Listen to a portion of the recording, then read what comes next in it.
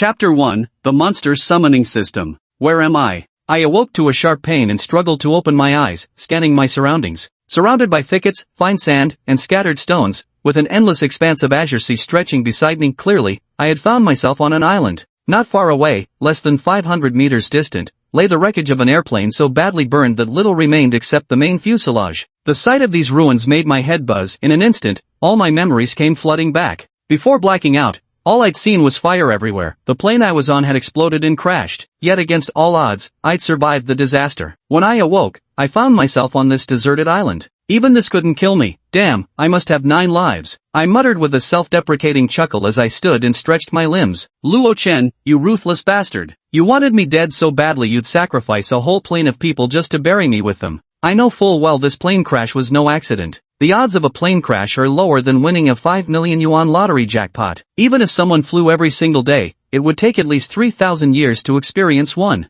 And the explosive fireball I saw moments before impact, that was unmistakably man-made. It's glaringly obvious someone didn't want me leaving that plane alive. My half-brother, Luo Chen. My name is Luo Xiao, the eldest son of the Luo family, known as Harbor City's #1 profligate heir. Every day, I either indulged in reckless debauchery at nightclubs or drew lots to book actresses for hotel rendezvous. When in a particularly good mood, I'd even invite several at once, a bona fide playboy through and through. I had the privilege of such indulgence because the Luo family, overseeing billions in Harbor City's industries, stood firmly behind me. But no one knew that this facade of a libertine and prodigal heir was merely a disguise to protect myself. In everyone's eyes, my younger brother Luo Chen is far more suitable than me to take over the Luo family. Compared to my complete lack of cultivation talent, he was exceptionally gifted since childhood, progressing swiftly in cultivation. By 12, he had awakened supernatural abilities, a true dragon among men. With his mother, Su Manchio, pulling strings behind the scenes, nearly 80% of the family elders support his succession. Despite this, Su Manchio and Luo Chen still regard me, the nominal eldest son of the Luo family, as a thorn in their side. I had no choice but to drown myself in wine and pleasure daily, crafting the image of a dissolute playboy, hoping to show them I posed no threat to their control over the Luo family. Yet I never imagined Luo Chen still wouldn't let me go. This plane crash is the proof. At this thought, my eyes grew desolate, feeling my life was utterly ruined. Stranded on this desolate island, by the time anyone finds me, likely only my bones would remain. Wilderness survival isn't as romantic as tales suggest. Torrential rains, scorching sun, wild beasts, and swarming insects could snatch away my life at any moment. Even if I'm lucky enough to be rescued and returned to Shanghai City, letting Luo Chen know I survived would only mean a worse fate. In utter despair, I suddenly raised my head and roared, "Damn heavens, are you toying with me? If you won't give me a way to live, why did you let me survive at all?" The moment I finished yelling, a cold, mechanical voice echoed in my ear, "Ding, congratulations, host. You have successfully bound the monster check-in system. Would you like to proceed with your first check-in?" A check-in system? I was stunned for a moment before bursting into ecstasy. Truly, heaven never seals off all exits.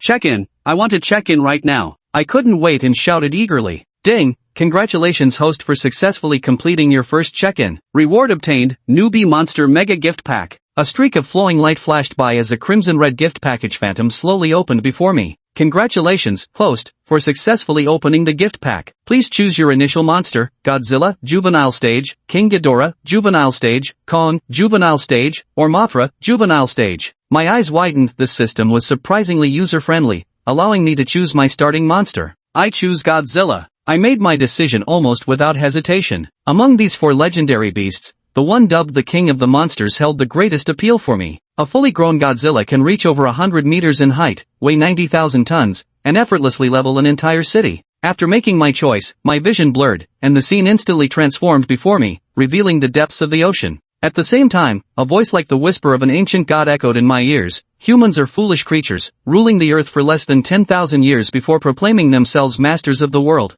Yet 200 million years ago, it was the primordial beasts who were the true rulers of this planet, reigning over this land for tens of millions of years. When the true sovereigns descend, the entire world will tremble beneath the feet of these ancient species. At this moment, an enormous figure slowly rose from the depths of the ocean floor, countless water curtains cascading down its mountainous frame, radiating an intangible majesty. The ancient behemoth was covered in rugged, rock-like scales, armed with razor-sharp claws, a massive tail, and dorsal fins glowing with an eerie blue light. It moved, step by step advancing toward the land, causing the seas to churn and the earth to tremble. Everywhere it passed, buildings on the land collapsed like fragile blocks of tofu. After destroying most of the city, it stood atop the ruins, lifting its head high and letting out an ear-splitting roar toward the sky. the scene suddenly cut off, and before me appeared a black beast egg over half a person's height. Chapter 2, Godzilla vs. Giant Ape. This is Godzilla's egg? Crack! A faint sound echoed as a fissure appeared on the pitch-black eggshell. I held my breath, watching as the crack spread. A claw of the newborn creature pierced through the shell, and slowly, it crawled out. Staring at the Godzilla that was about the size of a small puppy, a question mark popped up over my head. This was worlds apart from the apocalyptic behemoth I'd seen before. Could this be the classic case of expectation versus reality? System, are you sure this thing is Godzilla? Can I request a refund? The system replied, current Godzilla is in its infancy stage. Please be patient and nurture it properly. At this moment, the little Godzilla wobbled to his feet, pointing his stubby black fingers at the eggshell beside him with an eager expression, as if seeking my permission. I froze momentarily before quickly understanding the situation. Smiling wryly, I said, alright, you don't need to ask me, go ahead and eat. Is this really a monster? It gives off such a silly vibe. After receiving my approval, the little Godzilla immediately broke off a piece of eggshell and began munching away noisily, producing crisp crunch. Crunch sounds like someone eating potato chips. For newborns, eggshells contain exceptionally rich nutrients. As I watched, the little Godzilla devoured the entire shell and immediately grew visibly larger by a full size. With a thought, the property panel of the little Godzilla quickly appeared before me. Monster, Godzilla status, infant stage bloodline, king tier height, 0.7 meters. Weight, 120 gene attack methods, tail whip, claw swipe, toss. Current energy storage, 102/1000000. Current flesh energy storage, 0/1000000. Current evolution points remaining, 0. After reviewing the stats panel, I asked the system, what exactly are energy points, flesh energy points, and evolution points? The system replied, energy points are consumed when Godzilla uses special attacks. Evolution points can be used to upgrade monster skills. Flesh energy points are essential for Godzilla's advancement and can be obtained through cannibalism. Got it. I nodded, thinking that to grow stronger, I must continuously devour and evolve. At that moment, a dark green lizard scurried past me. With lightning reflexes, I grabbed a loose stone nearby and smashed the lizard's head to pulp. A spray of blood erupted from its skull as it died instantly beyond any doubt. With a flick of my wrist, I tossed the lizard carcass to the baby Godzilla, which swallowed it whole in one gulp. Ding! Godzilla successfully devoured lizard. Flesh energy points +1. Energy points +1. The experiment succeeded, making my eyes light up. Unfortunately, a single lizard provided pathetically few flesh energy points, just one measly point. This meant we'd need to feed Godzilla at least 100,000 lizards to reach its next growth stage. Gurgle, gurgle. A hungry sound came from the little Godzilla's belly. It looked at me with pleading eyes and pointed pitifully at its stomach. The eggshell and lizard from earlier weren't even enough to fill its teeth gaps. It was still starving, clamoring for meat. Don't worry, I'll take you to eat meat soon. I patted its dark head and turned to face the jungle ahead. This once perilous jungle island will now become my hunting ground. In the jungle, Godzilla's claws instantly pierced through the chest of an ape, yanking out its bloody heart and tossing it into its maw. Then it tore off the ape's limbs, devouring them ravenously without leaving even a trace of bone crumbs. Ding! Godzilla successfully devoured the ape, gaining +15 flesh energy points and +3 energy points. Since entering the jungle, Godzilla had already hunted 3 apes, 4 seabirds, and a giant anaconda. Though still not fully grown, it had already exhibited the traits of an apex predator. This was precisely how a creature reigning at the top of the food chain should look. However, Godzilla's stomach is like an insatiable bottomless pit, always in a state of hunger. Moreover, after consuming flesh and blood energy, its body continues to grow. Now it's already over 1 meter tall, no wonder its appetite keeps increasing. As dusk fell, I decided to rest here for the night and venture deeper into the jungle tomorrow to see if I could let Godzilla have a proper feast. The next day, I took Godzilla and continued deeper into the jungle. Feeding along the way, Godzilla grew to over 3 meters tall. Ordinary trees could no longer conceal its massive frame. At that moment, the view suddenly opened up to reveal a forest lake, with a desolate island at its center. Squinting into the distance, I was startled to see a girl of breathtaking beauty sleeping on that island. How could there be living people in this godforsaken place? My eyes widened in genuine astonishment. This was simply too bizarre. Come on, Godzilla, take me over for a closer look. After a moment of shock, I commanded Godzilla to swim me across for investigation. Boom, boom, boom. Thunderous tremors echoed through the air, and I could feel the ground beneath my feet beginning to shake. A massive ape king, standing 4 to 5 meters tall, was charging toward me at full speed, its eyes filled with unbridled fury. Roar! Godzilla bellowed, planting itself directly in the path of the colossal ape king. The two colossal beasts collided and were flung apart simultaneously, crushing the trees beneath them as they fell. Then they rose again, roaring as they charged at each other once more. Seeing this, I quickly retreated to the side. No way was I getting caught in that mess. When monsters fight, mere mortals suffer. In those giant monster movies, don't regular folks drop like flies, mowed down one after another? If I weren't careful, Godzilla might not even lose before I got pulverized into a bloody pulp. Roar! The colossal ape king clamped onto Godzilla's neck with one hand while swinging its other fist like a sledgehammer, delivering blow after blow with ever-increasing force. If not for Godzilla's naturally thick and tough hide, it would have been pounded into paste long ago. Boom! The enraged Godzilla forcefully broke free from the giant ape king's grip, its thick tail delivering a heavy blow to the primate's chest. The enormous ape king was sent flying backward, seemingly dazed from the impact. It shook its head, then uprooted a giant tree from beside it and gripped it single-handedly as a weapon. This giant ape king clearly knew that the monster invading its territory was no ordinary foe. Roaring and bellowing, the colossal ape king bared its fangs, hammered its chest with a single arm, and charged at Godzilla while swinging a massive tree trunk. This was a brutal, no-holds-barred clash between behemoths, flesh against flesh and fist against fist. However, although Godzilla possesses the bloodline of a king-class monster, it hasn't fully matured yet. Currently, the giant ape king, towering over it by nearly half its height, completely overpowers it in terms of strength, and the situation looks grim. Just then, the system's prompt sounded in my ear. Ding, 24 hours have passed. Host, would you like to proceed with the second check-in? Only then did I realize that a full 24 hours had passed since the first check-in. Check in, I responded without hesitation. Ding, congratulations to the host for successfully checking in and obtaining the monster skill book, Atomic Breath. Atomic Heat Ray? I blinked. On just the second day of check-ins, the system gifted me a skill book. If memory serves, Atomic Heat Ray is one of Godzilla's signature moves. With a dissatisfied sigh, I muttered, what a shame. If only it were Atomic Breath, now that's a true city-leveling divine skill. Hell, I'd even settle for some bonus flesh and blood energy. We're so broke we can barely keep the pot boiling. The system retorted, in your dreams, boom. The ground trembled violently as Godzilla's massive frame was hurled right in front of me by the colossal ape king. My face darkened with irritation. Damn it, aren't you supposed to be the king of monsters? How can you lose to some overgrown monkey? Godzilla whimpered softly with a wronged expression, as murmuring to defend itself, asterisk who says I can't win? Asterisk. I'm just not grown up yet. I'm still a baby. Besides, was that even a damn monkey? Have you ever seen a monkey the size of a small mountain? Alright, enough pouting. After we deal with this big guy, we'll have ourselves a feast. I grinned widely and immediately used the system-rewarded skill book, shouting at Godzilla, go on, you're powered up now. Godzilla froze for a split second before realization struck. It threw its head back with a deafening roar and charged toward the colossal ape king like an armored juggernaut. Roar! The giant ape king, seeing Godzilla dare to court death so blatantly, flew into a berserk rage. It pounded its chest with thunderous blows before charging straight at Godzilla, intent on tearing it limb from limb. However, it failed to notice the eerie blue light pulsating across Godzilla's dorsal plates, as if charging with formidable energy. Finally, when the distance between them narrowed to less than 10 meters, Godzilla suddenly opened its colossal maw, releasing a focused beam of radioactive heat resembling concentrated flame directly at the giant ape king's chest. A hole instantly burned through its chest under the heat exceeding 10,000 degrees.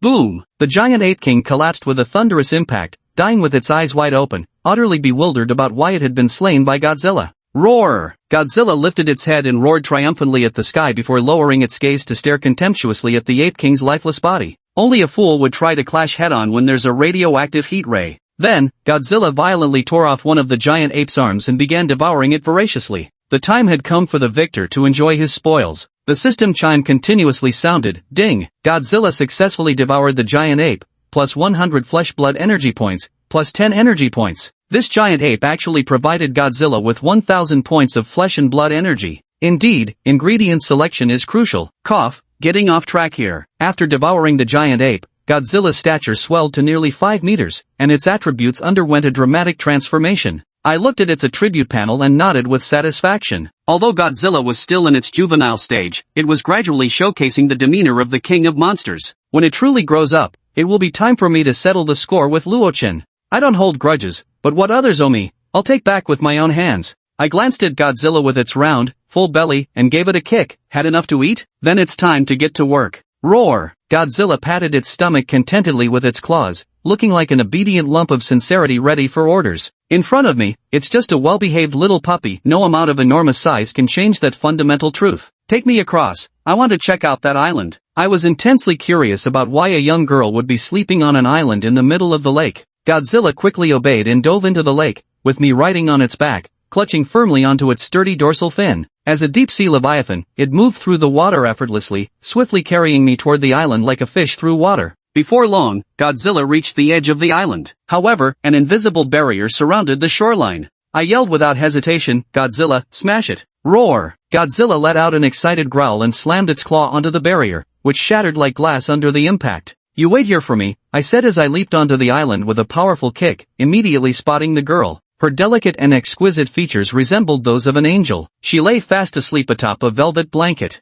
It seems I wasn't seeing things. There really is someone on this island. The lake island was small and open, with no one else around except this young girl. After hesitating for a moment, I moved to carry her away with one arm around her waist and another supporting her neck. Just then, her eyelashes fluttered open, revealing beautiful eyes that locked gazes with mine. Though still in the bloom of youth with traces of youthful innocence, the girl already showed the makings of a great beauty, astonishing even someone like me who'd slept with countless starlets. Given time, she would undoubtedly blossom into a stunning beauty. "Are you sent by Grandpa to rescue me?" frowned the girl, displeased. "You took your sweet time getting here." With that, she struggled out of my embrace and turned to Godzilla, her eyes lighting up. "Is this the exotic beast you tamed? Tisk tisk, what an impressive sight. I've been pestering Grandpa nonstop to get me a baby phoenix to raise, but he just won't agree, infuriating." I frowned. What's this girl's background? Talking about keeping a fire phoenix as a pet, those are high-tier exotic beasts. Their hatchlings could fetch hundreds of millions on the black market at the very least.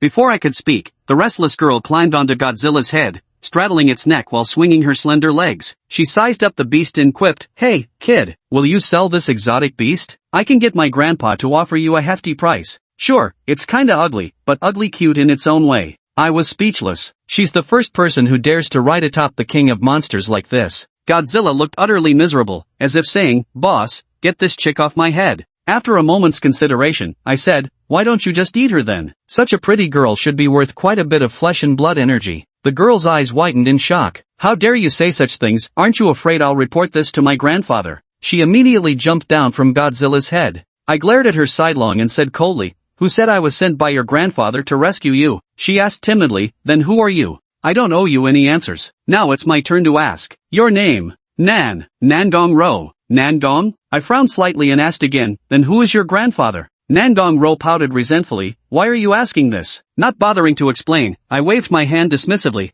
"Godzilla, eat her." "Ah, Nanjingjing. I told you, please don't eat me." Nan Ro screamed hysterically, wondering where this absolute lunatic had come from. I kept casually suggesting this ugly-ass monster should devour Nan Ro, and this woman actually had the nerve to blame me for not knowing how to cherish beauty. Completely ignoring her terrified, tear-streaked face, I rubbed my chin thoughtfully. "Nanjingjing? So it really is the Yanjing Nan clan. The surname Nandong is already rare, and the only notable one is the Nandong aristocratic family in Yanjing. Although I come from an aristocratic lineage, our Luo family is nowhere near comparable to the Nandong family's stature. They've been rooted in Yanjing for centuries, passed down through generations, tempered by history. In their eyes, the Luo family is at best nouveau riche country bumpkins with money. So it seems you've heard of our Nangong family." Nangong Ro blinked, her lips curling into a smile. I guess she was afraid I was some clueless rookie. Then she cleared her throat and put on an air, about to say something, when I abruptly shouted, "Godzilla, eat." "Why, you're bullying me. Bullying me." Her legs buckled as she cried, her tears falling like pear blossoms in the rain. I spoke up, "Enough. Don't even think about threatening me. This is a deserted island. No one would know if I killed you. Now, I'll ask, and you'll answer. Do well, and I'll let you go. Understood?"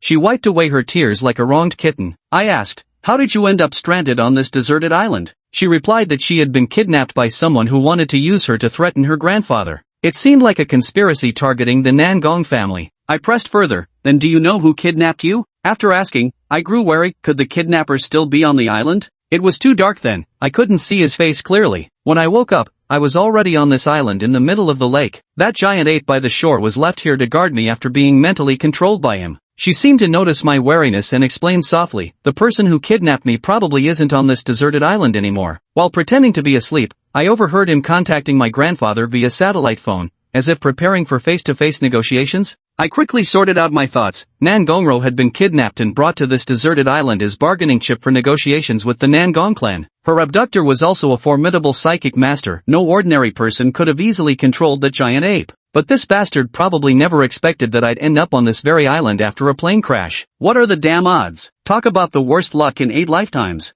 Running into me is truly your lucky day. I glanced at her. Otherwise, you'd probably die without even knowing how. She smiled, though 10,000 raging grassmud horses must have been galloping through her mind. But with her back against the wall, she cooed coyly, "Big brother, you'll definitely take me out of here, right?" I gave a non-committal laugh. "Want me to save you? Fine. But after I get you out, the Nangong family owes me a favor." She eagerly responded, "Of course. My grandfather dotes on me most. If you can really get me out, he'll definitely reward you handsomely." "Fine, I don't need your guarantee," I said with a smile. "I'll discuss the specifics with your grandfather. If you're rescued, you'll definitely run to him and complain that I almost ate you, am I right?" She puckered her lips, her face full of grievance. I saw right through her little game. At the break of dawn the next day, I dragged Nangong Ro straight to the beach. She yawned and complained, "What's the point of waking me up so early in the morning? Of course, I'm taking you home. You don't really want to stay on this godforsaken island for the rest of your life, do you? Moreover, that psychic kidnapper might return at any moment, so it's best to leave as soon as possible."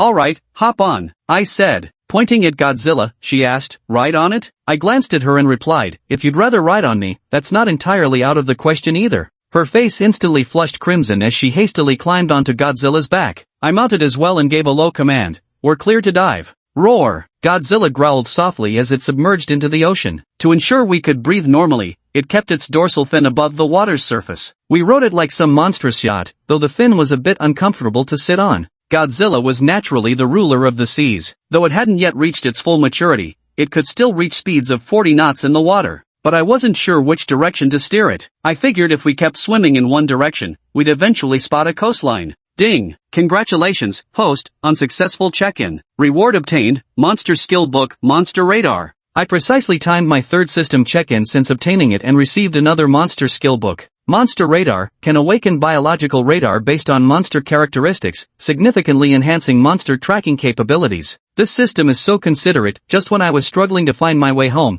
it gifted me this god-tier tracking skill. Without hesitation, I used the skill book, and Godzilla awakened the marine sonar ability, which uses ultrasonic reflections to locate underwater targets. Tracking land targets is now a piece of cake. At my command, Godzilla opened its massive maw and emitted ultrasonic waves. The feedback revealed a harsh truth: we'd been heading in the exact opposite direction. If we continued like this, we'd likely have to cross nearly half the Pacific before spotting the Mexican coastline, though we might get lucky and pass Hawaii along the way. Thinking about it made me want to slap myself. Although I knew I had a terrible sense of direction, I never imagined I could mess up this badly. Taking a deep breath, I resignedly told Godzilla, "Big G, let's turn around." Godzilla's strenuous efforts to rotate its colossal body in the ocean soon caught Nangong Ro's attention. With curious eyes, she asked, "Weren't we swimming just fine? Why the sudden U-turn? Don't ask questions unless you want to be snack." Oh. On the desolate island, a man in gray robes soared through the air, descending like a meteor as he landed near the islet at the lake's center.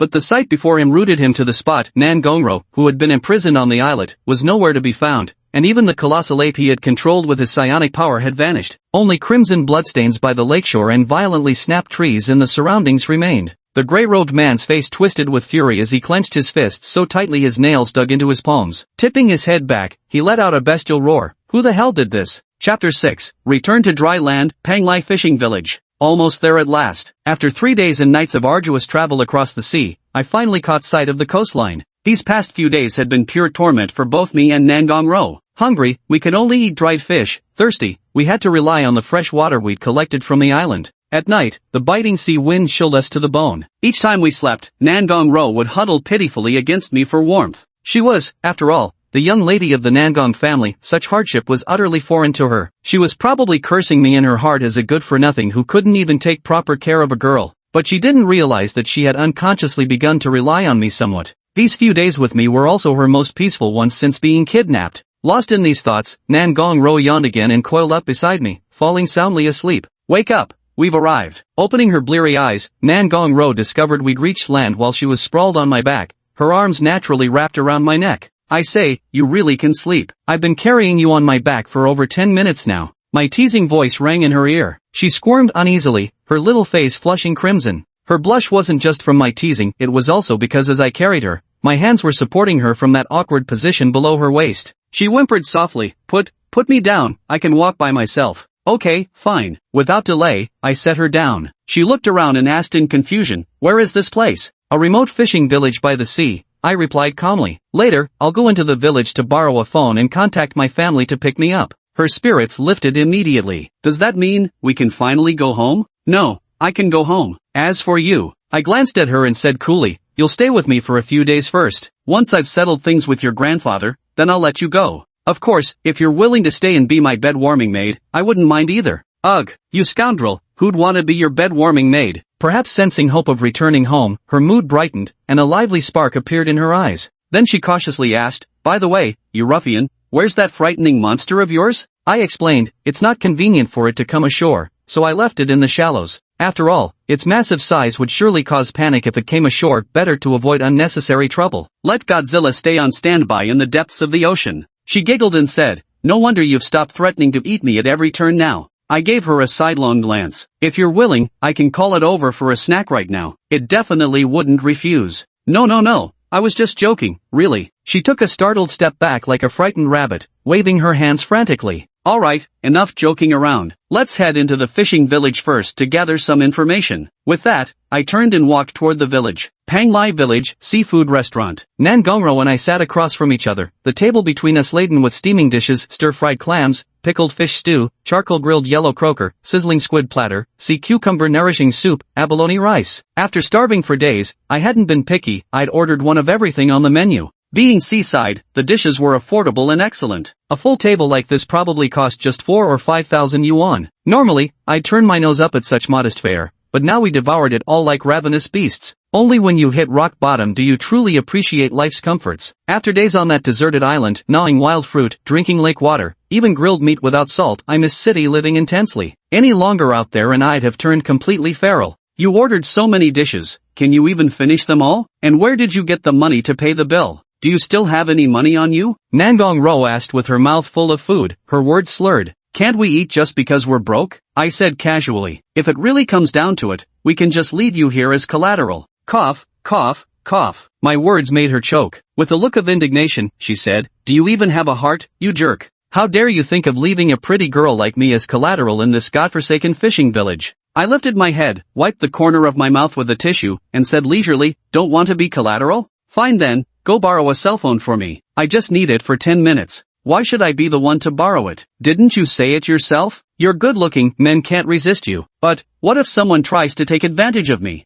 Oh, that's easy to fix. Just bring the person to me, and I'll introduce him to Godzilla. Let him experience the joy of getting up close and personal with a monster. Nangong Ro was speechless. 5 minutes later, she returned with a smartphone and tossed it to me irritably. Go ahead, make the call. I took the phone and dialed a number with practiced ease. After a few rings, an aged voice came through from the other end. Who's this? Who'd call me at such a late hour? Hearing this familiar voice, I took a deep breath and calmly said, Uncle Fu, it's me, Luo Xiu. Chapter 7. Don't ruin my young master's mood. Upon hearing Luo Xiu's voice, the person on the other end of the phone was utterly stunned. After a moment, that slightly aged voice spoke with immense excitement. Young master? Is it really you? Ha ha ha, young master, you're actually alive. Truly, the heavens have opened their eyes, the heavens have opened their eyes. Uncle Fu, don't get agitated yet. I have something I need your help with. Luo Xiu smiled and spoke softly. Young master, just say the word. Whatever it is, this old servant will take care of it for you immediately.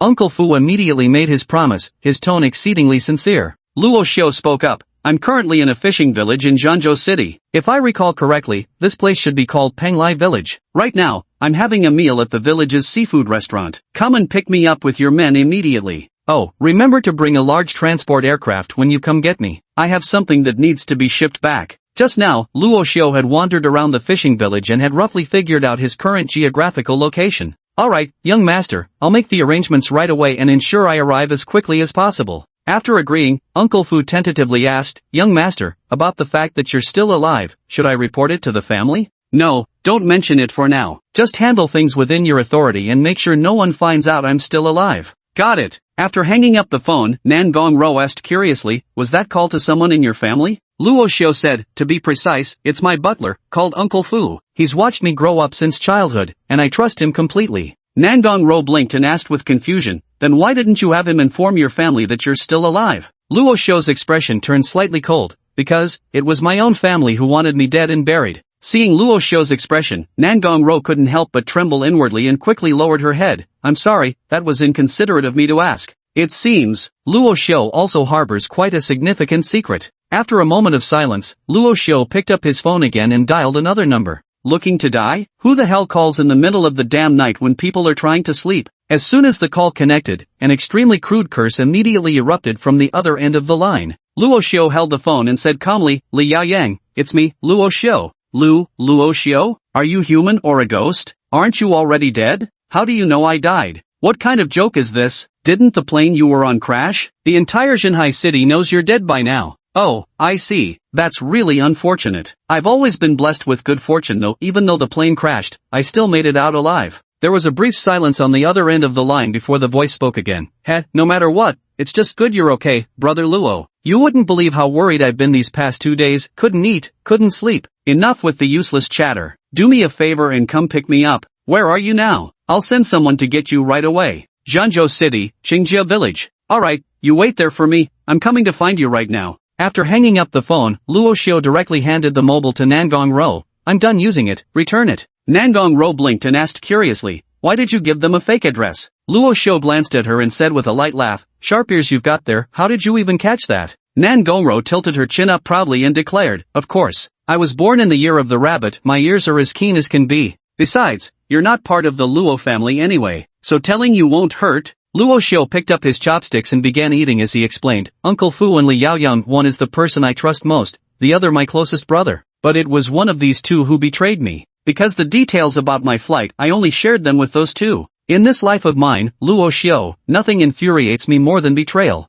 Whoever it is, they won't get away with it. Not from me. Nangong Ro's beautiful eyes shimmered with intelligence as she softly spoke, so, you deliberately gave these two people different addresses to find out who exactly wants to harm you? Luo Xiu nodded with a cold smirk. Since they want to kill me so badly, I'll give them another chance to try. The night had grown deep. Luo Xiu and Nangongro had just arrived at this fishing village inn when it was already close to midnight. After finishing the meal, the time had already reached the wee hours of the morning. The owner of the seafood restaurant, seeing that these two showed no intention of leaving, finally couldn't hold back any longer. He approached their table with a forced smile and said, Dear guests, as you can see, our shop is about to close for the day. If it's convenient, perhaps you could settle the bill now? Nangongro blinked and decisively lowered her head, as if afraid that Luo Xiu might leave her behind to pay the debt. Luo Xiu silently took off the watch from his wrist and placed it on the table. This is a Patek Philippe Sky Moon series luxury watch, with a market price of over 2 million. Although the dial is slightly damaged, the gemstones at the junction of the case and strap are authentic South African diamonds,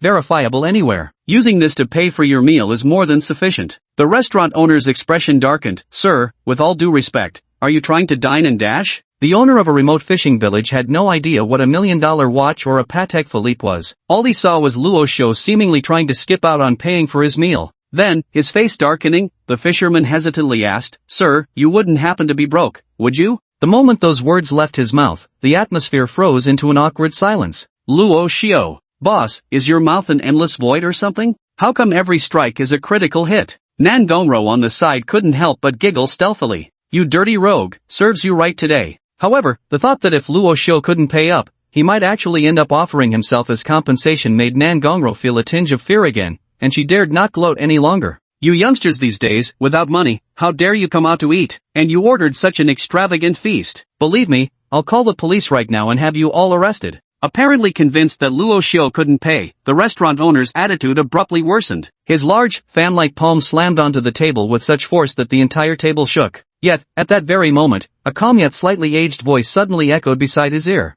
Speaking to our young master in such a manner is rather inappropriate, don't you think? For our young master to dine in a place like yours is already granting you immense face. Don't be ungrateful when honor is bestowed upon you. We, the Luo family, will purchase your establishment for 5 million. Here's the bank card. I'll send someone tomorrow to handle the transfer paperwork with you. Now, you may leave. Stop making such a racket in front of our young master and disturbing his refined mood. Chapter 8, Young Master, I've prepared a celebrity for you. The owner of the fishing lodge turned toward the voice and saw an elderly man dressed in a pristine suit, his silver hair neatly combed, exuding vitality without showing any trace of aging. Who are you? The lodge owner initially wanted to question the man's identity, but after catching sight of the imposing figures in suits standing behind him resembling gangster-like enforcers, he swallowed his words. Uncle Fu, your timing couldn't be better. Luo Xiu smiled and said, if you'd arrived any later, I might have ended up washing dishes here. They dared? Uncle Fu's face flashed with anger. If anyone dares to make a young master of your stature wash dishes, I swear I'll smash their entire shop to pieces. Alright, Uncle Fu, don't give him a hard time. The owner's just trying to run his business. Luo Xiao smiled, took the bank card from Uncle Fu's hand, and stuffed it into the hands of the fishing lodge owner. This is 5 million to buy your establishment. Don't think it's too little. Clutching the bank card in his hand, the fishing lodge owner stood dumbfounded where he was, his face filled with disbelief. 5 million. He had never laid eyes on so much money in his entire life. Just what kind of person is this young man before me? Before he could comprehend what was happening, the impeccably dressed elderly man abruptly dropped to his knees with a thud, prostrating himself at the young man's feet as tears streamed down his face. Young master, he sobbed, thank heavens you're alive. I have failed in my duties, truly failed. I did not take good care of the young master, this old servant is ashamed in heart. As he spoke, Fubo suddenly began slapping his own face uncontrollably. Seeing this, Luo Xiao quickly grabbed him and said helplessly, Uncle Fu, what are you doing? The plane crash wasn't your fault. Alright, get up quickly. Having someone as old as you kneeling before me will shorten my lifespan. Young master, as long as you're safe, as long as you're safe. Old Fu trembled as he rose to his feet, murmuring those words over and over. Watching this scene unfold, Luo Xiao felt a surge of warmth in his heart. He could genuinely feel that Uncle Fu was sincerely concerned about his safety. Truth be told, Luo Xiao didn't really suspect Uncle Fu of being a mole. After all, he had grown up under Uncle Fu's care over all these years, and he knew deep down that the old man truly treated him like family. Throughout these years, this loyal old steward of his had practically worn his heart out worrying over him. Since it wasn't Uncle Fu who leaked the secret, there was only one person left in Luo Xiao's mind. That is his sworn brother, Li Yaoyang. At this thought, a chilling glint flashed through Luo Xiao's eyes. Li Yaoyang, oh Li Yaoyang, haven't I treated you well all this time? I never thought you'd betray me in this way. Young master, since you're still alive, quickly come back to Jinhai City with me. Old Fu spoke with utmost seriousness. I've already prepared a female celebrity to welcome you back and cleanse your worries. Remember that so-called pure campus belt starlet you always talked about? I spent 30 million to secure her for you. You can have her whenever you wish. That recent debut queen, the goddess Lin Chuxia, the one those people hype as the nation's first love face, I've taken care of her for you too, young master. Of course, if you prefer something different, I've also prepared a pair of sisters for you, both top graduates from prestigious universities, campus belle material. There's also an office lady with a mature charm, a girl group member with that girl next door vibe, and when it came to their young master's tastes and preferences, old Fu had quite a grasp. He could almost always arrange things to the young master's satisfaction. As Uncle Fu continued his eloquent exposition, Nan Gongro beside him could practically feel her face burning with embarrassment. How dare you say such vulgar things right in front of me? Oh my god, my instincts were absolutely right. This guy is genuinely an utter scoundrel through and through. Uncle Fu, stop, please. Luo Xiao made a gesture for pause and spoke with a helpless expression. For the time being, you don't need to arrange meetings with those female celebrities for me anymore. Now that Luo Chen had completely torn off the pretense with him, there was no longer any need for him to keep pretending to be the useless playboy. Young master, surely not. Upon hearing Luo Xiao's request, Uncle Fu was momentarily stunned before his gaze shifted downwards in surprise, landing on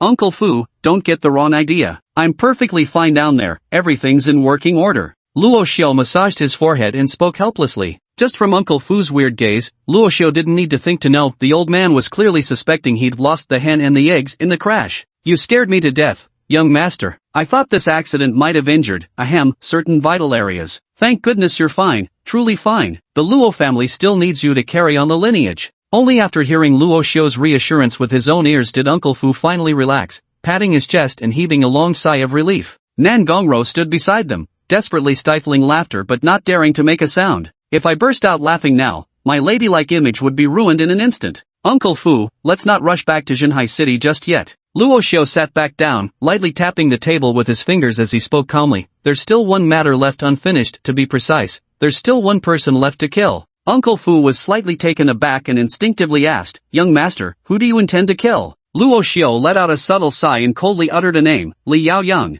Having served as a butler for so many years, Uncle Fu was naturally as shrewd as they come. He quickly grasped the hidden meaning in Luo Xiao's words and narrowed his eyes. Young master, are you implying that Li Yaoyang has betrayed you? Whether he sold me out or not, we'll know soon enough. Luo Xiao extended his hand. Uncle Fu, lend me your phone. After receiving the mobile phone handed over by Fu Bo, Luo Xiao immediately dialed Li Yaoyang's number. Yaoyang, it's me. Once the call connected, Luo Xiao promptly identified himself. Soon, the latter's voice came through from the other end of the line. Bro, where on earth are you? I've turned every corner of Qingjia village upside down, but I still couldn't find you. Li Yaoyang's tone was rather urgent, as if he was extremely worried about Luo Xiao's safety. Sorry, I remembered the wrong location. I'm actually at a fishing lodge in Panglai village next to Qingjia village. Just come find me here. Alright then, whatever you do, don't leave. I'm coming to find you right now. After saying this, Li Yaoyang hastily hung up the phone. Luo Xiu stood up, handed the phone back to Butler Fu, and spoke calmly. Butler Fu, it seems tonight is destined to be a night of bloodshed. Chapter 9, couldn't help but laugh out loud.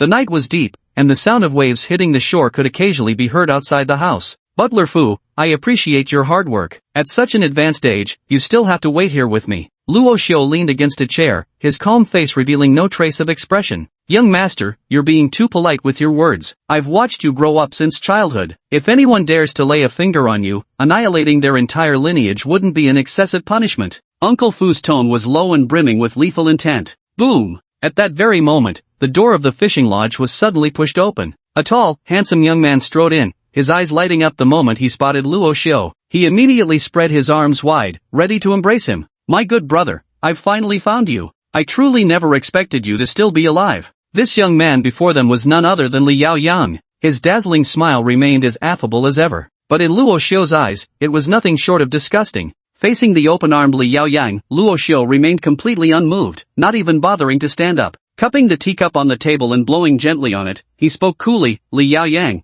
I didn't die, you must be very disappointed, aren't you? Li Yaoyang's facial expression froze instantly, and he spoke with evident awkwardness. Bro, what kind of talk is this? I couldn't be happier that you survived the plane crash. I see. Luo Xiu took a sip of hot tea and said leisurely, so, you're saying this plane crash wasn't your doing? How could this possibly be my doing? Li Yaoyang laughed awkwardly, his face filled with unnatural expressions. Actually, I don't have any ulterior motives. Luo Xiu finally raised his head, his eyes flashing with two piercing gleams sharp as unsheathed blades. I just want to know exactly what benefits did Luo Chen offer you to make you betray me so brazenly? Li Yaoyang's face alternated between pale and ashen hues. However, he quickly regained his composure and retorted with a cold laugh. Luo Xiu, it seems I underestimated you. I truly didn't expect you to figure this out. Benefits? Luo Chen is the true future heir of the Luo family. Over 80% of your family elders have already openly declared their support for him. And you? What do you have besides that useless title of Luo family's eldest son? Did you really think I considered you a brother just because I pretended to be friendly with you? You're just a worthless playboy who only knows how to sleep with women. Take a good look in the mirror, do you even deserve it? Let me tell you the truth, this plane crash was indeed orchestrated by Luo Chen, after I leaked your travel plans to him, so he could send you straight to hell. I truly never expected that a useless waste like you could survive this purely by sheer dumb luck. Under Luo Xiu's relentless pressure, Li Yaoyang finally shed all pretense and tore off the mask completely between them. His words became increasingly sharper with each sentence, stabbing like awls. Li Yaoyang, such actions will bring heaven's wrath upon you. Watching his young master being humiliated like this, Butler Fu could no longer contain himself. He slammed the table violently, rising to his feet as he glared furiously at Li Yaoyang. Only your family's useless young master is worthy of my words. What right does an old dog like you have to butt in? Li Yaoyang's face darkened as he spoke with chilling indifference. Never mind, consider it my act of mercy. I'll send you all on your way together shortly, so you won't be lonely on the road to the underworld. The moment Li Yaoyang's words fell, several dozen martial artists surged in from outside, each powerfully built, instantly surrounding the entire room like an impenetrable flood. Compared to the subordinates he had brought, the few suited bodyguards by Uncle Fu's side were utterly outmatched. Li Yaoyang chuckled lightly. Luo Xiu, since you already know it was I who betrayed you, why insist on walking right into the trap yourself? Luo Xiu remained expressionless and asked calmly, Li Yaoyang, I just want to ask you one thing, did I ever treat you poorly? When we were kids, wasn't it always me who stood up for you whenever others bullied you? Have you forgotten all that? What? You want me to let you go? Li Yaoyang sneered, of course I remember all that, but what's the point? You did help me many times, but those are all in the past now. The current you is utterly talentless in cultivation, nothing more than worthless mud that can't even be propped up against a wall. In comparison, your brother Luo Chen is far more outstanding. Young Master Luo and I truly became fast friends at first sight. Luo Xiu smiled and replied, so you willingly became his lackey, waiting for him to throw you a few bones whenever he's in a good mood, is that it? Li Yaoyang's face darkened instantly. Luo Xiu, I advise you don't refuse a toast only to drink a forfeit. Your life is entirely in my hands now. I can grant you a swift death, or I can slice the flesh from your bones piece by piece, letting you die in the agony of 1,000 cuts. Upon receiving the news that Luo Xiu was still alive, Li Yaoyang immediately informed Luo Chen. The latter promptly lent him 50 blood condensation realm martial artists, repeatedly emphasizing that no matter what methods were employed, Luo Xiu must never be allowed to return to Jinhai City alive. The realms of a martial artist are divided into 5 levels: coagulated blood realm, spiritual aperture realm, divine mansion realm, returning to void realm, and sagehood realm. Although the coagulation realm is the lowest tier among martial practitioners, it doesn't mean that those in this realm lack strength. On the contrary, any martial artist who has condensed their own essence blood and stepped into the blood coagulation realm can easily take on 10 opponents at once. 50 blood coagulation realm martial artists could even rival the combat prowess of a 500-strong army. And this was precisely the source of Li Yaoyang's overwhelming confidence. Yet, just then, a burst of laughter suddenly rang out beside Luo Xiu. Li Yaoyang frowned, his icy gaze locking onto Nan Gongro as he said with a smirk devoid of warmth, "Little girl, would you mind sharing what's so amusing?" Nan Gongro covered her mouth, barely suppressing her laughter as she spoke earnestly. I am really sorry. I didn't mean to. I just recalled something happy. It's just that, never in my life have I seen someone who dares to act so arrogant with merely 50 blood condensation realm warriors. I couldn't help it in the moment, so I laughed out loud. Chapter 10. Are you tickling me? For a moment, the entire room fell into complete silence. It was so quiet that even the sound of Li Yaoyang gritting his teeth could be heard. "You little brat, it seems you're looking for death." Li Yaoyang waved his hand scornfully and snapped coldly, "Kill them all." At Li Yaoyang's command, the blood coagulation realm warriors surrounding them unleashed their auras one after another, charging toward Luo Xiu's location. It must be said, this little lass sure knew how to stir up hatred like a pro. At this critical juncture, Luo Xiu abruptly stood up and said coldly, "I, Luo Xiu,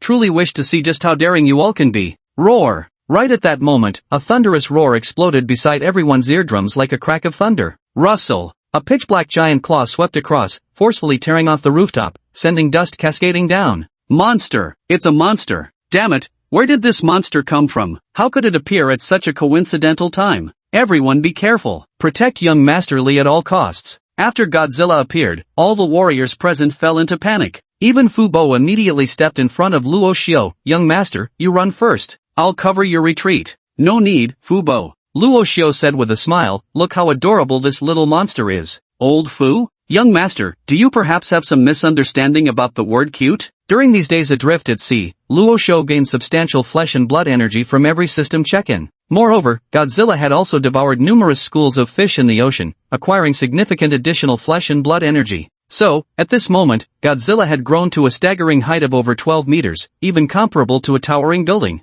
Faced with such a colossal beast, even these warriors at the blood coagulation realm couldn't help but tremble in fear. Right at that moment, Godzilla simply stretched out its claw, grabbed one of the warriors, and tossed them into its mouth, chewing loudly with great relish. For a brief moment, the warriors' agonized screams and the sound of bones cracking intertwined, emanating from Godzilla's mouth in an extremely ear-piercing cacophony. Ding! Godzilla has successfully devoured a coagulation realm martial artist. Flesh and blood energy plus 300, energy points plus 30. Tastes like chicken, nice and crunchy. Everyone, follow my lead, stay close and protect young Master Li. Don't give this beast any opening to strike. Among the crowd, a leading martial artist immediately shouted with a solemn expression on his face. At that moment, Luo Xiu smiled and took a step forward. "Li Yaoyang, now that I think about it, I really ought to thank you. Knowing my monster had been starving for so long, you kindly delivered so much high-quality flesh, how considerate of you." Under the overwhelming presence of Godzilla, Li Yaoyang turned deathly pale and spoke with a trembling voice. "Luo Xiu, did you bring this monstrous creature here? How about it, isn't it quite the surprise?" Luo Xiu looked at Li Yaoyang with a faint, enigmatic smile. "Do you really think I'm begging for your mercy? I think you must have misunderstood. I just want to feel less guilty when I kill you, that's all. Godzilla, devour them all, leave none alive." Roar! Godzilla let out another mighty roar, its massive tail resembling a black bronze pillar as it swept laterally toward the buildings ahead. Boom! With a thunderous crash, more than half the house collapsed instantly, burying everyone beneath the rubble. Cough, cough. Amidst the rubble, several martial artists dragged out Li Yaoyang, covered in dust and looking utterly disheveled. "Run! Run now!" Fear painted across Li Yaoyang's face. He finally understood true terror. With just a few dozen martial artists under his command, there was no way they could stand against this monstrous beast. Bang! At that moment, Godzilla's massive tail swept forth once more. The martial artists surrounding Li Yaoyang were sent flying like ragdolls, smashing against the walls into splattered mounds of pulp. This can't be happening. Li Yaoyang muttered in utter despair, his eyes brimming with hopelessness. In just a single encounter, more than half of the 50 blood coagulation realm warriors under his command had already been slaughtered by this terrifying beast before them. The horrific scene, drenched in blood, was like a waking nightmare. "Young Master Li, I'll cover you, run now." Just as Li Yaoyang had completely lost hope, a figure suddenly stepped in front of him and spoke in a low voice. Li Yaoyang was momentarily stunned, then felt a surge of joy in his heart. Because the person standing before him was none other than Qin Yan, the personal guard assigned to him by his family. A genuine spirit aperture realm expert. Even more crucially, he was also a fire elemental ability user. Qin Yan, you must hold off this beast at all costs. Even if it costs you your life, keep it at bay. I'll go contact my family now, tell them to send help immediately to save me. Li Yaoyang uttered these panicked words without hesitation before immediately turning tail and fleeing. In his mind, nothing mattered more than preserving his own wretched life. A warrior at the Lingxiao realm? A peculiar glint flickered briefly in Luo Xiu's eyes. Come to think of it, Godzilla had never faced a warrior at the Lingxiao realm before. Just as Luo Xiu was lost in thought, Qin Yan struck first, seizing the initiative to attack. Blade of Flame. Qin Yan gritted his teeth as fire element materialized from nothingness in his palm, coalescing into a sharp flaming blade. With a twist of his wrist, he directed the fiery weapon straight toward Luo Xiu's position. The principle of capture the leader to capture the bandits was one he fully grasped. Alas, just as Qin Yan released his flaming blade, Godzilla's colossal form sidestepped abruptly, shielding Luo Xiu and intercepting the blazing strike. With sparks flying, Qin Yan's flaming blade, condensed from his pyrokinetic abilities, failed to leave even the slightest mark on Godzilla's scales. How is this possible? Qin Yan's eyes widened in sheer disbelief. Tell me, are you trying to tickle my Godzilla? Luo Xiu shook his head with a smile. Enough. Godzilla, show this guy what real high temperatures look like. Roar! After receiving Luo Xiu's command, Godzilla roared excitedly, and soon an eerie blue glow began rapidly charging along its dorsal fins. Eventually, the energy converged in its mouth, forming an exceptionally high-temperature beam. Atomic Breath. Chapter 11, Monster Dimension, The Skullcrawler. ZZZZZZT. The scorching radioactive heat ray instantly burned Qin Yan's body to ashes, leaving not even a single trace behind. Godzilla's strength far exceeded Luo Xiu's imagination. It had effortlessly annihilated a spirit aperture realm super warrior in mere seconds. Big G, wasn't that a bit wasteful? A spirit aperture realm warrior's flesh and blood could have provided quite a bit of energy. Looking at the pile of human-shaped ashes before him, Luo Xiu spoke with genuine regret. Roar! Godzilla let out a simple-minded roar, as if promising to try harder with control next time. Li Yaoyang, who had been mid-escape, originally intended just a single glance over his shoulder to assess the situation, but that one glance sent him tumbling to the ground in sheer terror. This was the strongest bodyguard by his side. Yet in front of this monstrous beast, he still appeared as weak and insignificant as an ant. Spare me, Luo Xiu, I beg you. For the sake of all the years we've been brothers, I implore your mercy, please be magnanimous and let me go. Realizing escape was impossible, Li Yaoyang actually knelt toward Luo Xiu's direction and began kowtowing desperately, pleading for his life. Young Master Li, you didn't seem quite so humble back when you were calling me a good-for-nothing. Luo Xiu walked up to him with a smile, patting his cheek with his hand. Luo Xiu, as long as you're willing to spare me, I, Li Yaoyang, will serve you like an ox or horse for the rest of my life, without a single disloyal thought. By the way, don't you want to bring down Luo Chen? With just your strength alone, it's absolutely impossible. You'll definitely need me. Li Yaoyang was crying his eyes out, a complete contrast to his previous arrogant demeanor. However, Luo Xiu remained completely unmoved. This guy was nothing but a despicable dog. If he could betray Luo Xiu once, he would definitely do it again. Moreover, what Luo Xiu believed in was never tolerance, but an eye for an eye and a tooth for a tooth. Luo Xiu stood up, brushed the dust off his clothes, and calmly spoke, Uncle Fu, tie up his hands and feet, cut a few wounds on his body, and throw him into the sea to feed the sharks. Hearing this, Li Yaoyang instantly broke down. Luo Xiu, you demon, how ruthless you are. If we're talking about ruthlessness, who could compare to you, young Master Li? Luo Xiu smiled faintly, turned his head away, and paid him no further heed, letting Li Yaoyang wail and roar himself hoarse behind him. An eye for an eye, a tooth for a tooth. Everything Li Yaoyang suffered today was entirely of his own making. If he was lucky, he'd sink to the seabed and drown. If luck wasn't on his side, the scent of blood emanating from his body would soon attract a school of sharks to tear him apart limb by limb. Luo Xiu, if you do this to me, Luo Chen will never let you off. Li Yaoyang, knowing his doom was certain, burst into maniacal laughter. I'll be waiting for you to join me on the road to the underworld. Luo Xiu paid no attention to him and walked straight ahead without turning back. Rest assured, Luo Chen is next. Uncle Fu worked with remarkable efficiency. Before dawn even broke,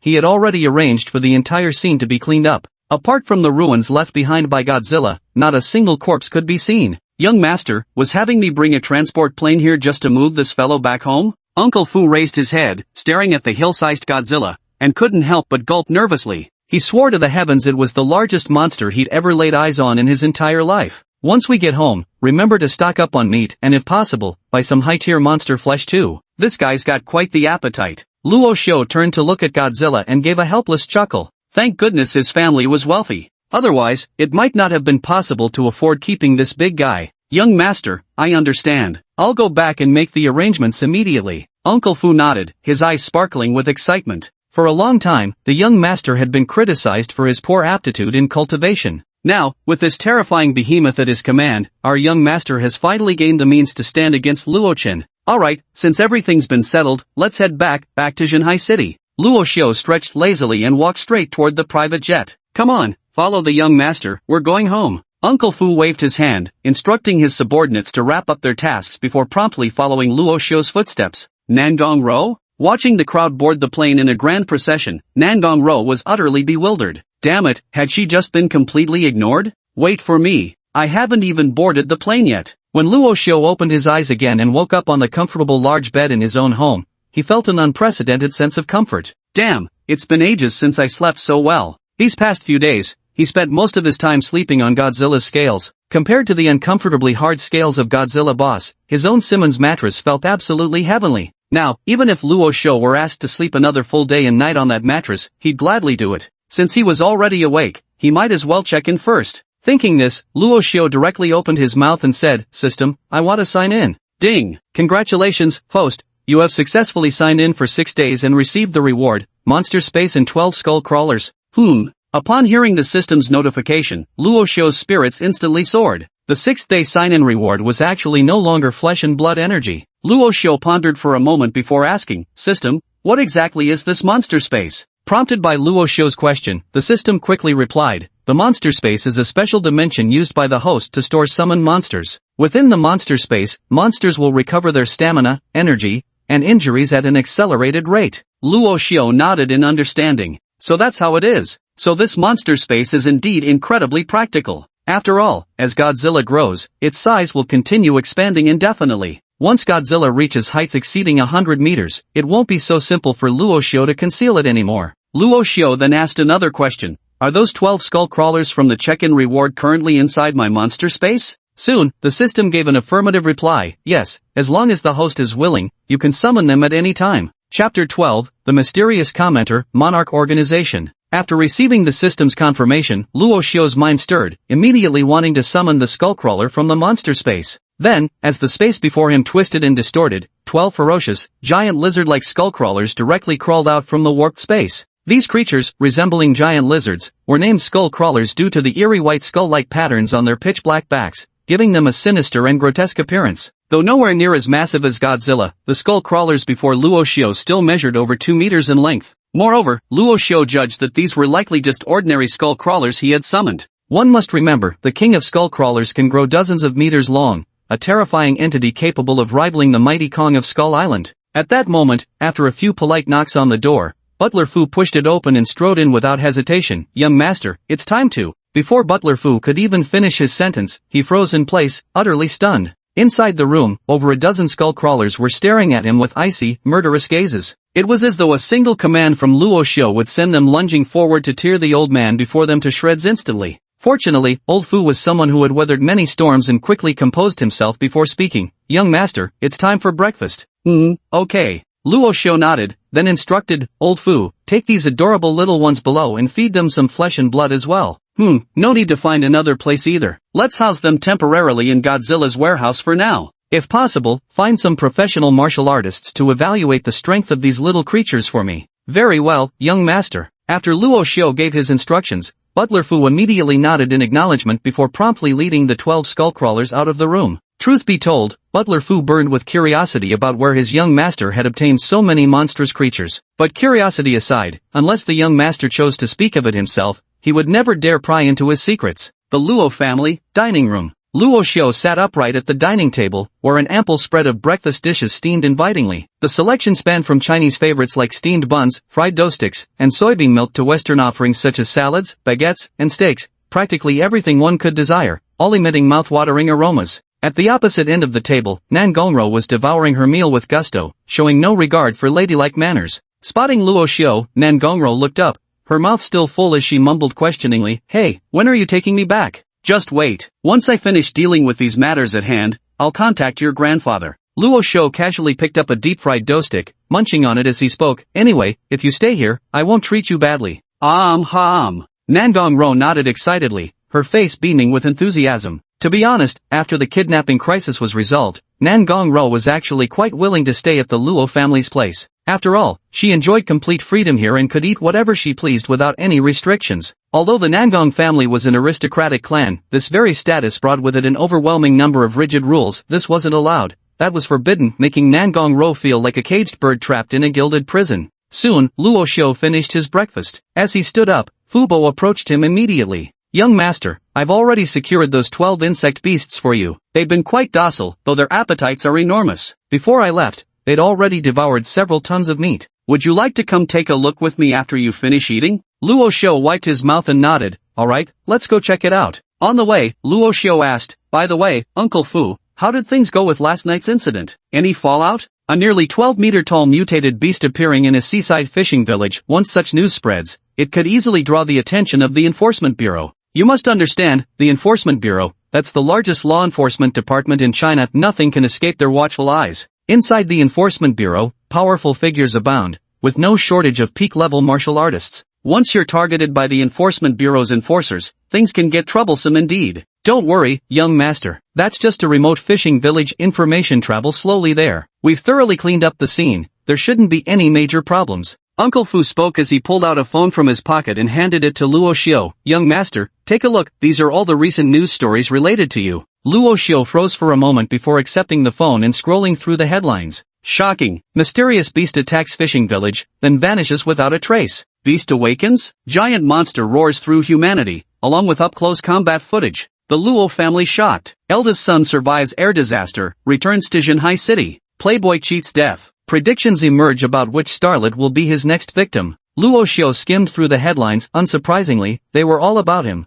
No one would likely suspect that the mysterious monster appearing in Panglai village could possibly be connected to some lucky playboy who survived a plane crash. As for those posts claiming to have video evidence, Luo Shou clicked into a few of them as well, only to find footage so blurry it couldn't be blurrier. At best, one could barely make out Godzilla's general outline under the veil of night. These videos were likely shot by villagers from the fishing community using their mobile phones from a considerable distance, utterly failing to convey any meaningful information. Even beneath these posts, the majority of comments were skeptical, dismissing the videos as fabricated, too fake to be real. However, among the flood of replies, one particular comment caught Luo Shou's attention. Who has clear video footage or any other valuable information about this monster? I'm willing to offer a 5 million bounty for intel, no takebacks. When Luo Shou saw this reply, he froze momentarily before immediately focusing on the poster's username. It was a level 1 forum account with no posting history besides this single reply, the kind of throwaway profile you could find everywhere online.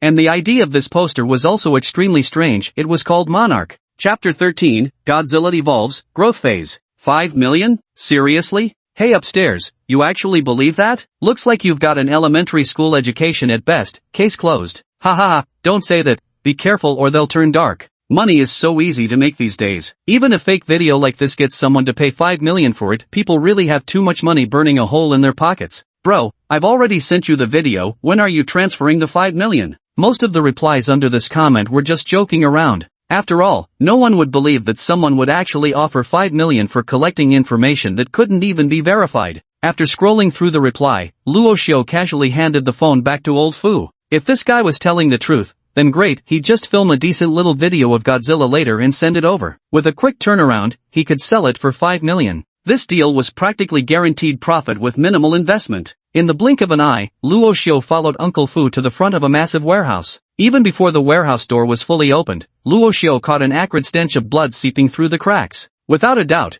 this was where Uncle Fu had temporarily arranged for Godzilla to be housed. Without hesitation, Luo Shou strode forward and pushed the large doors wide open. Then, Godzilla's colossal figure appeared right before his eyes. Aside from Godzilla, the warehouse also housed 12 skull crawlers and fresh blood and flesh strewn all over the ground. Even the blood on the ground was nearly forming into rivers. At that moment, Godzilla, completely unaware of Luo Shou's arrival, was still clutching a large piece of crimson flesh, tearing into it with voracious bites. And those 12 skull crawlers lay prostrate at Godzilla's feet, eagerly waiting for any scraps the mighty beast might drop from its jaws. Firstly, given Godzilla's massive size, even the slightest fragments of flesh it might discard would be more than enough to feed these skull crawlers. Secondly, in the world of monsters, hierarchy is exceptionally strict. As the king of monsters, Godzilla stands at the very apex of the food chain pyramid. Mere skull crawlers wouldn't dare challenge such supremacy. Young master, half of this meat comes from high-level mutant beasts. The total cost was 39.62 million yuan. Since the market doesn't have such large quantities of exotic beast meat, and this giant creature's appetite is astonishingly huge, for the remaining half, I could only gather some ordinary pork, beef, and mutton to make up for it. Old Fu stood beside Luo Xiao, speaking earnestly as he introduced the situation. You've arranged so many things in just half a day. You've really worked hard. Luo Xiao raised his head, looking at Godzilla, and said with a smile, look at how happily this guy is eating. Although high-tier mutated beast's flesh can accelerate Godzilla's growth, even ordinary flesh is enough to give Godzilla a hearty meal. Almost 40 million spent before a day's up. You're really a pain to keep, aren't you? After Luo Xiao finished speaking, Godzilla finally noticed his presence. Upon realizing, the mighty king of monsters momentarily froze before shoving its massive head toward Luo Xiao like some dopey puppy. It extended its blood-drenched tongue for a big slobbery lick. Alright, enough. Luo Xiao dodged left and right, swiftly avoiding Godzilla's tongue. If he got licked by this thing, he wouldn't be able to show his face outside for the rest of the day. Then, with a thought from Luo Xiao, Godzilla's attributes instantly appeared before his eyes. Monster, Godzilla. Status, growth stage. Bloodline, king class. Height, 17.3 meters. Weight, 34 tons. Attack methods, tail whip, slash, throw, atomic breath, energy cost, 0 to 10,000. The power of the atomic breath depends on the amount of energy consumed.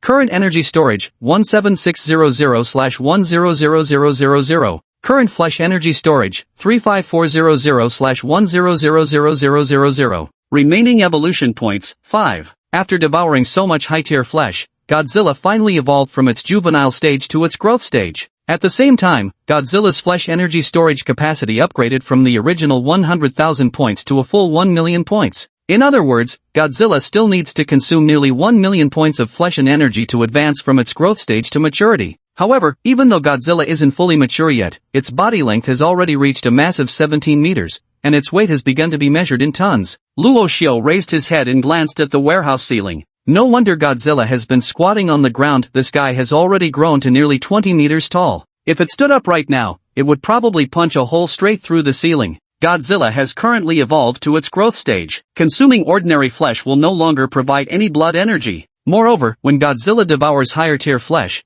there's a chance to obtain a certain amount of evolution points. Accumulated evolution points can be used to comprehend and evolve monster skills once they reach a certain threshold. Just as Luo Xiao was lost in thought, the system's prompt suddenly rang in his ear. Upon hearing the system's prompt, Luo Xiao couldn't help but frown. Who would have thought that after Godzilla's evolution, devouring ordinary flesh and blood would no longer provide it with bioenergy? However, there were drawbacks, but also benefits. The advantage is that, when devouring high-tier flesh from now on, Godzilla will have a certain chance to obtain evolution points, which can be used to comprehend and upgrade skills. It seems, the path to nurturing Godzilla is still quite a long one. This creature is far from being the king of monsters. It's clearly a bottomless money pit. Even if the Luo Corporation has vast wealth and resources, sooner or later they'll go bankrupt feeding this Godzilla. Moreover, aside from Godzilla, the check-in system continuously rewards him with various monsters. The skull crawler obtained from today's check-in is the perfect testament to this. Luo Xiao was ambitious. The tragic lesson from the plane crash made him realize that society's essence is nothing but a jungle where only the fittest survive. Once labeled as a failure, one would die without a grave to bury them.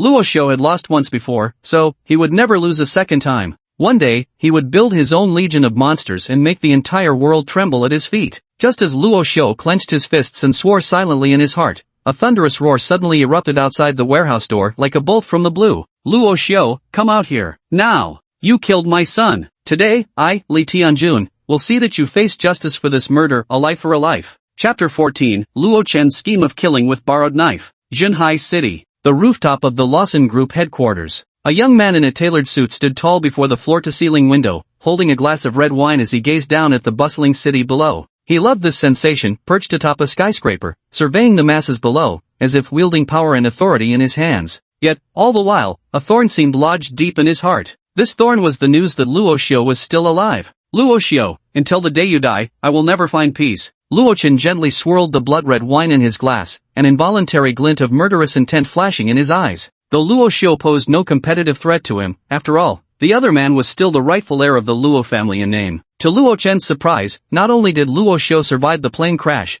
but he also eliminated Li Yaoyang, whom Luo Chen had sent to hunt him down. That was a full 50 blood coagulation realm martial artists. Not a single one of them returned alive, all perished there alongside Li Yaoyang. It seems, Luo Shou wasn't as worthless as he had imagined. It's a shame, but if I want him dead, there are 10,000 ways to make sure he dies without even a grave to bury him in. Luo Shou, I'll make sure you learn who the true master of the Luo family really is. Luo Chen raised his wine glass, taking a slight sip of the red wine within. As for the news of Li Yaoyang's death, I made sure the Li family was the first to know. If nothing unexpected happens, that old fox Li Tianjun should have already gone after Luo Shou by now, shouldn't he? Although the Li family's fortune isn't as vast as the Luo family's, Li Yaoyang was, after all, the only son of Li Tianjun, the current head of the Li family. With Li Yaoyang's death, it'd be strange if Li Tianjun weren't driven mad with rage. At this thought, Luo Chen couldn't help but curl his lips into a smirk. Sometimes, using another's hand to kill is far more convenient than doing it yourself. Listening to the furious roars outside the warehouse, Luo Shou couldn't help but frown. It seems, trouble has arrived faster than he'd imagined.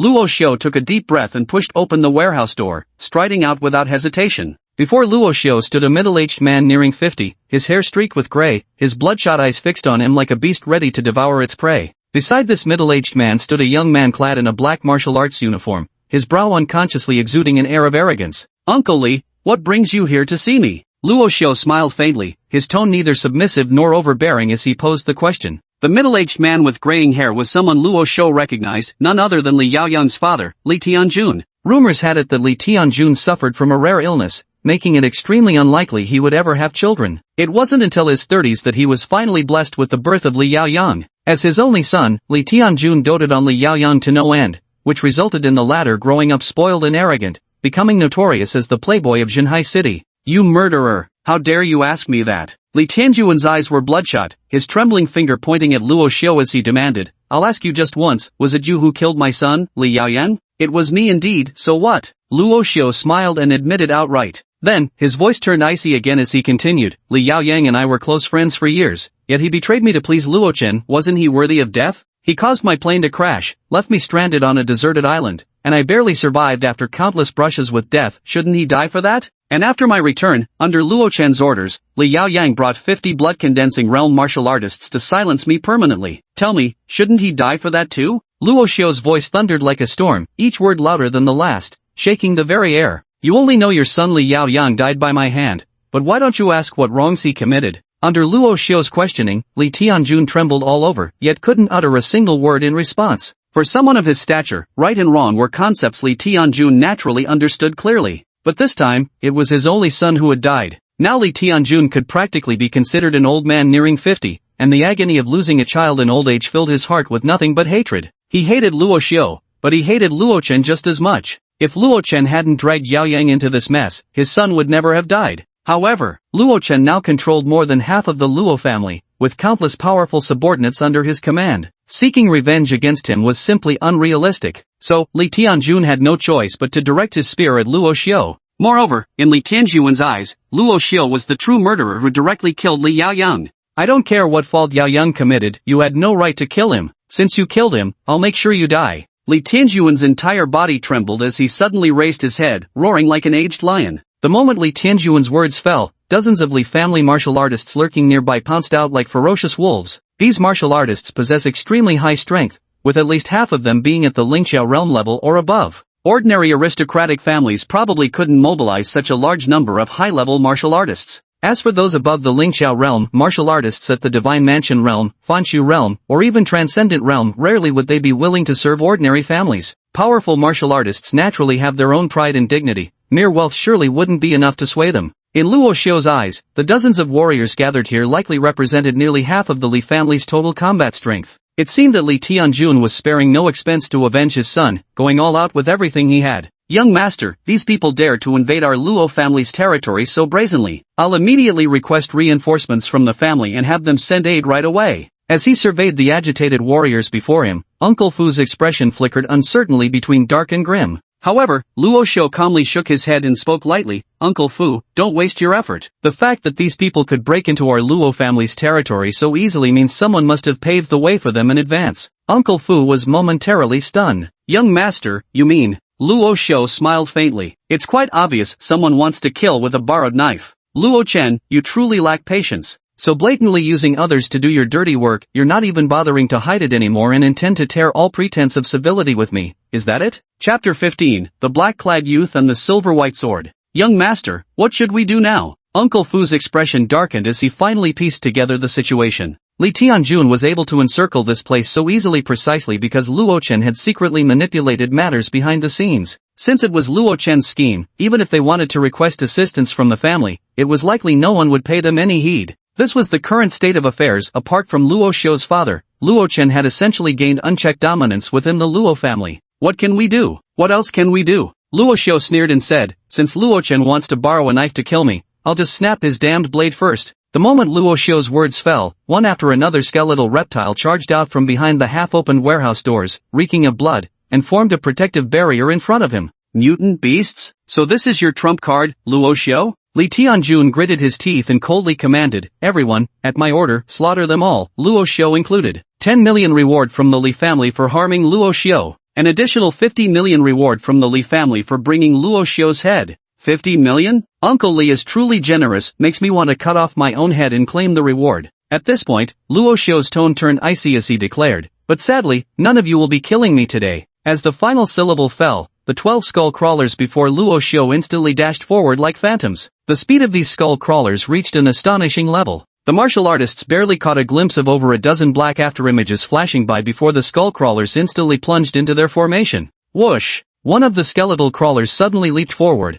pouncing onto a blood coagulation realm martial artist. Its gaping maw, lined with razor-sharp teeth, brutally tore through the victim's neck. In that instant, crimson blood gushed forth as if it cost nothing. Scenes like this continued to unfold one after another. Against these skeletal crawlers, martial artists of the blood coagulation realm stood utterly defenseless. Only warriors at the spiritual aperture realm could hope to stand their ground against it. As the skull crawlers began their slaughter, vast swaths of warriors fell like wheat before a scythe. Some warriors didn't even have time to scream before death claimed them. Even Luo Xiu couldn't help feeling slightly shocked at the bloody spectacle before him. These skeleton crawlers are brutally efficient when it comes to killing people. After observing for a while, Luo Xiu had a rough grasp of the skeleton crawler's characteristics. A single skeleton crawler's strength is roughly equivalent to a high-level Lingqiao realm martial artist. However, given their ghost-like speed and exceptionally vicious combat techniques, even when facing peak-level Lingqiao realm martial artists, they still possess the capability to fight. Moreover, compared to Godzilla, the greatest advantage of these skull crawlers lies in their smaller size,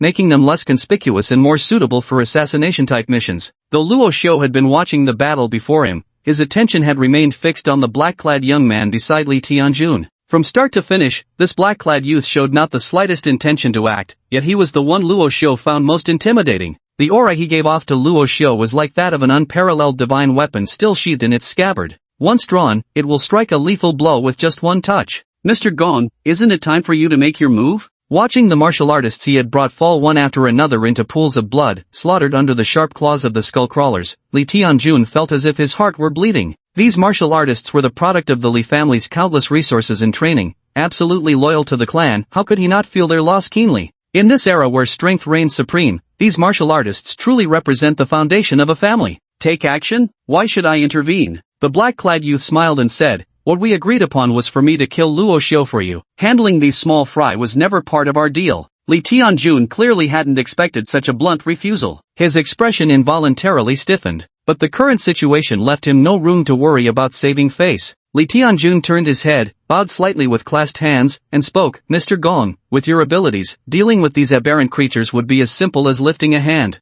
If you're willing to help our Li family through this crisis, from this day forward you'll forever be our family's honored guest. Every member of the Li family would be endlessly grateful. The black-clad man addressed as Mr. Gong turned his head and glanced at him with an amused look. Don't order me around, and don't try to guilt-trip me with morality. Whether I choose to act or not has always depended solely on my mood. However, you should count yourself lucky. My mood isn't too bad right now. After speaking, the black-clad youth directly drew a silver-white longsword from behind his back. The longsword in his hand had an exceedingly peculiar design. Its hilt was pitch black as ink, while the blade gleamed a bright silver. Moreover, upon the blade of this sword were engraved several feather-like patterns. These unique patterns lent the longsword an additional sense of lightness. In the next second, the black-clad youth moved, fluttering forward like a weightless feather, yet with astonishing speed. In barely the span of a breath, the black-clad youth blinked directly before one of the skeletal crawlers. With a flick of his wrist, a dazzling silvery sword light erupted instantly from the gleaming blade in his hand. This sword light was razor-sharp. Before the skullcrawler could even react, the black-clad youth had already cleaved it cleanly in two.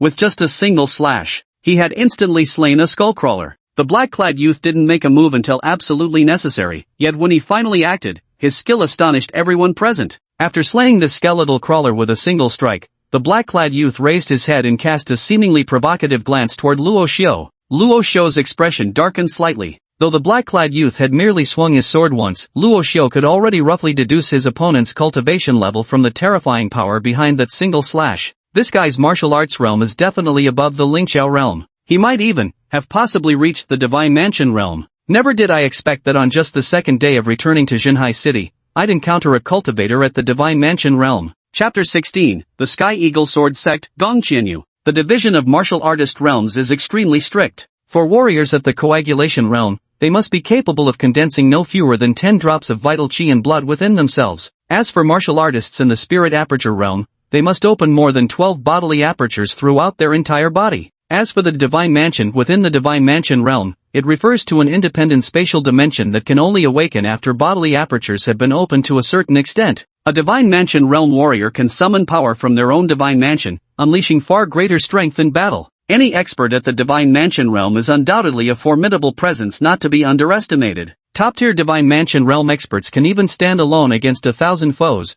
with their vital energy flowing endlessly, able to fight day and night without a hint of exhaustion. After slaying a skullcrawler, the black-clad youth struck again without hesitation. In a flash, he appeared right before Uncle Fu. This battle had drawn Uncle Fu into the fray as well. Though primarily responsible for family affairs, he was actually a high-level Lingqiao realm warrior who had unlocked numerous body meridians, which explained his remarkably vigorous demeanor despite his advanced age. To protect his young master, Uncle Fu had charged into the battlefield without hesitation, engaging in deadly combat against the enemy warriors. Not even Luo Xiu could have anticipated it, let alone Uncle Fu himself. This mysterious youth in black robes had actually set his sights on the old man. "Old man, keep your young master company on the road to the underworld." As the black-robed youth flashed before Uncle Fu, the longsword in his hand thrust straight outward once more, unleashing a razor-sharp slash of silver light. Worth noting is that as the sword gleam surged forth, the faint cry of a soaring eagle could be heard echoing through the air. The moment the black-clad youth drew his sword, old Fu's spirit tensed to its limits, as if he'd been targeted by some primordial beast. Years of accumulated combat experience allowed old Fu to react instinctively, dodging without a second thought. This very experience essentially saved his life. A silvery sword flash instantly pierced through his right shoulder. The surging sword radiance exploded violently, directly blossoming into a spray of blood from his right shoulder. Uncle Fu suffered a severe injury to his right shoulder and immediately fell to his knees in agony, clutching the wound tightly as blood gushed uncontrollably through his fingers. "Uncle Fu!" Luo Xiu's expression darkened, and he instinctively took a step forward, clearly deeply concerned for Uncle Fu's safety. The black-clad youth turned around and sneered mockingly. "So worried about this old dog of yours, huh? Seems you're quite the devoted master. No wonder this man is willing to risk his life for you. But I truly underestimated that old dog. My sword was a bit too slow. Had it been faster, I should have severed his neck instead." Listening to the black-clad youth's almost mocking tone, Luo Xiu was utterly enraged. His fury wasn't because of the humiliation, but rather, this bastard had hurt Uncle Fu. In Luo Xiu's eyes, Uncle Fu, who had taken care of him since childhood, was nothing less than family. First, he's not some old dog, he's my butler, Luo Xiu. Luo Xiu raised his head, the freezing glint in his eyes like an eternal, unmelting glacier. "Second, for everything you've done, I will repay you tenfold." "Tenfold repayment? Ha ha ha, if mere words could do anything, I'd have already reached the sacred realm as a martial artist long ago." The black-clothed youth laughed wildly without restraint, then his voice suddenly turned icy. "I'd really like to see what you've got to make me pay back tenfold.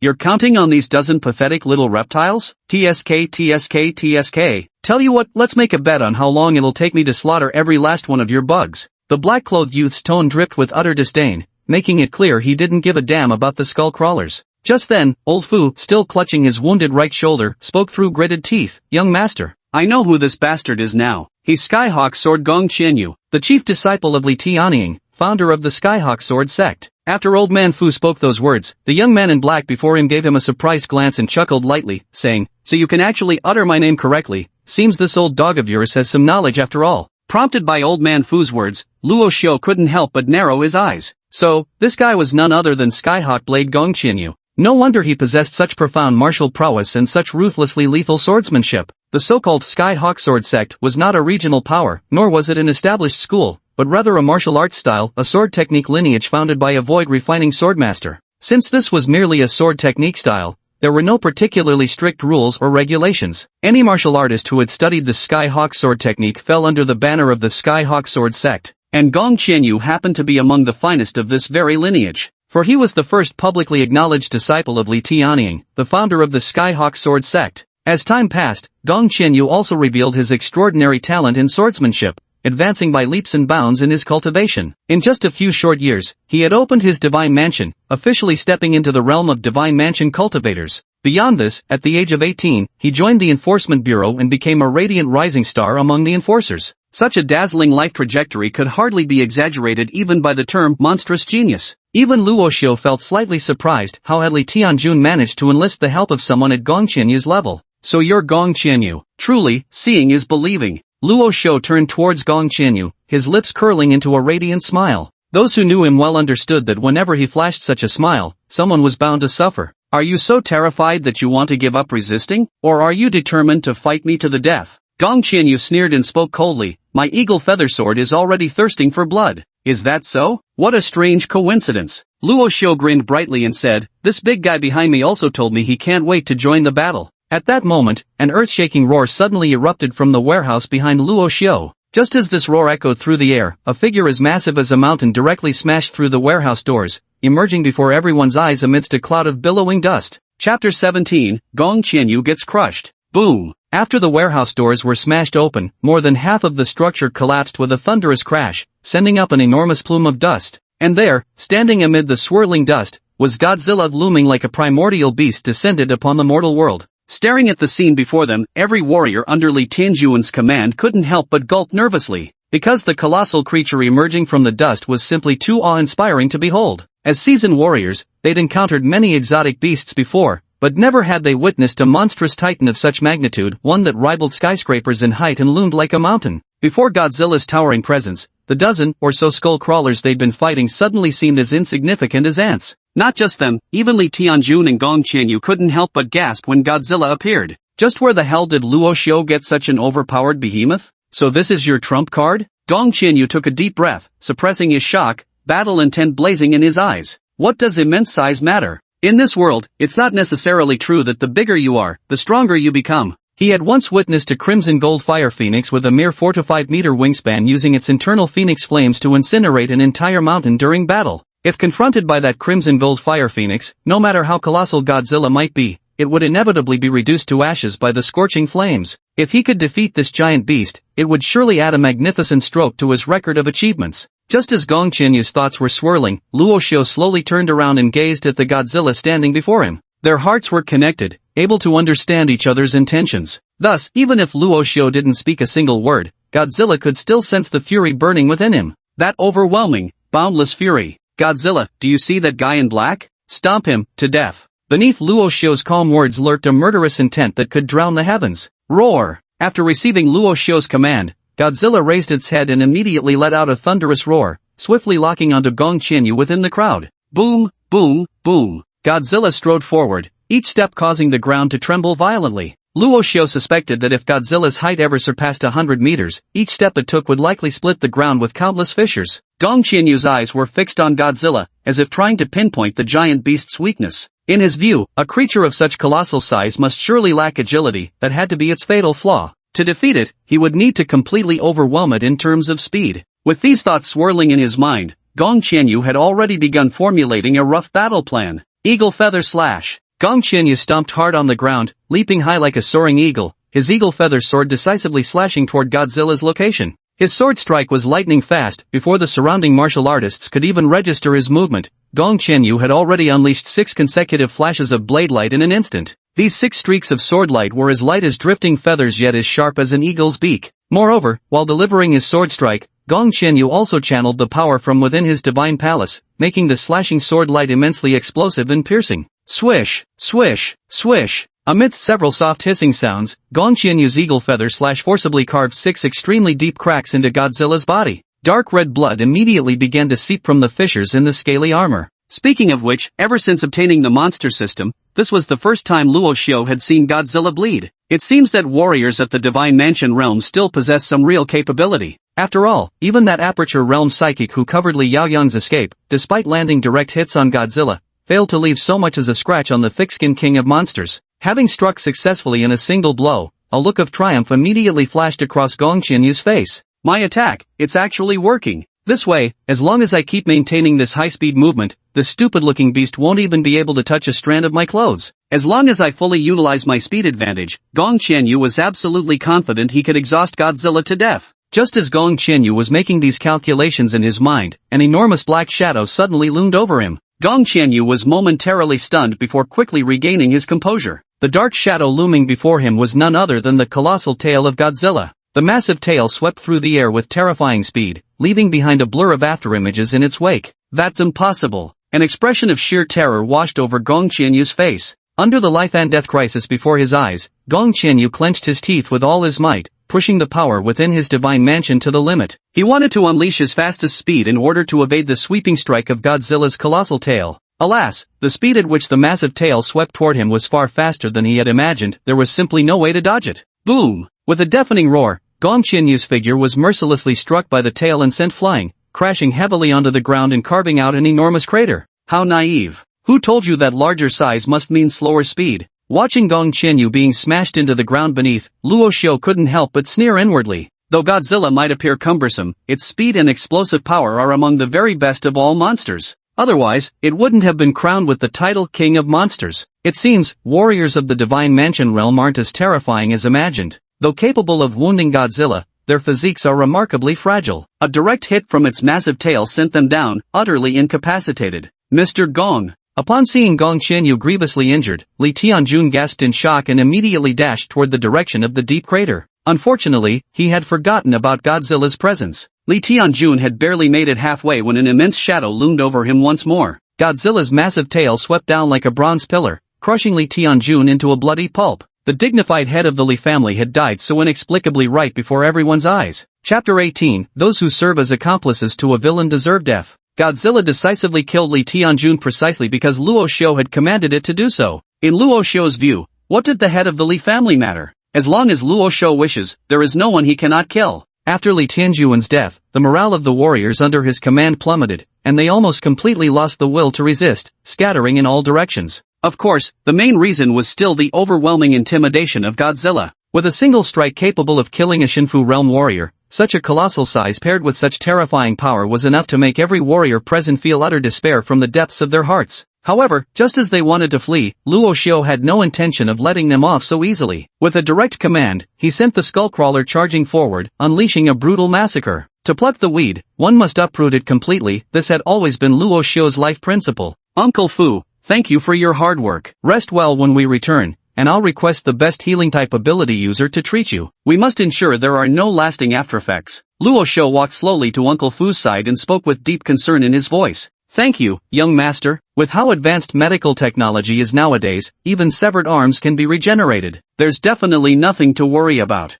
Uncle Fu smiled gratefully, then said gravely, now that Li Tianjun is dead, once the news gets back, the Li family will surely plunge into chaos. That moment will be the perfect opportunity for us to acquire and take over the Li family's businesses. If we handle this properly, this operation alone could allow us to swallow up at least 30% of the Li family's assets, with profits potentially exceeding 500 million. Listening to Old Fu outline the rough plan, Luo Xiu couldn't help but be slightly taken aback. If Old Fu hadn't spoken up, he truly wouldn't have thought of these ideas himself. Indeed, having an elder at home is like having a treasure. Before Li Tianjuan's body had even gone cold, Old Fu had already devised a plan to take advantage of the chaos and swallow up the Li family's businesses. He'd even roughly calculated the potential profit margins. Luo Xiu spoke up, that I'll leave these matters to you. Young master, rest assured, I will not fail your expectations. Uncle Fu's aged face was filled with earnest determination. After that, Luo Xiu didn't discuss the matter any further with Uncle Fu but instead walked straight toward the deep pit before him. The once arrogantly unyielding Gong Qianyu now lay in a deep pit, covered in blood. Though he wasn't dead yet, nearly all his bones were broken, leaving him completely unable to stand. From this moment on, I'll ask questions and you'll answer them. Understood? Luo Xiu stood above the pit,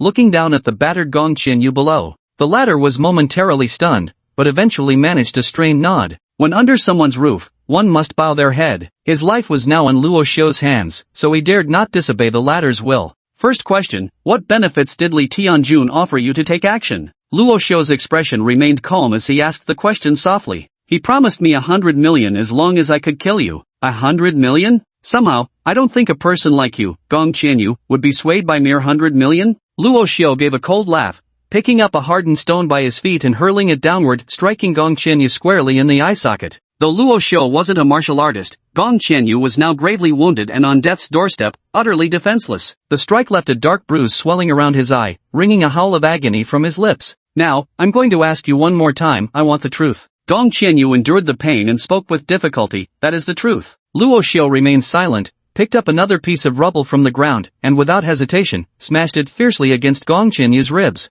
Gong Qianyu's ribs were already fractured, and Luo Xiu's brutal strike sent waves of unbearable agony coursing through him. Kill me if you want, torture me if you must, but humiliating me like this, aren't you afraid the tides might turn one day? Writhing in excruciating pain, Gong Qianyu finally snapped, roaring with a voice raw from strain. Yet Luo Xiu paid him no heed whatsoever, speaking coldly instead, if you still refuse to tell the truth, I'll sever your fingers, one joint at a time. The agony of 10 fingers linked to the heart, I trust you understand it well, don't you? Hearing these words, Gong Qianyu's face immediately showed a hint of despair. He had no doubt that Luo Xiu was capable of such a thing. After all, just a few minutes ago, Luo Xiu had directly ordered that monster to crush Lee Tianjun into pulp. In Gong Qianyu's eyes, though Luo Xiu appeared to be a young man on the outside, his heart was more terrifying than even a demon. At this thought, Gong Qianyu's expression shifted for a moment before he finally couldn't hold back and blurted out, "It's Luo Chen. Luo Chen arranged for me to do this, and it was also him who set up my meeting with Lee Tianjun. Luo Chen set me up. He said, if I could kill you, he'd use the Luo family's resources to promote me within the Enforcement Bureau, help me rise swiftly through the ranks." As expected, Luo Chen again.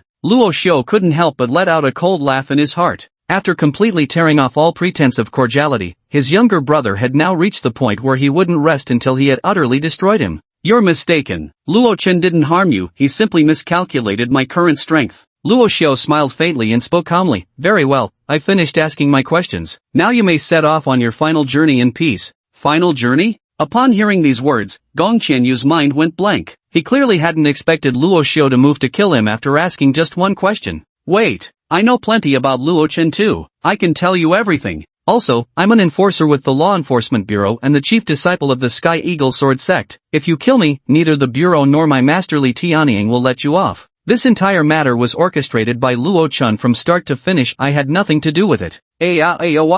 Before Gong Qianyu could finish speaking, a series of shrill, miserable screams erupted from within the deep pit. After deciding to kill Gong Qianyu, Luo Xiu directly controlled a skullcrawler to burrow into the pit, where it opened its maw and bit off the man's head in one gulp. Thus, this proud genius of Jinhai City's younger generation met a wretched end beneath the blood-stained jaws of the skullcrawler. That has absolutely nothing to do with you? Gazing at the headless remains of Gong Qianyu in the deep pit, Luo Xiu couldn't help but sneer. Those who aid the wicked deserve death. Moreover, you harmed Uncle Fu. No matter what, I had no reason to spare you. Chapter 19, Antarctic, Station 0. Li Tianjun was dead, and Gong Qianyu was dead too. Every last one of the martial artists the enemy had brought along was torn to shreds by the skull crawlers without exception. The price Luo Xiu paid? Only 5 fallen skull crawlers and some minor injuries to Godzilla. This battle was nothing short of a complete and overwhelming victory. Once the fight concluded, Luo Xiu promptly dismissed the onlookers. Then, making sure no one was watching, he retrieved both Godzilla and the skull crawlers back into the monster space. Within the monster space, injuries sustained by monsters will recover at a significantly faster rate. Moreover, this battle provided Luo Xiu with a wealth of valuable information. First, Godzilla is incredibly strong, far exceeding anything he had imagined. Before Godzilla's might, even Divine Mansion realm martial artists proved utterly defenseless. However, what left a deeper impression on Luo Xiu was the second point. That is, the current Godzilla is not yet an invincible existence. Martial artists at the Divine Mansion realm are already capable of injuring it when going all out. Perhaps 1 or 2 Divine Mansion realm martial artists might still be insignificant to Godzilla. But what if there are hundreds of well-equipped, highly coordinated Shinfu realm martial artists? Or what about Xuanqiu realm martial artists who are even stronger than Shinfu realm, or even Rushing Saint realm experts? Could Godzilla still hold its ground against them? Even ants can bring down an elephant when there are enough of them. Even the ultimate creature has its limits. Moreover, in this world, there exist technological weapons far more terrifying than high-level martial artists. After fully realizing this truth, Luo Xiu secretly resolved that until Godzilla fully matures, he must keep a low profile and survive cautiously. Play it safe, no reckless moves. Even if someone truly provokes me, I should act just like this time, with lightning speed and ruthless efficiency, thoroughly eradicating the enemy, leaving no root or trace behind. Fortunately, since this is within the territory of the Luo family estate, even if Godzilla caused quite a commotion during the battle, it probably wouldn't be noticed by too many people. However, what Luo Shou failed to notice was that, while he was deep in thought, a figure slowly emerged from concealment in a grove about 2 or 3 kilometers away. Who would have thought, the legendary Titan beasts truly exist after all? The figure leaned against the tree trunk, his face filled with astonishment. Just the thought of Godzilla's towering, primordial behemoth-like form moments earlier made his throat go dry. I must return immediately and report this to Professor Gudrian. After muttering to himself, the figure melted back into the shadows as if he had never been there at all. Antarctica, Observation Station 0. This was one of the sites established by Monarch at its inception, classified beyond extreme. It's no exaggeration to say that even within Monarch itself, the vast majority remain completely unaware of Observation Station 0. Inside the station, a woman with an alluring figure carried a stack of documents straight toward a reinforced alloy door. She took out an ID card from her bosom and effortlessly swiped it across the identification device next to the door with practiced ease. In an instant, a scanning red light swept from top to bottom across the alluring woman's exquisite face. Beep beep, ID verification passed, fingerprint verification passed, iris scan verification passed. Shunihong, clearance level, S-class, granted passage. Crack. With a soft sound, the alloy gate before Shunihong abruptly opened. Without hesitation, Shunihong strode straight in. Few probably knew that behind this impregnable alloy gate lay nothing but an ordinary office. To be more precise, it was Professor Guderian's office. The founder of the Monarch organization once said that wisdom is humanity's most precious treasure. Therefore, within the Monarch organization, the highest protective measures were often reserved for highly intelligent researchers. And Professor Guderian was one such individual. The furnishings in the entire office were extremely simple, consisting of nothing more than a large bookcase and a square alloy desk made of special material. The desk was piled high with all sorts of materials and documents, appearing as chaotic as a scrap paper heap. At this very moment, Gudrian remained hunched over the desk, absorbed in studying something unknown. Although throughout the entire process, Gudrian didn't even bother to glance up at Shunihong, the latter seemed accustomed to it and casually pulled out a chair to sit across from him. Then Shunihong blurted out, "Old man, that post on the monster forum, that was you, wasn't it? Have you lost your mind? Posting in a place like that and offering a 5 million reward? Do you really think anyone would believe you? How many times do I have to say it? Don't call me old man. Call me Professor Gudrian." Gudrian adjusted his glasses, a hint of helplessness flickering in his deep blue eyes. What choice did I have? The intel unit couldn't find any useful traces at the scene, so I had to figure out a way to gather information myself. Shunihong rolled her eyes and retorted irritably, "Fine, let's say you were desperate for intel, couldn't you at least have used a different account to post it? Must you really flaunt that Monarch organization ID when posting? Do you honestly think our organization isn't already infamous enough? No one would know anyway." Gudrian scratched his head, looking somewhat guilty. "Alright, I won't argue with you about this anymore." Shunihong waved her hand dismissively and casually crossed her legs. "I'd actually like to hear from you. Has your 5 million bounty yielded any useful information? Don't even get me started on this." At Shunihong's mention of the matter, Goodwin suddenly became vehement, slamming the table as he accused, "You Chinese people are utterly deceitful, every last one of you is swindlers. My 5 million bounty was for video evidence regarding that monster that appeared at Penglai Fishing Village. Guess what crap these people sent me? They forwarded complete collections of Tom and Jerry, Calabash Brothers, Black Cat Sheriff, Pleasant Goat and Big Wolf, every damn series imaginable. And then they had the fucking audacity to demand the 5 million from me. If I hadn't deleted that post in time, I'd probably have been driven to an early grave by these shameless bastards." Chapter 20, Bring Luo Shou to me. But, after listening to Gudrian's outburst, Shunihong couldn't hold back any longer and burst out laughing. Shunihong could perfectly imagine just how maddening it must have been for Gudrian, clicking video after video with eager anticipation, only to have the complete collection of Tom and Jerry pop up instead. These people truly are a bunch of geniuses. Though, Shunihong could easily guess that these folks probably thought Gudrian was joking around, so they decided to prank him back in the same fashion. "Alright, let's drop this topic." Guderian cast a rather resentful glance at Shunihong, who was shaking with laughter, and asked, "Out with it, what brings you here? Surely not just to reminisce with an old man like me? That doesn't seem your style. You incorrigible old rogue." Shunihong rolled her eyes and retorted irritably, "I came to deliver intelligence, of course. If you don't want it, pretend I was never here." "Madam, no, please don't go." Seeing Shunihong about to leave, Gudrian quickly stood up and grabbed her arm, his aged face blooming into a grin. "What kind of information? Show this old man something to feast his eyes on." guaranteed to interest you. Shunihong smiled confidently and tossed a stack of documents onto Gudrian's desk, then opened a laptop and casually clicked on a video. As the video began playing, Gudrian's attention was immediately captured. His expression shifted from confusion to shock and finally to excitement. The video wasn't particularly long, barely 3 minutes at most. After watching it, Gudrian's excitement had become utterly impossible to conceal. He jerked his head up and fixed Shunihong with a piercing stare. Where did you get this footage? Intelligence Division acquired it. To be more precise, my shadow operative procured it. Shunihong began explaining. The day after the mysterious monster appeared in Panglai fishing village, Shanghai City made headlines with major news. The eldest son of the Luo family, previously confirmed dead in the plane crash, had miraculously returned alive. The timing of these two incidents was just too coincidental, so I sent Shadow to keep an eye on that Luo family heir for a while. Who would have thought? We actually made quite a discovery. A glimmer of excitement flashed through Shunihong's beautiful eyes as she spoke. The so-called Shadow she mentioned was a specialist from the intelligence division of Monarch, possessing the strength of a divine mansion realm expert and the ability to conceal his own aura,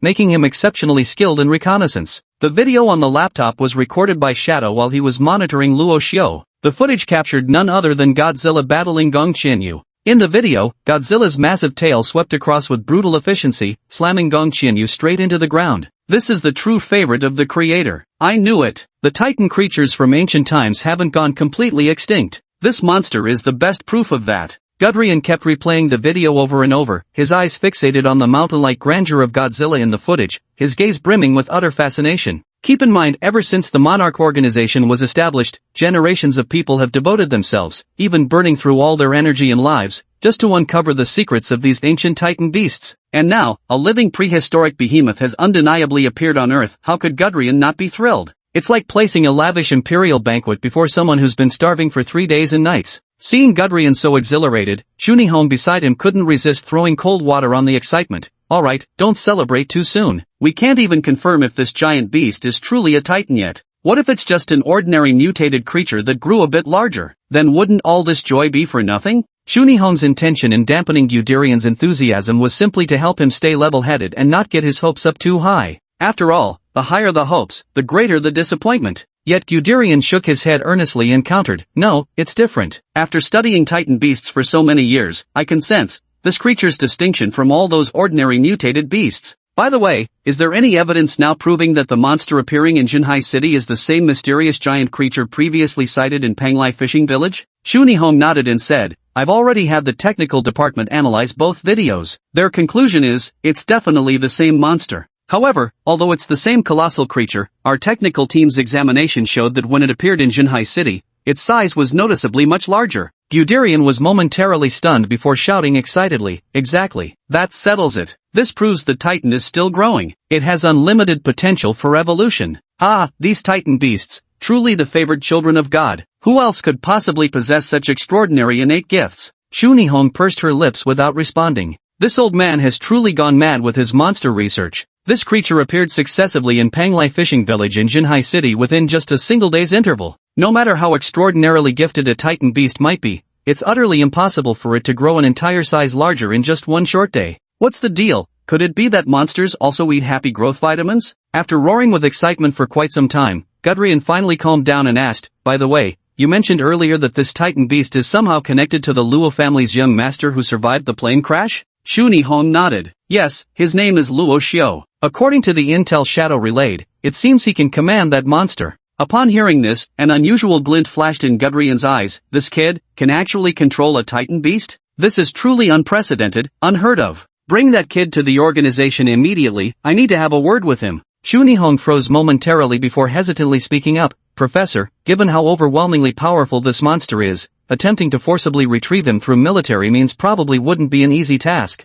Moreover, it would easily draw the attention of the Enforcement Bureau. Guderian glanced at Shunihong and spoke calmly, Shunihong, I thought you were usually quite clever. How come you're being so dim-witted now? The Titan beasts are undoubtedly immensely powerful, but how could Luo Xiao's own strength possibly rival that of the Titan beasts? Just dispatch a few elite agents from the Intelligence Bureau to quietly apprehend Luo Xiao and bring him to the base. Wouldn't that solve everything? Chapter 21, Fusion, Genetic Sequence, Skull Crawler. Ding! Congratulations to the host for successfully completing the 7th check-in. Reward obtained, Skull Island, King Kong. Ding! congratulations to the host for successfully checking in for 1 week. Additional rewards obtained, 5 monster gene collectors, 5 monster gene injectors. After Luo Shou woke up again, he immediately checked in. However, he didn't expect that after completing 7 consecutive days of check-ins, the system would actually give him an additional reward. Monster gene collector, syringe? What are these things? With a mere thought from Luo Shou, 5 collectors and syringes instantly materialized, arrayed before his eyes. Whether it's a collector or an injector,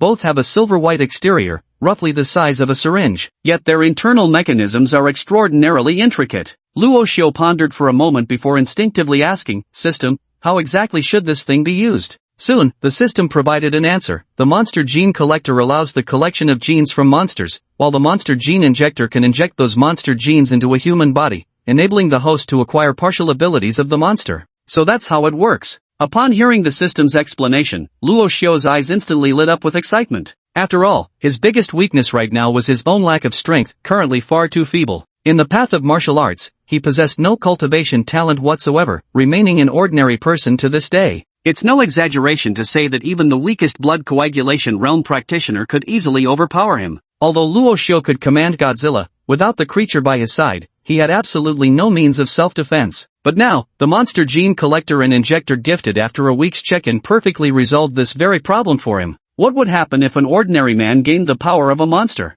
At this thought, Luo Shou's mood instantly surged with excitement. Then, he took a deep breath to calm himself down again and asked, "System, what side effects would injecting monster genes have on my body?" If he ended up looking like Godzilla after the injection, how could he possibly continue living like that? Don't worry, host. Injecting monster genes will have no side effects and won't alter your original human DNA. After receiving the system's assurance, Luo Shou finally relaxed. After a moment of contemplation, he directly raised his hand and summoned a skullcrawler from the monster space. The summoned skullcrawler looked utterly bewildered, its forked tongue flicking hiss as it awaited its master's command. Luo Shou had summoned the skullcrawler first precisely to collect monster genes from its body. Before collecting Godzilla's genes, Luo Shou planned to practice with the skullcrawler first to see exactly what effects monster genes could have on him. After all, he had a full 5 monster gene collectors on hand, there was no fear of wasting them. Stay still, be a good boy and lie down. Luo Shou stepped forward and directly pressed the monster gene collector upside down onto the skullcrawler's skin. The next second, he decisively pressed the button. With a slight hiss, the sharp needle instantly pierced through the skullcrawler's skin, penetrated its body, and began extracting its genes. In less than 5 seconds, the gene collection was completed. The collector automatically detached, leaving only a test tube filled with dark green liquid. If Luo Shou's guess was correct, this tube of dark green liquid contained the biological genes of the skullcrawler. Click. After successfully collecting the monster's genetic material, Luo Shou promptly loaded it into a syringe, aimed it at the vein in his right arm, took a deep breath, and resolutely chose to inject it. The entire tube of dark green liquid was pushed into Luo Shou's bloodstream by the syringe, rapidly spreading throughout his entire body through his circulatory system. In an instant, Luo Shou felt as if his blood had ignited and begun to boil. The excruciating pain sent him crumpling to the ground, his face twisted in agony as his entire body convulsed violently. Damn system, didn't you promise there'd be no side effects? Clenching his teeth against the searing, flame-like torment, Luo Shou roared through the pain. The system, however, replied with infuriating calm, "Pain is a necessary part of the monster gene injection process. Please endure patiently, host." Luo Shou clenched his teeth so tightly he barely had the strength left to curse. Fortunately, as time passed minute by minute, the torment within his body and the boiling sensation of his blood gradually subsided.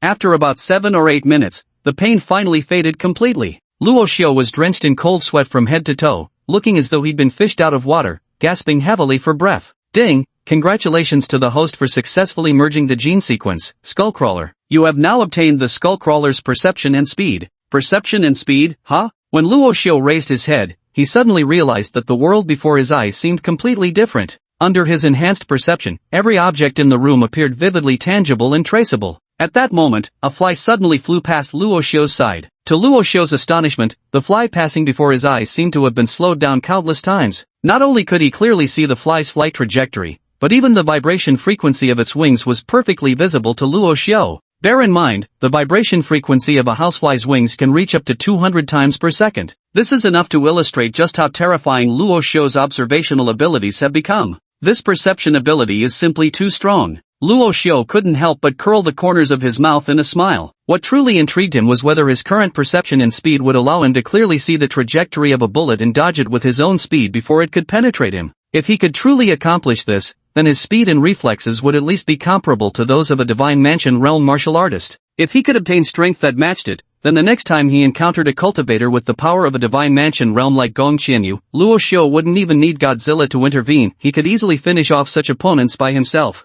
Once this thought took hold, Luo Xiu wasted no time putting it into action. He immediately stood up, returned the skull crawler to the monster space, and headed straight for the martial arts training room in the Luo family manor. Chapter 22, Speed Test, the Kilometer Gravity Track. Luo Family Manor, Martial Arts Training Room. This is the training ground provided by the Luo family for their martial artists. Due to its fully equipped facilities and excellent environment, virtually all martial artists within the Luo family, along with those closely affiliated, make time to train here daily. Though called a martial arts training hall, its actual footprint is exceptionally vast, encompassing at least the combined area of 2 football fields, with capacity for 6,000 practitioners simultaneously. Without the Luo family's substantial wealth, constructing such a magnificent facility would have been utterly impossible. As Luo Xiu stepped into the martial arts training chamber, nearly every pair of eyes in the room instantly turned toward him. Meanwhile, whispers immediately erupted throughout the space. "Hey, isn't that the eldest young master of the Luo family? What's he doing here?" "Ha, young master? More like the good-for-nothing young master. Everyone knows Luo Chen calls the shots in the Luo family now. As for this Luo Xiu,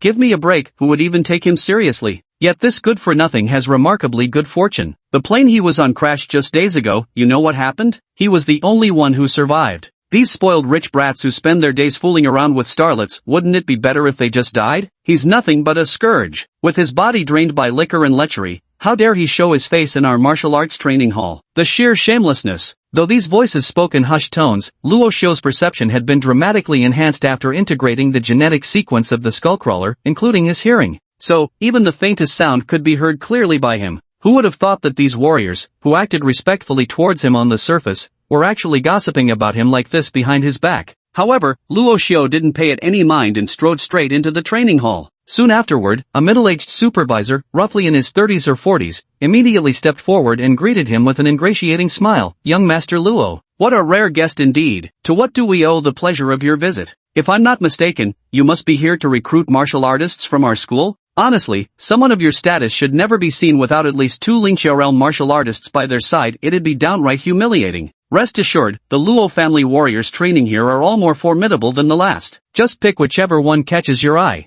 After the middle-aged leader finished speaking, the warriors around them showed faint signs of sudden comprehension. So, young Master Luo Xiu came here specifically to pick his lackeys. One must admit, that manager Sharpa's attack was truly clever. He immediately saw through young Master Luo's intentions. After realizing this, the expressions of these martial artists grew complicated. Being chosen by Luo Xiu and serving such a useless young master who only knows how to sleep with female celebrities would be downright humiliating. But as the saying goes, a starved camel is still bigger than a horse. Even though Luo Xiu held no real power in the Luo family, he was still nominally its eldest young master at the very least. If she followed him, she might not soar to great heights in the future, but at the very least, a life free from worries over food and clothing would be absolutely guaranteed. Yet, no one expected Luo Xiu to glance at the middle-aged supervisor and calmly say, "I'm here to cultivate. Can you arrange that for me?" The moment those words left Luo Xiu's mouth, every martial artist present froze in stunned silence. Who would have thought? This young Master Luo really came here to train? Now this is getting interesting. Training? Good, very good. I'll arrange it for you right away. The middle-aged supervisor froze momentarily before quickly composing himself and inquiring, "May I ask what type of training you'd like to begin with?" After pondering for a moment, Luo Xiu spoke, "Speed and reflexes, let's start with training these 2. Excellent. I'll immediately arrange a dedicated training room for you." After saying this, the middle-aged manager promptly made a phone call, muttering something indistinct, then turned back with a smile. "Young Master Luo, both the kilometer gravity track for speed training and the neural reflex testing chamber are ready for you. Which would you like to try first?" A careful listener would notice the manager had deliberately used the word try instead of train. Clearly, in his mind, Luo Xiu wasn't here for proper training at all. He must have had some momentary lapse of judgment to experience in martial artists' lifestyle. About 80% of the warriors in the training hall presumably harbored similar thoughts. After a moment of contemplation, Luo Xiu spoke, "Then take me to the gravity track first. Martial Artist Training Hall, kilometer-level gravity runway." Luo Xiu arrived here under the guidance of the middle-aged supervisor. Accompanying them was a large group of Luo family martial artists eager to watch the spectacle unfold. Among this crowd, at least more than half had come with the mentality of hoping to see Luo Xiu make a fool of himself. This supervisor really dared to bring young Master Luo here. With that frail physique of his, I doubt he could even withstand double gravity, let alone attempt to run in it. Ha ha ha, imagine if he collapses mid-run from the gravity pressure, that'd be hilarious. This supervisor must be getting fired by young Master Luo. Wouldn't it be better to just give him a normal 1,000-meter track to play with? Are they seriously expecting this trash to train normally like us martial artists? Amid the crowd's chatter, Luo Xiu slowly approached the running track. Beside him, the middle-aged supervisor anxiously cautioned, "Young master, I must warn you, running under double gravity is no simple task. It's practically equivalent to running while carrying 2 sacks of cement. If you can't bear it, signal me at any time, and I'll immediately deactivate the gravity on the track." After finishing his words, the middle-aged leader guiltily wiped the cold sweat from his forehead. To be honest, he also somewhat regretted bringing Luo Xiu here. If anything were to go wrong, he would be held responsible. "Don't worry about me." Luo Xiu waved his hand and asked calmly, "By the way, I haven't asked you yet, what's the record time for this kilometer-long gravity track?" Well, the highest record set by a blood coagulation realm martial artist is 3 minutes and 24 seconds, while the fastest time for a spirit aperture realm practitioner is 2 minutes and 17 seconds. The middle-aged administrator paused before continuing. As for Divine Mansion realm martial artists, they usually don't train under double gravity conditions because it's far too easy for them. Chapter 23, I am Luo Xiu, the Windborn Man. Alright, I understand. Luo Xiu nodded to indicate he had understood. This kilometer-long gravity runway before me is primarily used for speed testing by martial artists at the blood coagulation realm and spirit aperture realm. Even under double gravity, a martial artist at the coagulation realm being able to set the fastest record of 3 minutes and 24 seconds is enough to prove just how formidable the physique of such warriors truly is. Alright, turn on the gravity. I'm stepping onto the track. Luo Xiu glanced at the middle-aged supervisor before walking straight onto the runway. Young Master Luo, you must be extremely careful. The middle-aged supervisor was on the verge of tears and could only silently pray for Luo Xiu in his heart.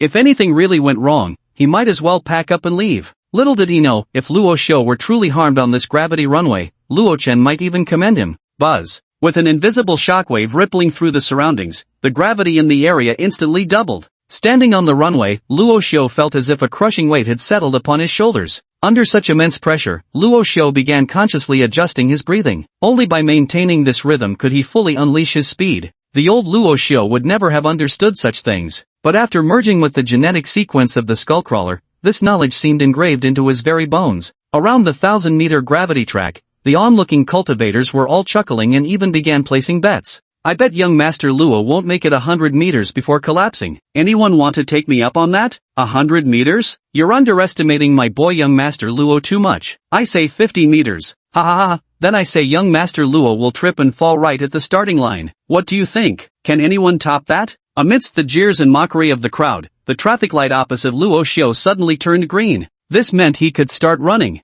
Luo Xiu's eyes sharpened as explosive power surged through his legs. With a forceful push against the ground, his figure shot forward like a hunting leopard, covering dozens of meters in an instant, as swift as a gust of wind. Holy shit! After witnessing Luo Xiu starting his run, all the cultivators present couldn't help but widen their eyes in shock, their jaws practically dropping to the ground. What the hell is this? Are you sure this is supposed to be a kilometer-long running track with double gravity activated? For a moment, all the martial artists instinctively focused their gazes on the middle-aged supervisor. Their first reaction was that this guy must have cheated, not only failing to activate double gravity but actually reducing the gravity on the track. Otherwise, how could they explain the Luo family young master's speed that was as swift as the wind? If they remembered correctly, Luo Xiu wasn't even a martial artist, was he? An ordinary man who isn't even a martial artist could unleash such terrifying speed under double gravity? Who the hell would believe that? Yet to their astonishment, they realized not only were they shocked, even the middle-aged supervisor wore an expression like he'd seen a ghost. By the time they regained their senses, Luo Xiu had already covered more than half of the 1,000-meter gravity track. What's even more terrifying was that the guy kept speeding up,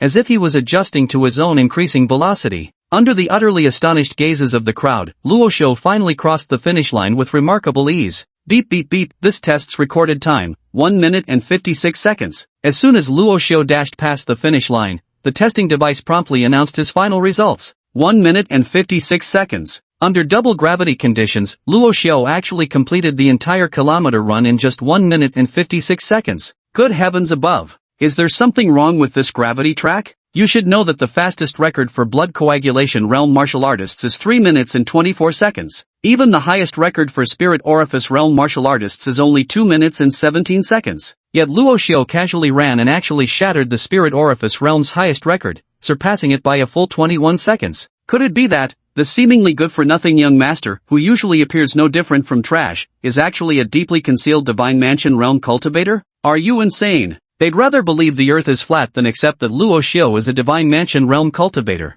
At that moment, a highly principled martial artist finally stepped forward and shouted, "Impossible. There's no way you could achieve such a speed honestly. You're cheating. Luo Xiao, don't think just because you're the young master of the Luo family that we'll tolerate your deception. A martial artist must uphold martial integrity. Someone like you who relies on cheating to break others' records is utterly despicable, a vile villain through and through." After this martial artist stepped forward, all eyes immediately focused on him. Half were filled with admiration, half with sympathy. The admiration stemmed from him voicing what everyone had been thinking. Though no one understood exactly how Luo Xiao had managed it, scarcely any martial artists present truly believed he'd accomplished it relying on his own strength. And the other half that looked at him with sympathy, well, that was even simpler to understand. Who in their right mind would expect anything good after provoking Luo Xiao? Do you think I cheated? Luo Xiao gazed at them and spoke with an amused smile. That's right. A true warrior must uphold the dignity of a warrior. In the eyes of us warriors, there's no room for even a speck of deceit. This young warrior, brimming with a strong sense of justice, showed not the slightest fear of Luo Xiao. Instead, he raised his chin and spoke with righteous indignation. Besides you, there must be quite a few others who think the same way, right? Luo Xiao smiled as he glanced around and casually pointed at several people. You, and you, step forward. The men were momentarily stunned. Though unsure what Luo Xiao intended to do, they obediently stepped out nonetheless. Turning around, Luo Xiao then spoke coolly to the middle-aged official in charge. Go ahead, toss these fine gentlemen onto the runway. Let them experience firsthand whether I cheated or not. The men Luo Xiao had singled out were none other than those who had incessantly mocked and ridiculed him from the crowd earlier. Since they loved jumping so much, let's make them jump to their heart's content. Under Luo Xiao's orders, these martial artists were all thrown onto the gravity racetrack. When they felt the overwhelming pressure weighing down their bodies, everyone's eyes couldn't help but reveal expressions of bewilderment and shock. Luo Xiao had actually run the entire 1,000-meter track under truly doubled gravity. Chapter 24 Neurological Testing Room. 143 points. Does anyone still doubt that I cheated now? Luo Xiao gazed at the figures on the gravity track with a faint, ambiguous smile as he posed the question calmly. The entire hall fell into dead silence. The martial artist who had previously questioned Luo Xiao hung his head in shame. I'm sorry, young master Luo Xiao, I misunderstood you. Step forward first. Following Luo Xiao's instruction, the martial artist walked straight out, his face still etched with remorse. Without hesitation, Luo Xiao then strode directly to the gravity control console and boldly adjusted the runway's gravity to 10 times normal. In an instant, a tenfold gravitational force swiftly descended, immediately crushing those individuals on the runway to the ground, leaving them gasping for breath, let alone standing up. Next time you consider mindless gossip about others, perhaps reflect on yourselves first. Luo Xiao turned his head and addressed the middle-aged supervisor. Release them only after 1 hour. Understood? The middle-aged supervisor froze briefly before nodding repeatedly. Understood. Understood. After Luo Xiao turned away, the manager couldn't help but wipe the cold sweat from his forehead. Young Master Luo Xiao is downright ruthless. Being crushed under 10 times gravity for a full hour could kill a man. Even if one survived, being pinned motionless to the ground under such pressure for an hour would feel like an eternity, enough to leave psychological scars. As for the guy who initially doubted him, Luo Xiao didn't give him too hard a time. After all, the lad hadn't gossiped much behind his back, he was just overly righteous and couldn't stand any wrongdoing. After leaving the gravity runway, Luo Xiao followed the person in charge to his second destination, Nerve Reaction Testing Room. This so-called nerve reaction testing room was only a little over 100 square meters in size. The furnishings inside the room were extremely simple, just an empty space with a dark red circle drawn at the center, roughly 3 meters in diameter. The only unusual feature was that all 4 walls of the room were embedded with Gatling gun-like instruments, each barrel boasting dozens of muzzle openings. And that very dark red circle at the room's center happened to be the precise focal point targeted by the test machine guns mounted on all 4 walls. Young Master Luo Xiao, this is the neural reflex testing chamber. You just need to stand inside the dark red circle, and the test will automatically begin. It lasts exactly 3 minutes. During this time, all gun barrels will fire specially designed rubber bullets at you. The baseline score is 150 points. Each rubber bullet that hits you deducts 1 point, while hits to vital areas deduct 5 points. Moreover, under no circumstances can the test taker leave the circle's boundary, doing so will result in immediate failure. Luo Xiao nodded. Got it. By the way, what's the current record for this test? Hearing Luo Xiao ask this question, the middle-aged supervisor couldn't help but feel another pang of exasperation. This guy, surely he doesn't intend to break another testing record, does he? If he actually manages it, that would be truly unbelievable. Since the Luo family's martial arts training chamber opened, no one has ever managed to break 2 records within a single day. Because even among martial artists, each has their own specialized focus. A martial artist skilled in strength may not necessarily excel in speed. And those adept in speed may lack comparable explosive power or reflexes. So-called all-round martial artists, while not entirely unheard of, are exceptionally rare. Even the Gong Qianyu that Luo Xiao encountered earlier could be considered a martial artist specializing in speed. Due to the considerable difficulty of the neural reaction test, very few people have managed to set particularly high records. The middle-aged man paused before speaking. If I remember correctly, the highest score record in the coagulation realm should be 62 points. As for the highest record in the spiritual aperture realm, it stands at 107 points. Moreover, it was achieved by a spiritual aperture realm martial artist who was exceptionally skilled in movement techniques, a record that remains unbroken to this day. Luo Xiao was slightly stunned. It's this low? Is this thing really that difficult? Let me give it a try, he said. Grinning, Luo Xiao stepped directly into the dark red circle. In an instant, several hazy red beams suddenly surged upward from the edges of the dark red circle.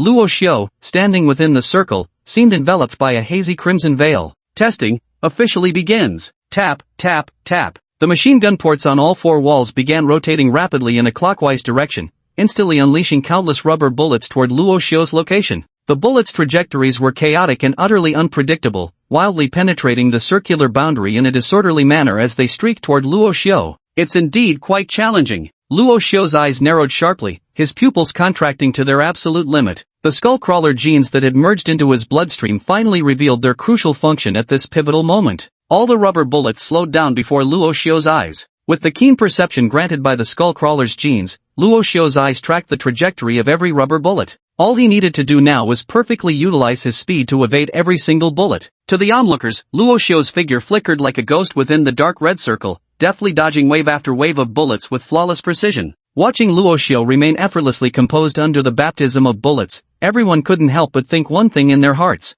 Through a forest of flowers he passes, yet not a single petal clings. Is this guy some kind of monster? After all this time, not a single bullet has hit him? If it were me up there, I'd have been turned into Swiss cheese long ago. It's truly terrifying. There were several bullets he dodged by the narrowest margins. I almost thought they'd hit each time. This absolutely can't be just luck. And people actually called the Luo family's young master a good-for-nothing. My god, if he's considered worthless, then what does that make me? Absolute trash? After witnessing Luo Xiao's performance in the neural testing chamber, the murmurs among the gathered martial artists finally shifted in tone, from disbelief to shock, and finally to reverence. Just then, the 3-minute mark arrived. A mechanical synthesized voice soon echoed through the neural testing chamber. Within 180 seconds, the test subject was hit 7 times, with 0 vital strikes. Base score deducted, 7 points. Final test score achieved by the subject, 143 points. Chapter 25, Genetic Sequence, King Kong, Physique and Strength, 143 points. After the prompt sounded, everyone couldn't help but widen their eyes, doubting whether they had misheard.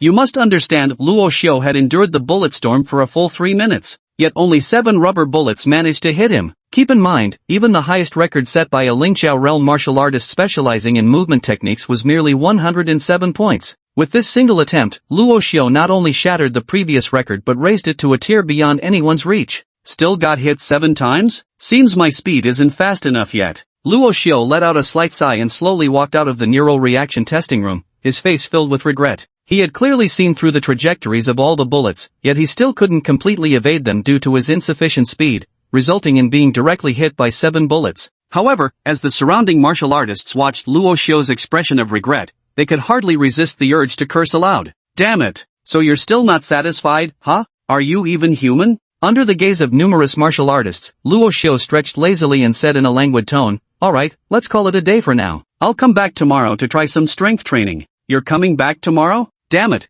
Are you planning to break every single record here until you're satisfied? Luo Family Estate, Warehouse. This was where Luo Xiao had ordered Godzilla to kill Li Tianjun and Gong Qianyu. In the process, the massive warehouse had been demolished too. Fortunately, the Luo family possessed sufficient wealth and manpower to fully reconstruct the warehouse within just half a day. Though the restoration wasn't entirely complete, the framework had already been rebuilt. Luo Xiu came here precisely to find a quiet place where he could absorb monster genes. If he tried absorbing them in his room, merely summoning Godzilla would probably collapse the entire house. After entering the warehouse, Luo Xiu focused his thoughts and directly summoned the colossal King Kong beast. This was his newest acquired monster, and also the reward for his 7 consecutive days of check-ins. Roar! After King Kong was summoned, this massive beast, whose towering dragon-like frame boasted muscles bulging like steel, tilted its head back and unleashed an excited roar. Keep it down, dumbass. Aren't you afraid someone might hear you? Luo Xiu angrily kicked King Kong, only for it to feel like stomping on a steel plate. The recoil sent a sharp pain shooting through his foot, making him gasp. Ugh, damn it. The gorilla grinned foolishly, exhaling 2 streams of white air from its nostrils, clearly a bit embarrassed. Luo Xiu gazed at this colossal gorilla towering over 10 meters tall, and with a thought, the creature's attributes instantly appeared before him. Monster, King Kong. Status, growth phase. Bloodline, Dominator class. Height, 15 meters. Weight, 29 tons. Attack methods, heavy punches, backbreaker throws, projectile tosses. Current energy storage, 0/1000000. Current flesh energy storage, 0/1000000. Current remaining evolution points, 0. Hammer fist, backbreaker. Just looking at these combat moves, this guy's definitely a violent brute. Luo Xiu was reviewing King Kong's data when he suddenly noticed a detail and asked, System, why is King Kong's bloodline only at the overlord level? In his view, King Kong and Godzilla should be monsters of the same tier. Moreover, even if both were in their growth phases, their stats wouldn't differ much. Godzilla simply possessed an additional atomic breath ability. Facing Luo Xiu's query, the system promptly responded, Godzilla is a born monarch, hence its bloodline is classified as King tier. But King Kong is different, though equally formidable. The system identifies it as reaching the level of a regional overlord. However, King Kong's advantage lies in its immense potential and extraordinarily high growth ceiling. If the host properly nurtures and guides it,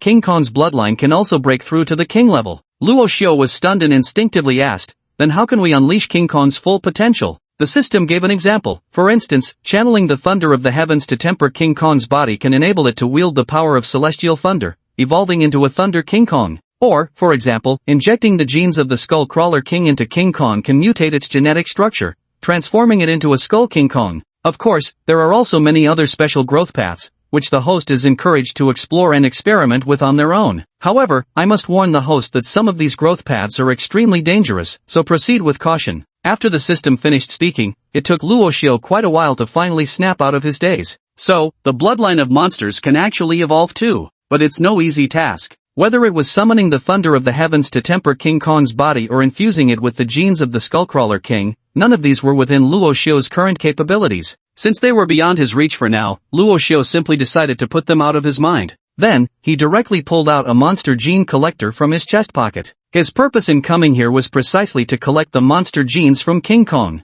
If the gene sequence of the Skullcrawler corresponds to speed, then King Kong's gene sequence should correspond to strength, right? Thinking this, Luo Xiu decisively collected the genetic material from King Kong's blood. Then, gritting his teeth, he injected it fiercely into his own body. The pain from injecting monster genes before still left Luo Xiu with lingering fear even now. But to grow stronger, he had no other choice. The familiar pain and that burning sensation in his blood once again spread through Luo Xiu's entire body. However, this time Luo Xiu was fully prepared. He had already stuffed a clean towel into his mouth beforehand to prevent himself from biting his teeth to pieces. 5 minutes later, the system's notification tone once again rang in Luo Xiu's ears. To him, this was nothing short of heavenly music that delivered him from the torment of hell. Ding! Congratulations to the host for successfully fusing with gene sequence King Kong, gaining King Kong's physique and strength. This time, is it physique and strength? Luo Xiu stood up and stretched his body, only to suddenly discover that his frame had become densely packed with solid muscles. Even his formerly flat abdomen now bore a clearly defined six-pack.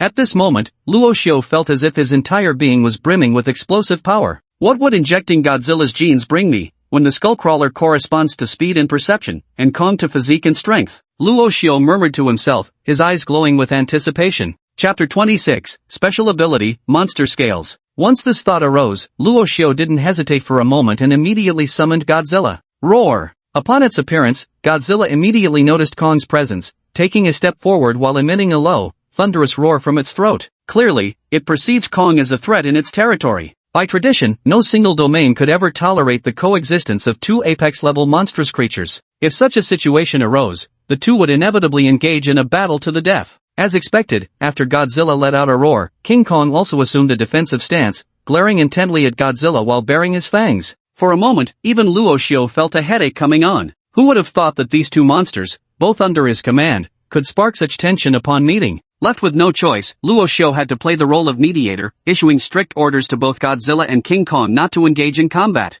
Under such circumstances, despite their innate hostility toward each other due to monster instincts, they unconditionally obeyed Luo Xiu's commands. Without wasting any time, Luo Xiu immediately stepped forward, collected Godzilla's monster gene, and injected it into his own body. Though this was already Luo Xiu's third time injecting monster genes and he had made thorough preparations, the moment the excruciating pain struck, he nearly passed out from the agony. Perhaps because Godzilla possessed royal lineage genes, the agony Luo Xiu endured after being injected with its DNA was far more excruciating than before. Even the duration of the torment lasted significantly longer than previous experiences. After 15 minutes, the pain inside his body finally began to subside. Luo Xiu was drenched in cold sweat, his clothes soaked through as if he'd just been pulled out of water. Ding! Congratulations, host, for successfully integrating genetic sequence, Godzilla. Special ability acquired, monster scales. Upon hearing the system's notification, Luo Xiu froze for a moment. He never expected that after injecting Godzilla's genes, he would actually gain a special ability. With this thought, Luo Xiu stood up directly and walked over to a concrete pillar standing before him.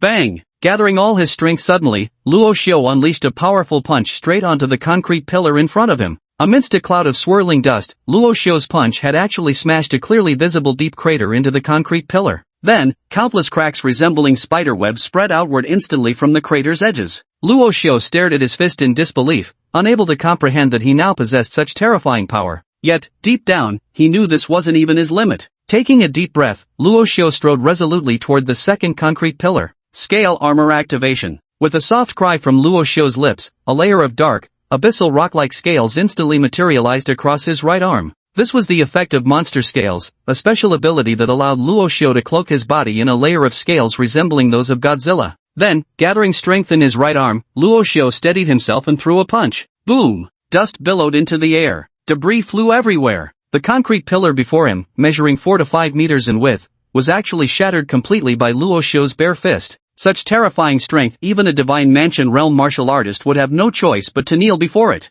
Am I really this strong? Luo Xiu couldn't help but grin as he stared at his right arm, now covered in scaly armor. Godzilla's genetic sequence is indeed formidable. Moreover, if Luo Xiu wished, he could even cover his entire body with scales. In that case, Luo Xiu could truly be called a humanoid monster. However, full-body scaling consumes an extreme amount of stamina, making it unsustainable for long periods. Boom! Because this was a load-bearing pillar, when the concrete column shattered, the dome of the entire warehouse collapsed once again. Fortunately, Godzilla and Kong reacted swiftly, shielding Luo Xiu beneath them, ensuring he remained completely unharmed. However, for Luo Xiu now, even enduring the barrage of falling rubble from above was nothing to him. Top floor of the Luo Corporation skyscraper. Luo Chen sat at the table with a gloomy expression, eyes closed as if meditating, lost in unknowable thoughts. At that moment, a man dressed in a black suit pushed the door open and entered. Standing respectfully before Luo Chen, he reported in a low voice, "Young master, elderly Tianying sent a message today demanding an explanation from us."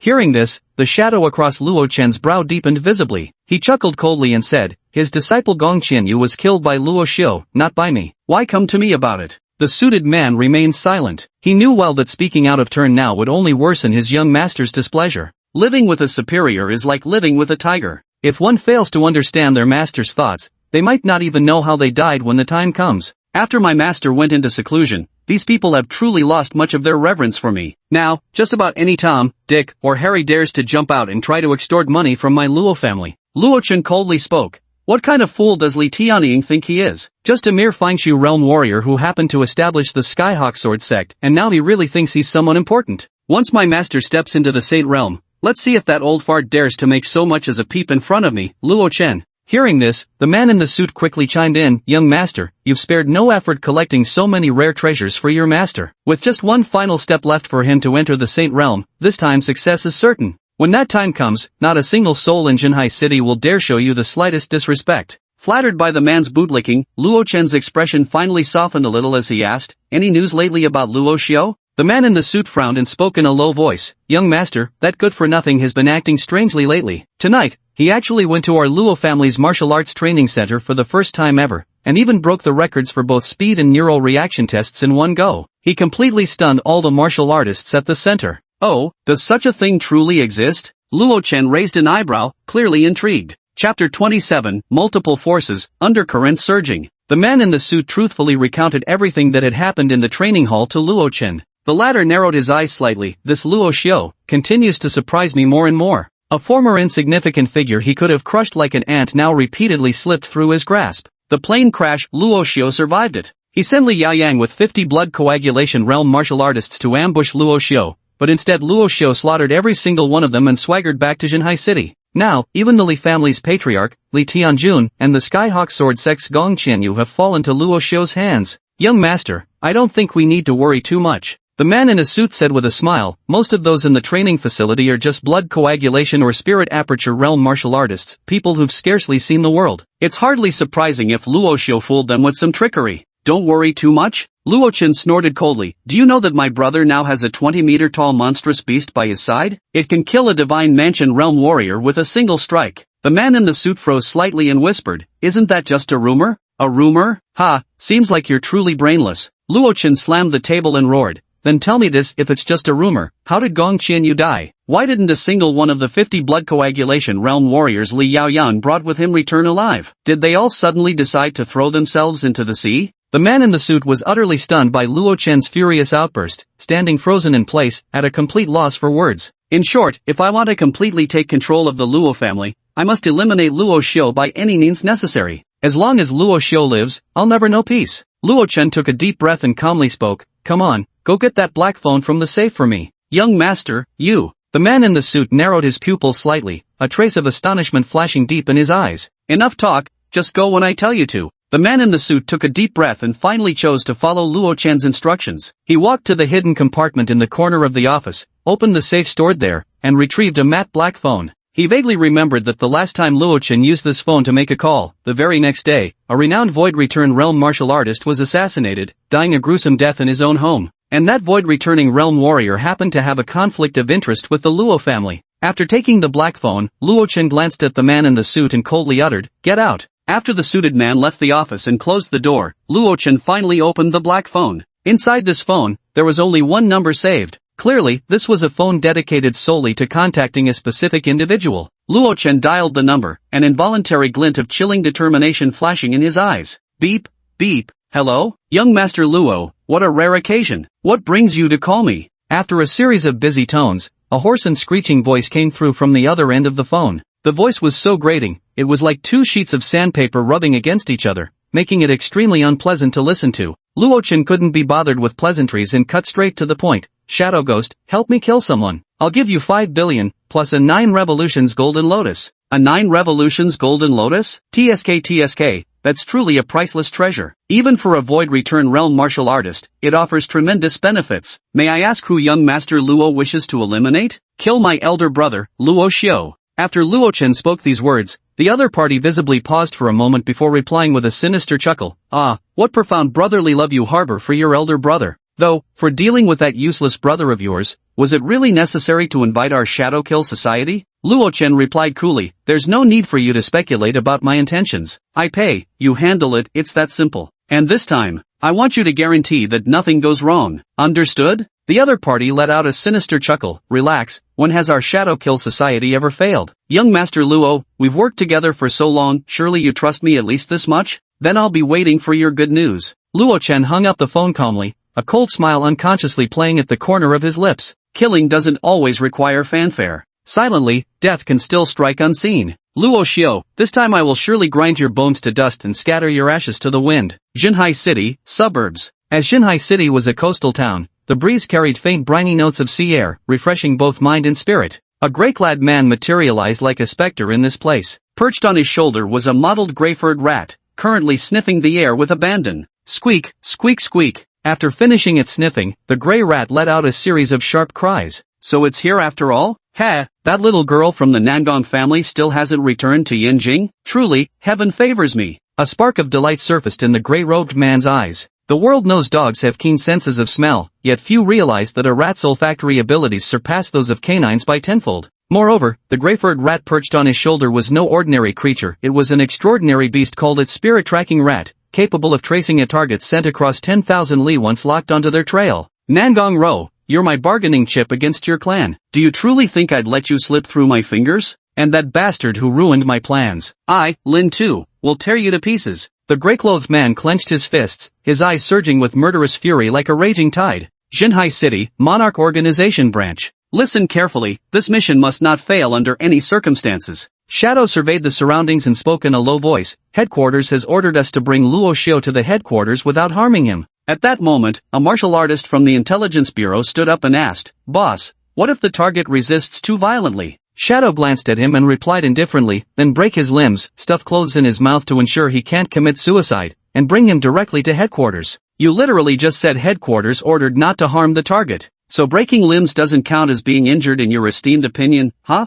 Chapter 28, You're even more foolish than I imagined. The night had grown deep. Luo Xiao lay on his bed, reflecting on everything that had happened over the past few days. It all felt like a dream. Now that he had acquired Godzilla and King Kong, these two monstrous beasts, he finally possessed the means to contend against Luo Chen. However, Luo Xiao's ambitions were no longer confined merely to seizing control of the Luo family. With the assistance of the monster check-in system, he possessed the capability to assemble an entire monster army, one that could conquer all of China, even make the entire world tremble beneath the iron hooves of his monstrous forces. Jinhai City was ultimately just a small, insignificant place. With his eyes closed, Luo Xiao silently contemplated how he should proceed on the path ahead. Little did he know, by this very night, at least 3 forces had already set their sights on him outside the Luo family manor. 3 Peak Divine Mansion realm martial artists darted swiftly through the darkness, like phantoms in the night. I really don't understand what the guild leader was thinking, sending all 3 of us just to deal with that worthless Luo family young master. One of the trio grumbled discontentedly.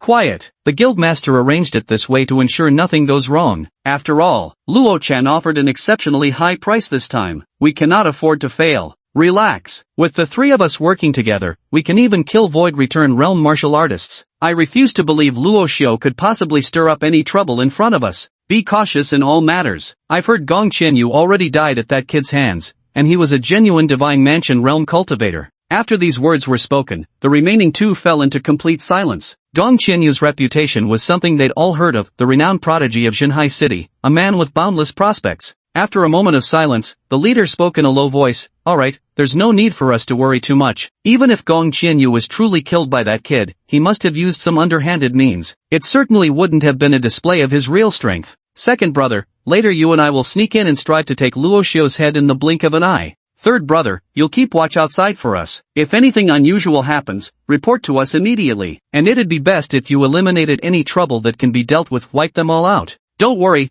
there won't be any problems. After the leader finished giving instructions, the trio fell silent again, their figures melting seamlessly into the night. The Luo family, huh? The grey-clad man, Lin Tu, raised his head, his cold gaze fixed on the magnificent estate before him. Guided by the spirit-seeking mouse, he followed its trail all the way to this place. Yet he had not come alone. Behind him trailed dozens of aberrant beasts, each radiating a bloodthirsty and savage aura, their very eyes glowing crimson with feral intensity. So it seems, the Jinhai Luo family has saved Nan Gongro. The corners of the grey-clad man's mouth involuntarily curled into a cold smirk. Under normal circumstances, he still harbored some apprehension toward the Luo family. But, when it came to matters involving Nangong Ro, he had no such reservations. After all, Nangong Ro was the most crucial bargaining chip in his negotiations with the Nangong family. No matter what means it takes, I will take it back. Even if it means slaughtering every single person in this entire Luo family manor, I won't hesitate. Miss Nangong, do you have any idea how grave a mistake you've made? The man in grey lifted his head, gazing distantly at the magnificent manor as his voice turned both ethereal and icy. Because you escaped from me, everyone in this manor who stands in my way of taking you back must die. Just as the grey-clad man finished speaking, an iron-armored rhinoceros covered in silver scales with a cold metallic sheen charged forward with a low roar behind him, brutally smashing through the steel fence of the Luo family manor. Boss, do we strike now? 3 figures hung upside down from the rooftop eaves like bats. Without exception, they all concealed their auras, their pitch-black night outfits helping them blend perfectly into the darkness. Even if someone passed right in front of them, it's likely no one would notice the presence of these 3 individuals. Hold on a bit longer. Wait until Luo Xiao falls asleep before making our move, that'll give us a higher chance of success. Shadow's voice soon crackled through the walkie-talkie. As one of the leaders of the Monarch Organization's intelligence division, he possessed not only formidable strength but also an exceptionally meticulous mind. Having worked in intelligence for so many years, the most important lesson he'd learned was this: one must have sufficient patience. After Shadow gave the command, those 3 Divine Mansion Realm warriors immediately fell silent, quietly awaiting their leader's next instruction. Time flowed by minute by minute. After roughly 3 or 4 minutes, Shadow's voice crackled through the walkie-talkie once more. However, this time, his voice sounded utterly astonished. "Something's wrong, it seems someone else besides us wants to move against Luo Xiao." Whoosh whoosh. The cold night wind rustled the curtains in the room. Luo Xiao opened his eyes, turned his head to look, and murmured to himself, "What a strong wind tonight." Then, he stood up and walked straight toward the window, seemingly intending to close it. 1 step, 2 steps, 3 steps. Finally, Luo Xiao reached the window. But just as he reached out to draw the curtains, a chilling glint of cold steel suddenly flashed in his eyes. A human hand gripping a dagger struck like lightning, slashing straight toward Luo Xiao's neck. The angle of this blade strike was viciously precise. Had it landed, it would have instantly severed Luo Xiao's artery, leaving him to bleed to death alive. That earlier flash of icy radiance had been the moonlight reflecting off this very dagger before it caught Luo Xiao's vision. "Kid, you're even easier to kill than I imagined." As the dagger slashed through the air, a sinister voice hissed into Luo Xiao's ear. "Oh really? But I feel, you're even dumber than I thought." Luo Xiao smiled as he responded. The moment his opponent struck, he'd already unleashed his full strength and speed, seizing the attacker's wrist in an iron grip. With his wrist seized, no matter how vicious his opponent's strike may be, at this very moment, the dagger in his hand couldn't advance even half an inch further. Luo Xiao tilted his head and asked with a smile, "Why would you be so confident as to think such clumsy infiltration tactics could evade my perception?" Chapter 29, Did I say you could get up? The sensory abilities of a skull crawler are no joke. Luo Xiao had already sensed it the moment the other party prepared to sneak into the room. The reason he proactively walked over to draw the curtains was firstly to lull the opponent into lowering their guard, and secondly to give them an opportunity to strike. If the enemy remained hidden in the shadows, it would be disadvantageous for Luo Xiao to take action. After Luo Xiao seized their wrist, the intruder's face was filled with terror. If he wasn't mistaken, Luo Xiao had been lying on the bed with his eyes closed the entire time.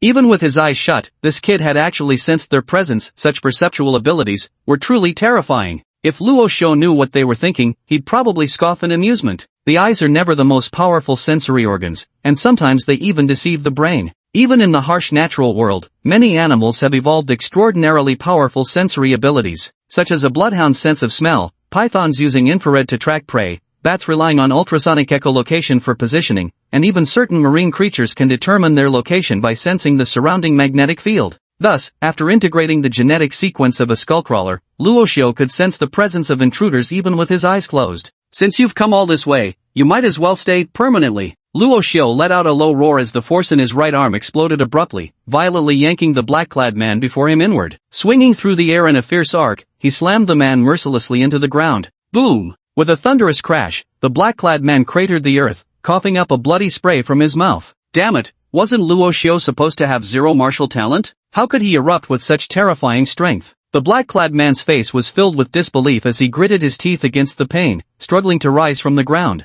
"Did I say you could get up?" Luo Xiao spoke coldly, his right foot mercilessly stomping down on the man's knee with crushing force. Snap! A crisp sound of bone fracturing rang out. The black-clad man's knee was utterly crushed under his merciless stomp. Racked with excruciating pain, the black-clad figure curled up like a boiled shrimp, letting out a piercing, agonized scream. Luo Xiao showed no mercy whatsoever toward those who sought to kill him. Moreover, after fusing with King Kong's genetic sequence, Luo Xiao's current strength had reached a terrifyingly formidable level. Big brother. Seeing his sworn brother severely wounded by Luo Xiao, the other black-clad man's eyes nearly burst from their sockets. Brandishing his dagger, he charged forward to fight Luo Xiao to the death. His speed was astonishing. At full sprint, the blade in his hand arced like a crescent moon, slashing straight toward Luo Xiao's throat. Clang! With a metallic clang, the black-clad assailant's blade failed to slice through Luo Xiao's neck as intended. Instead, it was blocked by a layer of fine, snakescale-like black armor. This was precisely the ability Luo Xiao had gained by fusing with Godzilla's DNA monster scales. Trying to kill me? Let me send you on your way first. Luo Xiao abruptly turned around, his scaled right hand gripping the attacker's throat like an iron vice,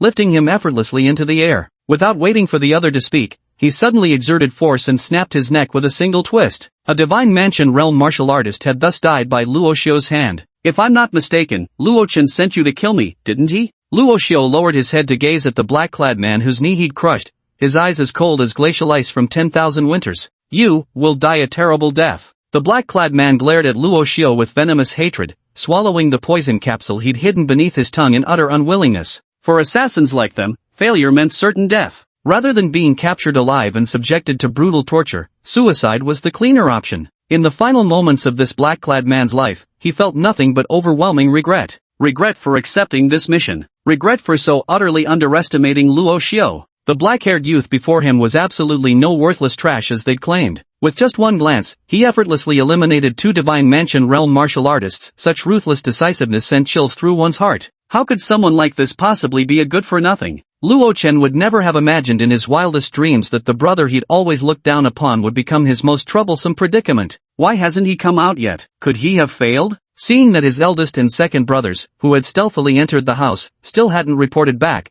the third brother couldn't help but frown. With their combined strength, launching a surprise attack while the target remained unaware, even if the enemy was a void-returning realm martial artist, they still had a chance to inflict serious damage. Yet now, the 2 who had entered Luo Xiao's room had gone completely silent, with not a single word sent back. Right at that moment, a grey-clad figure appeared soundlessly before him, so stealthily that he hadn't even sensed their approach. For a moment, the third brother's heart tightened as he instinctively gripped the dagger in his hand. With a low voice, he questioned, "Who are you?" Though he didn't know the other party's identity, he could sense from the aura radiating off them, this guy was trouble. The grey-clad man cast an indifferent glance at him before speaking in an icy tone, "Move aside." "And what if I don't?" The dagger-wielding Lao San's face turned icy. This guy, could he be Luo Xiao's guardian? If that's truly the case, then there's no way I can let him pass. I don't have time to play games with you here. If you won't step aside, then die. The grey-clad man suddenly raised his head, his icy gaze erupting with an overwhelming surge of psychic pressure. In the next instant, dozens of bloodthirsty mutated beasts leaped out from behind him, viciously pouncing toward the person before them. You're a psychic? Lao San's eyes widened in horror as he was instantly surrounded by the monstrous creatures. He clenched his teeth, pushing his vitality to the limit, summoning all his strength as he fiercely battled the monstrous beasts before him. After 30 breaths had passed, the grey-clad man swiftly departed the area with dozens of those monstrous creatures in tow. All that remained on the ground was a corpse mangled beyond human recognition by the beast's savage teeth, and pools of crimson blood staining the earth. Chapter 30 Retreat? What's there to retreat from? Even Luo Xiao probably never expected that the grey-robed man sent to kill him would incidentally eliminate one of the Shadow Killer's assassins for him. Pitiful, these 3 Divine Mansion realm assassins, without even scratching a single hair on Luo Xiao, had already met their untimely deaths one after another. If Luo Chen were to learn this news, he'd likely cough up blood in outrage. The assassin I went to such great lengths and expense to hire from the Shadow Kill Society turned out to be utterly worthless? However, one can't really blame these 3 Divine Mansion realm assassins. It's not that they were too weak, rather, Luo Xiao was simply too ferocious.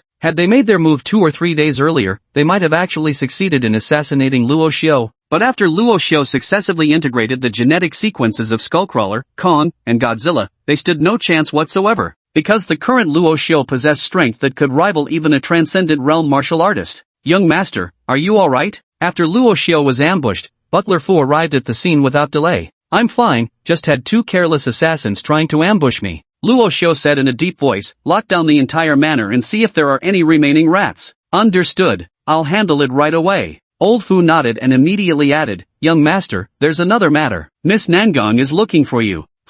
Luo Xiao raised an eyebrow as he saw Nangong Ro stepping out nervously from behind Uncle Fu. "Is something the matter?" Luo Xiao asked. Nangong Ro's face was full of tension, her voice as faint as a mosquito's hum. "I sensed that kidnapper's psychic fluctuations again. Although I'm not powerful, my innate psychic abilities are extraordinary, so I can detect familiar psychic vibrations," she explained. "What?" Luo Xiao's expression darkened slightly as he spoke in a grave voice. "Are you saying the person who kidnapped you has chased you all the way to our Luo family?" Nangong Ro's heart was in turmoil, and for a moment she didn't know what to say, so she simply nodded. Truth be told, Nangong Ro had initially considered running away immediately. However, she didn't want to drag Luo Xiao into trouble because of it. After all, Luo Xiao was the one who saved her life. Enough with the long face. Truth be told, there's not much difference between me and that kidnapper. Luo Xiao laughed coldly and said, "After all, I only saved you to gain favors from your Nangong family. However, I'm quite stingy by nature. Anyone who dares touch the chips in my hand will die." The grey-clad man moved through the Luo family estate as if strolling through unguarded territory. Behind him, the mutilated corpses of Luo family warriors littered the ground. Just then, a black-haired youth emerged lazily from the nighttime shadows, his bright eyes harboring traces of lethal intent. "And who are you?" The gray-clad man's face was calm as he spoke in a quiet tone. In truth, he didn't care in the slightest who stood before him. His sole purpose in coming here was to take Nandong-ro away. Everyone else present was expendable. Luoxiao, eldest son of the Luo family. The black-haired young man before him answered absent-mindedly, then abruptly changed his tone. Since I've told you, shouldn't it be your turn now to tell me who you are? You're not worthy to know. The gray-robed man cast a cold glance at Luoxiao and waved his right hand. In an instant, a nearly 3-meter-long gray giant wolf bared its bloody maw and lunged straight at Luoxiao. Its momentum was so fierce that it seemed intent on tearing the latter to pieces. Damn it, boss, someone's trying to kill that guy. What do we do? Should we save him? After witnessing the scene before him, a member of the Monarch organization grabbed his walkie-talkie and urgently asked, "Stop wasting time. Of course we save him. This kid was personally requested by Professor Goodrich. If he dies, do you think our intelligence team can afford the responsibility? Enough, no more talk. Get here now and help this kid out of trouble first." After finishing his words, Shadow hung up the communication directly. Then, gritting his teeth, he forcefully kicked off the ground with his right leg and soared through the air like a cheetah. Under the watchful eyes of the crowd, just as the colossal gray wolf was about to reach Luoxiao, a figure suddenly lunged forward, kicking the beast squarely in the skull. "You ol!" The giant wolf let out a miserable howl as its body, like a tattered sack, went tumbling from the force of that kick. What the hell? He'd been fully prepared to punch this giant wolf into oblivion. And just at this moment, some meddler had to jump in out of nowhere. Luoxiao was momentarily stunned, quietly retracting the scales that had nearly spread across his entire body. "Step back. I'll protect you." The mysterious powerhouse suddenly appearing before Luoxiao was none other than Shadow from the Monarch Organization's intelligence division. His original mission had been to bring Luoxiao back alive. But now, with enemies all around, their top priority had unexpectedly become protecting Luoxiao. Professor Gudrian's personally chosen candidate couldn't afford the slightest mishap. "Protect me?" Luoxiao nearly laughed in exasperation. "Do I need your protection, damn it?" After the shadow appeared, a strange expression flickered briefly across the gray-robed man's face. However, he showed no further change in demeanor. With another wave of his right hand, 6 or 7 more ferocious beasts lunged towards Luoxiao. A crimson-armored centipede measuring 4 to 5 meters long, a black demon hound bristling with fangs, a shadowy black-furred cat demon, and a steel-armored unicorn rhinoceros covered in scales. All the savage beasts charged forward with terrifying momentum. Even the weakest of these monstrous creatures possessed strength comparable to late-stage Spirit Aperture Realm martial artists. The unfolding scene was enough to make Shadow's scalp tingle with fear just from witnessing it. Yet to protect Luoxiao, he had no choice but to grit his teeth and charge ahead. The shadowy figure darted through the monstrous beasts like a phantom, his movements swift as lightning. With every strike he made, another creature inevitably met its demise. Yet no matter how formidable Shadow was, he remained but a single man. While he was locked in fierce combat with the thick-skinned steel-armored unicorn rhino, a Divine Mansion Realm Shadow Strike cat demon seized the opportunity. In an instant, it transformed into a blur, breaking through Shadow's defenses and lunging straight for Luoxiao. Overcome with urgency, Shadow roared in desperation, "Kid, get back!" At this very moment, Luoxiao didn't retreat. Instead, he took a step forward toward the oncoming Shadow Cat demon, his right arm instantly covered in dark, ghostly scales, planting his feet, gathering strength, and throwing a punch. Boom! Luoxiao's punch, carrying the force of 10,000 Jun, directly blasted the Shadow Cat demon before him into a bloody mist mid-air. He retracted his fist, a scornful sneer unconsciously curling at the corners of his lips. Step back? What's there to step back from? Chapter 31, In all my actions, Luoxiao follows only his own liking. Watching the Shadow Cat demon explode into a bloody mist from Luoxiao's single punch, Shadow was completely dumbstruck on the spot. What kind of monster is this? Although the Shadow Cat demon wasn't particularly strong, at best it was equivalent to a cultivator who had just entered the Divine Mansion realm. But, for Luoxiao to obliterate it with a single punch was simply too outrageous. What happened to the promised cultivation cripple? What happened to having no martial talent whatsoever? Damn it, who the hell provided this intel? Don't they know faulty intel gets people killed? For a moment, Shadow suddenly felt a deep sense of relief from the bottom of his heart. If they had tried to forcibly abduct Luoxiao without any preparation, it would have been them getting pulverized into a bloody mist by that punch. I don't know what exactly you're so cocky about, but if manipulating mutant beasts is all you've got, then I'll give you some advice. Take your ass as far away from here as possible. Luoxiao took a step forward, his gaze fixed directly on the gray-clad man, his tone dripping with icy menace. The next second, the space behind Luoxiao twisted violently as a gigantic ape, over 10 meters tall, slowly strode forth from the distortion. After surveying its surroundings, it threw back its head and let out an earth-shaking roar. Roar! At the sound of this roar, countless birds took flight in panic. Even the strange beasts behind the grey-clad man involuntarily retreated a step, their expressions clearly showing undisguised fear. Interesting kid. The grey-clad man raised his head, studying King Kong's colossal frame for a moment before shifting his gaze back to Luo Xiu. You've now earned the right to know who I am. You may call me Lin Tu, though on the most wanted list, my alias is the 10,000 Slayer. The 10,000 Slayer, Lin Tu? A flicker of surprise unconsciously surfaced in Shadow's eyes. Not just him, even Luo Xiu's eyes briefly revealed a trace of peculiar emotion. It was evident, he too had heard of the name Lin Tu. However, this name carried no honorable reputation, only sheer and utter infamy. Lin Tu, nicknamed the Mass Slayer, was a nascent Void Realm martial artist and psychic mind controller, renowned for his mastery in manipulating the minds of exotic beasts. He ranked 153rd on the notorious Blacklist. The so-called Blacklist is an internal roster established by the Law Enforcement Bureau. On this list are all fugitives wanted by the Enforcement Bureau. Moreover, this was a wanted criminal who could pose a significant threat to China. The higher a fugitive ranks on the blacklist, the greater their potential threat. Lin Tu's ranking of 153rd on the notorious blacklist speaks volumes about just how terrifying a person he truly is. His inclusion on the blacklist stems directly from his past actions. Not only is he a formidable psychic, but he's also a trained research scientist. However, he had always disdained conventional research methods, preferring to forge his own unconventional path even if it meant descending into outright depravity. This very trait of Lin Tu's planted the seeds for the catastrophic consequences he would later bring about. At first, he only conducted experiments on mutant beasts. Nearly every creature that fell into his hands met a gruesome end, none survived intact. Later, to accelerate his research, Lin Tu crossed an unforgivable line. He began human experimentation, starting with ordinary people, then martial artists, and ultimately high-level cultivators who had opened their spiritual apertures. These individuals certainly couldn't have been obtained through legitimate channels. In China, human trafficking is considered a capital offense. But Lin Tu, driven by his mad desire to achieve breakthroughs in his experiments, had completely lost his moral compass.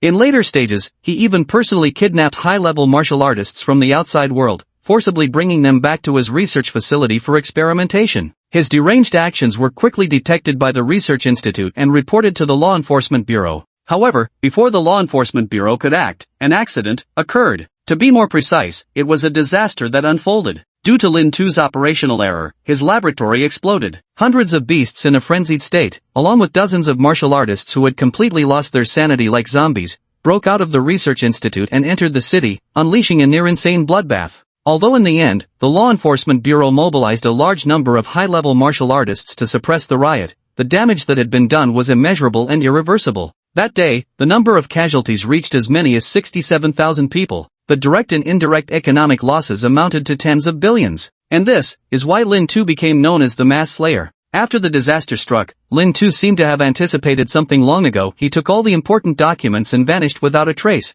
as if evaporated from the face of the earth. Even now, at least 2 or 3 years later, the Enforcement Bureau still hasn't managed to capture him. Who would have thought that the legendary Slayer of 10,000 would appear here? Lin Tu's face twisted into a savage expression as he slowly walked toward Luo Xiu, his voice icy as he spoke. All these years, I've lived like a rat in the sewers, scurrying from shadow to shadow, terrified that the Enforcement Bureau might discover my trail any day. All these years, I've lived in constant fear, unable to sleep soundly even at night. But fortunately, Lady Luck still favors me. She let me successfully take Nangong Ro hostage, giving me leverage in negotiations with the Nangong family. You may not know, but the chief director of the Yanjing Law Enforcement Bureau is none other than the Nangong family's Nangong AO. Just one word from him could absolve me of my crimes and free me from this nightmare completely. Now you should understand just how important Nangongro is to me, shouldn't you? Hand Nangongro over, and perhaps, I might grant you a quick death. Luo Xiu chuckled lightly and spoke calmly. After all this talking, you still haven't properly reflected on your own crimes. Was it merely the law enforcement agency that tormented you, and not the tens of thousands of innocent souls weighing on your conscience?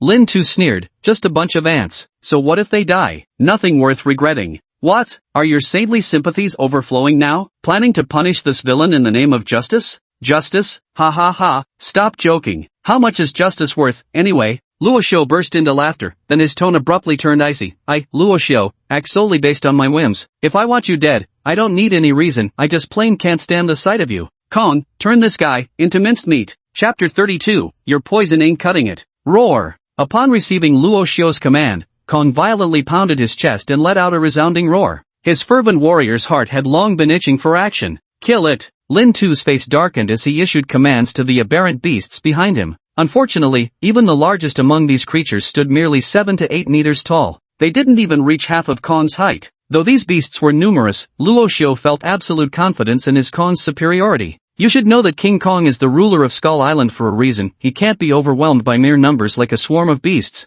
Just as expected, Kong took a massive step forward, clenched his massive millstone-sized fists, and swung them down like sledgehammers. Boom! With a thunderous crash, the lead black hellhound's skull was smashed open by the impact, immediately collapsing to the ground, completely lifeless. Even Luo Xiu couldn't help but sigh inwardly at the pitiful sight of the fallen black hellhound. This is what truly means, getting smashed until your head is ringing like a gong. After pulverizing the black demon wolf, Kong boldly took the initiative, charging decisively into the beast horde with his wrecking ball fists wildly swinging. Every thunderous punch crushed an aberration's bones to pulp, completely obliterating its combat ability. Just then, a jade-green serpent seized the opportunity. Its coiled form shot forward like a poisoned dart from the shadows, sinking fangs into Kong's left arm with murderous precision. A numbing neurotoxin suddenly surged through the venomous fangs, flooding into Kong's bloodstream. Roar! With an earth-shaking roar, Kong forcefully tore the giant serpent off his body. What would be terrifyingly formidable to ordinary eyes became nothing more than a slender cord in Kong's grasp. With one mighty tug, the colossal serpent was snapped in half. Viridescent serpent blood rained down like emerald droplets. As these serpents' blood spilled onto the ground, even the grass suffered visible corrosion. Clearly, even the blood of this giant python contained formidable toxicity. Witnessing this scene, Lin Tu's face couldn't help but reveal a triumphant expression. Kid, I have to admit, your giant ape is impressive. Unfortunately, once bitten by my netherbone corrosion python, the venom spreads rapidly through the wounds, paralyzing every nerve in its entire body. Just as Lin Tu finished speaking, as if to confirm his words, the emerald green toxin visibly spread rapidly along King Kong's wound. What happened next completely took Lin Tu by surprise. After swaying unsteadily for a moment, King Kong suddenly rooted himself to the ground as if his feet had taken hold. The next instant, he beat his chest with both fists, tilting his head back to unleash a deafening roar, exposing 2 rows of sharp, vicious fangs. After Kong's furious roar, the neurotoxins within its body rapidly dissipated from its bloodstream as if suppressed by some unseen force. Lin Tu's face twisted into an expression of utmost fury. Luo Xiu turned his head and said with a cheerful smile, "It seems the venom of your netherfang bone-corroding python isn't all that impressive, huh?" He said that purely to spite Lin Tu. Luo Xiu clearly understood that this situation wasn't because the nether bone-corroding python's venom was weak, but rather because Kong's monster bloodline was simply too formidable and domineering. The bloodline of a supreme-tier monster naturally possesses significant immunity to toxins. Even Shadow couldn't help but exclaim in awe from the sidelines, "Is this the innate talent bestowed by the Titan Beast bloodline? Truly astonishing." If he recorded this scene and showed it to Professor Guderian, the old scholar would probably become so excited he'd forget himself again. After all, in his eyes, the Titan Beasts were the most perfect creatures in this world. After shaking off the toxin's effects, Kong became like a god of war once more, unleashing a rampaging massacre among the horde of beasts. One monstrous creature after another was torn apart by Kong's bare hands, the blood pooling so thickly on the ground that it formed crimson ponds. Roar! Baring his fangs, Kong stood triumphantly amidst the corpses of dozens of beasts, roaring with the awe-inspiring majesty befitting the ruler of monsters. At this very moment, the martial artists from the Monarch Organization Intelligence Bureau finally managed to rendezvous with Shadow. One of them urgently asked, "Boss, we're really sorry for being late. Did you manage to protect Luo Xiu?" Shadow gave a bitter smile. "Who am I to protect him?" Only after Shadow spoke did the group notice the mountainous figure towering over the battlefield, causing them to instinctively gulp in awe. With such a towering, godlike monster standing guard beside him, no wonder Shadow Boss said Luo Xiu didn't need their protection at all. However, someone soon noticed something amiss and spoke up gravely, "Boss, this isn't right. Shouldn't it have been a titanic beast covered in scales, similar to a Tyrannosaurus Rex, based on the earlier videos?" The giant ape towering over 10 meters before them bore almost no resemblance to the previous colossal creature except in size alone. Shadow said solemnly, "If I'm not mistaken, it seems this kid possesses more than one Titan beast." What? After Shadow uttered these words, everyone present was shocked. After all, their Monarch organization had toiled for so many years to excavate just a few findings scattered across the world. Yet this unknown young man before them actually possessed 2 Titan creatures by himself? The sheer magnitude of this discrepancy made it difficult for them to accept the reality momentarily. Shadow took a deep breath and spoke in a low voice, "If nothing unexpected happens, I'm afraid our mission this time will likely end in failure. Under these circumstances, it's simply impossible for us to bring Luo Xiu back alive. Moreover, all the previous intelligence we had about Luo Xiu was completely wrong. This guy isn't some talentless waste without cultivation aptitude at all, he's actually a 1 in 10,000 genius. Although I'm not entirely sure about his exact strength, based on my estimation, he definitely has the capability to fight against a Void Return Realm martial artist. Just recalling how Luo Xiao had punched the Shadow Cat demon into a bloody mist earlier sent shivers down Z's spine. Then, someone spoke up and asked, "What should we do about Luo Xiao now that we've failed?" Professor Goodman specifically requested him. "Forget it, this matter is already beyond the reach of our intelligence bureau." The Shadow shook his head and spoke in a deep voice. "After we return, submit a request to the organization to hand Luo Xiao over to those lunatics in the armed department to deal with." Chapter 33, Lin Tu's Trump Card, the Gold-Devouring Ant Swarm. Not a single one of the mutant beasts controlled by Lin Tu survived under King Kong's hands. Luo Xiao gazed at him calmly and asked indifferently, "Now, do you have any other tricks up your sleeve?" Lin Tu smiled, his face reflecting not the slightest trace of anxiety. He raised his head and spoke with a smile, "Have you forgotten? I'm a psychic." The next second, Lin Tu's eyes turned sharp, as a surge of overwhelming psychic pressure, like a tidal wave, suddenly rushed towards King Kong's location. It was clear he intended to forcibly control King Kong using his psychic abilities. You should know that Lin Tu's greatest skill lies in using his own spiritual power to control exotic beasts. Although he didn't know exactly how Luo Xiao managed to command this beast, but in Lin Tu's view, he had at least a 70% certainty that he could use his spiritual power to forcibly seize control of this giant ape-like creature. In the blink of an eye, Lin Tu's spiritual power surged into the giant ape's mind, aggressively beginning to invade and dominate its consciousness. Once consciousness was completely eroded, King Kong would naturally fall under his control. However, at this very moment, the system's notification suddenly rang in Luo Xiao's ears. Ding! Detected psychic interference from an external source influencing the monster's will. Automatic defense function activated. Ding! Automatic defense function activated. External mental interference has been successfully severed. After the system's prompt sounded, before Luo Xiao could even react, Lin Tu spat out a mouthful of crimson blood, his face filled with stunned horror. While he was attempting to use his psychic fortitude to connect with King Kong,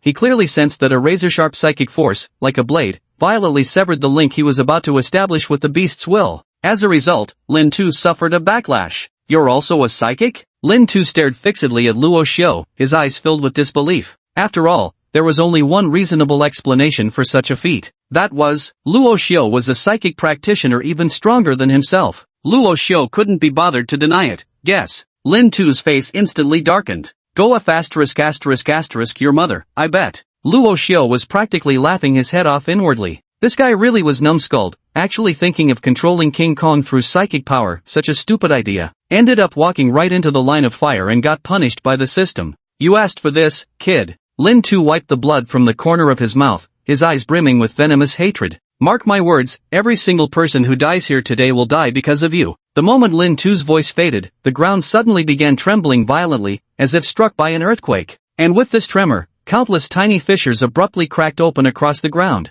In an instant, a tide-like swarm of ants flooded out from the fissures in frenzied waves. Each of these emerging ants was roughly palm-sized, their formidable mandibles lined with razor-sharp serrations that gleamed with a cold, metallic luster. As the ant tide surged forth, two Luo family warriors, before they could even react, were instantly engulfed by tens of thousands of ants. Within 3 mere seconds, they were viciously stripped to bare skeletons. Luo Xiao's expression turned slightly grave at the sight. These ants before him were unusually bizarre. Just then, Shadow suddenly spoke up. His face flickered through several expressions before he solemnly warned, "Be careful. These ants are called metal-devouring ants. Don't let their palm-sized bodies fool you. Their bite force is astonishingly powerful. No metal, no matter how hard, can withstand their gnawing. Moreover, the metal-devouring ants are swarm-type creatures. If you encounter an entire colony of them, even a Void Realm martial artist would have no choice but to retreat." After listening to Shadow's explanation, Luo Xiao couldn't help but frown. He clearly hadn't expected Lin Tu to be capable of controlling such sinister creatures. Gazing at the massive, pitch-black swarm of metal-devouring ants before him, even Luo Xiao couldn't help but feel his scalp tingling with dread.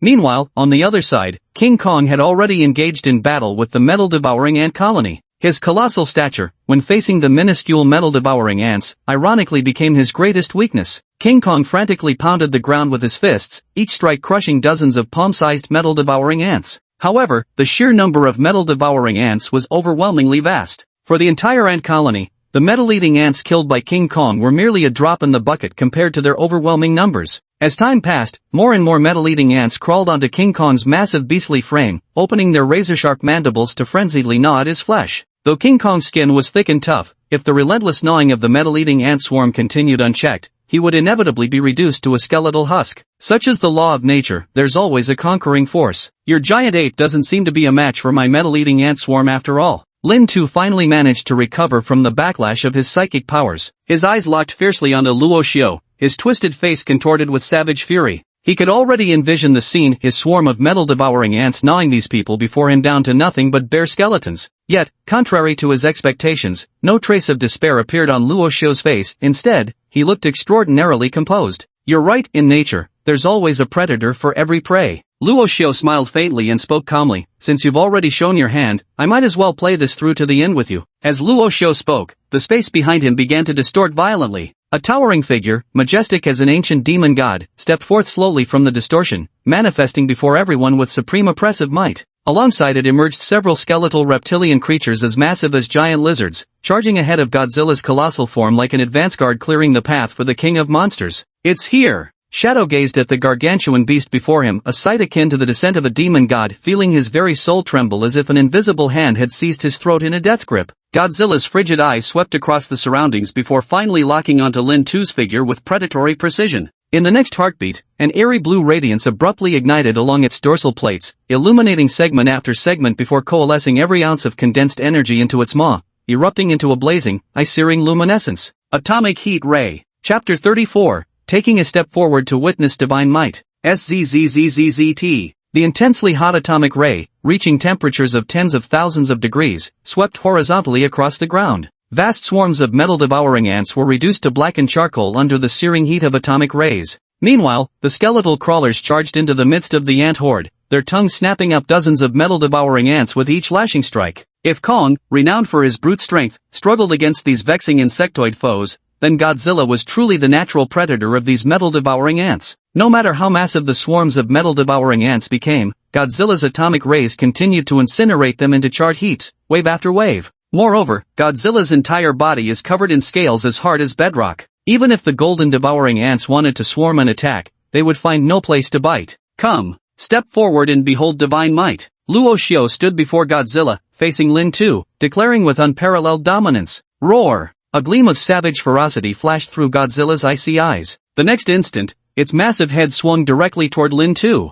The searing atomic breath blazing like molten lava in its mouth carved a scorching path across the ground as it swept toward Lin Tu's position. Damn it! Lin Tu clearly hadn't expected Godzilla would so quickly turn its fury upon him. In his desperation, Lin Tu directly expended most of his mental energy, forming an invisible psychic barrier in front of him. You must know that psychics are far rarer than martial artists. Generally speaking, only one psychic skilled in mental powers might appear among 1,000 martial artists. Compared to ordinary martial artists, psychics wield more diverse and far more elusive techniques. What a pity! Before Godzilla's near-absolute power, any tactic proves utterly useless. The psychic barrier Lin Tu had condensed did momentarily block Godzilla's atomic breath. Yet under the relentless furnace of that radioactive beam, the psychic barrier before them was rapidly overheating. Crack! Crack! In just 10 breaths' time, multiple fissures had already appeared across the mental barrier before his eyes. Boom! With an earth-shaking boom, the mental barrier instantly shattered into fragments. The dazzling radioactive heat ray suddenly pierced through, streaking straight toward Lin Tu's location. After several more breaths, the white light dissipated entirely. Godzilla's atomic breath directly blasted a massive crater into the ground. White steam continuously rose from the crater. Lin Tu knelt half submerged in the pit,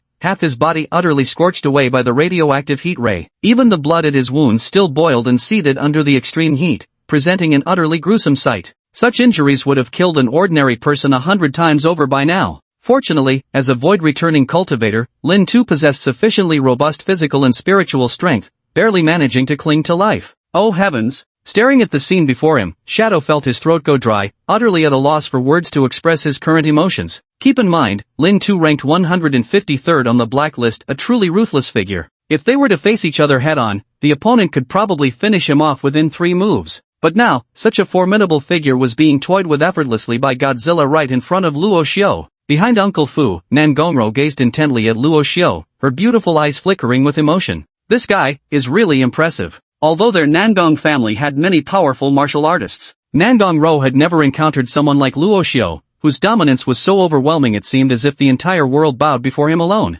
It is human nature to admire strength, this is simply innate to our psychology. Though Nangong Ro might not have consciously realized it, Luo Xiao had already left an indelible imprint upon her heart. Just as Luo Xiao was about to command Godzilla to finish off Lin Tu, a thunderous roar suddenly erupted from the clouds above. Luo Xiao, you are accused of killing Gong Qianyu, a member of the Law Enforcement Bureau. The Jinhai City Law Enforcement Bureau has issued an order to arrest you and bring you to justice. Do you plead guilty? Hearing this familiar voice, Luo Xiao couldn't help but furrow his brows slightly. If he remembered correctly, the owner of this voice should be none other than Chen Jingtao, the current chief of the Jinhai City Law Enforcement Bureau. This guy isn't just the director of Jinhai City's Law Enforcement Bureau, he's also currently the strongest individual in the entire bureau, the only martial saint in the city. To put it mildly, among the tens of millions of martial artists in Jinhai City, Chen Jingtao's strength undoubtedly ranks within the top 3. Blood condensation, spirit opening, divine mansion, return to void, martial sainthood. Those who can reach the martial saint realm are already standing at the pinnacle of this world's pyramid.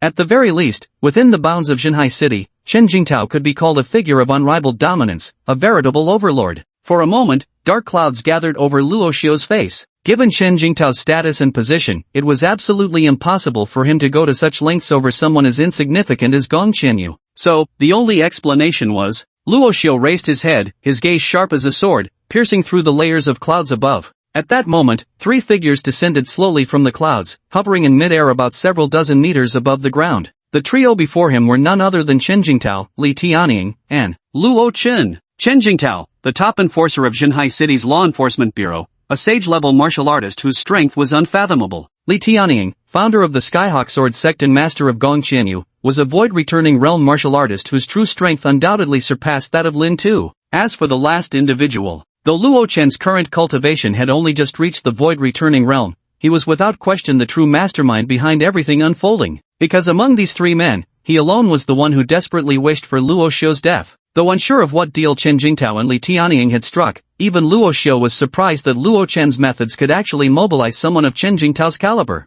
It seemed he had still underestimated his younger brother after all. Facing the oppressive aura of the Saint Realm martial artist before him, Luo Xiao stepped forward without hesitation, his expression devoid of any fear. He raised his head and challenged loudly in return, "You say I'm guilty? Then I insist on asking. Luo Xiao here, what crime have I committed?" Chapter 35, The Saint Realm Martial Artist, Chen Jingtao. What crime have I, Luo Xiao, committed? Luo Xiao's voice rang out resolutely, echoing in all directions. Shadow gazed at Luo Xiao standing tall and straight before him, feeling nothing but deep admiration in his heart. At the very least, he had only ever seen Luo Xiao maintain such composure without being servile under the pressure of a transcendent realm expert. What crime? That question of yours is downright laughable. Before Chen Jingtao could speak, Li Tianying sneered. Do you even realize that killing an enforcer from the Law Enforcement Bureau is a capital offense? And not just anyone, you killed none other than my disciple, Li Tianying. Both professionally and personally, I must assist Director Chen Jingtao in bringing you to justice. Beside them, Luo Chen also gazed at Luo Xiao with a mocking smile and spoke hypocritically, Brother, I truly never expected you to be such a person. Although I'd like to help you, you must understand that our Luo family has always upheld justice, we simply cannot shelter a guilty man. So, my advice to you is to surrender quietly. Looking at Luo Chen who seemed to be offering well-meaning advice from midair, Luo Xiao couldn't help but burst into loud laughter. Luo Chen frowned. What are you laughing at? I'm laughing at how deeply immersed you are in playing the hypocrite. Luo Xiao composed himself and spoke calmly. You clearly want to kill me, yet you pile on endless pretexts and excuses. If you want to condemn someone, how hard is it to find charges? That day, if Gong Qianyu and Li Tianjun hadn't surrounded my Luo family with dozens of martial artists, would I have attacked them without any reason? By the way, Luo Chen, where were you at that time? After being exposed by Luo Xiao, Luo Chen wasn't angry at all, instead, he started laughing. Luo Xiao, you really are a clever one. Not only that, but you're also remarkably patient, even I was almost fooled by you. If I'm not mistaken, all your previous playboy antics must have been an act, right? Heh, trying to lower my guard so you could wait for the right moment to seize the Luo family's power from me? Luo Xiao, how could I possibly let you live? Luo Xiao shook his head and spoke calmly, then did you know that I never once intended to compete with you for control of the Luo family? Upon hearing Luo Xiao's words, Luo Chen was momentarily stunned before quickly snapping back to reality, his face contorted with malice as he snarled, I don't care whether you intended to fight me for power or not. Anyone who could potentially become an obstacle in my path, I, Luo Chen, will sweep all such hindrances away without mercy. And you, Luo Xiao, are one of them. Luo Xiao sighed faintly in his heart. His brother had completely succumbed to madness. He was ambitious, resourceful, meticulous enough and ruthless enough. but in Luo Xiu's eyes, he was destined never to achieve greatness, because beneath that human skin of his lurked a heart akin to a wild beast. When Luo Xiu used to read those fantasy novels, he often encountered utterly brainless plotlines where villains, intent on killing the protagonist, would always send henchmen merely 1 or 2 cultivation levels higher than the hero. It looked as if they were deliberately delivering heads on a platter to help the protagonist cultivate faster. In a certain sense, Luo Chen could indeed be considered a qualified villain.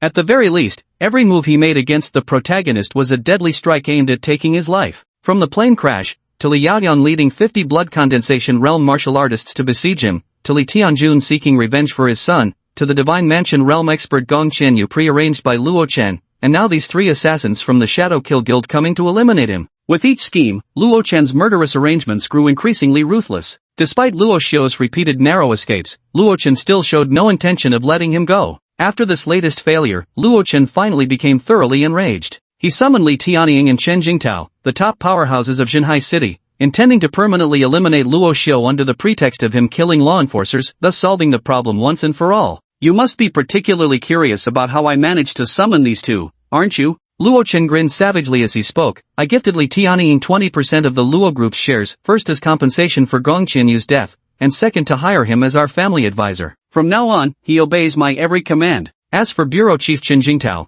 I wasn't qualified to ask for his help. It was my master who owed a favor, and that's what secured his assistance just this once. Luo Xiu, to kill you, I've paid quite the price. Today, you will die without a doubt. But it won't be an unjust death. Even Luo Xiu had to admit that the price Luo Chen paid to kill him was indeed staggering. Considering the scale of the Luo Corporation, holding 20% of its shares meant one could earn dividends of over 1 billion yuan annually without lifting a finger. If these shares were directly listed for sale, they could easily fetch tens of billions at auction. Investing such astronomically valuable shares to secure the loyalty of a peak divine transformation realm martial artist. Luo Chen's move is indeed monumental. However, the debt of gratitude Luo Chen's master owes is even more valuable than these 20% shares of the Luo Group. If Luo Xiu remembers correctly, Luo Chen's master is merely half a step away from stepping into the Saint Realm. The favor of a Saint Realm warrior cannot be measured by mere money. Chen Jingtao's intervention was largely out of respect for Luo Chen's master. Enough, Luo Chen. No more wasted words with this brat. I'll punish this villain myself and avenge my disciple. Li Tianying drew a long sword from his back and said with a light laugh, Senior Chen, leave this fellow to me. No need to trouble yourself with such trifles. For a man of Li Tianying's age to grovel and address Chen Jingtao as senior so shamelessly, what utter humiliation. Chen Jingtao nodded slightly and calmly spoke, make it quick. Having received Chen Jingtao's approval, Li Tianying's figure instantly turned into a blur, swooping down toward Luo Xiu on the ground like a hunting eagle, his sword gleaming with a cold, deadly light. Roar! Seeing Li Tianying charging at Luo Xiu, the fiercely protective King Kong roared without hesitation, planting himself in front of his master. His scorching blood chi boiled within his body, and his massive right arm, as thick as a boulder, smashed violently toward Li Tianying mid-air. The sheer force of the blow shook the surrounding air, sending visible ripples through it. The urgency to protect his master. Chapter 36, Sometimes life just sneaks up on you like baldness. You vile beast, seeking death? Gazing at the mountain-like Kong before him, Li Tianying's eyes showed not a trace of fear, instead, they blazed with murderous intent. With just a flick of his wrist, the silver-white longsword in his hand instantly unleashed hundreds of gleaming sword strikes. Sky Eagle Sword Art, 100 Feathers Slash. Shoo shoo shoo. Nearly 100 sword beams converged upon the King Kong's right arm. Bear in mind, Li Tianying was a peak transcendent realm martial artist. As the founder of the Sky Eagle Sword sect, his mastery of the Sky Eagle swordplay had reached perfection, far surpassing the likes of Gong Qianyu. Under the sweeping sword light, King Kong's right arm was torn open with flesh and blood, crimson blood falling like raindrops. In excruciating pain, King Kong let out a howl and had to retract its swung right fist, shifting into a defensive stance. Although King Kong possessed immense strength, that didn't mean it was just a brute relying solely on force. Li Tianying hovered mid-air, gripping a silver-white longsword whose cold, gleaming blade remained untainted by even a trace of blood. From afar, he bore the dignified bearing of an immortal. He stroked his beard lightly and sneered, Kid, is this your trump card? If you really think you can defeat me with this clumsy giant ape, then I suggest you surrender quietly. The reason Li Tianying volunteered to fight was obviously to leave a good impression in the eyes of Chen Jingtao and Luo Chen. Chen Jingtao, needless to say, was a divine connection realm martial artist, the top official of Xinhai City's law enforcement bureau. Leaving a good impression on him can only bring benefits, no downsides. And in order to secure his assistance, Luo Chen still managed to offer 20% of the Luo Group's shares. Money talks, and debts must be paid, such as the eternal way of the world. This was the perfect opportunity to showcase his true strength in front of Luo Chen, that little bastard. Just as Li Tianying's thoughts were swirling, a searing white light suddenly surged into the sky, swiftly sweeping toward his location. Damn it, I forgot about this bastard. Li Tianying cursed inwardly, kicking off mid-air with his right leg to abruptly change direction, unleashing his full speed in an attempt to dodge Godzilla's atomic breath. He silently regretted focusing solely on dealing with King Kong and completely forgetting about the other, even more terrifying beast. It must be said, Li Tianying's sword strikes were lightning fast, and his dodging speed was no less impressive. As the atomic breath swept toward him, he managed to narrowly evade by clinging to the very edge of the white beam. However, even so, he still couldn't completely avoid it. The right side of Li Tianying's body suffered multiple burns. Though not fatal, they left him looking thoroughly disheveled. In addition, half of his clothes and hair were reduced to ashes under the searing heat of the atomic breath. The once dignified-looking Li Tianying now resembled a half-bald beggar. Gazing at Li Tianying's ridiculous appearance, Luo Xiu couldn't help but sigh. Life is truly unpredictable, some things just come so suddenly. As he sighed, Luo Xiu deliberately emphasized the word suddenly with particular weight. After hearing Luo Xiu's exclamation, Nan Gongro, who had been holding back her laughter all along, finally couldn't contain herself and burst out laughing. Ahahaha, sorry, I really didn't mean to. Ahahaha, it's just too hilarious. Oh dear, I can't take it anymore. Nan Gongro could have held it in, but Luo Xiu's sudden out-of-the-blue remark made her completely lose it. Clutching her stomach, she half-squatted on the ground, roaring with laughter, utterly disregarding Li Tianying's ashen expression. Her laughter was like steel needles stabbing into Li Tianying's heart, with each jab being a critical hit. You love to laugh? I'll give you an eternity to laugh on the road to the underworld. Li Tianying's face flushed with shame and anger as he abruptly shifted his target. With a flick of his sword, he suddenly lunged toward Nan Gongro's direction instead. Shame on you, a supposed senior master, for sinking so low as to attack a young girl. Li Tianying, have you no sense of decency? Luo Xiu frowned and shouted, Godzilla, intercept him now. At Luo Xiu's command, Godzilla let out a thunderous roar and strode forward, its massive form towering like a mountain between Li Tianying and Nan Gongro. Humph. Seeing how Godzilla was getting in the way, Li Tianying snorted coldly and slashed his sword through the air once more, unleashing another icy gleam. Sky Eagle Sword Technique, Eagle descends from the 9 heavens. This blade light arced through the air with razor-sharp precision, its momentum like a goshawk soaring through the 9th heavens, reaching its apex before plunging downward in a deadly strike. The sword light dazzled the eyes, its momentum awe-inspiring. This streak of sword light slashed fiercely onto Godzilla's body, carving out a crack several meters long. Fortunately, Godzilla was protected by its scaled armor. No matter how powerful Li Tianying's sword strike was, it only forced the beast to take a single step backward. After steadying itself, Godzilla opened its massive jaws once more. Energy channeled through its dorsal fins made the unstable gases produced within its body instantly react with the air through friction, generating an intense focused beam, the atomic breath. You idiot, is that the only move you know? As the white light gathered and took shape in Godzilla's mouth, Li Tianying felt his scalp numb with terror. After cursing under his breath, his first thought was to flee.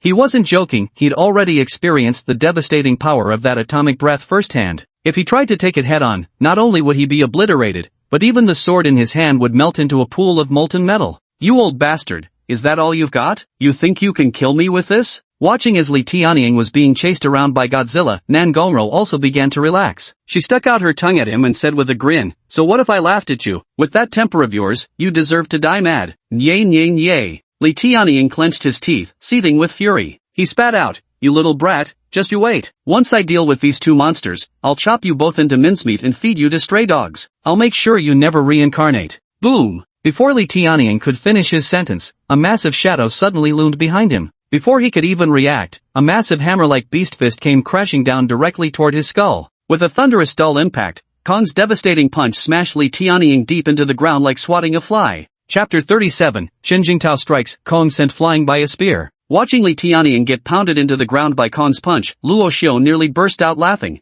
What does it mean to be hoist with one's own petard? This is precisely what it means to be hoist with one's own petard. Facing the joint assault of King Kong and Godzilla, this guy still had the leisure to banter with Nan Gongro. Such silent audacity in courting death, Luo Xiu could only admire such foolishness. Out of admiration for Li Tianying, Luo Xiu shouted without hesitation, Kong, don't give him a chance, pound him into the ground in one go. Roar! Following Luo Xiu's command, Kong roared excitedly, surging with energy all over its body. Its massive arms swung wildly, fists raining down like a storm upon Li Tianying in the pit. Boom! Boom! Boom! Amidst the thunderous impacts, the pit beneath Kong deepened rapidly, while cracks spiderwebbed across the ground, spreading outward in all directions. Looking at the scene before him, even Luo Xiu couldn't help but mourn for Li Tianying for a few seconds. This guy, could he actually be beaten to death by King Kong? However, Li Tianying's strength wasn't as weak as he had imagined. In the brief moment between King Kong's punches, two dazzling white sword lights shot out from the depths of the pit like ribbons of silk,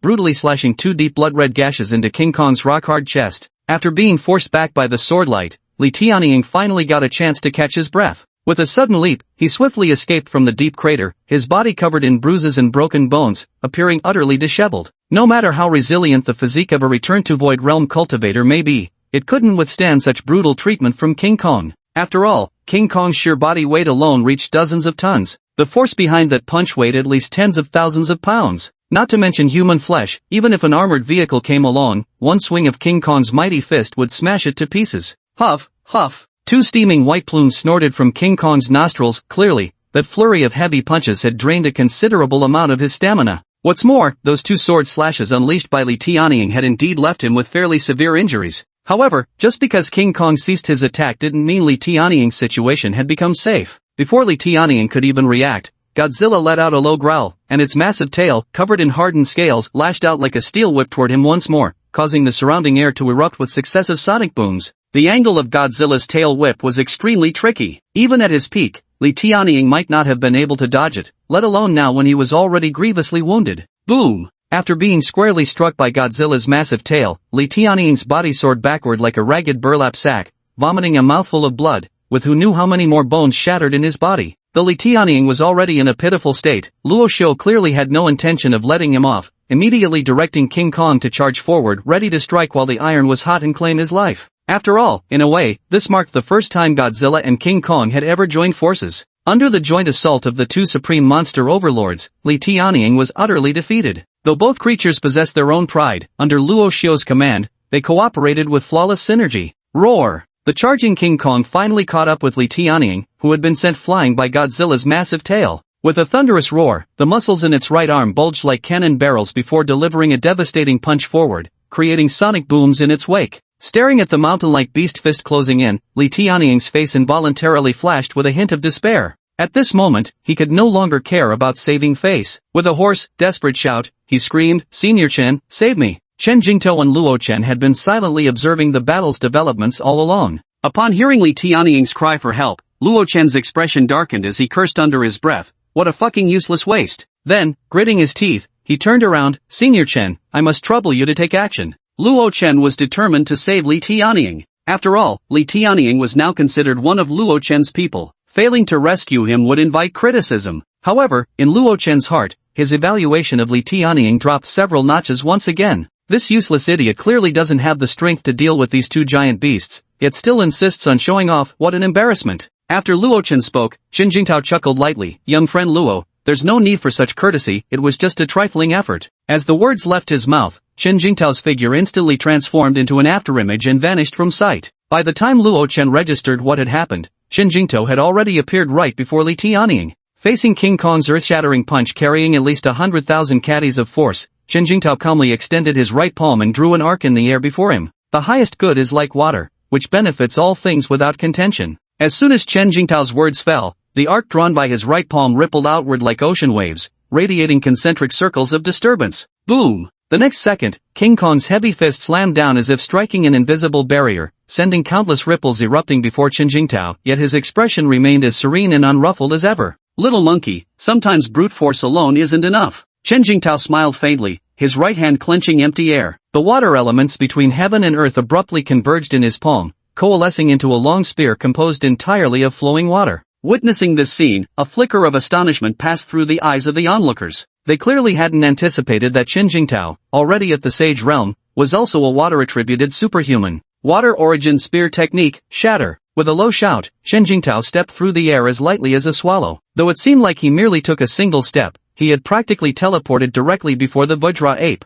Gripping his watery spear, his chi and blood cycled violently before coalescing into his arms. At the precise moment his power reached its zenith, he abruptly swung the spear with devastating horizontal force. Bang! The spear condensed from water elements traced a breathtaking arc through the air before striking King Kong's colossal body with a whip-like force. To everyone's astonishment, under the sweeping strike of this watery spear, King Kong's mountainous frame trembled violently before being sent soaring through the air, hurtling backwards over several dozen meters. Chapter 38, Is Defeat Inevitable? Nangong Jing arrives. The nearly 30-ton King Kong was actually sent flying with just a single whip of Chen Jingtao's spear. A Sage Realm martial artist truly lives up to their reputation. Luo Xiao took a deep breath, waves of shock surging uncontrollably in his heart. Chen Jingtao's strength was even greater than he had imagined. Although Godzilla's strength was slightly superior to Kong's, facing Chen Jingtao who could so easily overwhelm Kong, Godzilla might not necessarily gain the upper hand. But in the current situation, if they didn't fight with everything they had, it would be no different from waiting for death.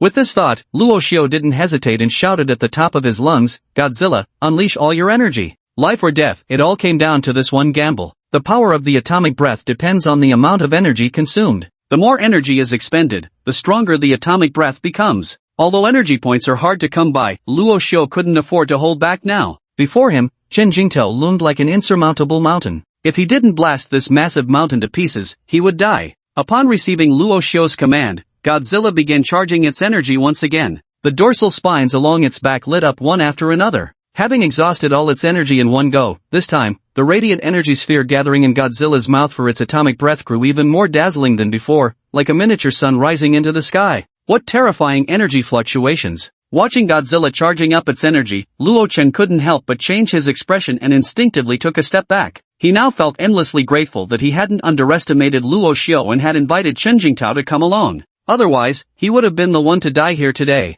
Among so many warriors present, only Chen Jingtao, who had reached the Sage Realm, was capable of suppressing this terrifying colossal beast. Compared to the surrounding warriors, who wore expressions of shock and awe, Chen Jingtao's face remained as calm as still water, as if nothing in this world could stir even a ripple in his heart. Holding his water element long spear, he stood quietly in place, waiting for Godzilla to finish charging its energy. At last, the energy sphere in Godzilla's maw reached its peak intensity. Its icy eyes locked firmly onto Chen Jingtao's body. Then, it lifted its head, and an intense radioactive heat ray shot towards Chen Jingtao like a torrential stream. "Then let me witness your limits." Chen Jingtao let out a light laugh as his figure actively surged toward the scorching white light before him. He held the long spear, like a peerless general from ancient times riding a white steed with silver lance. Water element spear technique, Dragon's Lament. With Chen Jingtao's low shout, the water element spear in his hand thrust forward violently. At that moment, a melodious dragon's roar suddenly resonated from the spear's shaft. Staring intently, I saw an ancient dragon formed from water attributes coiled around the aqua spear, its presence both majestic and transcendent. Vroom vroom. The azure dragon composed of water elements clashed midair with the radioactive heat ray scorching at tens of thousands of degrees. Instantly, steam erupted everywhere,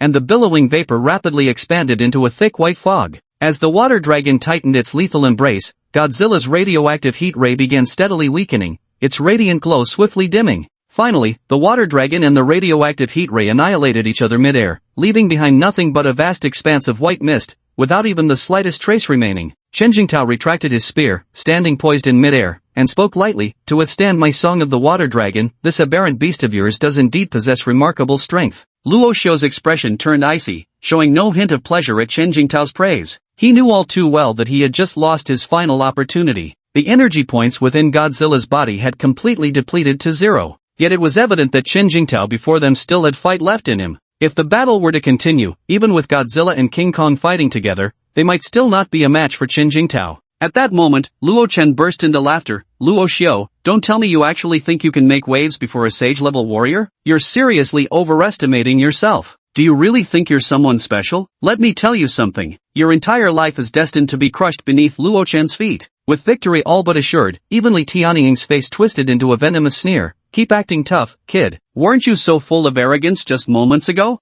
Just wait, I'm going to slice you into 1,000 pieces, carving the flesh from your bones strip by strip. You'll die in agony, begging for death but unable to find release. Oh, and don't forget about your little girlfriend." Li Tianying turned his sinister gaze toward Nan Gongro with a vicious smirk. He held grudges fiercely and certainly hadn't forgotten her unrestrained mocking laughter from before. "Don't worry, such a pretty little girlfriend, I couldn't bear to kill her. I'll take my time, training her, teaching her how to serve me properly, and when I'm done having fun, I'll just sell her off to a brothel. Let her be mounted by thousands, fucked by tens of thousands." After Li Tianying's words escaped his lips, even Chen Jingtao couldn't help but grimace. In his view, Li Tianying's actions had somewhat crossed the line. However, Li Tianying took orders from Luo Chen, and Luo Chen was the one who had invited him for assistance. So even though he found the other's behavior somewhat objectionable, he ultimately refrained from saying anything. Luo Xiu raised his head, looked at Li Tianying, and calmly said, "I advise you to take back those words. Better beware of the consequences of loose talk."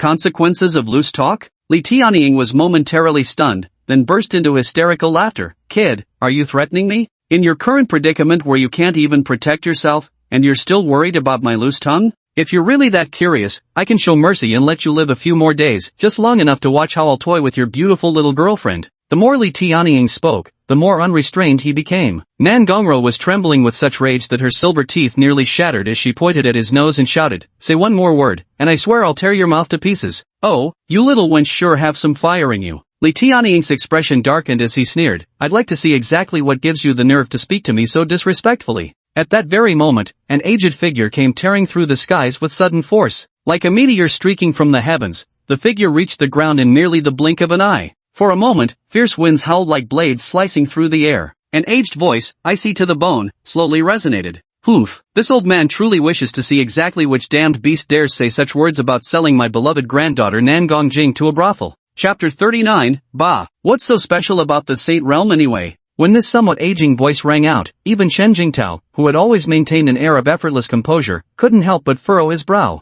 Because before this elderly man appeared, he hadn't sensed the slightest trace of the other's presence at all. For a martial artist at the Saint Realm, this was no trivial matter. The higher a martial artist's cultivation realm, the more acutely sensitive they become to perceiving others' auras. There are typically only 3 situations where one cannot sense another's aura. Either the opponent is overwhelmingly powerful, with capabilities existing on an entirely different tier, or else, the adversary is too feeble, their presence faint enough to be negligible. Alternatively, this elderly man before him possesses extraordinary skill in concealing his own essence, making him undetectable. No matter what, after the appearance of this elderly man, Chen Jingtao's heart had already begun to stir with a trace of vigilance. "Who are you?" Li Tianying frowned and asked sternly with a deep voice. The elderly man standing before him was dressed in a linen tangsuit, his silver hair neatly slicked back without a strand out of place, his posture ramrod straight, full of energy and vitality, giving off an impression far from that of a frail or aging senior. The old man gave him a cold glance, then raised his right hand and delivered a sharp slap through the air. Slap!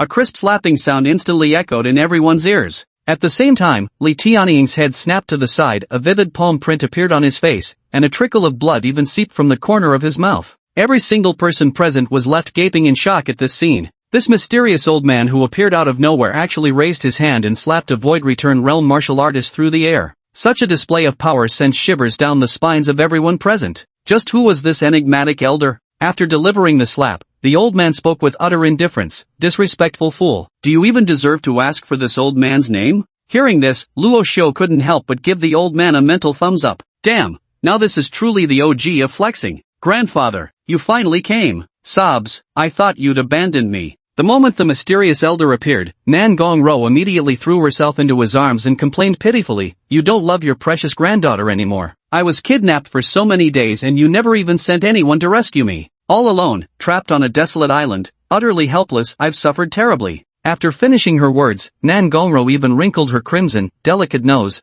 looking exactly like a pitiful little kitten who had suffered enormous grievance. Upon hearing Nan Gongro call out Grandpa, Li Tianying was so shocked his jaw nearly dropped to the floor. This mysterious old man who appeared out of nowhere turned out to be Nan Gongro's grandfather? He had always assumed that the young girl before him was merely a caged canary, a beautiful pet Luo Xiu kept hidden in his golden house. After all, Luo Xiu's notorious appetite for women, sleeping with a different starlet every day, was common knowledge throughout Shanghai City. Who could have imagined this young girl had such an extraordinary background? At that moment, a faint trace of foreboding flickered through Li Tianying's heart. Don't cry, Grandpa is here." Nangong Jing looked at his precious granddaughter with reddened eyes before him, feeling his heart melt entirely. He couldn't help but sigh and say, "These past days must have been so hard on you." "Don't you worry, anyone who wronged you Grandpa won't let a single one of them off the hook." As these words left his mouth, Nangong Jing's gaze abruptly sharpened, turning toward the barely breathing Lin Tu lying nearby. "Xiao Rou, is that the scoundrel who kidnapped you?" Nangong Rou nodded emphatically. "Trash like him actually dared to use you as leverage to negotiate with our Nangong family." Nangong Jing snorted coldly, pointing his right index finger with a flick toward Lin Tu's direction. Put! The fierce wind formed by this finger strike pierced through Lin Tu's brow like a bullet in an instant. With a muffled groan, his body slumped sideways, dead before he hit the ground. Witnessing this scene, every martial artist present couldn't help but harbor the same chilling thought in their hearts. Killing with just the wind from one's fingertips, could Elder Nangong Ro also be a martial sage? When did martial sages become such a common sight? Your turn next. Then, Nangong Jing turned around, his gaze brimming with killing intent as it settled firmly on Li Tianying. Calmly, he spoke, that Luo boy was right. Your fatal mistake was running your mouth without restraint. Considering your status as a distinguished fighter, take your own life with dignity. Nangong Jing's words were tyrannical to the extreme, outright demanding that Li Tianying commit suicide to atone for his crimes. Once locked by Nangong Jing's murderous intent, Li Tianying felt as if an entire mountain had descended upon his shoulders. Struggling against this oppressive might, he barely managed to plead in a strained voice, "Venerable elder, shut up. Offering you the chance to end yourself is granting you your final dignity. If you dare utter another word, old man will send you to your grave right now." Nangong Jing's gaze turned icy, his tone domineering and arrogant, carrying an air of unquestionable authority. Truth be told, he was usually quite an amiable old man under normal circumstances. But now, because of the Nangong Ro incident, Li Tianying had essentially walked straight into the line of fire. If Nangong Jing is an old dragon, then his granddaughter Nangong Ro is his reverse scale. After being berated by Nangong Jing, Li Tianying's face turned ashen, his eyes filled with despair. Chen Jingtao finally couldn't bear it any longer. He let out a slight sigh, took a few steps forward, and stood before Nangong Jing, clasping his hands in respect. "Esteemed elder, my friend simply spoke out of turn. Might you show mercy and spare his life?" Spoke out of turn? He seemed quite delighted with his arrogant ranting. Nangong Jing's aged eyes bulged as he cursed without restraint. "Do you think I'm too easy to talk to? Every single one of you trying to bargain with me? Get the hell out of here. Let me say it again, I'm killing this bastard today. Anyone who dares stop me will die. If you've got a problem with it, come and try me. You really think reaching Sage Realm makes you invincible? Fa! What the hell is Sage Realm worth? A bunch of clueless brats." Facing Chen Jingtao, Nangong Jing unleashed a torrent of furious rebukes that left everyone present feeling dazed and disoriented. Oh my god, how bold is this old man, daring to point at a Sacred Realm martial artist's nose and curse at him. Chapter 40, Cloudflow Palm defeats the Sacred Realm.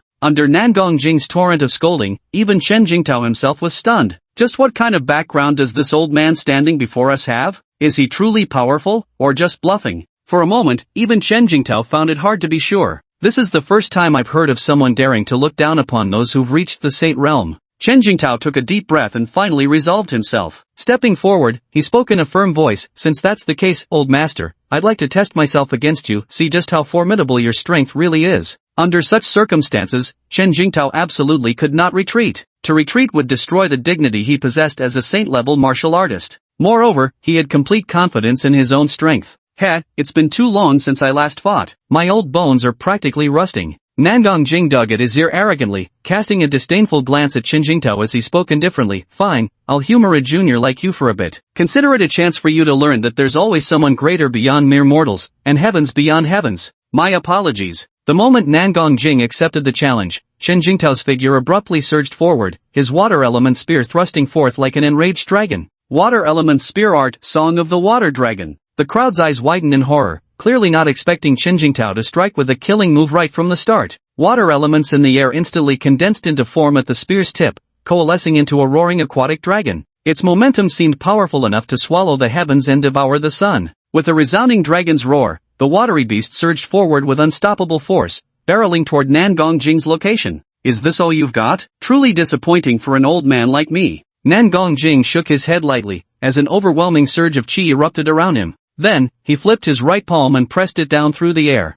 In the next instant, boundless clouds in the sky converged together, forming a massive vortex of swirling mist. Witnessing this scene before them, everyone present couldn't help but gasp in astonishment. Nangong Jing's single palm strike had actually invoked such astonishing celestial phenomena. Even Chen Jingtao's expression changed at the sight. As the swirling cloud vortex took shape, the billowing mist suddenly formed into a massive palm imprint that came crashing down with overwhelming force toward Chen Jingtao's location. Floating cloud palm. Boom! With a thunderous explosion, the massive palm imprint formed by swirling clouds forcibly collapsed the ground beneath it. Chen Jingtao's figure was utterly crushed beneath the overwhelming force of the gigantic floating cloud palm imprint. Even the water dragon coiling around his spear shaft shattered explosively under the palm technique's terrifying pressure. But, under this overwhelming pressure, even someone as powerful as Chen Jingtao couldn't withstand it, vomiting a mouthful of crimson blood. After sensing the might of this flowing cloud palm technique, even Luo Xiu felt his heart tremble with fear. Taking such a tyrannical palm strike, even the thick-skinned great ape would probably suffer dozens of broken bones. Although Luo Xiu had guessed Nangong Jing was strong, he clearly hadn't expected this old man to be powerful to such an astonishing degree. Even a Saint Realm martial artist couldn't withstand a single palm strike from him. Such a feat probably wouldn't be believed even if told. Grandfather is the strongest. Nangong Ro raised her slender arms, cheering and waving flags playfully for her grandfather's victory. After receiving praise from his granddaughter, Nangong Jing was absolutely floating on cloud nine. Stroking his beard with great satisfaction, he said proudly, "Of course, have you forgotten who your grandfather is?" At this moment, Shadow, who had been observing the battle from the side, felt as if his mind was about to completely unravel. All along, he had considered himself to be quite an accomplished martial artist. After all, even among Divine Mansion realm practitioners, he could be counted among the very best. But now, standing on this battlefield before him, he felt as weak as an insignificant ant. King Kong, Godzilla, Li Tianying, Chen Jingtao, Nangong Jing. Any one of them could effortlessly crush him like a bug. And right beside him stood this seemingly insignificant girl, Nangongro, who actually possessed the most terrifying connections and background of them all. Truly, this world has gone utterly mad. Nangong Jing's flowing cloud palm left a colossal palm print on the ground. Bloodied Chen Jingtao lay within the palm imprint, blankly staring at the sky. His injuries weren't severe, in fact. He could clearly sense that Nangong Jing had chosen to hold back at the critical moment. What truly left Chen Jingtao feeling powerless was instead the psychological blow he'd received. He had never imagined that he would be defeated, utterly and completely defeated, so effortlessly crushed. Boom! Just then, a soft sound reached his ears. Nangong Jing fulfilled his promise, reaching through the air. He crushed Li Tianying's skull. The latter didn't even have time to resist before he was well and truly dead. Of course, facing an ancient monster like Nangong Jing, Li Tianying, a mere return to Void Realm martial artist, had absolutely no means to resist. Then, Nangong Jing strode forward slowly until he stood before Chen Jingtao. The latter's face darkened with bitterness as he asked, "You're not going to kill me?" In Chen Jingtao's eyes, Nangong Jing had every reason to kill him and the power to do so. "Out of respect for your master, I'll spare your life this time, but don't let it happen again."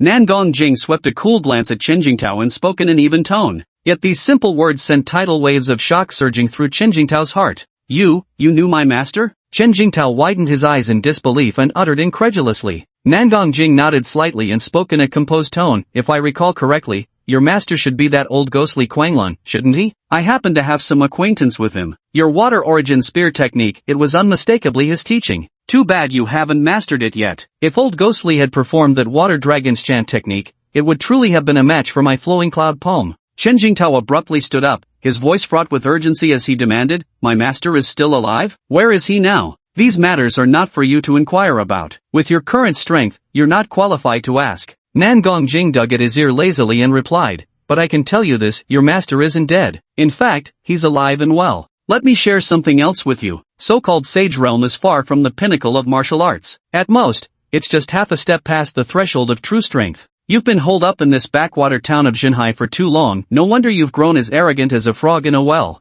thinking this is all there is to the martial Tao. But you have no idea how vast this world truly is." Chapter 41, Demanding Benefits. The corpse of a sacred realm beast. After hearing Nangong Jing's words, Chen Jingtao couldn't help but freeze in place. He faintly recalled that long ago, his master had spoken similar words. Chen Jingtao had actually been an abandoned street urchin since childhood. Had his master not taken him in, he could never have reached such heights in this lifetime. After being adopted by his master, he practiced spear techniques facing the sea every single day, year after year without fail. The boy grew into a man, his martial arts advancing by leaps and bounds. Before even turning 25, he had already broken through to the return to Void Realm. Yet despite such extraordinary talent, Chen Jingtao still regularly found himself picking his teeth off the ground after what his master casually called sparring sessions. Back then, his master often told him that the vastness of this world far exceeded imagination, and that the path of martial arts was crowded with countless strong practitioners. Alas, he completely disregarded those words at the time, focusing solely on breaking through to the Saint Realm.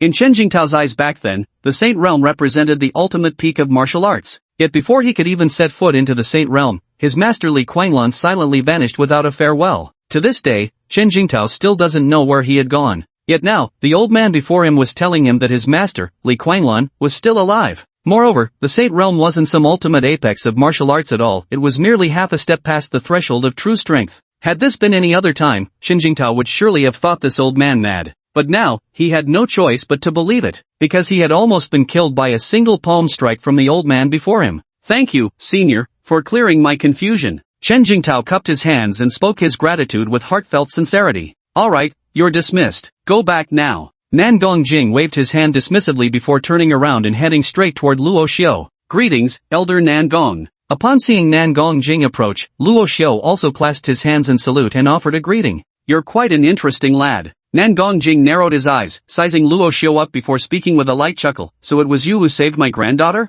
Yes. Luo Xiu nodded frankly, admitting it directly. Then Nan Gongjing's expression turned slightly frosty as he asked in a lowered voice, since you saved Roer, why didn't you inform me immediately? Facing Nan Gongjing's imposing demeanor, Luo Xiu remained neither obsequious nor arrogant as he calmly replied, because I haven't figured out how to negotiate terms with your Nan Gong family yet. Nan Gongjing was slightly taken aback for a moment before speaking indifferently, you've got quite some nerve, kid. Daring to negotiate terms with our Nan Gong clan? Do you have any idea that with just one word from me, I could make your Luo family's multi-billion enterprise vanish in an instant? Of course I know. With the influence of your Nan Gong family, you could absolutely make that happen. Luo Xiu smiled, completely unfazed by Nan Gongjing's threat. But I saved your granddaughter and resolved a major concern for you. Doesn't that give me the right to negotiate terms? Ha ha ha, well said. Nan Gongjing laughed heartily, young man, regardless of your actual strength, your courage alone earns my respect. Then he turned to Nan Gongro and asked with a smile, granddaughter, did this young man treat you poorly during these past few days? Nan Gongro was slightly taken aback before decisively shaking her head. No, he treats me quite well. Actually, she had initially intended to say a few bad things about Luo Xiu, but swallowed her words at the last moment, as if afraid it might displease her grandfather. God, what's come over me? Why am I suddenly considering that jerk's feelings? Nan Gongjing nodded and pressed further. Then, in your opinion, should grandfather offer him some benefits or not? Nan Gongro clearly hadn't expected her grandfather to pose such a tricky question. She pursed her lips, twisted her sleeves between her fingers, and deliberately pretended to consider for a long while before finally speaking with a bashful expression. I think we should still give them some benefits. Our Nangong clan is so prestigious, we can't possibly lose face before outsiders. Good. What my granddaughter says makes perfect sense. Though Nan Gongjing voiced these words, inwardly he couldn't help chuckling in amusement. This girl isn't really concerned about the Nangong family's reputation. Clearly, she's taken a liking to this fellow. Though Nan Gongjing saw through Nan Gongro's little thoughts, he didn't expose her. Instead, he turned and looked back at Luo Xiu. Lad, while I still have a good impression of you, make any request you have, don't hold back. Luo Xiu pondered briefly, then extended 2 fingers and said, I need the corpses of 2 Saint Realm beasts. If those aren't available, even parts of their flesh will do. 2 Saint Realm beasts' corpses? What could you possibly want those for? Nan Gongjing was startled by Luo Xiu's demand and cursed angrily, you brat, your appetite is truly enormous. Do you really think Saint Realm beasts are common cabbages on the street? Luo Xiu wanted the corpses of Saint Realm beasts, naturally so that Godzilla and Kong could devour them. The higher the rank of the beast, the greater the enhancement they could gain from consuming it. If Kong could truly devour a complete Saint Realm beast, its monstrous bloodline might even ascend from the Dominator level to the King level, just like Godzilla. At that moment, Nan Gongro sidled up to Nan Gongjing and began shaking his arm coquettishly. Grandpa, they're just corpses of 2 Sage Realm exotic beasts, hardly anything extraordinary. Besides, didn't you just hunt several thunder-attributed exotic beasts not long ago? You little minx, truly incorrigible. Nan Gongjing sighed, suddenly feeling mentally exhausted. My granddaughter hasn't even confirmed her relationship with him yet, but she's already taking his side over ours. Forget it. I, Nan Gongjing, have never been a petty person. Trading 2 Sage Realm mutant beast corpses for my granddaughter's safety is more than worth it. With those words, Nan Gongjing simply waved his right hand, and the ring on his finger suddenly flashed. In the next instant, the corpses of 2 mutant beasts abruptly appeared before Luo Xiu's eyes. These 2 monstrous beasts, in their prime, possessed strength comparable to saint-level martial artists. One of them was a lightning-devouring heavenly direwolf, a creature that fed on thunder itself. On the other end was the raging thunderflame bear, possessing both thunder and fire attributes, an equally rare sight. Gazing at the 2 corpses before him, a flicker of excitement unconsciously surfaced in Luo Xiu's eyes. Who knows what level Godzilla and Kong will reach after devouring these 2 sacred tier mutated beasts? Chapter 42, Devouring the Strange Beast. Bloodline Fusion, Godzilla's new skill. Gulp. At the sight of the 2 beast corpses before him, Kong couldn't help but swallow hard. Clearly, it sensed the immense energy contained within the corpses of these 2 exotic beasts. This level of flesh and blood is truly a top-tier delicacy for it. If Luo Xiu hadn't given the order, Kong might have already pounced and started devouring it. In comparison, Godzilla appeared much calmer. Yet no matter how composed the big G might seem, Luo Xiu could still detect a glimmer of desire in those reptilian eyes. Alright, quit standing around dumbfounded. Dig in if you want to eat. Luo Shou waved his hand, signaling that the two of them could start their meal. Roar! At Luo Shou's gesture, King Kong completely ignored its injuries, excitedly pounded its chest, and came trotting over with eager clumsiness. Here, one for each, pick your own. After Luo Shou finished speaking,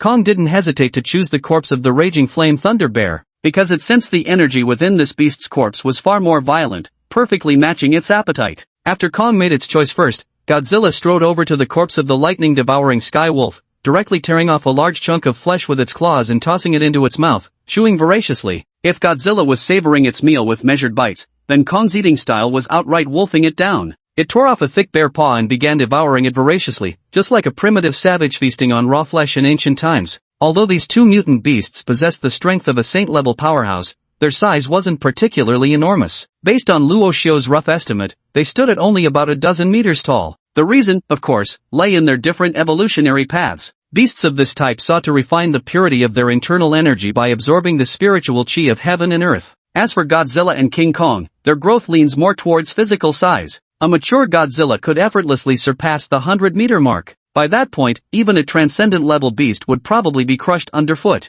As apex predators from ancient times, monsters like Godzilla possess utterly terrifying dominance. As Godzilla and Kong were feeding, the system's notifications continuously rang in Luo Shou's ears. Ding! Godzilla successfully devoured the lightning-devouring sky wolf, gaining plus 5,358 flesh and blood energy, plus 650 energy points. Ding! Kong successfully devoured the raging flame thunder bear, gaining plus 5,892 flesh and blood energy, plus 470 energy points. Ding! Godzilla successfully devoured. Ding! King Kong successfully devoured. No wonder it's the flesh of a transcendent-level exotic beast, just a single bite increased his flesh energy by over 5,000. Listening to the continuous stream of system notifications in his ears, even Luo Shou couldn't help but marvel inwardly. Then, Luo Shou turned his head and began cozying up to Nangong Jing. Senior Nangong, you must have just retrieved the corpses of these two exotic beasts from your void ring, right? The Sumeru ring is a storage artifact crafted with the most cutting-edge spatial technology from Huaxia, embodying the concept of containing a mustard seed within Mount Sumeru.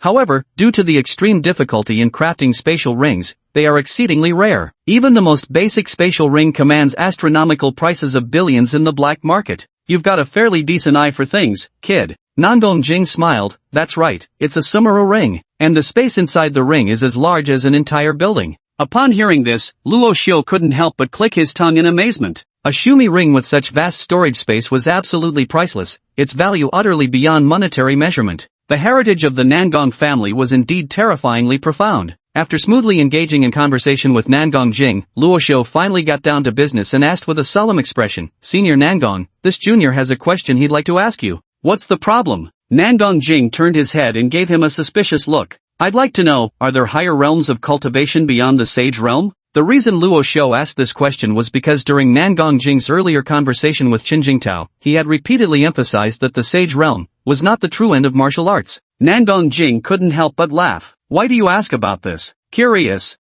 There's no need to hide it. I know you're an ambitious kid. Nangong Jing gave Luo Shou a penetrating look and spoke calmly. It's just that your current strength is still too weak. Some matters. It's not that I won't tell you, but rather you simply aren't qualified to know. Knowing too much would only harm you. Luo Shou gritted his teeth and pressed on unwillingly, then just what level of strength must I possess to be worthy of hearing those matters? After a moment's contemplation, Nangong Jing spoke solemnly, the Saint Realm. At the very least, you must reach the Saint Realm. Listen, lad, how about this, let's make a gentleman's agreement between us. Come find me when you possess the capability to kill a martial artist at the Saint Realm level. Percent. By then, I'll reveal some secrets to you, secrets about this very world. Upon hearing Nangong Jing's words, Luo Shou's heart stirred with excitement. He nodded solemnly and said, good, it's settled then. After experiencing certain events, Luo Shou couldn't help but feel that the world he inhabited was far more complex than he had ever imagined. It was as if layer upon layer of mist shrouded it. Only by possessing sufficient strength would he be able to personally pierce through this mist. Just as Luo Shou and Nangong Jing reached a verbal agreement, the system's prompt tone unexpectedly rang in his ears once again. Ding! King Kong has successfully devoured the corpse of the raging flame thunder bear, acquiring its complete bloodline. Currently undergoing bloodline fusion. Fusion progress, 1%, 4%, 9%. Upon seeing the fusion progress bar, Luo Shou's heart surged with joy. After devouring the corpse of a saint-level mutated beast, King Kong truly fused with an entirely new bloodline. Who knows what strange metamorphosis would occur on King Kong's body once the fusion is complete? For a moment, Luo Xiu's heart swelled with anticipation. Yet, before King Kong's bloodline could fully integrate, the heavenly chime of the system notification once again rang in Luo Xiu's ears. Ding! Godzilla successfully devoured the corpse of the thunder-devouring heavenly direwolf and has comprehended a new skill, nuclear electric particle cannon. Upon hearing this prompt, Luo Xiu was momentarily stunned before being instantly overwhelmed with euphoria. King Kong had fused with bloodline, and now Godzilla had comprehended a new skill. This was truly a case of double happiness coming at once. Chapter 43, King Class Bloodline, Thunder Flame King Kong. Ding! Fusion progress reaches 100%. Kong successfully integrates bloodline. Raging Flame Thunder Bear, main bloodline undergoes evolution. Ding! Mutations detected in the King Kong bloodline evolving into Thunder Flame King Kong. Current bloodline upgraded from Overlord tier to Monarch tier. The bloodline fusion was successful. Luo Xiu urgently raised his head and discovered that King Kong's appearance had undergone an almost earth-shattering transformation. King Kong's body had grown even taller, and within his steel-like muscles, it seemed as though destructive power surged. More importantly, after evolving into a Thunder Flame King Kong, several azure lightning patterns now adorned its beastly form, and even its eyes shimmered with flickering thunder. With a thought from Luo Xiu, the attributes of the Thunder Flame King Kong instantly materialized before him. Monster, Thunder Flame King Kong. Status, Growth Phase. Bloodline, Monarch Tier. Height, 20 meters. Weight, 37 tons. Attack methods, Thunder Flame Heavy Fist, Thunder Force, Lightning Dash. Current energy storage, 4784/100000. Current flesh energy storage, 124,500/10000000. Evolution points, 5. After seeing the Thunder Flame King Kong's attributes, Luo Xiu couldn't help but nod in satisfaction. After devouring a saint-level beast, King Kong's size grew to 20 meters, and its weight rapidly skyrocketed. Just a single saint-level beast provided King Kong with nearly 120,000 units of flesh and blood energy. It is precisely because of this that Kong was able to grow so quickly. Moreover, after its bloodline evolved, even Kong's fighting style underwent a transformation.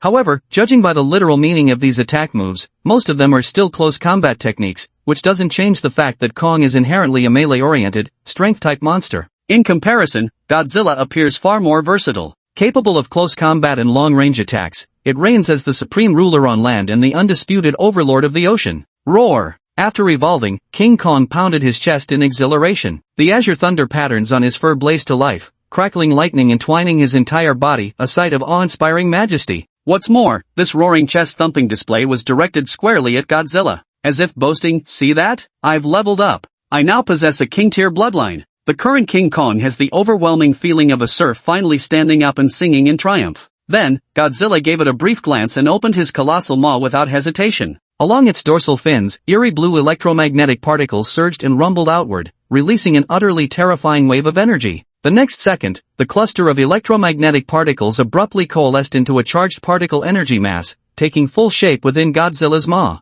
Boom! With a mighty roar, Godzilla unleashed this charged particle cannon, abruptly blasting toward an empty field nearby. A deafening, earth-shaking explosion erupted where the open space had been. A colossal crater over 10 meters deep was instantly carved. Within the pit, residual charged particles still flickered intermittently across the scorched black earth. Staring at the scene before him, Luo Xiu couldn't help but draw a sharp, cold breath. The power of this proton beam cannon was actually this terrifying. Not just Luo Xiu, even the previously smug King Kong was now frozen in place, utterly dumbstruck. Godzilla turned its head and cast a scornful glance at King Kong, as if it were saying, "Did you think you were the only monster who evolved? Your daddy will always be your daddy." Upon sensing the power of the particle beam cannon, Luo Xiu instantly grew excited. From now on, Godzilla would no longer be limited to just its atomic breath as its single trump card. However, these two techniques each have their own pros and cons. The atomic breath is more focused on extreme heat, with just this single devastating beam of radiation. The proton scramble, on the other hand, generates energy primarily from the collision of positively and negatively charged particles,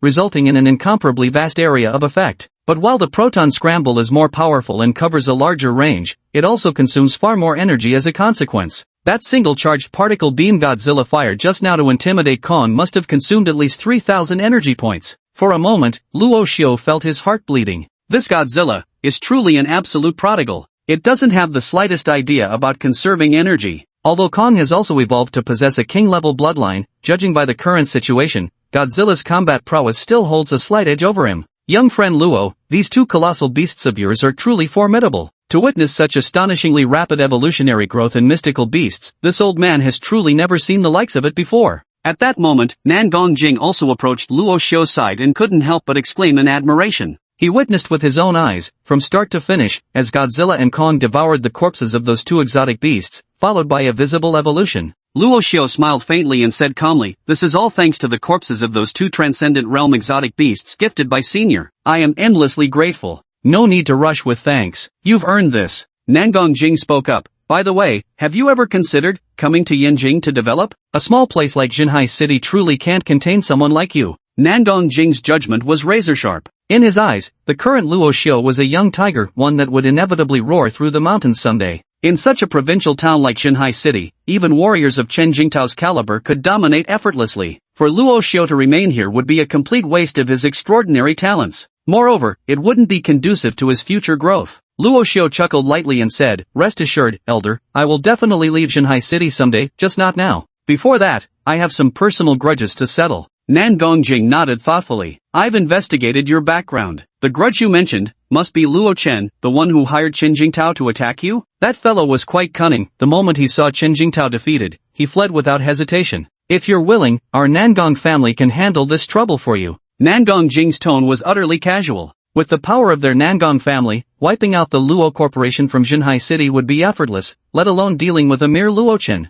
However, Luo Xiu shook his head and calmly replied, "No need. I'm not someone who likes owing favors to others, and revenge is always sweeter when taken with one's own hands. I don't care what other tricks Luo Chen has up his sleeve. Even if he brings another saint-level warrior, I'll kill them all the same." Luo Xiu's gaze turned sinister, his voice as chilling as hoarfrost. Chapter 44, Check-in Reward, Miniature Nuclear Reactor. In the end, Nan Gongjing still took Nangong Ro and left. During her stay at the Luo family, this little girl had been clamoring to leave every single day. Yet when the time actually came to depart, Nangong Ro became surprisingly reluctant, lingering around Luo Xiu and insisting that he must come find her in Yanjing if he ever had the chance. Old Master Nangong could only sigh helplessly at his granddaughter's antics. However, despite his helplessness, Nan Gongjing had no intention of interfering in their affairs. After all, in his eyes, nothing mattered more than his granddaughter's happiness. If they truly wanted to find a suitable match merely to marry off their granddaughter and form an alliance with another family, how would that be any different from selling her? Isn't living in this world all about doing as one pleases? The Nangong family has been passed down for centuries. If even the children of such a family don't have the freedom to pursue love, then staying in such a family would be worse than leaving.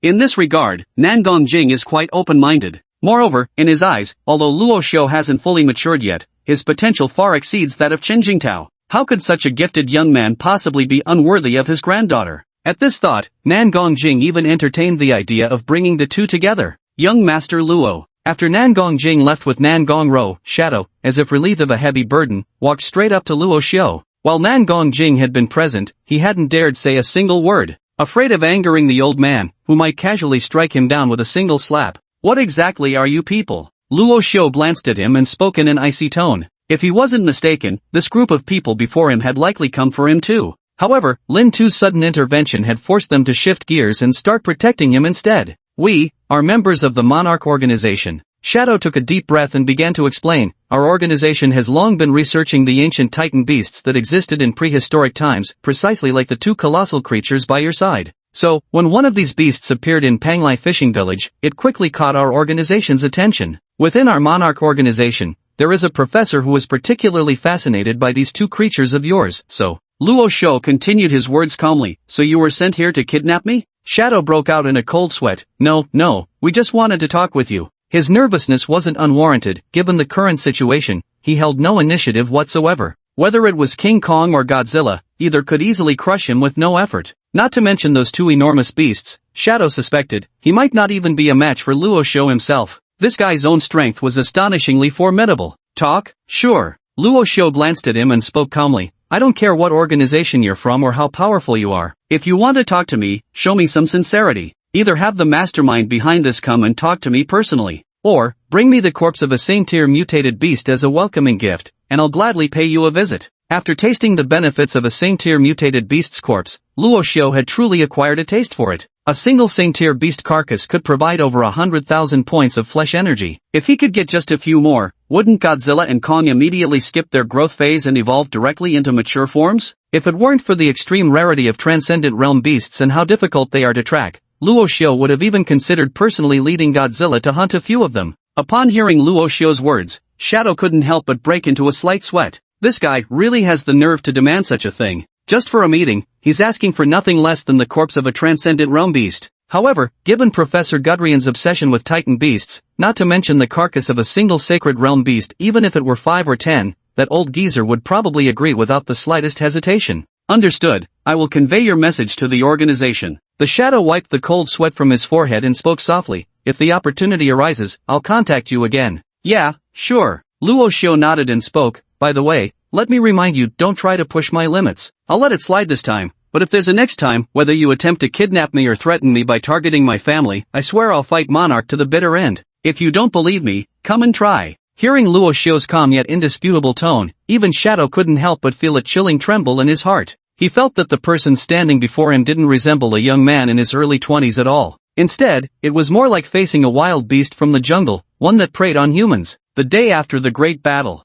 Luo Xiao opened his eyes and woke from his slumber. Last night's fierce battle now seemed like a mere dream. Were it not for the still uncleared scars of devastation throughout the Luo family manor, Luo Xiao might have even doubted whether that great battle had truly happened at all. The first thing after waking up is, of course, to check in. Ding! Congratulations, host, on successfully checking in for the 8th day. Reward, special item, miniature nuclear reactor. Ha! Another great item. Luo Xiao was momentarily stunned before being overwhelmed with immense joy. Without hesitation, he directly retrieved the miniature nuclear reactor obtained from the sign-in reward. Soon, a metallic cube resembling a Rubik's Cube, brimming with technological aesthetics, materialized before Luo Xiao. The reactor before his eyes was roughly the size of a basketball, continuously emitting an eerie blue glow. Its icy touch made Luo Xiao feel as though he were holding a block of ice. Though this miniature nuclear reactor appeared unremarkable, Luo Xiao knew full well that if it were to explode, the sheer kinetic force it unleashed could flatten the entire Luo family manor. Then, with a mere thought from Luo Xiao, the reactor's data instantly appeared before his eyes.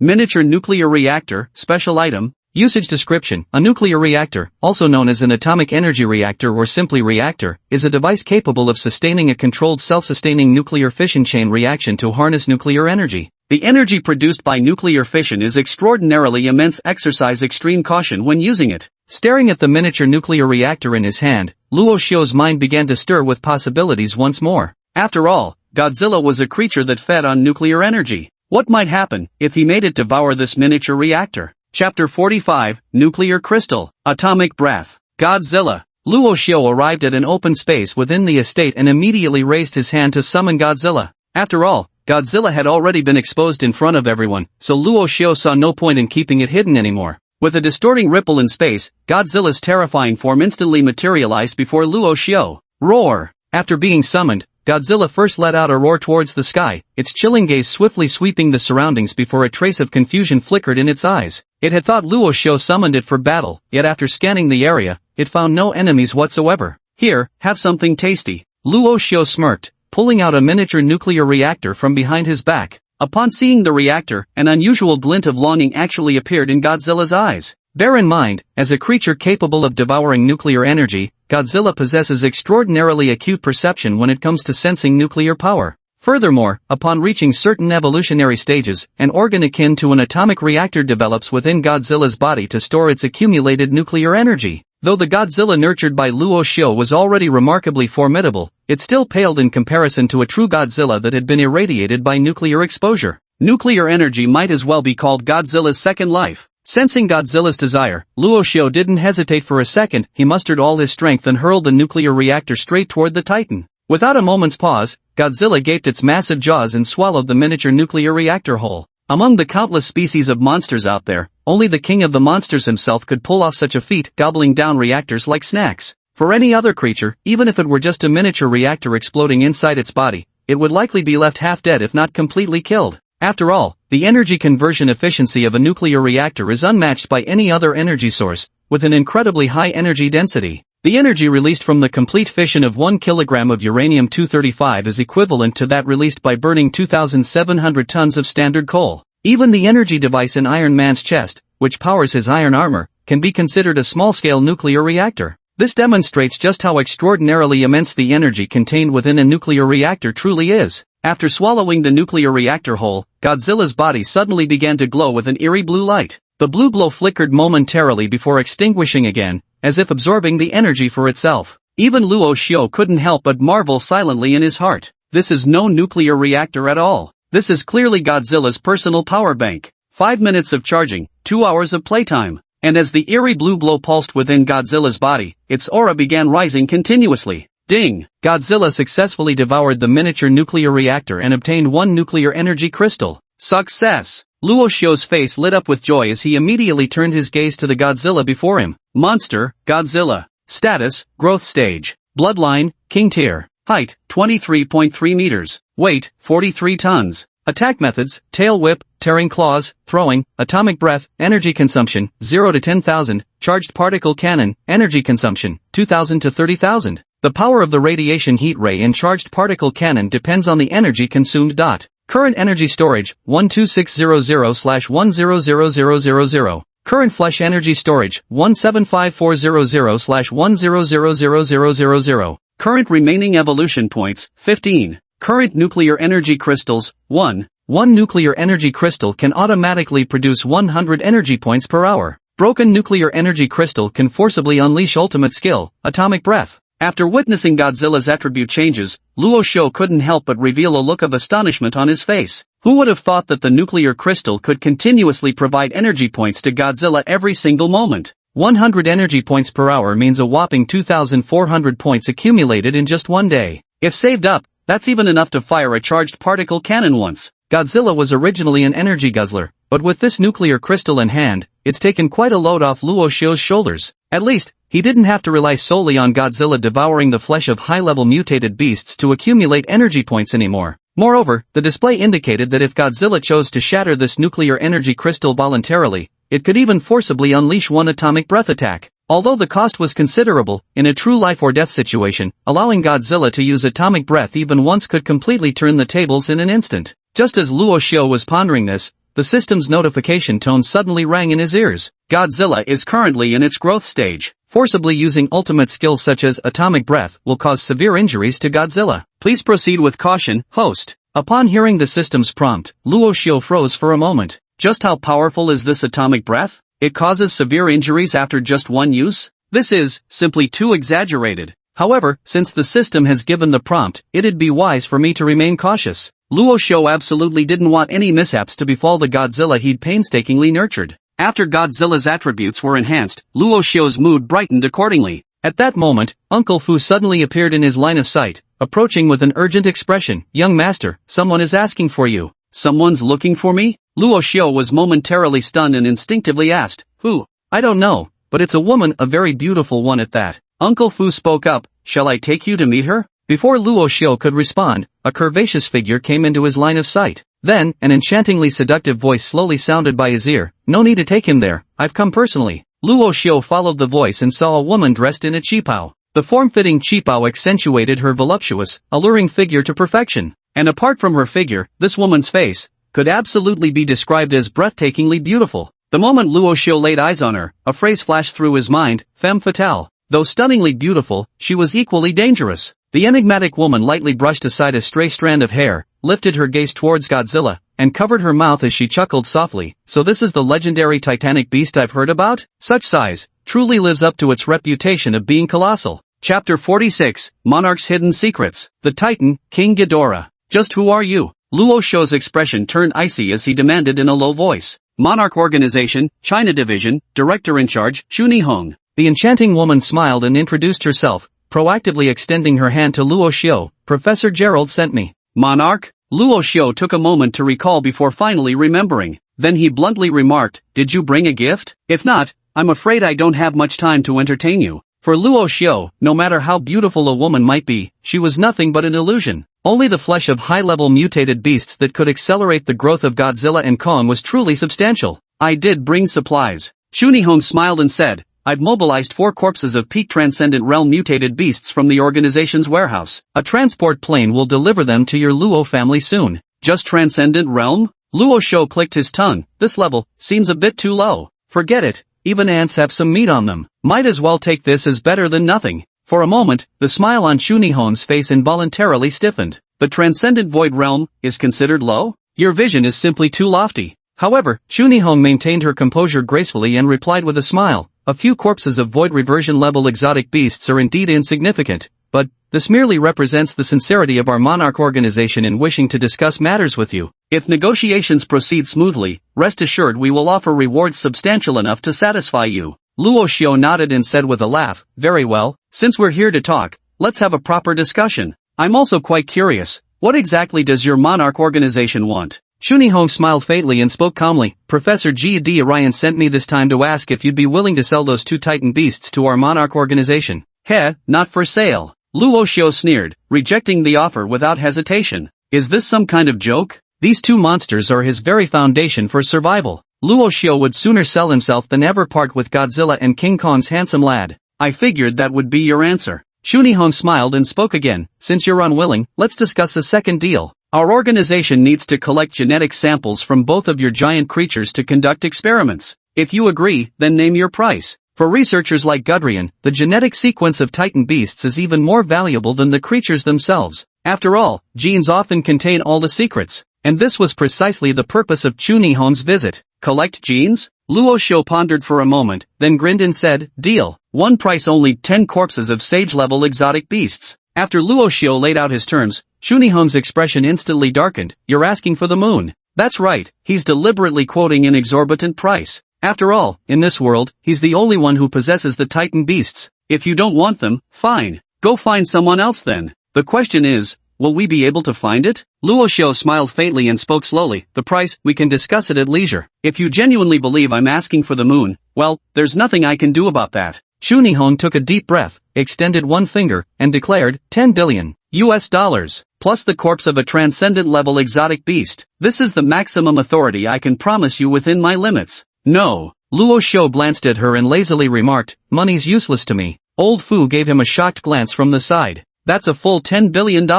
It's almost equivalent to the entire Luo Corporation's assets. As expected of the young master, to casually turn down such an offer. Then, Luo Xiao spoke again, I can't be bothered to keep arguing with you. Either show me something that can genuinely pique my interest, or I'm afraid I'll have to ask you to leave. Faced with Luo Xiao's unyielding attitude, Shu Nihong was practically grinding her teeth in frustration. This brat didn't behave like a young master from a prestigious family at all, he was more like a rogue. She took a deep breath, adjusted her mindset, and spoke in a solemn tone, 2 transcendent tier beast corpses, plus, a piece of information. Oh, Luo Xiao froze momentarily, raising his head in surprise. If I recall correctly, the price I quoted was 10 transcendent tier beast corpses, wasn't it? I'm quite curious to know what kind of information could possibly be worth 8 transcendent corpses. Shu Nihong glanced at him and replied calmly, I believe you're aware that the price you demanded is something our monarch organization could never fulfill. 2 saint-level corpses are already the limit. It's just collecting some genes, it won't put you at a disadvantage at all. Moreover, I guarantee you'll find this information absolutely intriguing.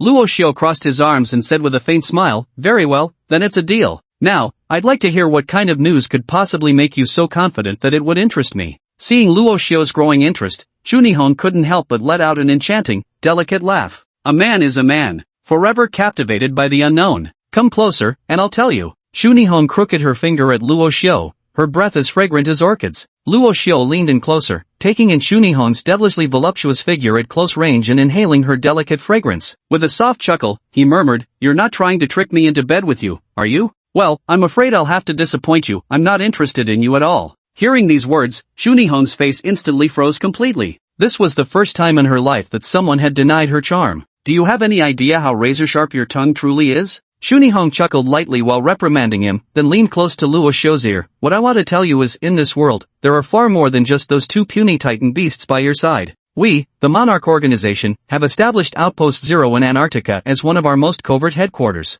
The reason we chose to establish our base in Antarctica is precisely because beneath those ice layers lies a 100-meter-tall behemoth, frozen like a demon god. We, the Monarch Organization, have named it, the Titan monster, King Ghidorah. Chapter 47 System Mission, the King Ghidorah Extermination Battle. King of the Monsters, Ghidorah. Luo Xiu's gaze couldn't help but turn slightly grave. He clearly had no idea that real monsters still existed, lurking in the hidden corners of this world. Originally, Luo Xiu hadn't taken monarchs seriously at all. In his view, this organization at most had only a few saint-level martial artists. If Godzilla and Kong grow to their full potential, they could easily reach the point of not even sparing a glance for saint-level martial artists. But now, just this piece of information alone, the Monarch organization demonstrated to Luo Xiu their methods and resources. This organization is truly terrifying. After a moment of contemplation, Luo Xiu calmly asked, "Since you've already found the Titan beasts, why come to me for the monster genes from Godzilla and Kong?" Chu Nihong smiled slightly and explained,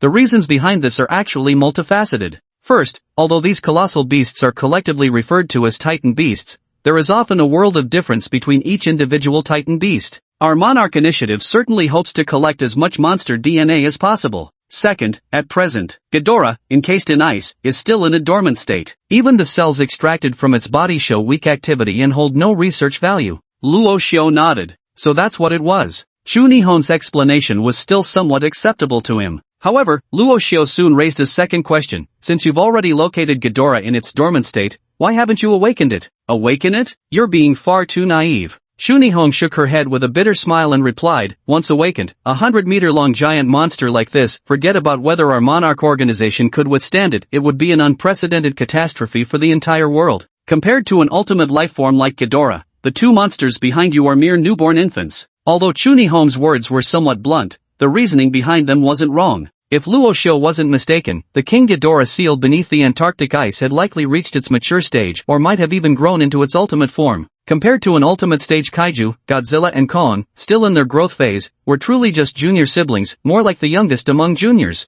Putting other factors aside, King Ghidorah's sheer size alone already exceeded 100 meters. A 20-meter-tall Kong wouldn't even reach its knees if he jumped up to punch it. Chu Nihong then continued, "Moreover, up to now, our Monarch organization still hasn't found a way to control these monsters. It's like holding a bomb in your hand, you'd never throw it unless you're absolutely sure it won't blow up in your face." After speaking, Chu Nihong lowered her head and gave Luo Xiu a meaningful glance. For the Monarch organization, Luo Xiu's method of controlling the Titan creatures only deepened their curiosity. After all, this was something they had researched for decades, even centuries, without uncovering any clue. Faced with Chu Nihong's meaningful gaze, Luo Xiu showed no reaction whatsoever and instead casually whistled to himself. "Why are you looking at me? Who cares how I command these monsters? It's not like I stole these monsters from your house. If you've got the skills, go get your own monster system then. The reason I told you about Ghidorah actually serves another purpose as well." After a long silence between them, Chu Nihong spoke again, "If possible, there may come a day when our monster organization might require your assistance again." "Oh, asking for my help?"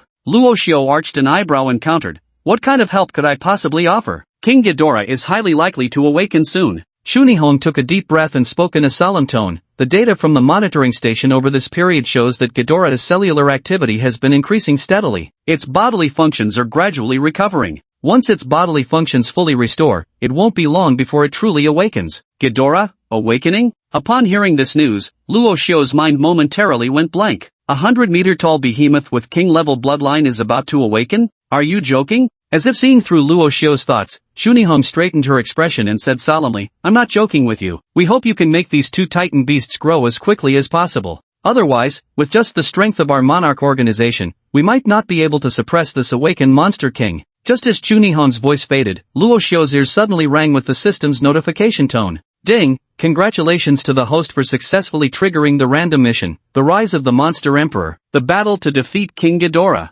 Mission brief, the Monster Emperor King Ghidorah beneath the Antarctic ice is about to awaken. Although detected early by the Monarch organization, their strength alone is insufficient to suppress the awakening King Ghidorah once more, forcing them to seek the host's assistance. Kill or reseal King Ghidorah to complete the mission. Mission reward, Monster Emperor Grand Package. Upon opening, you will obtain 500,000 points of flesh and blood energy, plus any one initial form of King Ghidorah, Emperor Ghidorah, Juvenile, King Ghidorah, Juvenile, Devil King Ghidorah, Juvenile, Mechanical King Ghidorah, Juvenile, or Planet Eater Ghidorah, Juvenile. The options before Luo Xiu's eyes dazzled him. He clearly hadn't expected that a mere King Ghidorah could have so many different forms. Any form of King Ghidorah looks incredibly formidable. Unfortunately, among the rewards given by the system, all King Ghidorahs are only in their juvenile stage. If you truly want them to grow, you'll have to put in the effort to nurture them yourself. However, once King Ghidorah matures, it will undoubtedly be a presence no less formidable than Godzilla. Even in its non-crimson form, Godzilla might not be a match for King Ghidorah at all. But, this system is absolutely ridiculous. It actually expects me to take two juvenile monsters straight to Antarctica to challenge the ultimate form of King Ghidorah.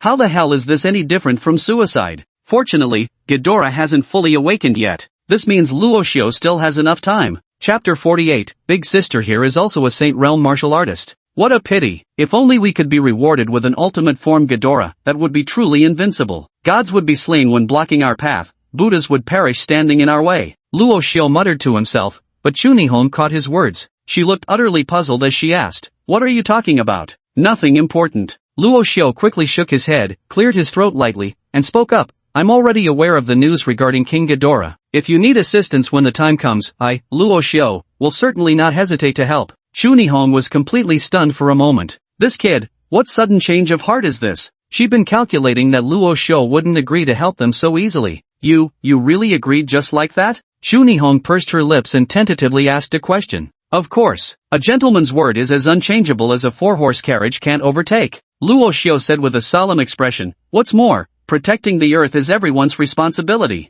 With great power comes great responsibility. How could I just stand by and watch this monster demon king awaken and run rampant across the planet we call home? I would never allow it." Chunihong. Damn. Has this kid lost his mind? Just moments ago he was acting all mercenary, pulling a long face when benefits weren't offered. How did he suddenly become so righteous? While Luoxiao was solemnly delivering those righteous words, his inner monologue was actually quite colorful. Is this some kind of joke? How could I possibly refuse you? If I don't agree, how am I supposed to complete the system mission? Will your monarch organization compensate me for the juvenile King Ghidorah I lost? Though he agreed, Luoxiao knew full well that when facing the awakened King Ghidorah, who resembled a demon god, the current Godzilla and Kong simply wouldn't stand a chance. In the meantime, he'd have to find a way to feed both of them enough bioenergy. He needed them to successfully evolve from their growth phase into maturity. Alright, that's all I needed to say. Later, once I've collected the genetic material from these two monsters, I'll leave on my own. But before collecting, could you grant me one more request? Chunihong looked at Luoxiao and asked softly. What request? Let me test my skills against this monster called Godzilla. After studying Titan beasts for so many years, I'm genuinely curious about what kind of power this legendary ancient beast possesses. Chunihong spoke with sincere earnestness. Luoxiao gave her a strange look. Are you sure? Aren't you afraid of dying? If this sparring match really starts, I won't be able to hold Godzilla back if its power gets out of control.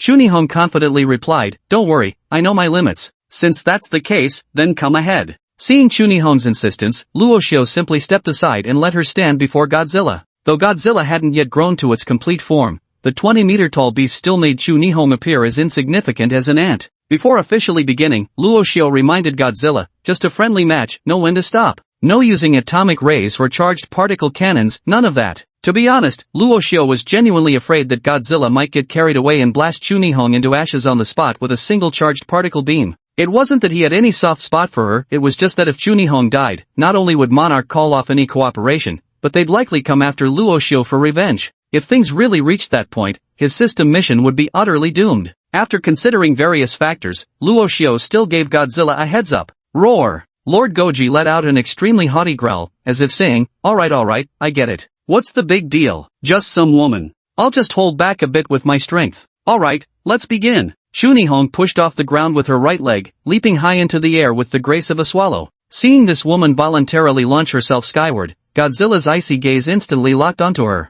The more powerful a monster, the higher its level of intelligence. As Chunihong leaped into midair, Godzilla instantly assessed the situation. With a powerful swing of its massive tail, it lashed out at her through the air, creating sonic booms that reverberated across the sky. If this tail whip were to land its blow, the sheer force of it would be no less devastating than being struck head-on by a fully loaded heavy-duty truck barreling down at 160 kilometers per hour. No matter how resilient Chunihong's physique might be, as long as she remained a mortal body, she'd inevitably break a few bones. Moreover, more crucially, Chunihong's figure in midair could barely maneuver at all. Godzilla seized precisely this opportunity to launch such a decisive attack. Yet just as the enormous shadow of its massive tail descended upon Chunihong, an almost imperceptible smile curled at the corners of her crimson lips. Come then, let me see what you're truly capable of. Chunihong's sharp cry rang out as a fierce glint suddenly flashed through her eyes. The next second, she pivoted midair, her snow-white, slender, and perfectly straight right leg suddenly kicking out from the slit of her cheongsam. Luoxiao stared at the scene before him, his first thought being,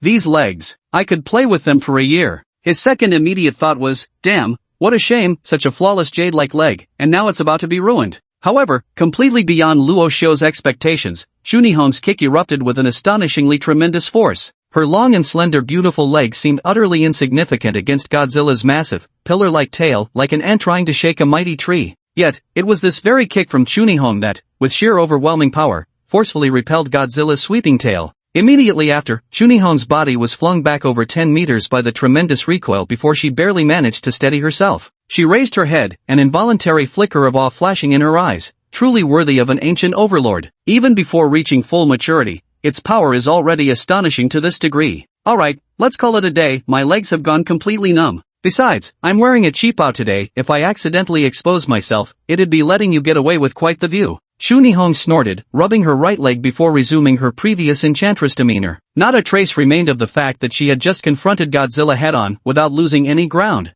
Luo Xiu stared at her, utterly astonished in his heart. Damn it, I misjudged her. Who would have thought such a vase-like girl could be this powerful? After rubbing her right leg, Chunihong looked up and bestowed upon Luo Xiu a dazzlingly enchanting smile. By the way, I almost forgot to tell you, big sister here is also a martial artist who has stepped into the sage realm. Chapter 49, Killing Luo Xiu won't take me the time of a cup of tea. This is absolutely insane. Luo Xiu never expected that this bombshell-level beauty before him, like Chen Jingtao, was actually a sage realm martial artist. Chunihong's actions likely weren't solely about experiencing Godzilla's strength as she claimed. If Luo Xiu guessed correctly, Chunihong was probably using this opportunity to show him just how profound the Monarch Organization's foundations truly were. As for this mysterious organization, Luo Xiu was becoming genuinely more and more intrigued. After Chunihong departed, the Monarch Organization, as previously agreed, delivered the corpses of the 2 Void Return Realm beasts via transport aircraft. However, it seemed the previous corpse of the thunder-devouring Heavenly Azure Wolf had spoiled King Ghidorah's appetite. When faced with these new corpses, his eyes clearly revealed a hint of disdain.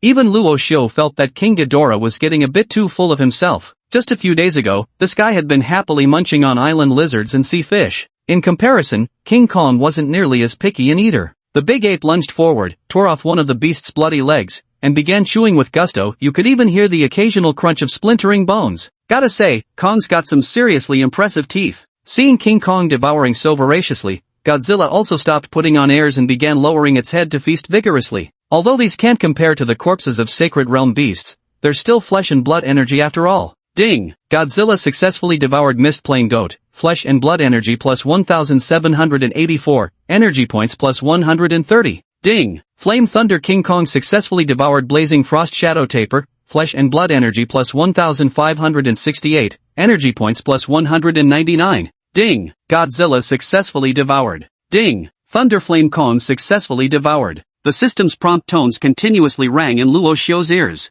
By the end, Luo Xiu even released the skull crawlers to let them feast on the remaining flesh and blood scraps. For the skull crawlers, the flesh and blood of a Fanshu-level exotic beast, even if merely remnants, could already be considered a supreme tonic. These skull crawlers leaped about frenziedly, like a pack of excited puppy cubs, eagerly devouring the flesh remnants on the carcass before them. After finishing their feast, Luo Xiu could clearly sense that these few skull crawlers had visibly grown a full circle in size. This could indeed be considered a form of evolution in some sense. However, the bloodline of skull crawlers was simply too inferior. Even if evolved to the limit, it ultimately won't be strong enough. What Luo Xiu needs to do now is to feed Godzilla to maturity as quickly as possible. This way, whether seeking revenge on Luo Chen or facing the impending awakening of King Ghidorah, he will have enough confidence. Xinhai City, Shengjiang Garden, Villa District. A woman with a shapely figure nestled obediently against an elderly man's side, delicate as a kitten. Clearly, the two had just indulged in some unspeakable act. Even the woman's face still bore a lingering blush of shyness. Despite his aged appearance, the old man's face showed not a single wrinkle, his skin taut and firm as hardened iron. Evidently, this was a martial artist and undoubtedly no ordinary one at that. Otherwise, it's absolutely impossible to stay vigorous in old age. Old Wu, you must help Chun'er. Ever since he came back that time, he's been living in constant fear every day, almost on the verge of a complete mental breakdown. I, Su Manchu, only have this one son. If anything unfortunate were to happen to him. The woman's eyes welled up with tears, looking utterly pitiful and distressed. The old man wrapped an arm around her smooth shoulders and chuckled softly. Don't worry, Luo Chen may be your son, Su Manchu, but he's also my disciple, Wu Qianjue. Whoever dares to lay a finger on him will have to answer to me. The woman and the old man lying on the bed were none other than Luo Chen's mother, Su Manchu, and his revered master, Wu Qianjue. Yet, no one could have possibly imagined that Luo Chen's mother would maintain such a relationship with Wu Qianjue. After Wu Qianjue made his promise, Su Manchu finally felt somewhat reassured. Then, an exceedingly venomous expression surfaced on her beautiful face, that Luo Xiu is truly despicable. While Luo Chen was diligently working for the family business, he was out there indulging in debauchery. And now, he actually wants to kill Chener and seize the Luo family's assets. What a viper he is. It must be said, Su Manchu's ability to twist right and wrong is truly unparalleled. In just 2 sentences, all the blame was shifted onto Luo Xiu's head. Alright, that's enough. I treat Luo Chen as if he were my own son. Wu Qianjue spoke calmly, if something happens to him, I won't stand by. Moreover, I have now reached the Sage Realm. A few days ago, Wu Qianjue was in seclusion. Now, he had successfully broken through the restraints, reaching the Sage Realm. After this breakthrough, Wu Qianjue's state of mind underwent an unprecedented transformation. Entering the Sage Realm meant invincibility. Then, Wu Qianjue continued, however, that kid is quite lucky to have somehow gained the favor of the Nangong family. Even Qin Jingtao was defeated. I truly didn't expect that. What do we do? Su Manchu wore a look of anxiety. Wu Qianjue sneered, there's nothing to worry about. That kid merely formed some shallow goodwill with the Nangong family. They helped him once as a favor, and that's already the limit. Once the debt is repaid, they likely won't give a damn about his life or death.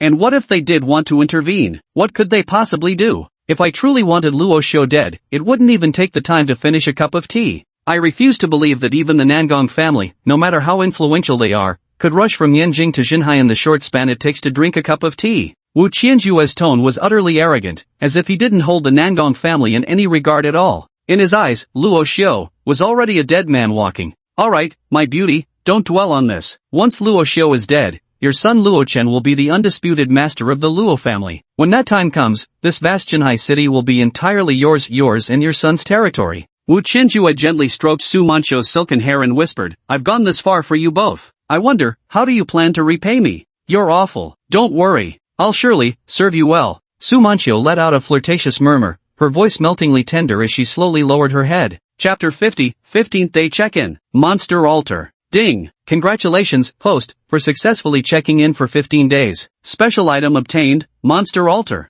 After 5 days had passed, Luo Xiu finally obtained another special item through check-in. After possessing the system for so long, Luo Xiu had basically figured out the general patterns of this check-in system. For daily check-ins on normal days, the rewards were almost always generic attributes like flesh and blood energy, energy points, or evolution points, rarely anything truly valuable. However, whenever it was a special check-in day, such as weekly, every 10 days, 15 days, or 20 days, Luo Xiu would almost always receive some genuinely good rewards. What exactly is this monster altar? After a brief moment of stunned silence, Luo Xiu immediately willed the so-called monster altar forth. Before him stood an altar, an ancient stone platform in a dark violet hue, inscribed with countless mysterious patterns that resembled some kind of special symbols. Moreover, aside from these mysterious engravings, there were dozens of blood grooves carved into the surface of this monstrous altar. All the blood channels converged, flowing together into the very center of the altar. Monster Altar, single-use item. Usage description, an ancient mystical altar capable of summoning monsters through the sacrifice of living beings. The stronger the vitality of the sacrificial offering, the more destructive the summoned monster will be. Monsters summoned via the monster altar will automatically vanish once their energy is depleted. Sacrifice living beings to summon monsters? Luo Xiu blinked, slightly astonished.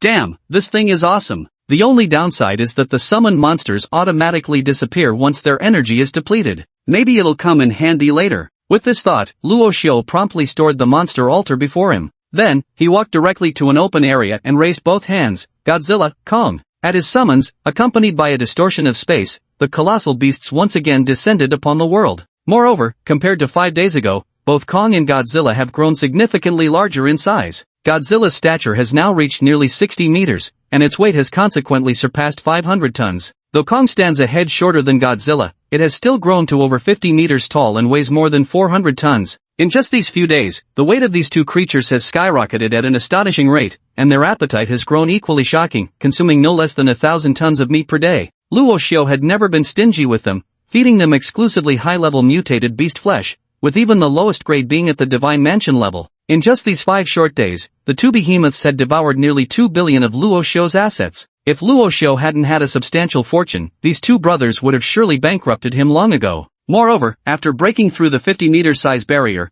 Godzilla and King Kong officially transitioned from their growth phase into maturity. Only after completely passing through the maturation period can it truly be called a perfect form in every sense. By that time, Godzilla and Kong should have grown into genuine 100-meter class titans, with heights exceeding 100 meters and weights measured in tens of thousands of tons. Only in this form can Godzilla truly be addressed as the king of monsters. Not bad. Gazing at the two colossal beasts before him, Luo Xiao couldn't help but sigh in admiration. Today was the day he would finally take revenge on Luo Chen. Ever since Luo Chen fled last time, he had never shown his face again. However, choosing to disappear into thin air didn't mean Luo Xiao would let him off so easily. Luo Xiao still remembers watching a movie called A Better Tomorrow when he was in his teens. That iconic scene where Mark Gore lit a cigarette with a US dollar bill remains a classic to this day. But what he loved even more was one particular line from the film. I waited 3 years for this very opportunity. I wanted to prove myself not because I need to show off, but to tell everyone that what was taken from me, I will take back with my own hands. Anything I've lost, even if I no longer care about it, I will get it back without fail.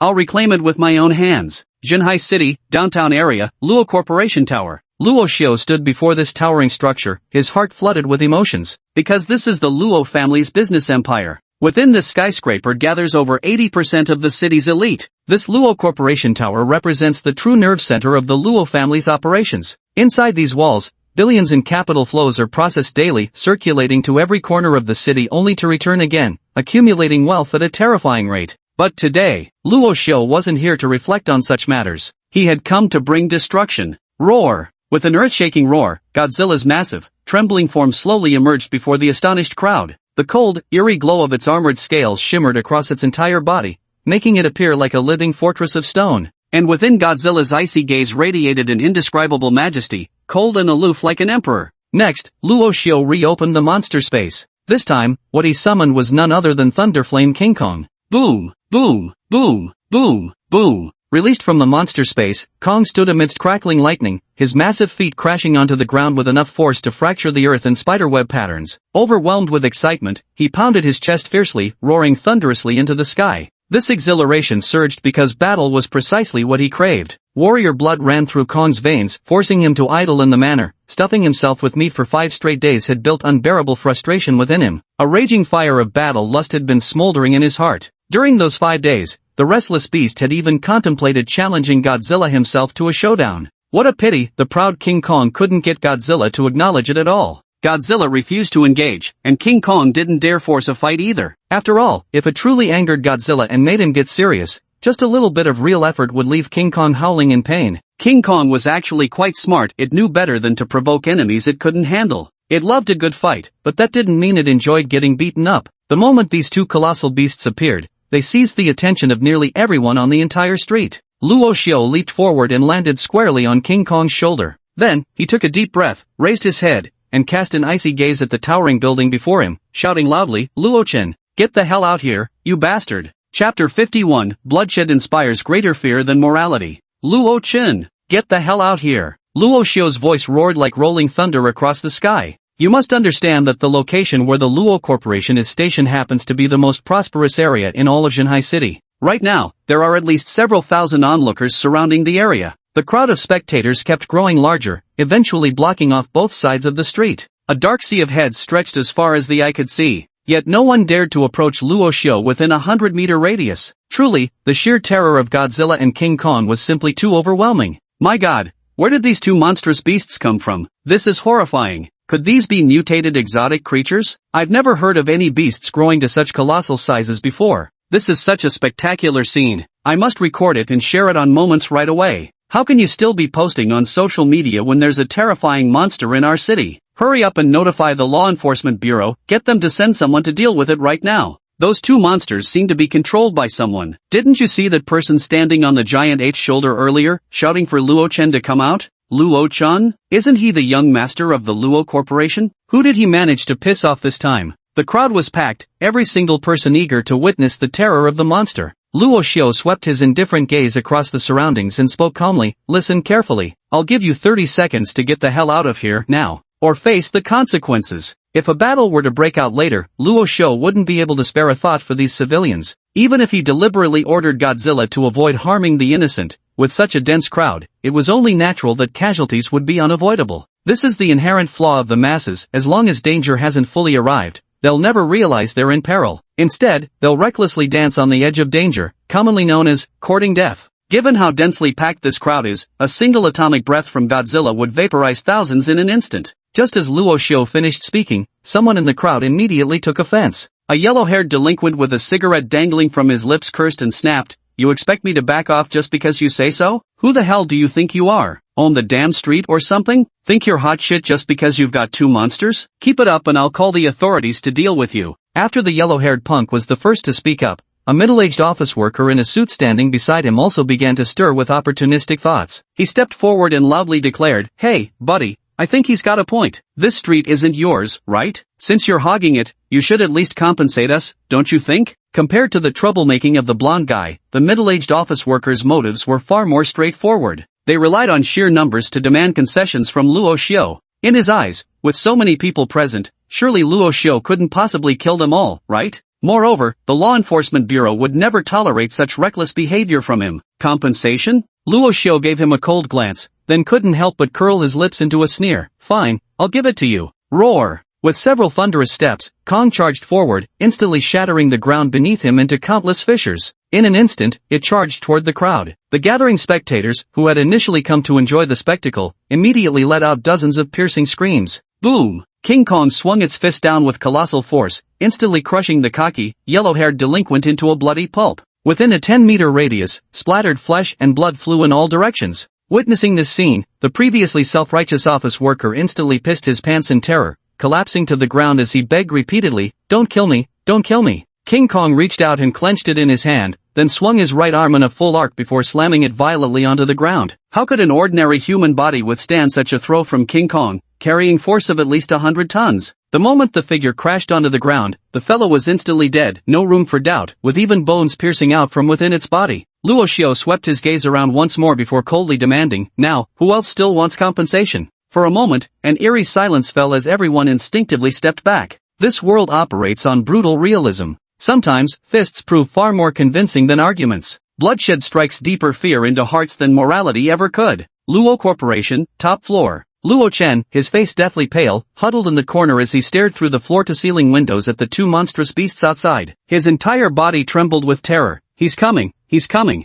Just then, an elderly man pushed open the door and strode straight to Luo Chen. Taking in his fearful expression, the old man couldn't help but scold, "Stand up. What's there to be afraid of? If Chen Jingtao could deal with those two monsters of his, your master can do the same." Wu Qianjue had already come to understand that in that decisive battle back then, if Nan Gongjing hadn't interfered, Luo Xiao's two monsters alone would have stood no chance against Chen Jingtao. That same battle had utterly shattered Luo Chen's confidence, reducing him to the timid coward he was now, something that even Wu Qianjue found deeply irritating. What was so frightening about just two giant beasts? Though admittedly, the two monsters before him now seemed even more massive than he'd imagined. Yet even so, Wu Qianjue remained brimming with unwavering confidence in himself. Upon officially stepping into the threshold of the Sage Realm, he had already attained a mindset of invincibility that stood unrivaled in the world. "Master, you must save me. I beg you. I'm begging you." Luo Chen immediately crawled over and desperately clung to Wu Qianjue's leg. To survive, Luo Chen could no longer afford to care about his pride at this moment. "Alright,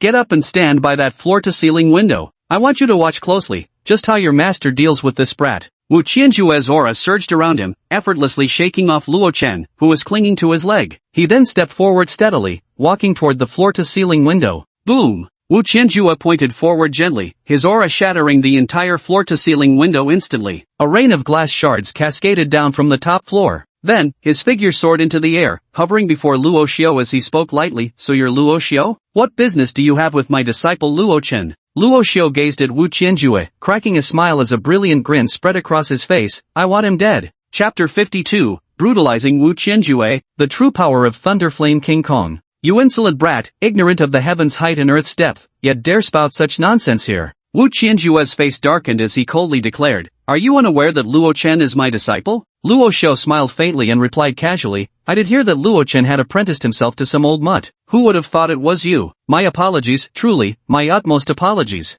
"Brat, don't push it when given face." Wu Qianjue glared at Luo Xiao with deathly intensity, his voice dripping with icy venom. However, Luo Xiao wasn't having any of it. With a smile, he looked at Wu Qianjue and retorted curiously, "What face have you given me? A dog's face? You bastard, asking for death." Wu Qianjue finally erupted in complete fury. With a flick of his right hand, he retrieved a vermilion bronze staff from his dimensional ring. Swinging it through the air, he sent a blur of shadow sweeping straight toward Luo Xiu's position. However, Luo Xiu had already prepared for his sudden attack and sneered, "Jumping the gun so soon? Kong, beat him to death." Roar! No sooner had Luo Xiu spoken than Kong raised his enormous, colossal fist and smashed it toward Wu Qianjue with devastating force. Dazzling flares of lightning wrapped around its right arm, making Kong look less like a gorilla and more like a colossal thunder god descending upon the mortal world. Today, I'll let you witness for yourself just how powerful a transcendent realm martial artist truly is. Wu Qianjue's face was filled with pride. Facing King Kong's thunderous flaming fist, he neither dodged nor avoided it. Instead, he gripped his long staff and charged forward head-on.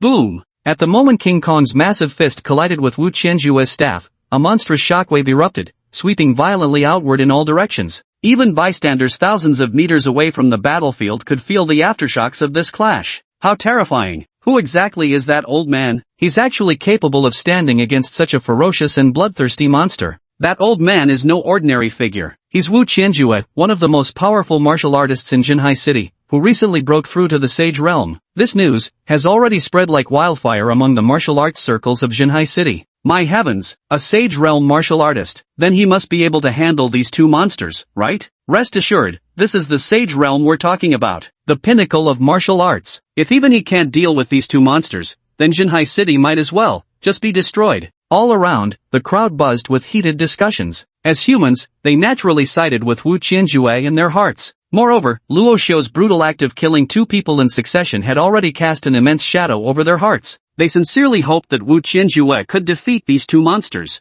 Unfortunately, this time, Luo Xiu was destined to disappoint them. Under Wu Qianjue's strike, even a creature as massive as King Kong was forced to take a step back. However, the former didn't fare much better either. Under King Kong's punch, which carried the force of hundreds of tons, Wu Qianjue was sent flying about a dozen meters before he could rebalance his breathing and steady himself. "This beast of yours seems rather unimpressive." Wu Qianjue's words remained defiant, but the blood in his body was already churning violently. At the same time, he was already cursing inwardly in extreme frustration. Damn it, where did this giant ape get such terrifying strength? Didn't they say Qin Jingtao could send it flying with a single lash of his gun? Wu Qianjue had no idea that since its last battle with Qin Jingtao, King Kong's size had nearly doubled. As for strength, it was growing exponentially. If compared to a human lifespan, the previous King Kong was merely a child who had just started growing. Now, it had transformed into a true hulking behemoth. "Is that all you've got?" Luo Xiu smiled faintly and said lightly, "Then let me give you a taste of just how mediocre it really is. King Kong, don't worry about conserving energy anymore. Beat this old man to death, and I'll treat you to all the meat you can eat when we get back." Roar! At the mere mention of eating meat, Kong pounded his chest with fists, the booming echoes reverberating as he instantly plunged into a frenzy of excitement. At the same time, the lightning patterns on its colossal body lit up one after another, radiating dazzling brilliance. Lightning surged and coiled around Kong's body, illuminating his steel-forged muscles to appear even more colossal, as if containing an utterly violent power within. The next second, azure thunderbolt-like flames ignited and rose from Kong's fur. Under the intertwined glow of lightning and fire, he resembled a primordial demon god from ancient myths, both majestic and terrifying. This was the ability Kong gained after evolving into Thunderflame Kong, the power of lightning and flames. By consuming his internal energy, he could summon four thunderflames within his body, amplifying his physical strength. Now, this King Kong truly lives up to its title as a monarch-level monster bloodline. Huff, huff. After being enhanced by the power of lightning, even the white mist exhaled by Kong faintly shimmered with electric sparks.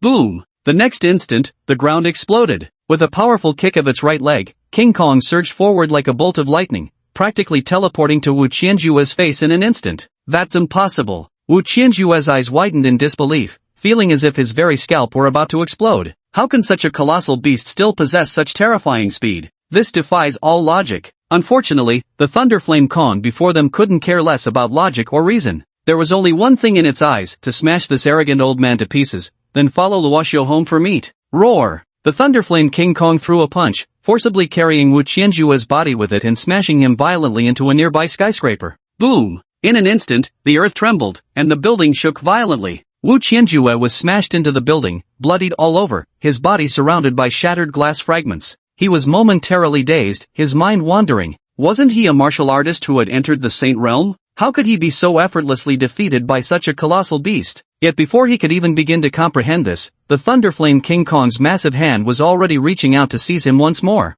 Wu Qianjue's eyes narrowed sharply. Just as he was about to resist, a violent surge of lightning erupted from the palms of the Thunderflame Kong, forcibly electrocuting his entire body. In the grasp of the Thunderflame Kong, Wu Qianjue's figure appeared as insignificant as an ant. The beast's cold, merciless eyes gazed down at him before, with a thunderous roar, the Thunderflame Kong raised its arm and slammed him down from the skyscraper's highest floor, plowing through over a dozen layers of granite before ultimately smashing him into the concrete foundation at the very bottom of the building. Chapter 53, Bloodburn Forbidden Art. Wu Qianjue's Desperate Gambit. Perhaps those who have jumped from buildings could tell you what it feels like to fall from dozens of meters above the ground. But Luo Xiu could guarantee that hardly anyone could experience, like Wu Qianjue just did, the sensation of smashing straight through 10 floors of a building in one go, from the rooftop all the way down to the ground floor. It seems the strength of a Saint Realm martial artist is just so. Luo Xiu crossed his arms and spoke with a cold smirk. Before this, Luo Xiu had already made thorough preparations, replenishing enough energy for both Godzilla and King Kong.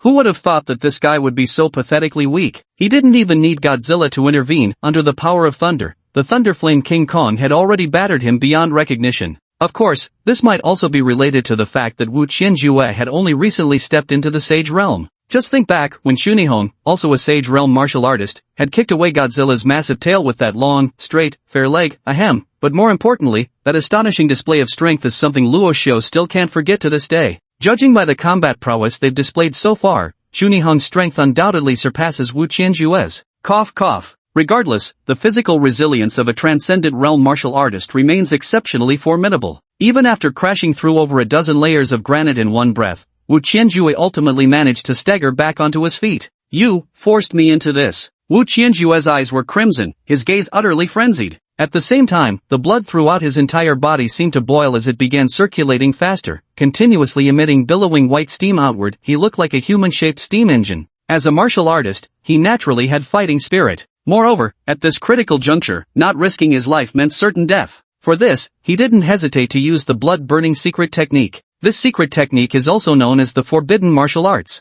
because after using it, it will cause severe damage to the practitioner's physical functions, requiring at least 3 months of bed rest. In more extreme cases, it can leave extremely serious sequelae, making it nearly impossible to progress further in martial arts cultivation, and even causing regression in one's martial realm is entirely possible. If not absolutely necessary, Wu Qianjue would never resort to this secret technique. Compared to his opponent's decisiveness, Luo Xiu merely showed a trace of surprise. Who would have thought this guy would fight so desperately? It seems even early-stage Sage Realm warriors always keep a few trump cards up their sleeves. But judging by Wu Qianjue's stance, is he about to transform into a Super Saiyan or something? Jinhai City, Enforcement Bureau Headquarters. Boom! A young officer burst through the door with urgency. We have reports from multiple enforcers. 2 enormous monsters have appeared outside the Luo Corporation building and are engaged in combat with a high-level martial artist. The situation is critical. Monsters? A high-level martial artist? Luo Corporation? Chen Jingtao, who had been handling official business at his desk, suddenly froze, his expression abruptly changing. He raised his head and asked solemnly, "Has the identity of the martial artist battling those 2 monsters been confirmed?"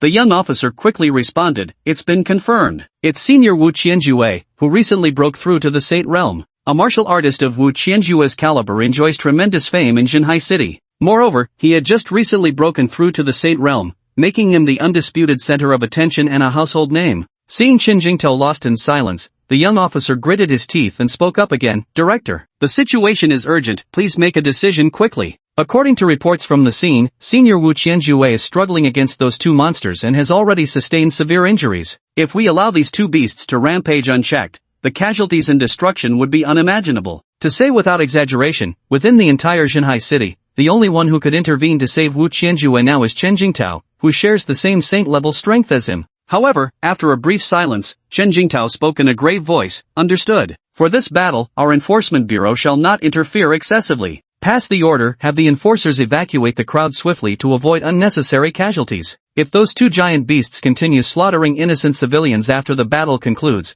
I shall personally take action to suppress and exterminate them." "But, no buts, that's an order. If you understand, then carry it out." Chen Jingtao's expression darkened as he barked sharply in reprimand. "Understood." The enforcers saluted abruptly before retreating from Chen Jingtao's office. Only after the person left did Chen Jingtao shed his authoritative facade, leaning against his desk with a weary, bitter smile on his face. Under normal circumstances, he naturally wouldn't have ignored such a matter. But the crucial point is, Luo Xiu's background isn't someone he can afford to provoke. Even setting aside his background, that kid is nothing short of a freak among freaks. The two monstrous beasts under his command each more formidable than the last, and their growth potential is downright terrifying. If Wu Qianjue were to confront him directly, he probably wouldn't gain any advantage. Thinking this, Qin Jingtao couldn't help but shake his head and sighed softly. Wu Qianjue, you'd better pray for yourself. I hope you won't pay the price for your arrogance. After activating the forbidden blood-burning technique, Wu Qianjue's aura underwent a dramatic transformation. Now, he gave people the impression of a razor-sharp sword drawn from its sheath. Kill! Wu Qianjue let out a piercing roar, his figure instantly transforming into a crimson blur as he brandished his long staff, charging toward King Kong's direction with lethal intent. Staff technique, sweep across the 8 wastes. With a low shout, Wu Qianjue's staff transformed into dozens upon hundreds of afterimages, all violently assaulting the Thunderflame King Kong's massive frame. Swings, sweeps, thrusts, parries, and piercing strikes. Wu Qianjue's staff strikes were swift and seamless, carrying the momentum to sweep across all directions. Each strike left behind a glaringly apparent mark upon the Thunderflame ape's thick hide. Under Wu Qianjue's relentless assault, even the massive Thunderflame ape was forced into steady retreat. During this struggle, the Thunderflame ape attempted multiple times to grab Wu Qianjue, yet time and again, relying on his razor-sharp combat instincts, he dodged at the last moment, only further enraging the beast. Little monkey, come on, show me what other tricks you've got. Wu Qianjue, growing fiercer with each battle, let out a maniacal laugh, his eyes brimming with the delight of imminent vengeance. King Kong gave him a cold glance. In the next instant, its massive palm suddenly swept out, smacking Wu Qianjue and sending him flying straight toward Godzilla's location. Chapter 54, Tyrant Godzilla. Wu Qianjue annihilated without a trace. Boom! After being sent flying by King Kong's slap, Wu Qianjue quickly stabilized himself mid-air. It's important to know that while in the bloodburn state, even his own resistance to blows had increased significantly. However, what struck Wu Qianjue as odd was, King Kong's palm strike didn't seem particularly heavy, almost as if it had no intention of killing him. Roar! Just then, King Kong's furious roar erupted once more right beside Wu Qianjue's ears. Stupid ape, can't kill me, so now you're throwing a tantrum? Wu Qianjue glared at Kong with a sneer and said coldly, don't worry, you made me pay such a heavy price, and I swear I'll make sure you die. Earlier, Kong had treated him like a ragged sack, swinging him around in front of so many people. He had already been simmering with rage. Now, after forcibly enhancing his own strength, he was absolutely determined to brutally torture Kong, only then would his fury be satisfied. However, just as Wu Qianjue finished speaking, a massive shadow abruptly surged toward him at terrifying speed. A chill ran through Wu Qianjue's heart as he instinctively turned his head. The shadow descending upon him was none other than Godzilla's immense, obsidian-scaled tail. Boom! With a deafening crash, Wu Qianjue's body plummeted violently, smashing into the ground and carving out a colossal crater. Roar! King Kong's furious roar erupted once more across the battlefield. However, this roar was filled with tones of mockery, ridicule, and derision. Scoff. Just hearing this sound, one could almost picture King Kong's face brimming with smugness and excitement. Wu Qianjue was so furious he nearly coughed up blood. I actually got tricked by this seemingly stupid giant ape. King Kong's slap earlier wasn't meant to hurt him at all, it was just to swat him straight into Godzilla's path, giving the latter the perfect opportunity to strike. Damn it, I'm gonna kill you. Wu Qianjue spat out a mouthful of blood, just as he attempted to stand up. Unbeknownst to him, Godzilla's ice-cold gaze had already locked onto him. Godzilla took a step forward, its massive head lowering as its enormous maw gaped wide like the gates of death itself. Faced with this terrifying sight, an inexplicable chill rose from the depths of Wu Qianjue's heart. He suddenly realized that this colossal beast, its entire body covered in dark, shimmering scales like some prehistoric dinosaur, was an even more terrifying presence than the frenzied Thunderflame King Kong. No, don't. Overcome by this instinctive terror, Wu Qianjue actually found himself begging for mercy.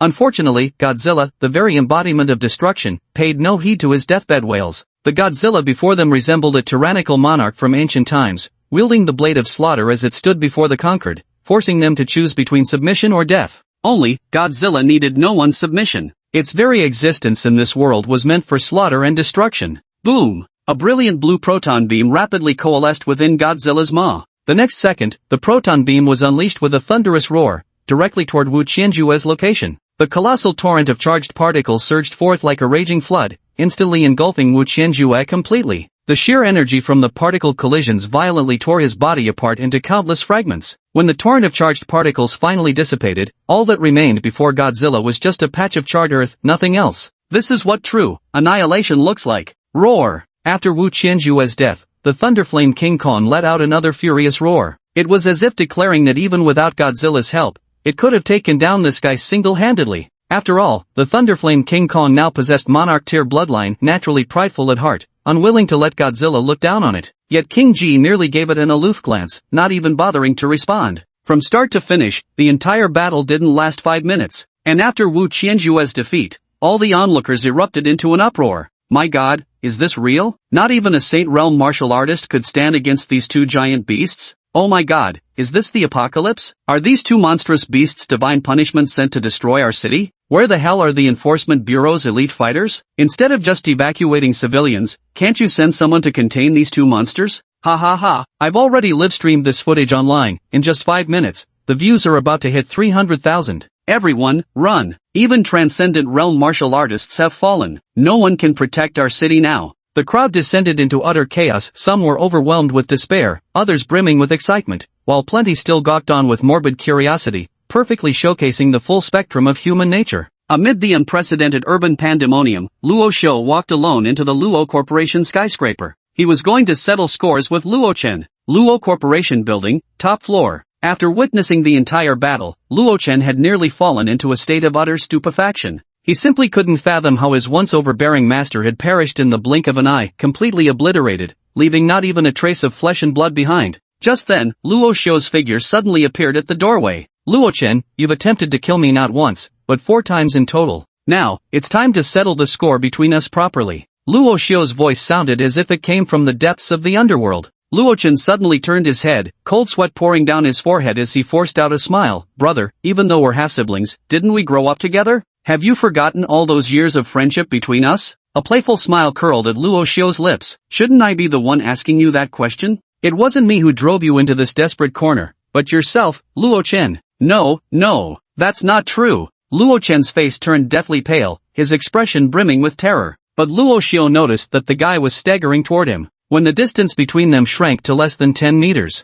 the panic on Luo Chen's face instantly vanished. Replacing it was a flash of manic ferocity. Luo Xiu, I'm going to kill you. Luo Chen let out a low, gnashing roar before abruptly lunging forward with bestial ferocity, charging straight toward Luo Xiu's position. Chapter 55, Kneel down properly for me. In the instant Luo Chen leaped forward, the skin across his entire body transformed into hardened steel. This was his unique ability, steel-hard skin. With the advantage of his unique abilities, almost no warrior of the same rank could match him. Unfortunately, he was now facing Luo Xiu. Come on, let's see, who's tougher? A cold sneer curled at the corner of Luo Xiu's lips. The next second, monstrous scales rapidly spread from his chest, instantly covering his entire body. Boom! Luo Chen's steel-like fist was effortlessly caught by Luo Xiu. Snap! With a crisp snap, Luo Chen's wrist was brutally twisted and broken by Luo Xiu. Is that it? A brilliant smile spread across Luo Xiu's face. This can't be. I'll kill you. Gritting his teeth against the excruciating pain, Luo Chen prepared for a desperate last stand. Even with his wrist trapped in the opponent's grip, he unleashed another whiplash kick with a sound like splitting air, aiming directly at Luo Xiu. Clang! His steel whip kick landed squarely on Luo Xiu's body. Yet, Luo Xiu's figure remained as immovable as a mountain, completely unshaken. Instead, an intense pain shot through his own right leg, as if the bones were about to snap. Ha! Luo Xiu let out a mocking sneer of disdain. Keep in mind, he had, after all, assimilated the genetic sequences of 2 king-tier monsters, King Kong and Godzilla. King Kong's physique, combined with Godzilla's armored scales, had elevated Luo Xiu's defensive capabilities to an utterly staggering level. With Luo Chen's paltry strength, did he truly believe he could penetrate such defenses? Are you kidding me? On your knees! Luo Xiu's expression darkened as he raised his right foot high, then brought it crashing down with brutal force onto Luo Chen's knee. Asterisk crack. Asterisk. That single stomp carried at least 100 tons of force. To Luo Chen, it felt as if a bronze pillar weighing hundreds of tons had come crashing down, completely shattering his kneecaps. Ah! Amidst the searing pain of his shattered kneecap, Luo Chen's face twisted grotesquely as he was forced to drop to one knee. Yet, Luo Xiu had no intention of letting him off so easily. Can't you even kneel properly? He glared coldly at Luo Chen before delivering another lightning-fast kick that snapped his other leg like a dry twig. Luo Xiu, you'll die a horrible death. Luo Chen's forehead was drenched in cold sweat as he let out a bone-chilling roar. Boom! Luo Xiu wasted no words with him, grabbing Luo Chen's head and slamming it straight into the wall beside them. 1, 2. As Luo Xiu's force grew stronger, the cracks on the wall deepened further and further. Luo Chen's curses and howls gradually weakened until they finally vanished completely. Crimson blood trickled down the wall. The wall before them now bore a gaping hole hammered into existence by Luo Xiu using Luo Chen's head as a battering ram. As Luo Xiu released his grip, Luo Chen's body slid down the wall, his life force completely extinguished. Luo Chen ultimately perished by his hand. After Luo Chen completely breathed his last, Luo Xiu took a deep breath and turned to walk out the door. The battle that shook the entire Jinhai city quietly came to an end. After killing Luo Chen, Luo Xiu directly withdrew Godzilla and Kong into the monster space. Even after the monsters vanished, the surrounding crowd still refused to disperse. All kinds of news spread rapidly throughout Jinhai city. Although these two monsters didn't cause extensive damage to the city, when all said and done, even a martial saint-level warrior fell by their hands. This news sent shockwaves through the martial arts circles of Jinhai city no less powerful than an earthquake. Furthermore, through the internet, increasingly more martial artists beyond Jinhai city learned about these two colossal beasts. Now, these individuals were already embroiled in heated online debates that showed no signs of abating. Some warriors believed that the strength of these two giant beasts was indeed terrifying, and if not eradicated soon, they might cause immeasurable destruction in the future. Meanwhile, another group of warriors argued that it wasn't the strength of the two beasts that was overwhelming, it was Wu Qianjue who was too weak. This guy had just barely stepped into the sage realm, without even solidifying his foundation. He couldn't even be considered a true sage-level warrior. And precisely because of this, he was utterly helpless against the rampage of those two beasts. However, no matter how vehemently these people debated, it no longer served any real purpose, because once this battle concluded, both monsters vanished into thin air as if they had never existed in the first place. Luo family estate, dining room. Young master, your coffee. Old Fu placed a cup of exceptionally aromatic Blue Mountain coffee before Luo Xiu, smiling faintly as he spoke. During yesterday's meeting, all the shareholders of the Luo Group unanimously passed the resolution appointing you as chairman of the board. By the way, will you be attending tomorrow's general shareholder meeting? No. Luo Xiu rejected the meeting proposal without hesitation and said plainly, all matters shall be handled on my behalf by you. If there's anything you can't handle, come find me and I'll take care of it. His approach to problems was straightforward. Matters that could be resolved through conventional means were left to Uncle Fu. But when conventional methods failed, Luo Xiu had no choice but to employ bloody measures to eliminate those creating problems for him. What do you call this? This was called solving problems at their source. After Luo Chen's death, the control of the Luo Group naturally fell into Luo Xiu's hands. Once in power, he wasted no time in conducting a thorough purge of the senior elders within the Luo family.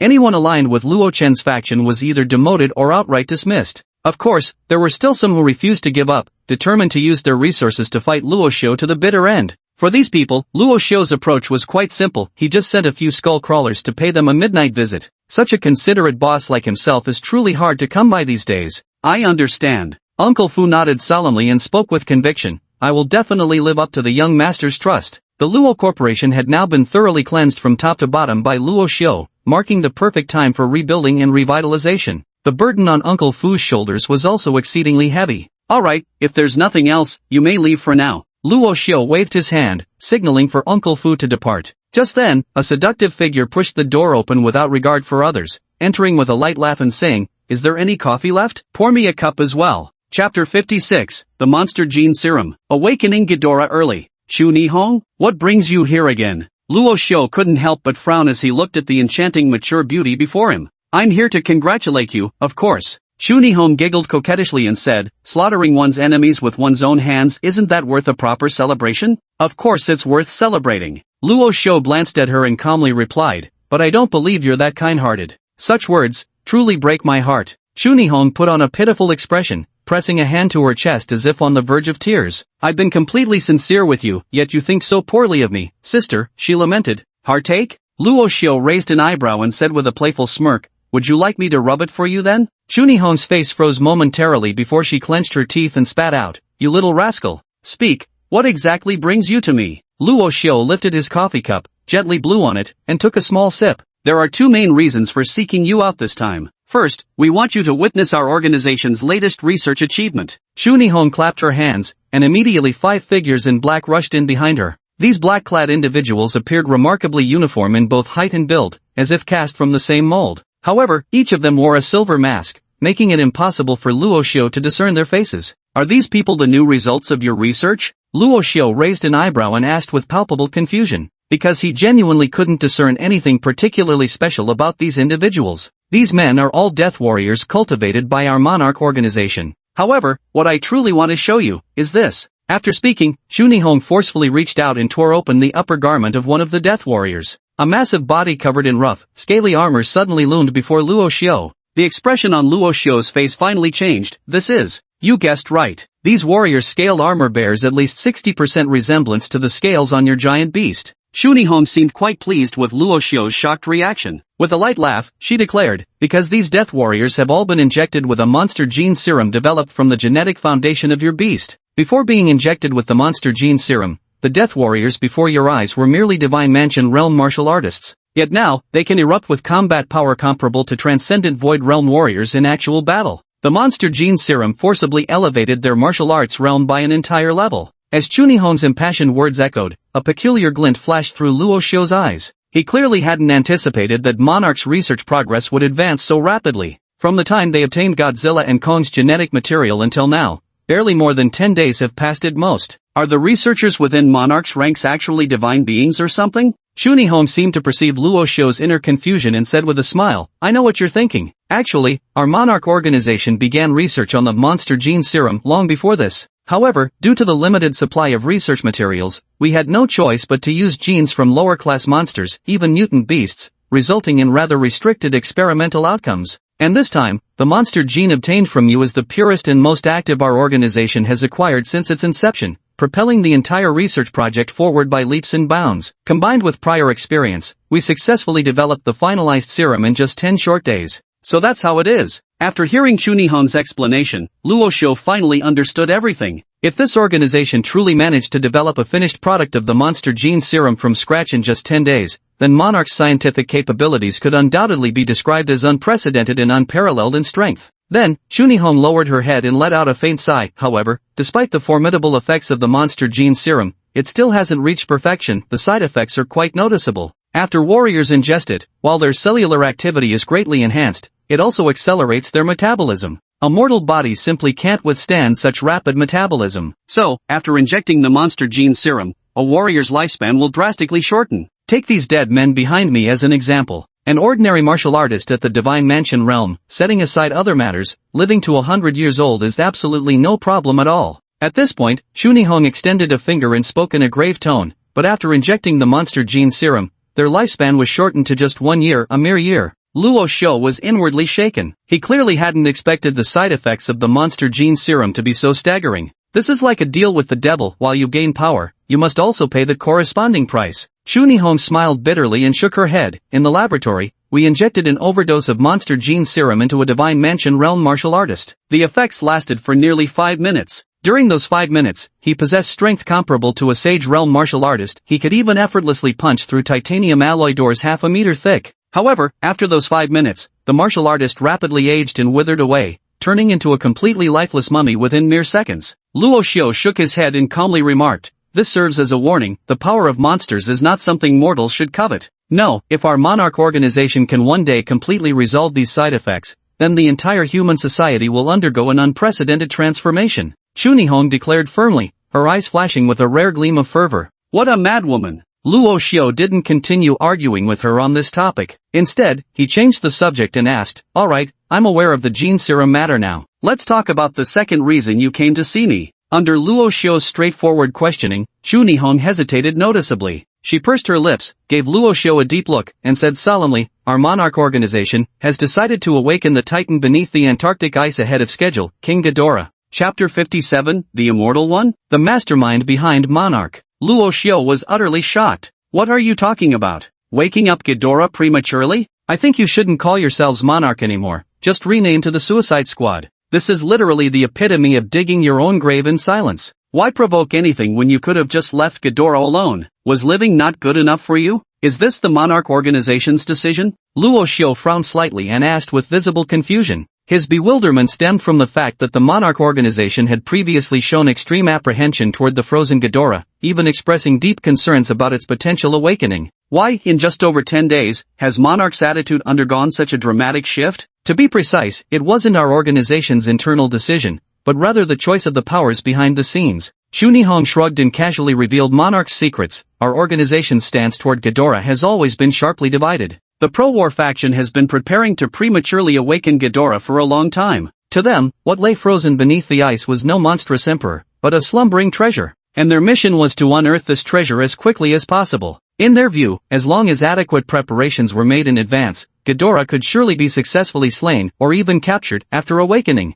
Slain? Captured alive? Upon hearing these words, Luo Xiao couldn't help but scoff. Have these people all got water in their brains? Their thinking is far too naive. Do they really think a 100-meter-tall titan beast is that easy to mess with? Even the newly matured Thunderflame Kong could beat the crap out of a Saint Realm martial artist. As for these people's thoughts, Luo Xiao could only sum them up in 4 words. They have a death wish. As for the pacifist faction, their stance isn't as radical. Most of them don't believe current human technology stands any chance against Titan-class creatures of this level, so they persistently maintain the status quo, absolutely forbidding anyone from awakening Ghidorah from its slumber. To be honest, within our monarch organization, the voices advocating for peace actually hold more sway. Even I reluctantly count myself among the peace faction. After all, if Ghidorah truly awakens, it'll undoubtedly be us martial artists once again rushing to the front lines. What a thankless job, I can't be bothered with that. Luo Xiao nodded. So, awakening King Ghidorah wasn't a collective decision within the monarch organization, but merely the whim of your shadowy employer? That's correct, but for monarch, the shadowy leader behind it all holds absolute authority. Though he usually doesn't interfere with our operations, once he issues a clear directive, no one dares to disobey his decisions. Because it was he who founded the monarch organization with his own hands, and ensured its smooth operation till this very day, his methods could truly be called godlike. When mentioning the boss behind the scenes, Shunihong's tone clearly carried a trace of reverence. Shunihong's behavior couldn't help but pique Luo Xiao's curiosity. What manner of being could command such reverence even from a Saint Realm martial artist? At this thought, Luo Xiao asked straightforwardly, "Can you tell me exactly who your boss behind the scenes is?" Shunihong shook her head. Luo Xiao asked skeptically, "Can't you say?" "No." Shunihong shook her head again, smiling bitterly as she replied, "It's not that, it's because we don't know his true identity either. He's never shown his real face to anyone. Within the monarch organization, we usually refer to him as the boss, or boss, but aside from occasionally receiving instructions passed down from him, almost no one has ever seen the boss in person. In fact, we don't even know if he's actually human." Luo Xiao couldn't help but laugh. What kind of talk is that? If he's not human, could he be a ghost? Shunihong glanced at him and spoke softly, "It's not impossible. Do you know when Monarch was founded?" Luo Xiao froze for a moment before instinctively asking, "When?" 300 years ago. Shunihong extended 3 fingers. "It was established 300 years ago, that is, 3 centuries ago." "So what?" Before Luo Xiao could finish speaking, he froze in place. If he remembered correctly, Shunihong had mentioned that the Monarch organization was founded by that so-called mastermind behind the scenes, right? Which means, the founder of the Monarch organization has been alive from 300 years ago, all the way until now. For a moment, Luo Xiao couldn't help but feel his throat go dry. The mastermind behind the Monarch organization was actually a centuries-old monster who had lived over 300 years? Keep in mind, even a physically robust martial saint-level warrior could only live up to 200 years at most. Those with extraordinary longevity might stretch to 230 to 240 years, but that was undoubtedly the absolute limit. And this mysterious puppet master has actually lived for over 300 years without dying, manipulating the Monarch organization from the shadows for more than 3 centuries? What on earth is this guy's ultimate goal? Just thinking about it sent chills down Luo Xiao's spine. Shunihong said eerily, "Now you understand why I said he might not even be human, don't you? Even among ourselves, we secretly refer to him as the Immortal. The Immortal One, one who never decays." It must be said, this nickname fits him absolutely perfectly. However, Luo Xiao had an even better idea. Why bother being so pretentious, calling yourself the Immortal? Luo Xiao sneered and said, "If you ask me, after living for over 300 years, you might as well be called the Ancient Undying." For some reason, Luo Xiao instinctively felt no goodwill toward this mysterious boss who had lived for 3 centuries and still manipulated everything from the shadows. What's more, the fact that he actually chose to awaken the dormant Ghidorah at such a time made Luo Xiao even more displeased. After all, Ghidorah's awakening was directly tied to his system mission. Right now, neither Godzilla nor Thunderflame King Kong had fully grown. Facing a fully matured 100-meter class Ghidorah would be certain death. In such an uneven battle, one destruction wave from Ghidorah would probably make Godzilla kneel before it. If you're here to convince me to join the fight, then I'll say it plainly, I refuse to participate in this hopeless battle. Luo Xiao raised his head and stared at Shunihong, speaking coldly, "If you can contact that boss of yours behind the scenes, do me a favor and tell him, no matter what scheme he has, it's nothing more than digging his own grave." Chapter 58, I Need a Nuclear Bomb. Of course, Luo Xiao wanted to complete the system mission, but that didn't mean he would rush to his death for nothing. When the odds of victory approach 0 infinitely, avoiding battle is indeed the best choice.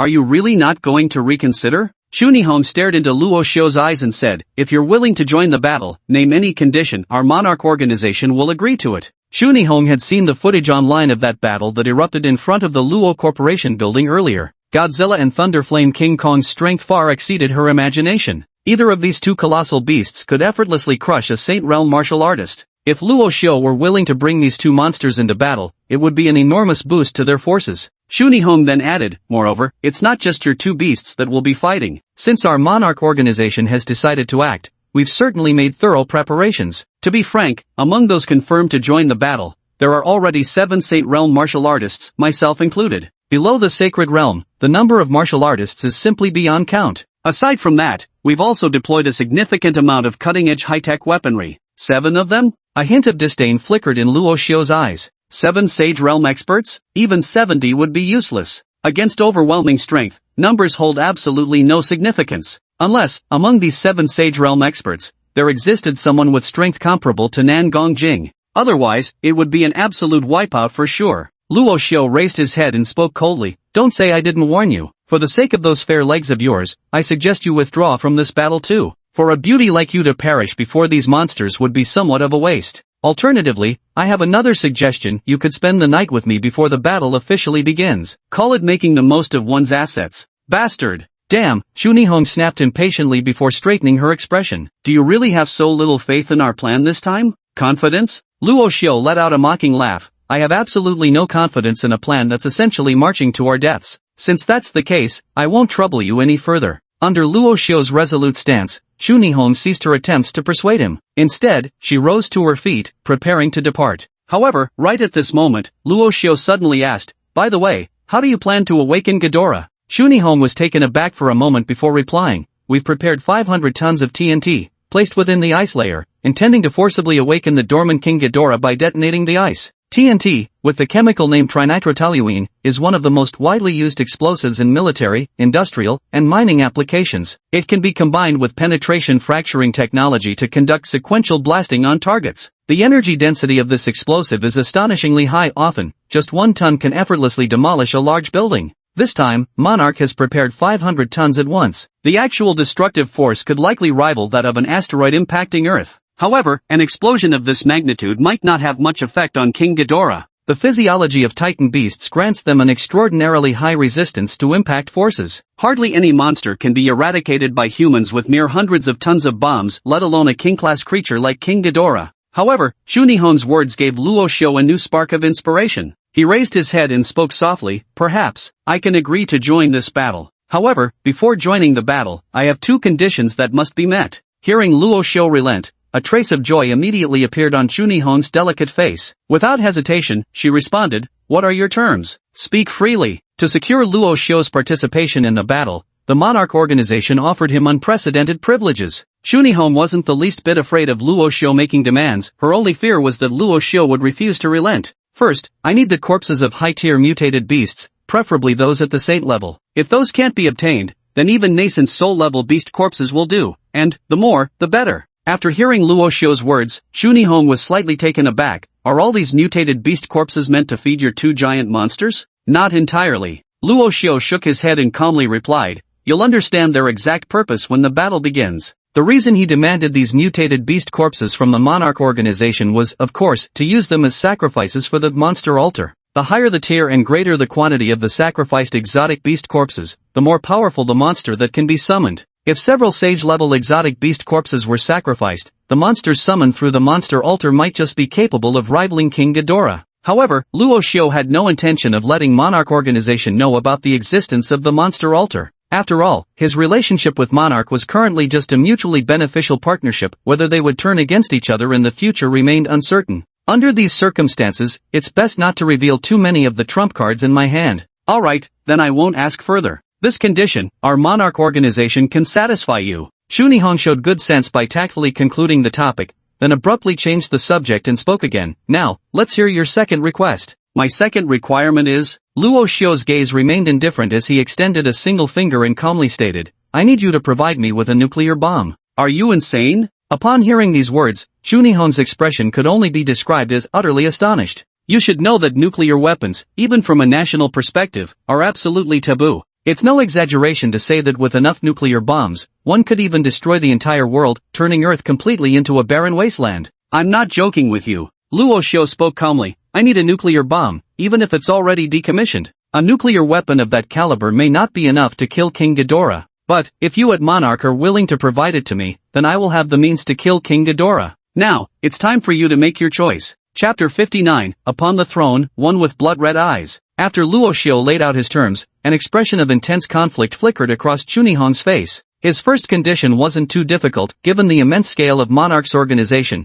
Obtaining the corpses of a few transcendent-level beasts should pose no challenge. But Chunihong could never have anticipated that Luo Xiu's second demand would be asking for a nuclear warhead. Damn it! What on earth does this kid need a nuke for? Are you going to cook it for dinner? However, what Luo Xiu said indeed wasn't wrong. Even a weapon of the level of a nuclear bomb poses little threat to Ghidorah. Because, the reason nuclear weapons are internationally recognized as strategic-level arms lies not so much in their destructive power itself, but rather in the catastrophic aftermath their detonation would unleash. The light radiation, water source contamination, nuclear fallout dust, and more brought by a nuclear bomb. These subsequent effects, capable of utterly reducing a region to a radiated wasteland, are the true horror of nuclear weapons. According to historical records of real events, the mushroom cloud formed after a nuclear explosion contains vast quantities of radioactive fallout dust. This radioactive dust mixes with moisture in the clouds, forming highly lethal black rain. Black rain fell upon the earth, seeping into the soil, rivers, and lakes. Those refugees who drank this rainwater out of thirst mostly died in excruciating torment within a few days. Nuclear weapons bring nothing but destruction to humanity. Yet, even the highly destructive nuclear radiation had almost no effect on the Titan beasts. Even the sheer power of a nuclear bomb could be physically endured by a mighty Titan beast. Otherwise, the Monarch organization wouldn't have been so conflicted about whether to awaken Ghidorah prematurely. They could have just dropped a nuke and called it a day. After a long deliberation, Chunihong took a deep breath and calmly said, "This matter exceeds the scope of my authority to grant permission, so I must consult my superiors before giving you an answer." "Go ahead." Luo Xiu smiled understandingly, then shifted his tone, saying, "However, my patience is limited. You'd better give me an answer before I change my mind. Don't worry, whether I agree to your terms or not, I'll give you an answer within 3 days." After concluding the negotiations, Chunihong didn't linger and left the Luo residence directly. Luo Xiu leaned back in his chair alone, rubbing his slightly throbbing temples, unable to suppress a somewhat helpless expression on his face. He had originally planned to lay low on his own turf for a few years after formally taking control of the Luo family's forces, waiting until Godzilla and King Kong reached their fully mature forms before thinking about how to venture out. But now, plans have fallen through. Just because of a single statement from the shadowy founder of the Monarch organization, a terrifying, demonic 100-meter titan, King Ghidorah, was about to awaken beneath the Antarctic ice. Damn it all!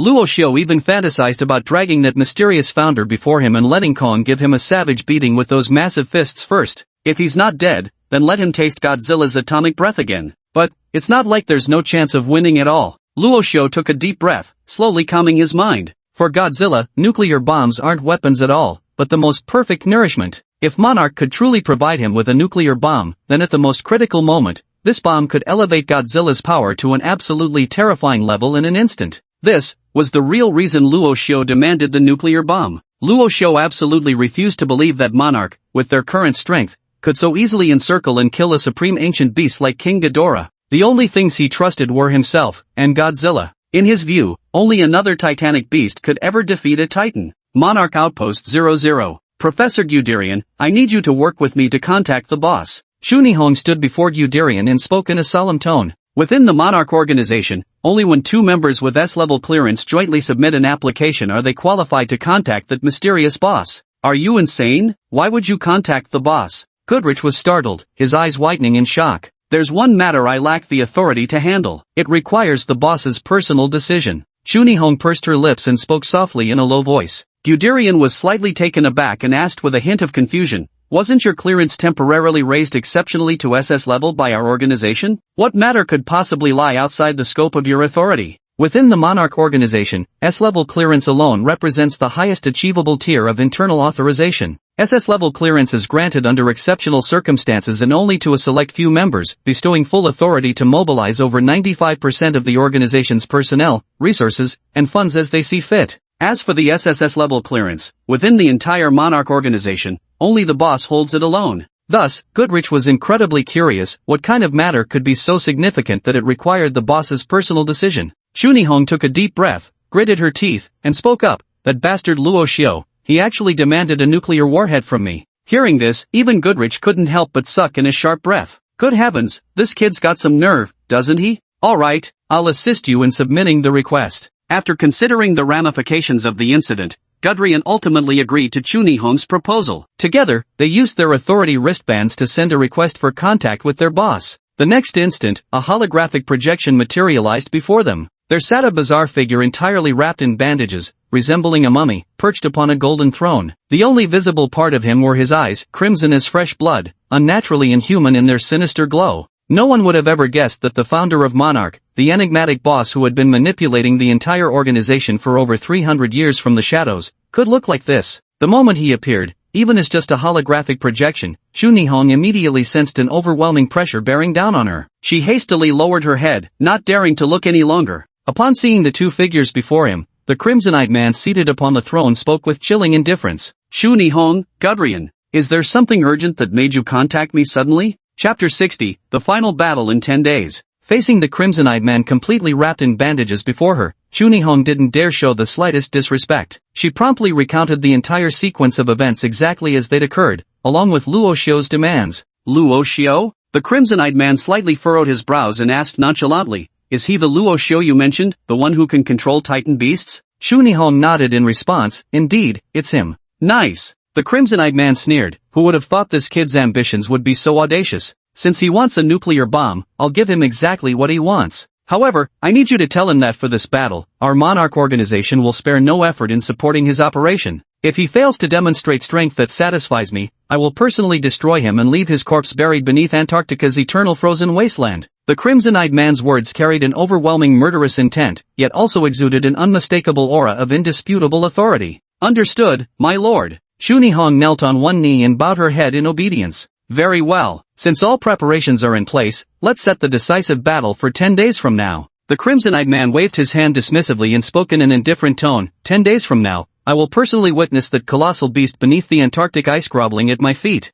I shall forge this era's glory with its blood. As these words fell, the holographic projection before him trembled violently before dissipating completely. Meanwhile, Shunihong and Gudrian both looked as if they'd been granted a great reprieve. If nothing urgent comes up, I'm never joining you to contact the boss again. That was terrifying. Guderian, being purely a researcher, possessed no combat capability whatsoever. Under the boss's overwhelming pressure, when he stood up again, even his legs were trembling uncontrollably. Nearby, Shunihong wasn't faring much better either. It took her an extraordinarily long time to calm the lingering apprehension in her heart. It must be said, the boss's aura was simply far too astonishing. Even she, a genuine Saint Realm powerhouse, found herself suffocating under its oppressive weight. To Chunihong's surprise, the boss actually agreed to Luo Xiao's request and promised to get him a nuclear bomb. In Chunihong's eyes, both of them were complete madmen. Utterly insane. Taking a deep breath, Chunihong pulled out her phone and quickly dialed Luo Xiao's number. Hey, have you decided to sleep with me? Giving you one last night of pleasure before you die.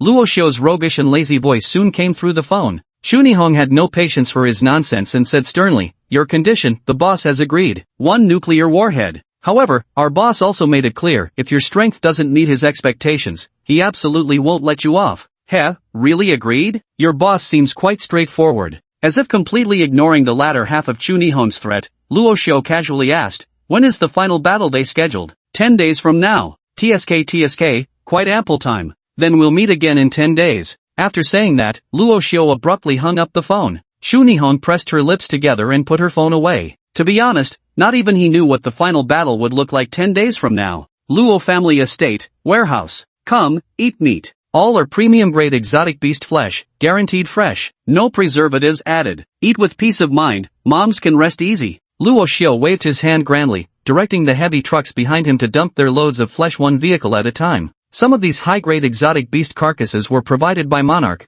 while others were acquired by mobilizing the Luo family's resources. The Thunderflame Kong's eyes immediately lit up at the sight of the flesh, roaring excitedly with uncontrollable enthusiasm. Meanwhile, Godzilla remained its usual aloof self. Unlike the ravenous Kong who devoured food like a starving ghost reincarnated, it would carefully select only the monster flesh that suited its palate before eating. Watching the two behemoths feast, Luo Xiao grinned and said, eat up. You'll need your strength for a fight. In 10 days, I'll take you to settle a major score. If we lose, we're all finished. If we win, I'll bring back a freaking King Ghidorah to be our lackey. After saying this, Luo Xiao let out a long, heavy exhale. Truth be told, even with the nuclear option up his sleeve, Luo Xiao still wasn't sure whether Godzilla could actually take down King Ghidorah. Until the final battle truly erupts, who will emerge victorious remains uncertain. Antarctica, Monarch Organization, Outpost 0. No one would have guessed that a gathering of 7 saint-level powerhouses could assemble in this desolate, frozen wasteland. You all should know why I've convened this meeting, to strategize and deploy our battle plan against King Ghidorah in advance. Shunihong surveyed the surroundings and spoke in a low, measured voice as she posed her question. Before her, the 6 sacred realm powerhouses sat upright with solemn expressions on their faces. Now, if any of you have questions, you'd better tell me in advance. Just as Shunihong finished speaking, a burly, blonde-haired Caucasian man slowly rose to his feet and said with displeasure, "Chu, I genuinely don't understand why elite warriors like us, who've reached the divine awakening realm, should have to coordinate with some inexperienced brat from China?"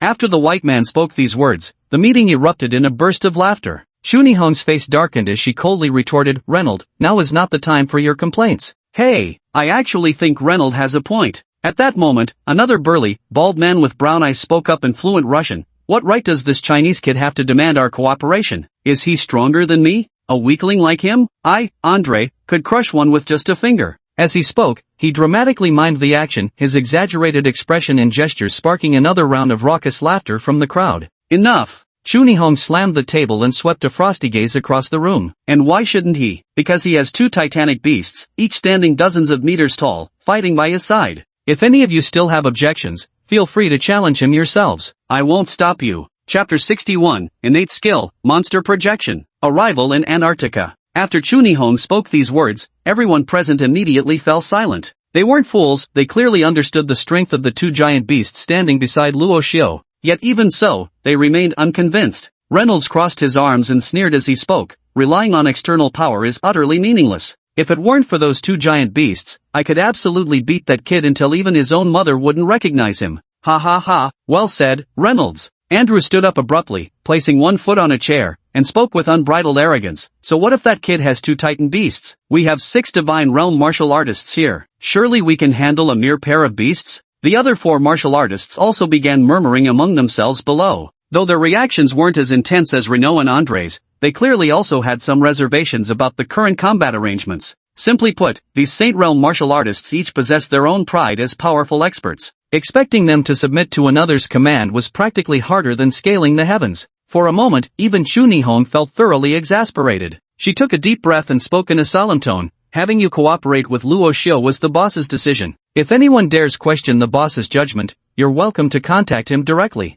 At this point, Chunihong's only recourse was to invoke the boss's authority to intimidate these people. However, Renaud wouldn't have any of it. He snorted coldly and spoke disdainfully, "Chu, don't throw your weight around as the boss. In our monarch organization, the capable lead, the average step aside, and the incompetent yield. Putting such a mediocre and incompetent Chinese kid above me is nothing short of an insult to me, Renaud." With that, Renaud turned and left without a second thought, not caring how livid Chunihong's face had become. Several days later, at the Luo residence. "System, I want to check in." After waking up, Luo Xiao stretched his limbs, and the first thing he did was check in. Working for a living is impossible, absolutely impossible in this lifetime. I don't know how to run a business either. Only by checking in daily and collecting monster rewards can I barely make ends meet. I absolutely love this system. Ding! Congratulations to the host for successfully checking in for 25 days, receiving a special reward, talent skill, monster projection. Oh, another special reward? Luo Xiao had initially felt a bit sleepy and wanted to go back for another nap, but after hearing the system's notification, his entire being was instantly energized.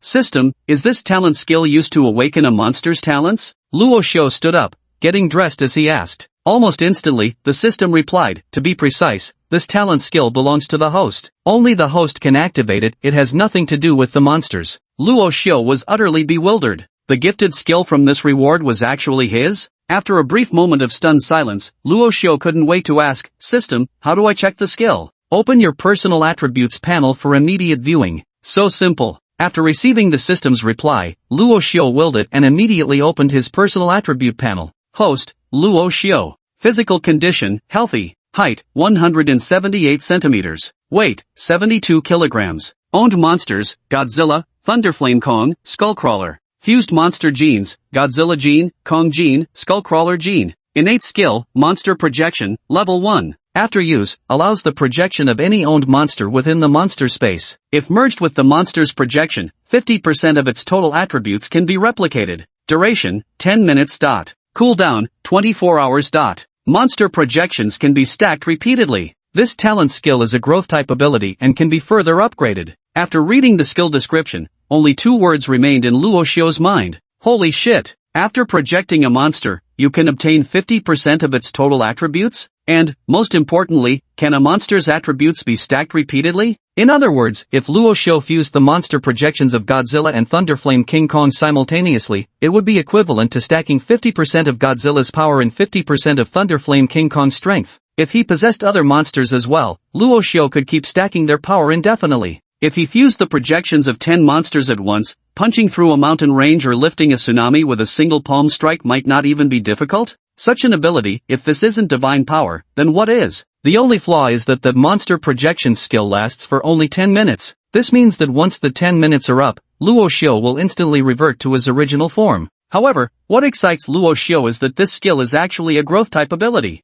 If given the chance in the future, it might even be possible to upgrade it further. Thinking this, Luo Xiu suddenly realized a problem and quickly asked, "System, if I use the monster projection skill, will the monster's actual strength be affected? If merging with a monster projection caused the real monster to lose its combat ability, that would be quite counterproductive." Fortunately, the system quickly gave an affirmative reply, "Host, rest assured, this innate skill has no effect on the monster's actual strength." "Then I'm relieved." Luo Xiu let out a sigh of relief, his eyes brimming with excitement. He then strode toward the door, where he happened to run into Uncle Fu in the hallway. "Uncle Fu, I'll be away for a few days. I'm leaving the family business entirely in your hands. Rest assured, young master, I won't let you down." After agreeing, Uncle Fu asked hesitantly, "Young master, may I be so bold as to ask where you're headed?" Luo Xiu smiled faintly and uttered 2 words, "Antarctica." The eternally frozen ice plains of Antarctica. The helicopter slowly descended, its rotor blades stirring fierce gusts that sent ice fragments scattering across the ground.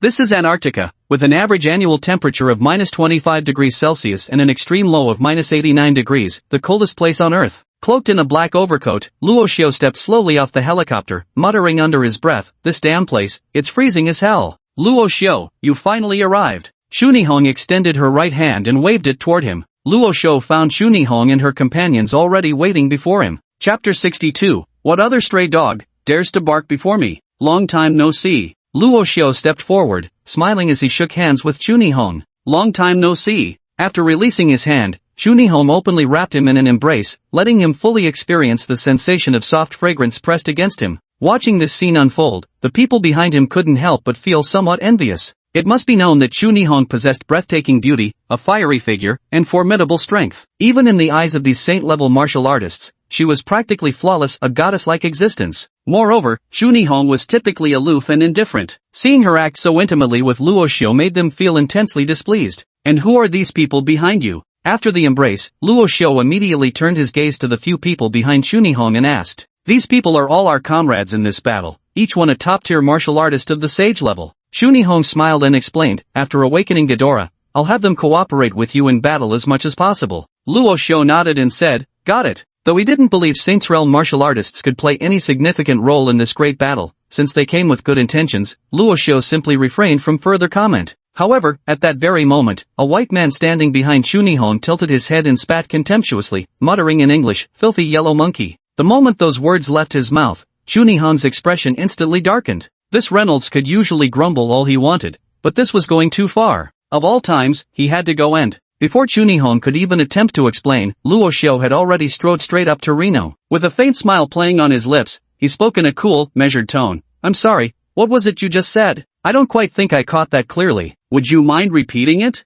"Ha, so you do understand English, after all?" The white man, Renault, let out a cold laugh. Narrowing his eyes, he deliberately provoked, "Since you're so eager to hear it, I'll say it one more time. You damned, lowly, yellow monkey." Slap. A crisp, resounding slap suddenly echoed across the Antarctic sky. After delivering the slap, Luo Xiu smiled at Reno and retorted, "You shout just because I told you to? So obedient, are you a dog?" Witnessing this scene, the surrounding crowd was utterly dumbstruck, jaws nearly hitting the ground. Is this Chinese guy insane? Doesn't he realize that slap just hit the face of a Saint Realm martial artist? Chinese brat, you're asking for death. Renault's humiliation transformed entirely into rage as he turned toward Luo Xiu and roared like a wild beast. Slap. Yet what answered him was another resounding slap. Luo Xiao smiled and said, perfect, now both sides are symmetrical. No need to thank me. I'll kill you. Reynolds' cheeks bore bright red handprints on both sides, clearly visible from the slaps he'd received. His eyes bloodshot, he lunged forward and seized Luo Xiao by the shoulders. Though consumed by rage, Reynolds maintained a chilling, calculated rationality. He knew his only chance was to tear Luo Xiao apart by force, before the man could summon those two dreadful monsters. Luo Xiao, watch out. Chunihong's expression changed dramatically. She clearly hadn't anticipated things would escalate to this extent. Just as she was about to intervene and save Luo Xiao, a chillingly familiar voice suddenly echoed in her ears. Don't save him, let me see his strength. If he's too weak, then so be it if he dies. The weak hold no value to me whatsoever. The voice was bone-chillingly cold. It was the boss's voice. Chunihong's heart immediately seized with terror. The boss was actually nearby? After the boss uttered those words, Chunihong felt as though her body had been nailed to the spot, completely unable to move even an inch. No one knew that several kilometers away, a bizarre figure entirely wrapped in bandages stood atop an iceberg, gazing coldly in this direction with crimson eyes. He narrowed his eyes slightly and murmured indifferently, let me see if your strength is worthy of the nuclear bomb I prepared for you, Luo Xiao. Monster projection, activate. Replication target, Godzilla, Thunderflame King Kong. The moment Reno charged forward, Luo Xiao didn't hesitate to unleash his newly acquired ability, Monster Projection. In an instant, the projected forms of Godzilla and Thunderflame King Kong materialized within the monster space and seamlessly fused into his body. After merging with these two monster projections, the only sensation Luo Xiao felt was an explosive surge of power. Right now, it felt like a volcano was erupting inside him. He felt that his current self was powerful enough to destroy everything before him. The power and physique of the Thunderflame Diamond, the hardened scales of Godzilla's exterior, and the atomic energy within its body, all of it fused perfectly into Luo Xiao's being. Although the monster projections could only merge with 50% of the original monster's power, combining two monsters 50% would still add up to 100%. To put it bluntly, Luo Xiao right now was nothing less than a humanoid monster. Angry? You got a problem with me hitting you? Luo Xiao's heart burned with battle fury, his face twisted into a vicious and brutal sneer as he growled through gritted teeth. If you've got a problem, then I'll just beat you, you fucking swine, until there's no problem left. The instant Reno charged at him, Luo Xiao seemed to teleport, instantly appearing behind him before delivering a savage elbow strike directly to his spine with brutal force. Reynolds' face turned deathly pale, feeling as if his spine had been brutally crushed by a bronze pillar. He opened his mouth and spat out a mouthful of fresh blood. With just a single elbow strike, the spine of a saint-level martial artist was effortlessly shattered.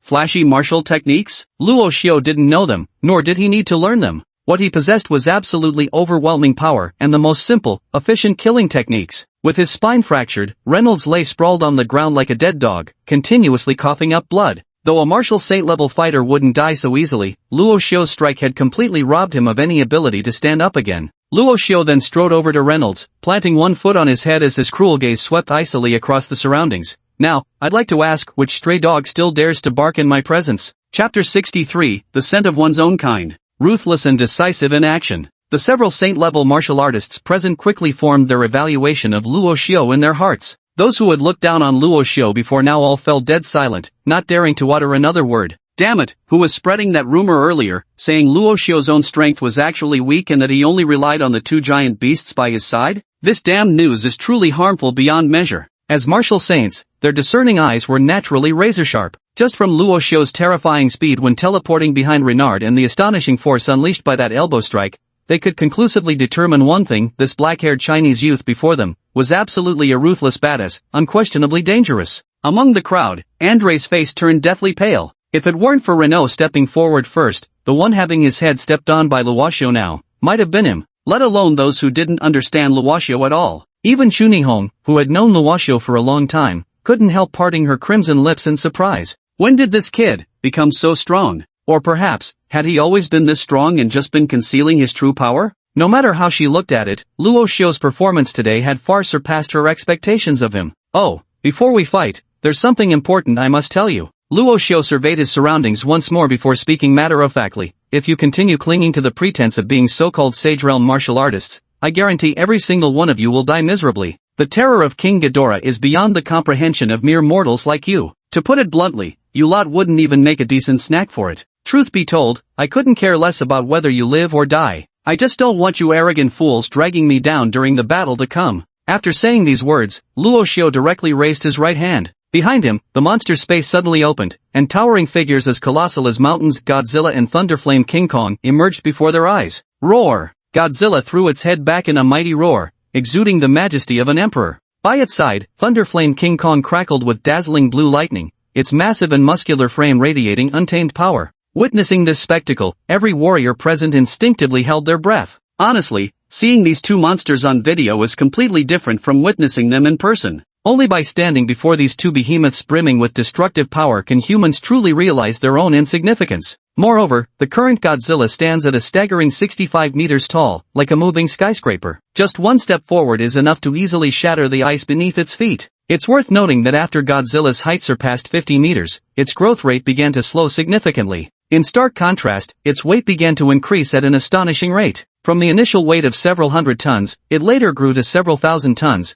and eventually even reached nearly 10,000 tons. The system explained that during its mature stage, Godzilla's muscle fiber density would undergo an unprecedented enhancement. In other words, the previous king of monsters merely appeared massive. Its body was actually as flimsy as paper mache, fundamentally weak at its core. Only when the density of muscle fibers truly increases can King Kong finally become truly resilient. Likewise, this principle applies to Kong's growth curve as well. Gulp. Andre couldn't help but gulp, no longer harboring even the slightest trace of disdain for Luo Xiao. In fact, in his eyes, Luo Xiao, who possessed incomparably formidable strength and could command two colossal monsters, had already ascended to the status of a deity. Their people were often mockingly referred to as the fighting nation by others. The reason lies in their naturally unrestrained and fierce temperament, yet they also harbor a sincere sense of reverence toward the strong. Alright, no need to show off. Your sister knows you're amazing, okay? Shunihong walked over to Luo Xiao with a smile and naturally linked arms with him. Come, let's go into the base. Your sister will properly welcome you with open arms. To be honest, Renault's earlier attitude had made her feel extremely displeased too.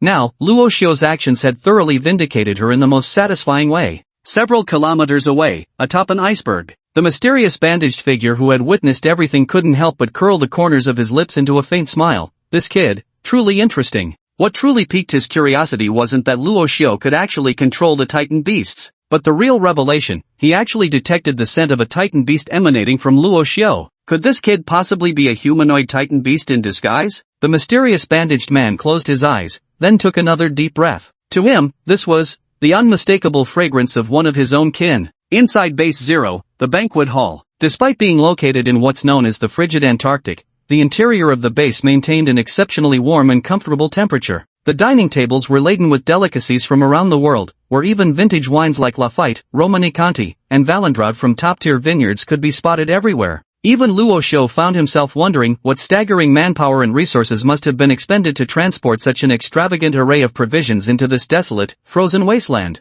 At the banquet, Luo Xiao became the undisputed center of attention, with everyone raising their glasses to toast him. To those saint-level martial artists, this young man from China had earned their respect with his strength. One might even say, "Ah, little brother, I never expected you to steal all the spotlight from your sister the moment you arrived." Shunihong was holding a bottle of Lafite from 82, her face flushed red from drinking as she leaned drunkenly against Luo Xiao. "Do you think I stole your spotlight? Of course you did, but well, I'm still happy about it. Hee. After all, you're mine. Oh, should I return the spotlight to you then?" Luo Xiao raised an eyebrow and asked quietly. Shunihong playfully blinked her eyes, pressing her stunning mature beauty figure snugly against Luo Xiao, exhaling a fragrant whisper. "How, do you plan to repay me?" Without hesitation, Luo Xiao extended his right hand, gently clasping Shunihong's chin. Then he leaned down without the slightest reservation and kissed her. Just like this. Chapter 64, Ready to Detonate. Ghidorah in the Ice. You, pervert. After freezing for several seconds, Shunihong's pretty face flushed crimson as she abruptly pushed the Luo Xiao in front of her away. She clearly hadn't expected Luo Xiao to be so bold, to actually dare forcibly kiss her in front of so many people at the banquet. Yet surprisingly, Shunihong realized she didn't feel much disgust toward Luo Xiao's action.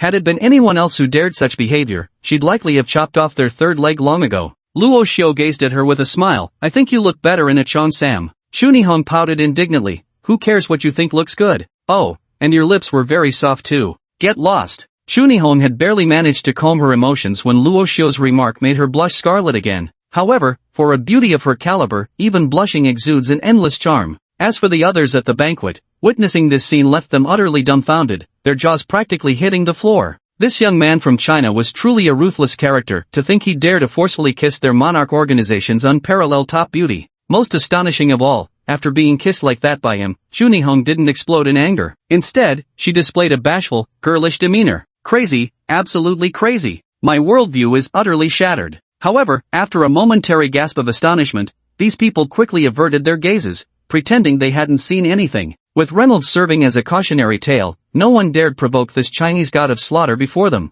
At that moment, a blonde woman in a white lab coat wearing black-rimmed glasses, easily scoring 7 out of 10 in looks, hurried anxiously into the banquet hall. Spotting Chunhong, she rushed over with visible urgency. "What's happening, Commander?" Chunhong adjusted her emotions and regained her composed demeanor before calmly asking, "Miss Chu, here's a set of data. Please take a look." The blonde scientist before her directly handed a stack of printed research data to Chunhong, took a deep breath, and said solemnly, "The data shows that the cellular activity within Ghidorah is gradually increasing, showing signs of waking up prematurely."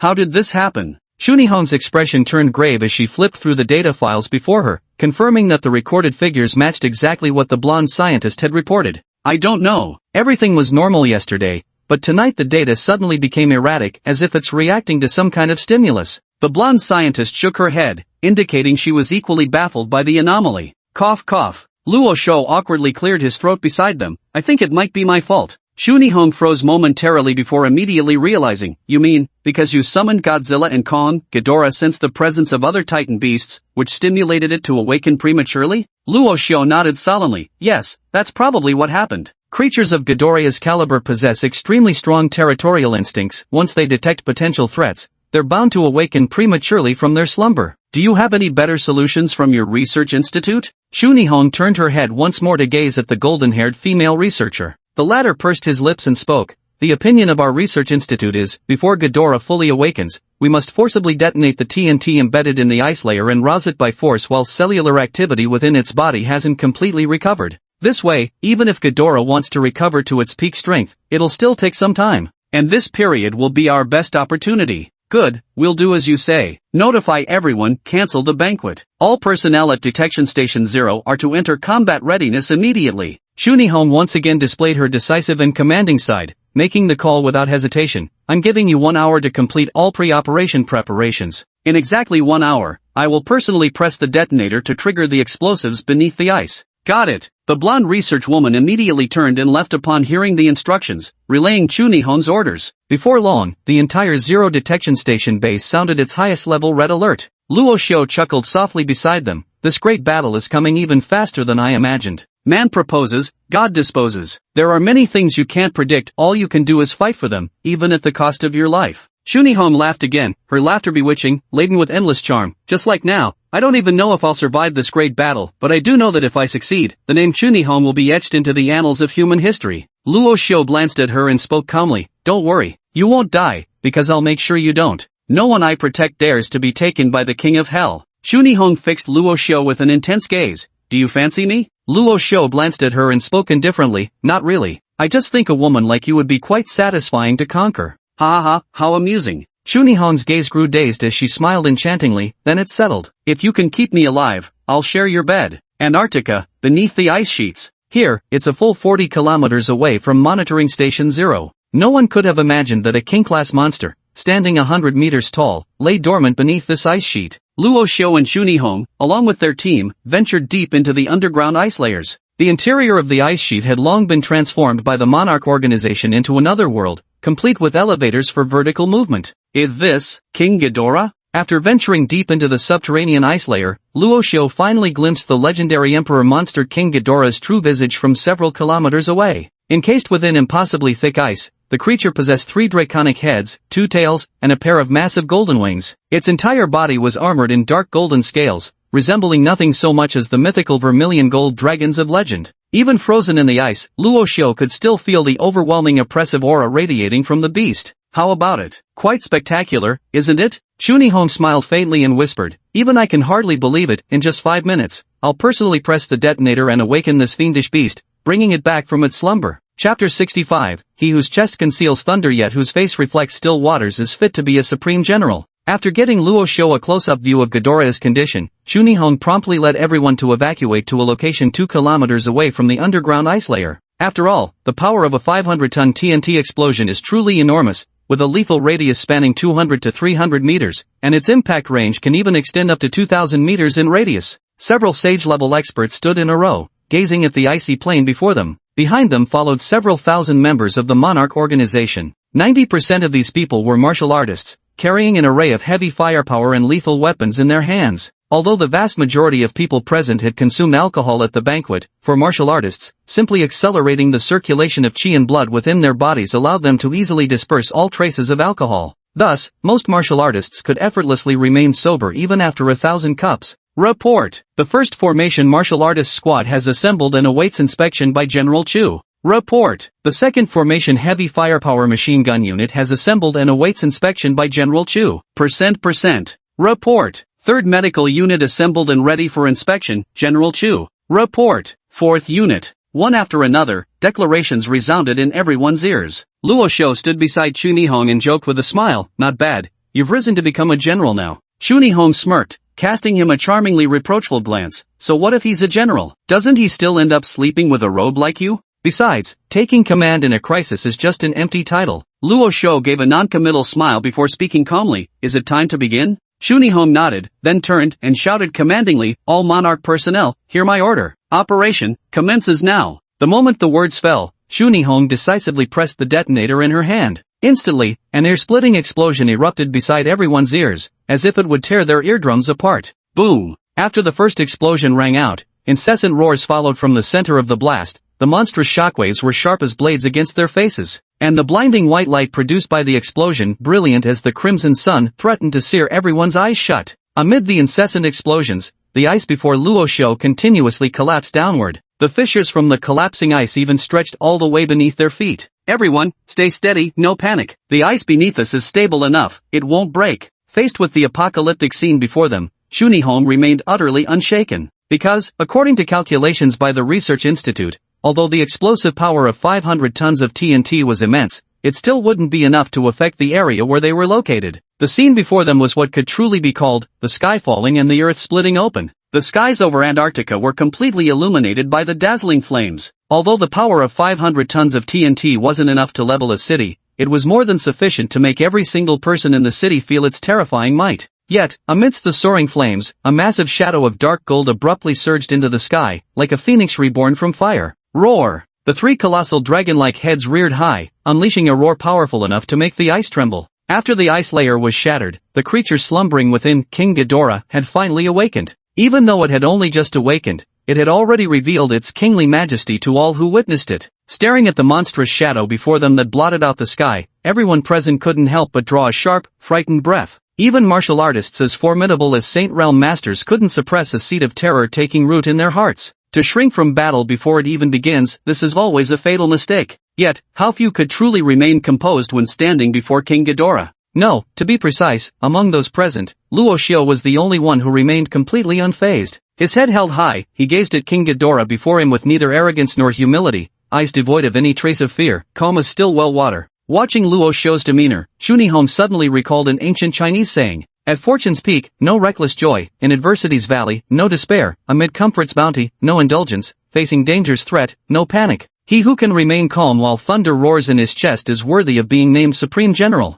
Even Chu Nihong had to admit this man before her truly carried the bearing of a great general, a man who was both terrifying and irresistibly charismatic. Facing the awakened Ghidorah, Luo Xiu took a calm step forward and simultaneously opened the monster space before him. "Come forth, Godzilla and Thunderflame Kong, meet your new friends." Roar! Like towering mountains, Godzilla and the lightning-wreathed Thunderflame Kong emerged successively from the monster dimension, their massive footsteps fracturing the ice beneath them into countless fissures. As Godzilla and Thunderflame Kong made their grand entrance, the monarch agents behind Luo Xiu immediately felt their spirits uplifted. Facing a terror like King Ghidorah with mere human strength had filled their hearts with dread after all. And now, the Godzilla and Thunderflame King Kong summoned by Luo Xiu had brought them an immense sense of security. "Monsters? We have them too." After breaking free from the ice, Ghidorah didn't even regard these humans as worthy of its attention. In its eyes, they were nothing but insignificant ants. And now, as if sensing a threat from its own kind, Ghidorah's three heads turned directly toward the source. 6 cold, dark golden dragon eyes locked firmly onto Godzilla's massive body. Even, the Thunderflame King Kong was completely ignored by it. because in Ghidorah's eyes, among all the creatures present, only Godzilla posed the greatest threat to it. Ghidorah could not tolerate such a colossal beast appearing within its territory.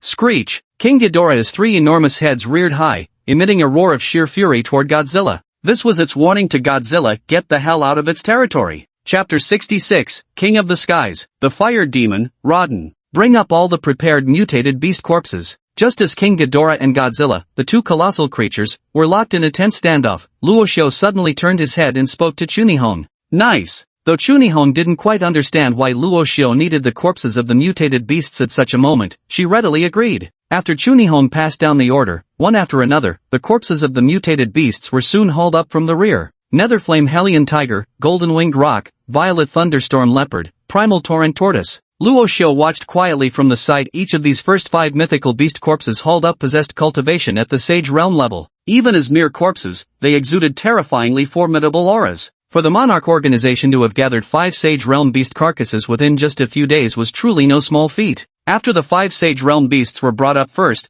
dozens more corpses of Void Reversion Realm beasts were successively transported from the rear and placed before Luo Xiao. However, these lower-tier beast corpses paled in comparison to the Sage Realm ones, offering only a slight advantage in quantity. Luo Xiao had the Monarch organization collect these corpses for a clear purpose, to serve as sacrificial offerings on the monster altar. After the ritual, a new monster would be summoned once more. In the next instant, with a mere thought from Luo Xiao, an ancient altar carved with intricate mysterious patterns materialized before him. Help me carry all the mutated beast corpses up to this altar. After placing the monster altar before him, Luo Xiao turned around and spoke indifferently. The members of the Monarch organization didn't dare slack off in the slightest. Even the Transcendent Realm experts set aside their pride and began helping Luo Xiao transport the mutated beast corpses. In just over 10 seconds, all the mutated beast corpses had been piled onto the monster altar, so many that they formed a small mountain atop the sacrificial platform. And at this very moment, a sudden mutation occurred. Upon the ancient altar, a sinister crimson glow abruptly ignited.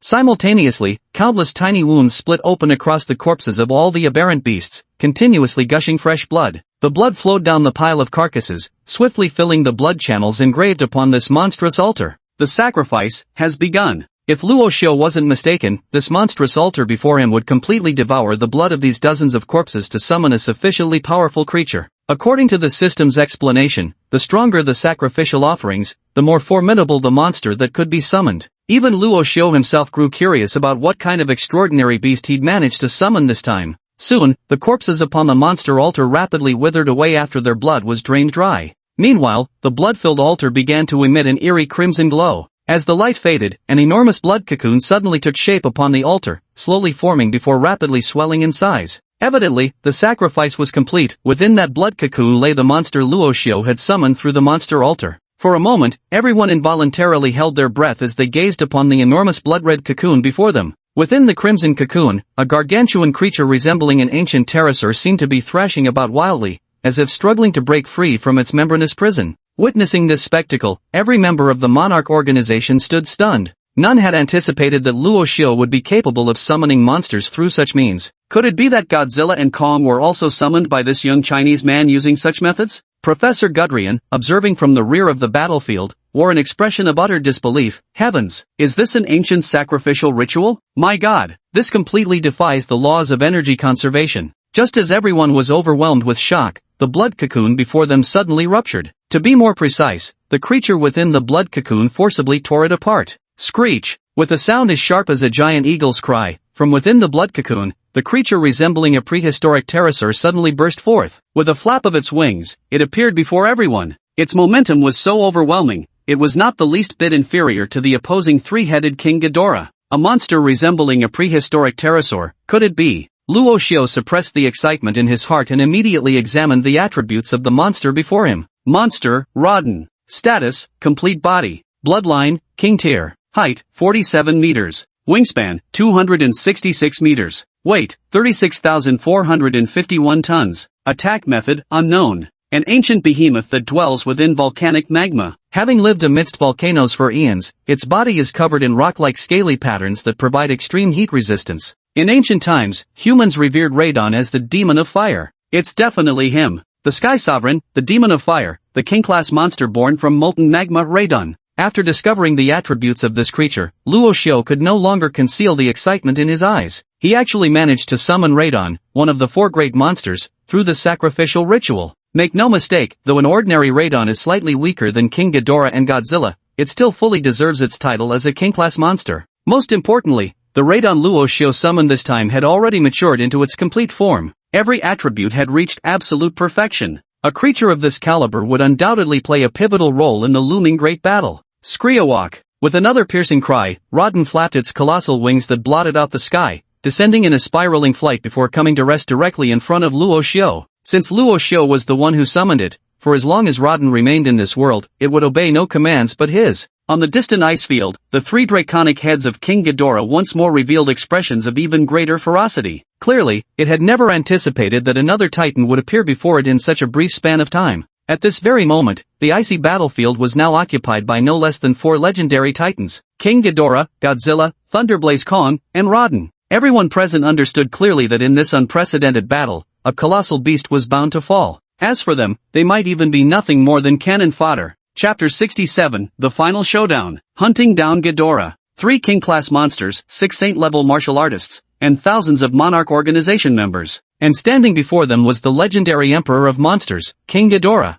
Radon, you take the vanguard. Luo Xiao took a deep breath and spoke in a solemn voice. To Luo Xiao, Godzilla and Thunderfire Kong were his true prized children. The Radon summoned from the monster podium naturally shouldered the charge as its duty. Fortunately, the Radon summoned by Luo Xiao was exceedingly loyal, showing not a hint of traitorous intent. Upon receiving the command, it let out a long cry, flapped its wings, and surged fiercely toward King Ghidorah's location. Witnessing this scene, Shunihong wasn't idle either. Without hesitation, she ordered, all Sage Realm warriors, heed my command regardless of cost, cover Radon's assault. Heavy firepower unit, hear this, disregard all casualties and provide long-range fire support at any cost. All of Shunihong's commands were aimed at assisting Radon in battle, because she knew in her heart that this fight was destined to be a slaughter between monsters. Following Shunihong's order, several sage-level martial artists immediately soared into the sky, transforming into streaks of light as they charged toward the distant Ghidorah. Leading the charge was none other than the giant Russian warrior, Andrei. Big guy, try this.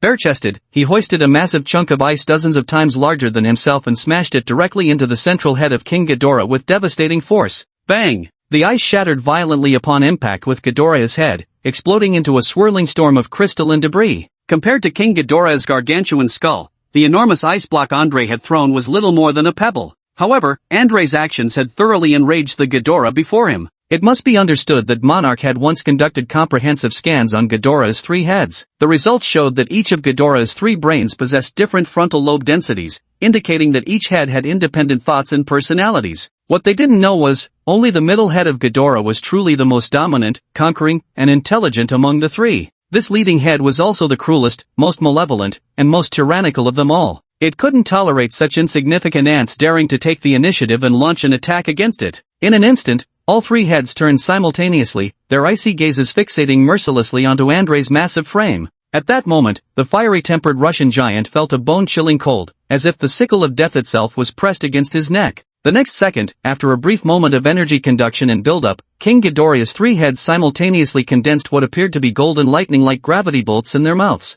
Before Andrei could react, those 3 devastating gravitational rays surged toward him like apocalyptic thunderbolts. Danger! With a loud shout, a vibrant green vine shot out instantly, wrapping around Andrei's body and yanking him away from the spot. Boom boom boom boom boom. The moment Andrei was dragged away by the vines, a gravity ray like a golden lightning bolt instantly shattered the ice layer into fragments, sending splinters flying everywhere. As he took in the sight before him, Andrei couldn't help but gulp nervously. If he had been hit directly by that, he would have long turned to ashes. Recalling his close call, Andrei turned to the person who had saved him and sincerely said, "Thank you. Don't mention it, but be careful. This big guy is tough to handle." The person who saved Andrei was named Beatrice, a rare female martial artist at the Sage Realm level and also a plant-based superhuman. Her ability allowed her to transform her own life force into vine-like plants. With our current strength, we can hardly deal any substantial damage to Ghidorah, so all we can do now is try to restrain it and buy time for Luo Xiao to create an opportunity. Beatrice took a deep breath and spoke solemnly, "So, I need you to cover for me, because my ability takes time to activate." "Nice." Andrei gave a firm nod, then swiftly tore off the vines binding him and rushed toward King Ghidorah without hesitation, roaring defiantly, "Come on, dumb lizard, think you're tough? Come on, kill me, roar!" Infuriated by Andrei's almost taunting provocation, King Ghidorah lowered its 2 side heads abruptly and lunged at him with savage bites. "Damn it, can't you take a joke? Even Andre hadn't expected Ghidorah to act so decisively. Not daring to hesitate for even a second, he whipped around and unleashed his full speed. Ghidorah's two heads slithered across the ice like giant pythons, relentlessly pursuing him with jaws snapping at his heels, moving even faster than Andre himself. Fortunately, just as Ghidorah's heads closed within 100 meters of Andre, close enough to swallow him whole, Beatrice's special ability finally activated. Vine Hell, Seal. In that instant, thousands upon thousands of vines sprouted beneath the ice layer. Like countless chains, they coiled around Ghidorah's massive body, temporarily binding and sealing its movements. Meanwhile, as Rodden swooped over Ghidorah, it suddenly flapped its wings violently. Its 200-meter-plus wingspan generated hurricane-like ultrasonic waves through high-speed vibrations. Amidst successive sonic booms, the ice layer beneath Ghidorah began fracturing inch by inch under the ultrasonic onslaught from Rodden until mere seconds later, it completely collapsed. Meanwhile, Ghidorah itself was also affected by the ultrasonic waves. It reared its heads and let out a piercing, ghastly shriek. Screech! Radon's eyes gleamed coldly as it let out a piercing screech. Soaring through the skies, it perfectly exhibited the dignity befitting the king of the heavens. At that very moment, Flame Thunder Kong followed suit. Though its stature couldn't compare to Ghidorah's massive frame, with the three-headed dragon entangled by vines and disoriented by ultrasonic waves, the mechanized gorilla seized the opportunity without hesitation. The Thunderflame Kong leaped high into the air, straddling one of Ghidorah's heads with its legs tightly clamping the golden-scaled neck. Roar! With a deafening roar, the Thunderflame Kong swung its right fist wreathed in dazzling lightning like a massive hammer, smashing down violently onto Ghidorah's cranium.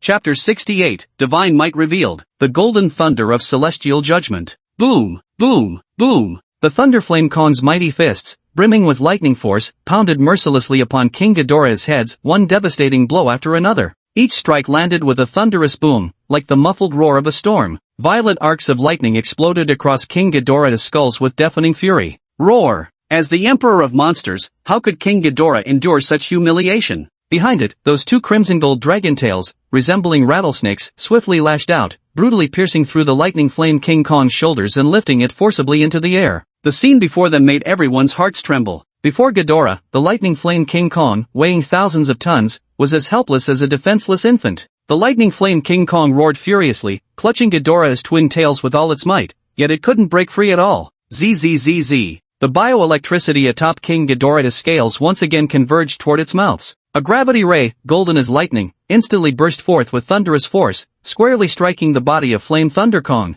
Boom! Upon being hit by the gravity ray, Flame Thunder Kong's massive body was sent flying backward like a kite with its string cut, plummeting heavily. Scatter, scatter. The members of the Monarch organization stationed at the rear were practically losing their minds. With a colossal being like the Flame Thunder Kong crashing down, wouldn't they be flattened into paste? Just as the crowd scattered in panic, the King Kong, blasted away by Ghidorah's gravity beams, finally came crashing down with tremendous force. For a moment, even the thick, solid ice layer couldn't withstand the weight of the Flame Thunder Kong. The impact punched clean through the ice sheet at least 20 to 30 meters thick, sending the fallen Kong plunging straight into the icy depths of the ocean below. Rat-tat-tat-tat. Right at that moment, a barrage of machine gun fire erupted, deafening enough to split eardrums. The 7 heavily armed squads of Monarch had already taken their positions. These were no ordinary machine guns, they were Monarch's specialized Vulcan miniguns. For a titan beast of Ghidorah's caliber, ordinary machine guns are utterly useless. The specialized Vulcan minigun cannon, however, boasts a caliber of 20 millimeters,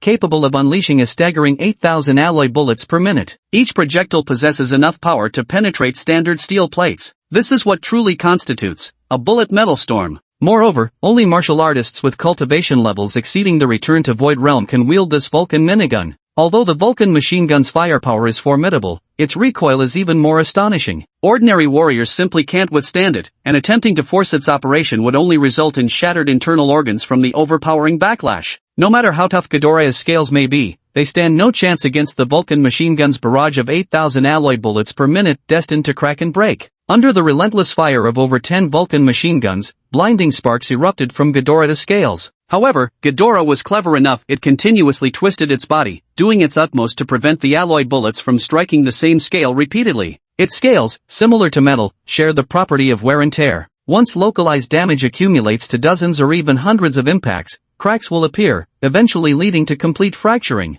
After losing the protective layer of scales, these alloy bullets would penetrate directly into Ghidorah's flesh. This beast is truly cunning. Shunihong's expression turned cold as she issued the command without hesitation, prepare the armor-piercing rounds. Aim for the breach opened by the alloy bullets, give it everything we've got. The might of modern technology sometimes rivals, if not surpasses, the power of a martial artist who has attained sainthood. Bang! Bang! Bang! Deep, resonant voices rang out one after another. Armor-piercing rockets launched skyward, slicing through the air with a whining roar as they streaked toward the towering King Ghidorah. This type of armor-piercing round boasts astonishing power, with velocities several times the speed of sound. Thus, only after these armor-piercing shells erupted into dazzling flames upon Ghidorah's body did the resulting explosions reach the ears of the surrounding onlookers. The armor-piercing rockets exploded upon impact, scattering countless sparks where they collided with Ghidorah's scales. After violently piercing through the golden armor, countless alloy fragments, propelled by the explosive force, brutally penetrated deep into its flesh. The combined might of the Vulcan machine gun and armor-piercing rockets had finally succeeded in making Ghidorah bleed. Roar! Ghidorah let out a frenzied roar, its golden dragon wings abruptly spreading to their full extent behind it. In that instant, the emerald green vines that had been binding Ghidorah's body shattered inch by inch. But Beatrice spat out a mouthful of fresh blood. These emerald vines were originally transformed from her own vital energy through her awakened abilities. Trapping King Ghidorah was already an immensely difficult task from the outset. When the vines shattered, she inevitably suffered the backlash of her own binding magic. As King Ghidorah fully extended its draconic wings, vast enough to blot out the sky, even the roiling thunderclouds above seemed to crackle with golden lightning. Dark clouds loom over the city, threatening to crush it beneath their weight, while flashes of golden scales gleam through the storm like armor splitting the sun. Under the emperor-like pressure of King Ghidorah, the atmosphere around instantly turned oppressive. Roar! Another earth-shaking roar erupted. Dozens of golden lightning bolts, towering between heaven and earth, shot forth from King Ghidorah's twin wings, connecting sky and land. The frenzied golden thunder surged and rolled among the clouds, as though gods themselves were waging war in the heavenly realm. In an instant, the entire gloomy sky was completely illuminated by dazzling golden lightning. Faced with this divine spectacle before them, everyone felt a tremor in their very souls. It was as if the being before them wasn't some titanic beast,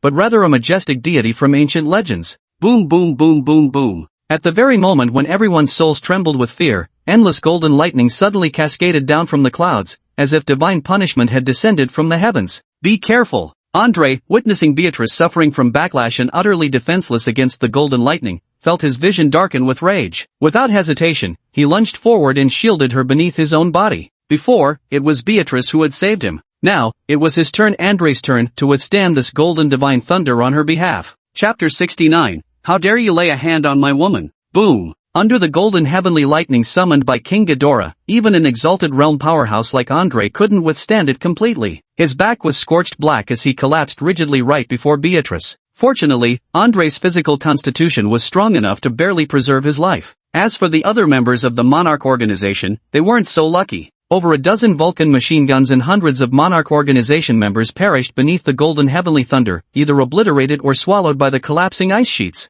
The heavens shattered, the frozen plains split apart in its raging fury. King Ghidorah fully revealed its unimaginable terror. It's impossible. With just our forces, we could never win. This is too horrifying, far too horrifying. Facing a titan beast of this magnitude, what difference is there between this and marching to our deaths? Run for your lives. If you escape now, there's still hope of survival. The remaining members of the Monarch organization all wore expressions of utter despair, having completely lost the will to oppose Ghidorah. In that moment, morale collapsed entirely. Shunihong's expression darkened as she shouted sharply, "What are you afraid of? The lightly wounded, assist the severely injured in retreating beyond a kilometer. All other soldiers, follow my orders, continue suppressing Ghidorah." As the words fell, Shunihong abruptly drew an ink-black combat blade from behind her. Her slender jade-like legs kicked off fiercely against the icy surface, propelling her figure high into the air as she took the initiative to charge toward Ghidorah. In this great battle, she was the commander. Since she was the commander, she would lead by example.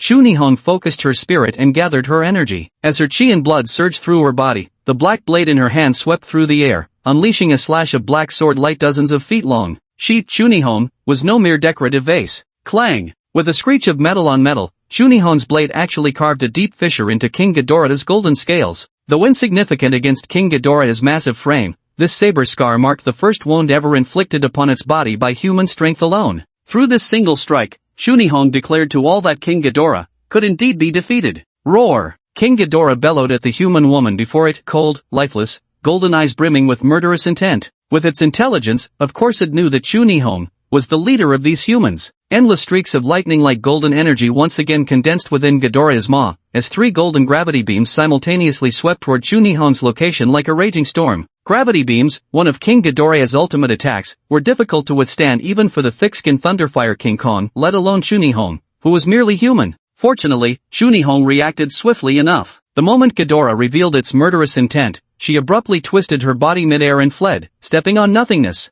Like golden lightning, the gravitational beams once more blasted a massive crater into the ice. Though Chunihong wasn't directly hit, the overwhelming shockwave sent her entire body hurtling through the air. Ghidorah showed no signs of stopping. As Chunihong was flung backward, its 3 heads lunged forward with lightning speed, viciously chasing after her to tear her apart. Bang! At that moment, from beneath the ice, an enormous azure figure suddenly burst forth, leaping high into the air. As it descended from mid-air, it delivered a thunderous punch with mountain-crushing force, smashing squarely into one of Ghidorah's heads. The incident happened so suddenly that even Ghidorah couldn't react in time. Buried in the icy sea, the Thunderflame Kong had been biding its time beneath the frozen surface, waiting silently for the perfect opportunity. Finally, seizing this golden chance, Thunderflame Kong broke through the ice without hesitation and delivered a devastating punch straight to Ghidorah's head. After one of its heads was injured, the remaining 2 heads went berserk, frantically lunging and biting at Kong. However, at this very moment, the Rodden that had been circling in the sky suddenly swooped down at a speed so fast it nearly broke the sound barrier. In the next second, flames as fierce as burning fire erupted from its ancient pterosaur-like talons. The razor-sharp claws pressed Godzilla's remaining head heavily onto the ground like a blade, rendering it completely immobile. The battlefield shifted far too quickly. Before the Monarch team members could even react, 2 of Ghidorah's 3 heads had already been forcefully subdued. Roar! The sole remaining head was none other than Ghidorah's central one. This sudden dramatic change filled it with overwhelming rage. Its arrogant head had actually been restrained by these inferior giant beasts. Just as the central head let out a furious roar, a dazzling white streak tore through the distant sky blazing with scorching heat and struck its head squarely. This unexpected white light was none other than Godzilla's atomic breath. Godzilla growled lowly as it advanced toward Ghidorah, and upon closing in, its claws clenched fiercely around Ghidorah's neck, using all its strength to slam it onto the icy surface. Before Ghidorah's head could rise again, Godzilla's colossal foot stomped down with tremendous force. With a thunderous crash, half of Ghidorah's skull was brutally pressed into the frozen layer. At that moment, a tiny figure emerged from the swirling ice shards, walking slowly to stand before Ghidorah. Ghidorah's eyes burned with rage as it glared at the puny human before it. Despite its towering form, this insignificant ant was unmistakably the true master controlling these 3 titanic beasts. Watching Ghidorah's 3 heads utterly restrained, Luo Shou couldn't help but allow a cold smirk to curl at the corners of his mouth. You dare lay hands on my woman? Having sworn to protect Chunihong's life, he would absolutely not let her perish. The colossal King Ghidorah stared down at the tiny Luo Shou, infuriated by the fact that it could actually detect a look of contempt in the eyes of this insignificant ant. Roar! Once more, bioelectrical currents surged through the golden scales covering King Ghidorah's body, unleashing an overwhelmingly brilliant golden radiance. In the next instant, King Ghidorah violently flapped its wings, the tremendous force propelling its massive body skyward. Carrying 3 Titan-class beasts with it, the creature forcibly ascended to an altitude of several thousand meters. Chapter 70, I'll show you the true King of the Crimson Lotus. Luo Shou clearly hadn't anticipated that King Ghidorah would prove to be this formidable. Even with all 3 of its heads restrained by 3 colossal beasts, it still managed to forcefully soar into the heavens with a mighty flap of its wings, dragging the 3 Titan monsters along. The fully realized King Ghidorah's power is truly terrifying. Luo Shou looked up to see Thunderflame King Kong still gripping Ghidorah's neck tightly with one hand, while the other hand clenched into a fist crackling with lightning, hammering down mercilessly upon Ghidorah's skull. As for Godzilla, its fury knew no bounds. Its claws dug deep into Ghidorah's neck while the fully charged atomic breath in its maw poured forth relentlessly, as if energy was infinite, bombarding Ghidorah's head in a frenzied assault. Under the onslaught of the atomic breath, Ghidorah's head let out agonized howls. The scales on its face shattered completely, revealing even the bloody bones beneath the flesh. Ghidorah roared, violently shaking its necks and forcibly hurling both Godzilla and Thunderflame King Kong off its massive body. Neither Godzilla nor Thunderflame King Kong possessed the ability to fly, causing them to plummet helplessly from thousands of meters in the air. With 2 earth-shaking crashes, the 2 colossal creatures successively shattered through the ice layer and plunged into the frozen sea below. After both had fallen, only the fire demon Rodden, still capable of flight, remained, locked in a vicious aerial battle against Ghidorah amidst the swirling clouds. Molten lava seemed to surge and burn upon Rodden's wings. The biological volcanic system within its body allowed every flap of its wings to unleash scorching hurricanes. Its razor-sharp talons were its finest weapons. Even when facing King Ghidorah, whose size dwarfed its own, Raden roared fiercely and charged without hesitation. However, Ghidorah was an apex predator of the Alpha class. Though Raden also possessed royal lineage, compared to Ghidorah, it still fell far short. After the two titans battled fiercely in midair for some time, a glint of murderous intent suddenly flashed in Ghidorah's cold, dark golden dragon eyes. Scree! With a piercing shriek, Raden flapped its wings, stirring up a scorching heatwave before darting toward Ghidorah at breakneck speed once more. Its razor-sharp pterosaur claws viciously tore two extremely deep gashes across Ghidorah's body. Sadly, Raden still underestimated Ghidorah's determination to kill it. The instant Raden struck, Ghidorah endured the searing pain and swiftly clamped its left and right heads onto the former's dragon wings. Roar! After firmly immobilizing Raden, Ghidorah roared and unleashed its killing technique. The golden beam radiating with fury energy once again took shape within its maw,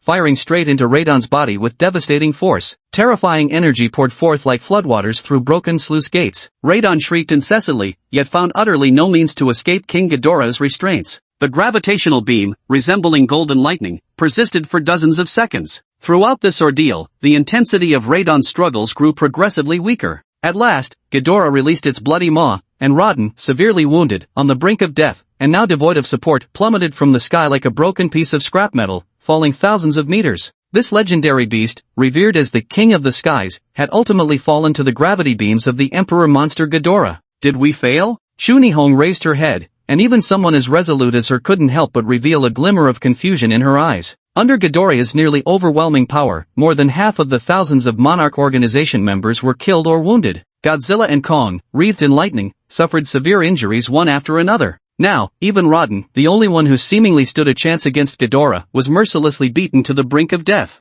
Could it be that this Ghidorah before them was truly invincible? Failure? It's far too early to say such discouraging words. Luo Xiao smiled faintly and said calmly, "Have you prepared the nuclear bomb as I told you?" Nuclear bomb? Shunihong's spirits instantly lifted. Only now did she recall that Luo Xiao had previously demanded a nuclear bomb from their Monarch Organization. "I'll arrange for someone to handle this immediately." Shunihong understood priorities well. She quickly activated the communicator to arrange for the nuclear bomb's retrieval before turning back and asking solemnly, "You never planned to tell me, so I never asked. But now that we're at this point, shouldn't you finally explain what you intend to do with that nuclear bomb?" Luo Xiao curled the corner of his mouth and spoke calmly. "What else can a nuclear bomb be used for? Of course, it's for eating." Shunihong froze for a moment, then snapped angrily, "I'm not joking with you." Luo Xiao gave her a deep look and spoke word by word, "Neither am I joking with you." Shunihong stared at Luo Xiao in disbelief, completely stunned. At that very moment, the transport plane carrying the nuclear bomb finally appeared in their line of sight. "This is our last chance. If we fail, we're all done for." A hint of frenzied delight flashed across Luo Xiao's face. "Give the order, have the transport plane drop the nuclear bomb right into Godzilla's mouth." Today, he was going to make Godzilla perform for everyone, the spectacle of swallowing a nuclear bomb whole. Luo Xiao was determined to go completely mad this time. He wanted everyone present to understand that even weapons capable of destroying the world were nothing more than food for Godzilla. "You're truly insane," Shunihong murmured under her breath, yet she still carried out Luo Xiao's will and relayed the orders as instructed. Now she finally realized why she couldn't harbor even the slightest resentment toward Luo Xiao. For the man before her was rational, composed, and resolute, yet at the same time cruel, maddening, and utterly daunting. These seemingly contradictory traits converged perfectly within Luo Xiao, manifesting a charm uniquely his own. Moreover, at their core, women are drawn to strength, and for Shunihong, Luo Xiao was undeniably powerful, even far surpassing her own might. Soon, the transport aircraft arrived directly above Godzilla. Under Luo Xiao's command, Godzilla opened its colossal maw, calmly awaiting the nuclear bomb's descent. At last, the transport aircraft's bay doors opened, and the nuclear bomb emblazoned with yellow and black markings plummeted from midair, landing perfectly within Godzilla's gaping jaws. Watching this scene unfold, Luo Xiao, standing beside Shunihong, spoke in a low, resonant voice, "Soon, you'll witness what it truly means to be the King of Crimson Blaze." Chapter 71, Annihilation Form. Burning Godzilla. Boom! A deafening explosion roared in everyone's ears. To everyone's astonishment, this tremendous noise had actually originated from within Godzilla's body. This monstrous creature had chosen to forcibly detonate a nuclear weapon inside its own body. Is it insane? It actually swallowed a nuke? It's absolutely insane. Is this titanic beast trying to get itself killed? It's over. If nuclear radiation leaks, none of us will make it out alive. The members of Monarch stared wide-eyed at the unfolding scene before them, their gazes filled with utter despair. Yet what happened next was something none of them could have anticipated. After the nuclear bomb was detonated, Godzilla's massive figure trembled violently, yet not a single trace of radioactive material leaked from its body. The reason was simple: every bit of radiation from the nuclear explosion had been completely and utterly absorbed by Godzilla alone. It was the true ancient overlord of Earth, a super monster capable of devouring nuclear energy. The next moment, a bizarre mutation suddenly erupted across Godzilla's body. Every scale on its body emitted faint clicks as the surrounding air rapidly heated up. Even the ice beneath Godzilla's feet was melting at a visibly alarming rate. It felt as if the blood within Godzilla's body was burning with frenzied intensity. Boom, boom, boom. Deafening, thunderous reverberations continued to roar out. Soon, someone realized it, that thunderous, muffled sound was none other than Godzilla's heartbeat. After absorbing an overwhelming amount of nuclear energy and radiation, Godzilla was breaking through the limits of its species, mutating and evolving into an even more terrifying form. Roar! Tilting its head back, Godzilla unleashed a roar that resembled a furious battle cry.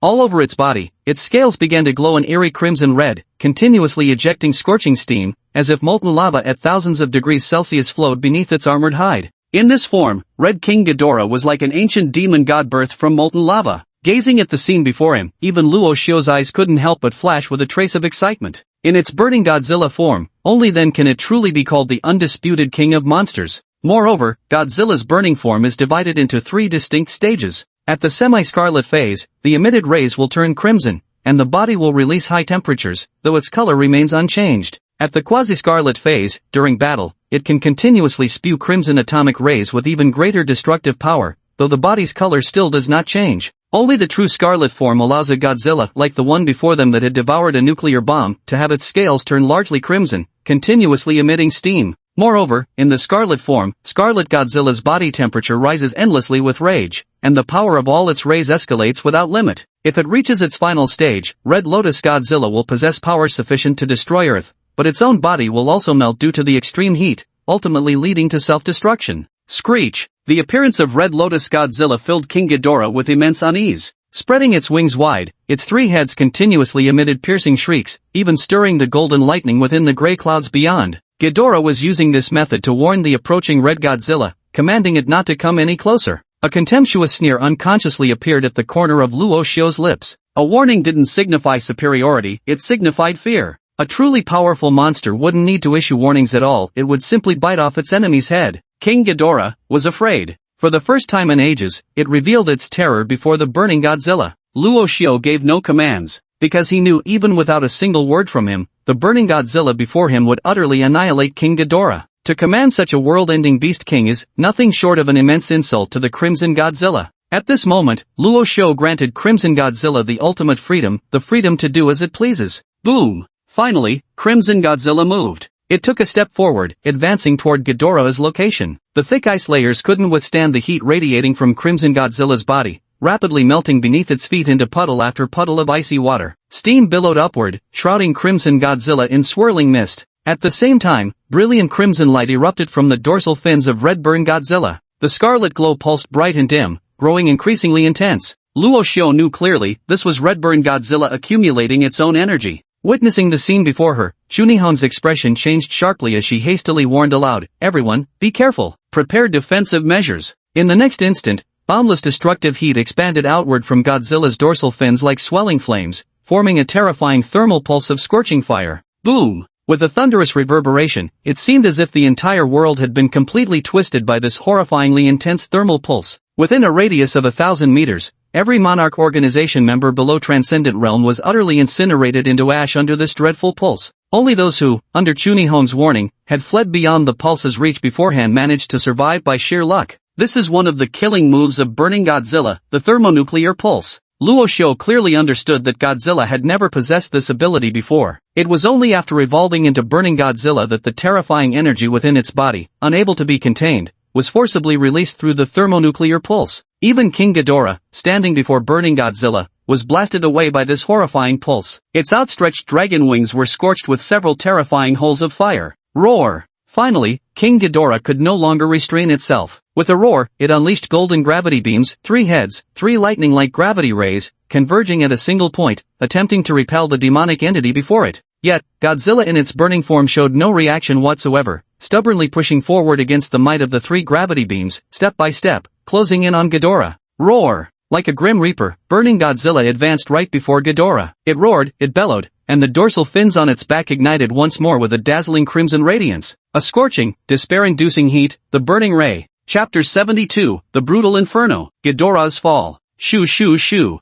Under the scorching heat of the crimson lotus ray, King Ghidorah's head actually ignited and burned up. Scales, flesh, everything was incinerated in an instant, leaving only the pale skeletal remains of the skull. Even the rock-hard cranium itself rapidly turned to ashes under the burning power of the crimson lotus ray, scattering into the air. With just a single breath attack, one of King Ghidorah's heads was utterly annihilated without difficulty. The power of burning Godzilla was terrifyingly strong to the point of making one's heart tremble. If there truly existed a hellish demon king capable of destroying the world in this world, perhaps it would be nothing more than this? Roar! The remaining two heads of King Ghidorah roared once again. Within those roars, there was fury, unwillingness, fear, and even a hint of despair. Two golden gravity beams once again blasted toward red-hot Godzilla's head. This time, red-hot Godzilla directly raised its crimson, magma-like giant claw, brutally blocking the incoming gravity beams. Roar! With a furious roar, red-hot Godzilla seized one of King Ghidorah's heads and viciously tore into it with its fangs.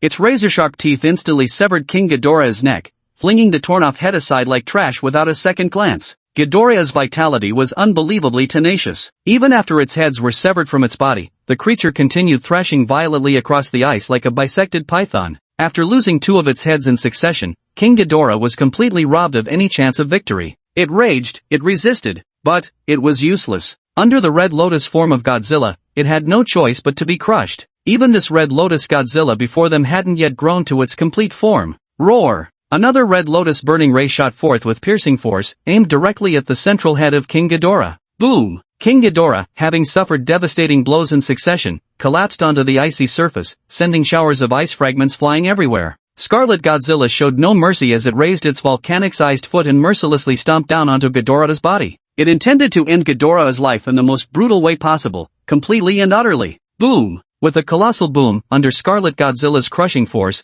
Ghidorah's massive torso shattered like a fragile egg, exploding into a storm of golden lightning. Shattered energy currents surged wildly in all directions, so violently that even transcendent realm warriors were sent flying by the overwhelming shockwave. The Emperor of Monsters, King Ghidorah, had finally fallen on this boundless ice plain. And at this very moment, the true victor of this great battle is none other than the Red Lotus Godzilla, still standing tall atop the icy plain like a sovereign ruler. Roar! Just then, Thunderflame Kong rushed forward in a burst of excitement, delivering a powerful kick to the lifeless remains of King Ghidorah. Its triumphant roars seemed to jeer. How's it feel now after all the beating you gave me earlier? Red Lotus Godzilla shot Thunderflame Kong a disdainful glance, exhaling a plume of white, scorchingly hot breath through its nostrils. Seeing this scene, Thunderflame Kong quickly retracted his fangs and put on an obedient, well-behaved appearance before Godzilla. In fact, it even seemed like he was utterly deferring to Godzilla as the undisputed leader. Only now did Thunderflame Kong realize how naive he had been, actually entertaining the thought of challenging Ghidorah to a one-on-one fight.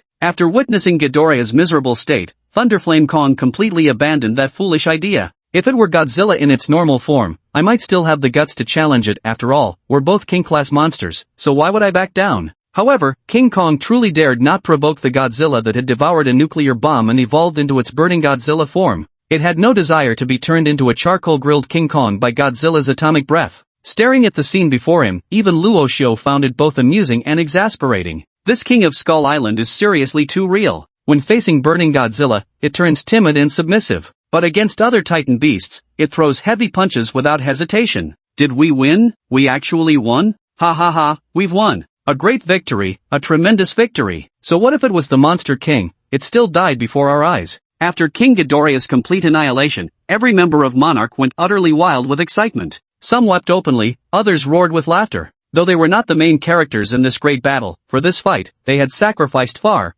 too much. Fortunately, it ultimately ended in a resounding victory. From then on, within the internal archives of the Monarch organization, the existence of Monster Zero was erased. This so-called King of the Monsters, Ghidorah, was finally consigned to history. Boom! After slaying Ghidorah, the colossal form of burning Godzilla crashed heavily onto the ground. Maintaining the burning form consumes an enormous amount of energy for Godzilla, especially since it hasn't yet matured into its complete form. It's like an engine. If pushed beyond its limits for too long, it will inevitably explode or self-destruct. As it collapsed onto the icy surface, the crimson glow beneath Godzilla's scales rapidly faded, and plumes of steam like white smoke began billowing from its body. Luo Xiao and Thunderflame Kong rushed over immediately. After spending so much time together, Godzilla and Thunderflame Kong's relationship was no longer as hostile as it initially had been. Instead, they now acted like tacit allies. With Godzilla collapsed on the ground, Thunderflame Kong was naturally extremely worried. Fortunately, the system's prompt sound rang out in Luo Xiao's ears just in time. Ding, the system has detected that Godzilla is currently in a critically weakened state. Host, please quickly return it to the monster space. Upon hearing the system's prompt, Luo Xiao hurriedly asked, System, since Godzilla forcibly broke through to the burning Godzilla form this time, will it cause any lasting damage to its body? Host, rest assured. Aside from Godzilla's body becoming extremely weak for the next few months and being unable to fight, there will be no other negative effects. Moreover, once Godzilla recovers through rest, it will rise stronger than before and directly evolve into its perfect form. After hearing the system's response, Luo Xiao finally breathed a sigh of relief while growing increasingly excited about Godzilla's imminent evolution into its perfect form. Chapter 73, The Immortal's Appearance. Monster Emperor Grand Gift Package. Without hesitation, Luo Xiao then stored the weakened Godzilla back into the monster space. Originally, he had planned to recall Thunderflame King Kong as well, since the creature had sustained serious injuries during this intense battle. However, Luo Xiao's action was met with strong resistance from the Flame Thunder Kong. Roar! It roared towards the direction of Ghidorah's corpse while excitedly pounding its chest, as if trying to communicate something to Luo Xiao. Luo Xiao was momentarily stunned, then quickly understood and chuckled, saying, You glutton, always thinking about food. Alright, go ahead and eat, but I'm warning you, you can only eat up to half of Ghidorah's corpse. Prior to this, Luo Xiao had already agreed with Chunihong that after killing Ghidorah, half of the corpse would belong to him, while the other half would be provided to Monarch for research. After all, Monarch had paid such a heavy price for this operation to eradicate Ghidorah, they certainly hadn't done all this just to pave the way for Luo Xiao's gain. Roar! Thunderflame King Kong roared in excitement. For it, even just half of Ghidorah's colossal body would likely equal the nourishment of over a dozen saint-level beasts. At this moment, a figure suddenly appeared atop Ghidorah's remains. Luo Xiao, you've truly given me an enormous surprise. That beast of yours actually killed Ghidorah. Heh, this has saved me quite a bit of trouble. A hoarse voice echoed from this mysterious figure. Luo Xiao frowned, raising his head to glare at the other with icy eyes. The suddenly appearing mysterious figure was entirely wrapped in yellowed bandages, revealing only a pair of crimson, blood-red eyes and eerie and unsettling sight. Luo Xiao demanded in a low voice, Who the hell are you? Who I am doesn't matter. If fate allows it, we'll meet again. The crimson-eyed man smiled, and the bandages on his right arm suddenly burst apart. Yet, what emerged from the torn bandages was far from a human arm, it more closely resembled the side-like limb of a mantis. Put! After freeing the bladed limb from the bandages, the crimson-eyed man wasted no time, swiftly slashing downward at the corpse of King Ghidorah beneath him. With a crisp slicing sound, King Ghidorah's tough golden scales were cleanly split open by a gash over 10 meters long. Then, the blood-eyed man reached out with his left hand and effortlessly plucked out King Ghidorah's enormous heart. Thunderflame Kong, pound him to death. Witnessing the scene before him, Luo Xiao instantly flew into a rage. This mysterious stranger who had appeared out of nowhere actually dared to compete for their hard-won spoils. Roar! Sensing Luo Xiao's fury, the Thunderflame King Kong showed no hesitation. Lightning surged around its body as it roared and lunged at the enemy. Unfortunately, even though the Thunderflame King Kong erupted with astonishing speed, the mysterious crimson-eyed man still outmaneuvered it, teleporting into the air with Ghidorah's heart just before the beast could strike. The crimson-eyed man hovered midair, smiling as he addressed Luo Xiao. A nuclear bomb in exchange for one of Ghidorah's hearts doesn't seem like a bad deal for you, does it? In that case, till we meet again. The instant his words fell, the crimson-eyed man's figure vanished into thin air before Luo Xiao once again. Nuclear bomb? Luo Xiao's heart tightened. He turned his head and asked gravely, Neon, this guy, should be your Monarch organization's mastermind behind the scenes, right? You guessed right. Chunihong nodded without hesitation, confirming Luo Xiao's conjecture. Just as I thought. Upon hearing Chunihong's reply, Luo Xiao's heart trembled slightly. After all, the nuclear weapon trade he had demanded from Monarch should have been known by only a handful of people. Judging by the tone of this blood-pupiled man before him, the only possibility was, he was the founder of the Monarch organization, that mysterious boss who had been pulling the strings from the shadows all along. Prior to this, Luo Xiao had clearly not expected that this being they revered as the Immortal One would appear before him in such a distinguished appearance. What piqued Luo Xiao's curiosity even more was that aside from possessing blood-red pupils, the guy was also wrapped head to toe in bandages. Was this some kind of mummy cosplay?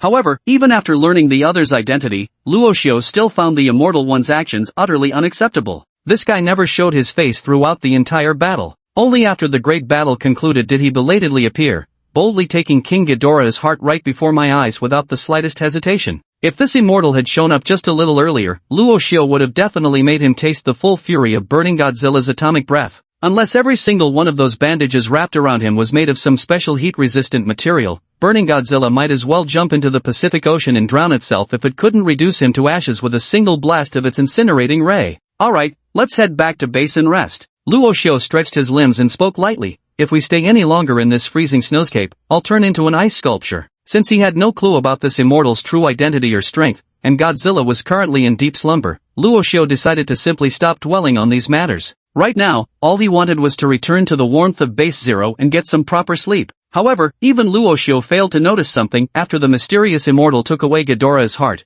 The severed head that Red Spiral Godzilla bit off also vanished from the ice unnoticed by anyone. Monarch Organization, Outpost Zero. Luo Xiao lay on a soft bed, with the deeply asleep Chunihong nestled beside him, completely unclothed. Half of her fair, jade-like leg rested casually across him. Before falling asleep, Chunihong had complained that Luo Xiao's energy was simply too overwhelming. Even after a major battle, he had kept her up for nearly half the night. If it weren't for the soundproofing in the room being exceptionally good, Chunihong wouldn't dare imagine the consequences herself. Luo Xiao leaned against the headboard, gently stroking Chunihong's silky hair. At that very moment, the system's notification tone suddenly rang out. Ding! Congratulations to the host for successfully completing the mission, Ghidorah Subjugation Battle. Reward obtained, Monster Emperor Grand Gift Package. Chapter 74, Make Your Choice. Star Eater Ghidorah. At last. System Mission Reward Settlement. Luo Xiao's heart leaped with joy as he immediately declared, activate the Monster Emperor Grand Gift Pack. Ding! Congratulations, host, for successfully activating the Monster Emperor Grand Gift Pack. Obtained 500,000 points of flesh energy. 1 Ghidorah in its initial form of your choice. Host, please quickly choose from the following forms of King Ghidorah. Des Ghidorah, Juvenile Stage. System Introduction, a cosmic monster that has existed since ancient times. It has destroyed countless planets and absorbed their biological energy, truly deserving the title of Planet Destroyer. It arrived on Earth 65 million years ago and slaughtered innumerable dinosaurs. Featuring a terrifying appearance with scaleless, ink-black skin, it can freely control magma and survives by absorbing planetary life. It particularly favors absorbing the energy of plants. King Ghidorah, Juvenile Form. System Description, an evil cosmic monster whose lifelong mission is conquest and annihilation of all things. Physical features include 3 dragon heads, 2 long tails, a pair of enormous dragon wings on its back, and a body covered in tough golden scales. Additionally, it can fire gravity beams resembling golden lightning from its mouths. Demon King Ghidorah, Juvenile Form. System Introduction, a super cosmic monster that has survived for 200 million years, capable of reaching sublight speeds while flying through the universe. King Ghidorah devours lifeforms by dissolving them in its stomach, then evolves by absorbing their life energy after digestion. While resembling its counterpart Monster Zero in appearance, King Ghidorah possesses far more diverse abilities and highly evolved intelligence. Beyond gravitational beams, King Ghidorah wields unique powers absent in Monster Zero, triple tornadoes, anti-gravity rays, and the Demon King's protective barrier. Mecha King Ghidorah, Juvenile Stage. System Introduction, a semi-mechanical monster created from the remains of King Ghidorah, possessing an indestructible mechanical body along with multiple special abilities such as laser beams, mechanical claw chains, and solar annihilation cannons. Planet Eater Ghidorah, Juvenile Stage. System Introduction, known as the Higher Dimensional Monster or the Golden King of Nothingness. Star-devouring Ghidorah possesses formidable abilities to devour planets, create black holes, and dissolve into nothingness, an existence infinitely close to divinity, perched at the very apex of the cosmic food chain. After reading the descriptions of these Ghidorah variants, even Luo Xiao couldn't help but fall into deep contemplation. Firstly, what he could confirm was that the one defeated by burning Godzilla must have been the King Ghidorah among these variants. Yet what shocked Luo Xiao profoundly was that such an overwhelmingly powerful Emperor-class monster turned out to be the weakest among these forms. The only creature that comes close to King Ghidorah in terms of its introduction is probably Tiamat Ghidorah. After all, according to the system's records, Tiamat Ghidorah's sole recorded feat was slaughtering countless dinosaurs. But to be honest, if a Titan couldn't even handle a few dinosaurs, it might as well resign from the Titan ranks. Even the growing adolescent of Skull Island, Kong, could effortlessly beat dinosaurs like it was child's play. Therefore, Luo Xiao made a decisive choice and directly excluded Grand King Ghidorah and King Ghidorah from his options. This way, only 3 choices remained for him: Mecha King Ghidorah, Super Mecha Godzilla, and Planet Eater Ghidorah. Among them, the first 2 forms of Ghidorah were clearly a notch stronger than King Ghidorah. As for the Planet Eater Ghidorah, though the system offered only a few brief lines of introduction, Luo Xiao could distinctly sense This was undoubtedly the most terrifying existence among all forms of Ghidorah. Devouring planets, creating black holes, embodying nothingness, by any measure, it was a ruthless force to be reckoned with. At this thought, Luo Xiu couldn't help but ask aloud, "System, is there any actual meaningful choice among the options you've given me?" Anyone with half a brain would obviously choose the planet-eater Ghidorah, a monster with greater power and higher potential, wouldn't they? Although King Ghidorah and Mechagodzilla are both immensely powerful, they still pale in comparison to the planet-devouring form of Ghidorah. At Luo Xiu's inquiry, the system quickly responded, although the strength of King Ghidorah's various forms varies, the difficulty of nurturing its growth also progressively increases. In short, the higher a monster's potential ceiling, the greater the difficulty of its growth will be. Like Destoroyah, or King Ghidorah, they only need to absorb flesh and blood energy to grow stronger. King Ghidorah requires the absorption of life energy, while Mech King Ghidorah even needs to devour special types of alloys to grow and advance. Luo Xiu pondered for a moment before quickly extrapolating, "So, if I want to make Planet Devourer Ghidorah advance, I must have it absorb the energy contained within planets?" The system replied, "Planet Devourer Ghidorah is an extremely unique existence. It can absorb both flesh and blood energy as well as planetary energy. However, if it only absorbs flesh and blood energy, its true potential will remain unawakened, and its combat power may even become much weaker than King Ghidorah's." I urged the host to consider this carefully. For a moment, even Luo Xiu found himself somewhat conflicted. If he chose the standard form of King Ghidorah, Luo Xiu could quickly make its combat power rival Godzilla's as long as he provided enough high-tier flesh. Especially now, with Godzilla still in hibernation, Luo Xiu found his combat resources severely lacking. Should he choose safety, or strive for the future? Luo Xiu gritted his teeth and finally reached a resolute decision in his heart. "I've made up my mind, I choose King Ghidorah. Damn it, in this world, isn't it all about who's more ruthless? Playing it safe, being conservative, cautious, in the end, you'll just get trampled underfoot by others. Isn't it just planetary energy? One day, I'll get my hands on it. As long as I, Luo Xiu, continue to breathe, one day I will make you worthy of the title Devourer of Stars." Ding! Congratulations, host, on successfully making your choice. Reward obtained, Destoroyah. Just like when he first obtained Godzilla, the moment Luo Xiu made his choice, a golden egg appeared right before him. It's worth mentioning that this golden egg had a surface as smooth as a mirror, and was actually no larger than the size of a palm. Crack! Crack! Just as Luo Xiu was astonished, this palm-sized golden beast egg suddenly developed a series of cracks. Chapter 75, A Level Beyond Kings. A planet-destroying bloodline. Crack! With a light crunch, the eggshell before Luo Xiu finally cracked open. 3 golden heads curiously poked out from the broken shell. If the system wasn't mistaken, the creature hatching from this golden egg should be none other than the legendary King Ghidorah, the proclaimed devourer of planets. Yet judging by its tiny current appearance, Luo Xiu couldn't fathom how this little creature could possibly grow into the world-ending terror it was destined to become. Even the neck of this juvenile Star-Eater Ghidorah was only as thick as Luo Xiu's little finger, looking exactly like a pocket-sized mini version of Ghidorah. However, the appearance of the Star-Eater Ghidorah still differs noticeably from that of a standard Ghidorah. Though miniaturized, this Star-Eater Ghidorah radiates a faint golden glow across its entire body, appearing extraordinarily divine. Even its scales shimmer in a bright crimson gold hue, unlike the slightly muted dark gold of King Ghidorah. Chirp chirp chirp.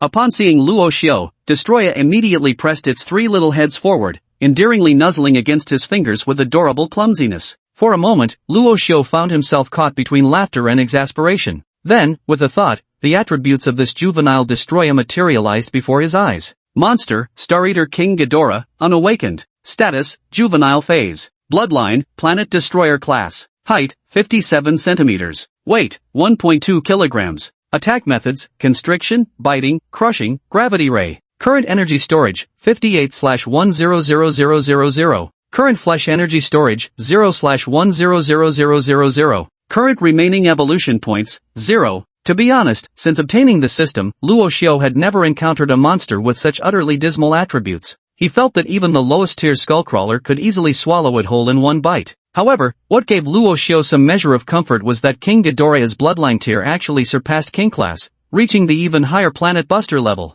The only catch was that nurturing this little guy into its true potential would undoubtedly be a long and arduous journey. Crunch, crunch. As Luo Xiu was deep in thought, the petite Ghidorah had already craned its neck and started voraciously devouring the eggshell before it. While munching on the shell, the miniature creature's tiny body began to gradually expand, soon reaching the size of 2 palms. This little thing grows surprisingly fast. Luo Xiu extended his finger and gently tapped Ghidorah's head.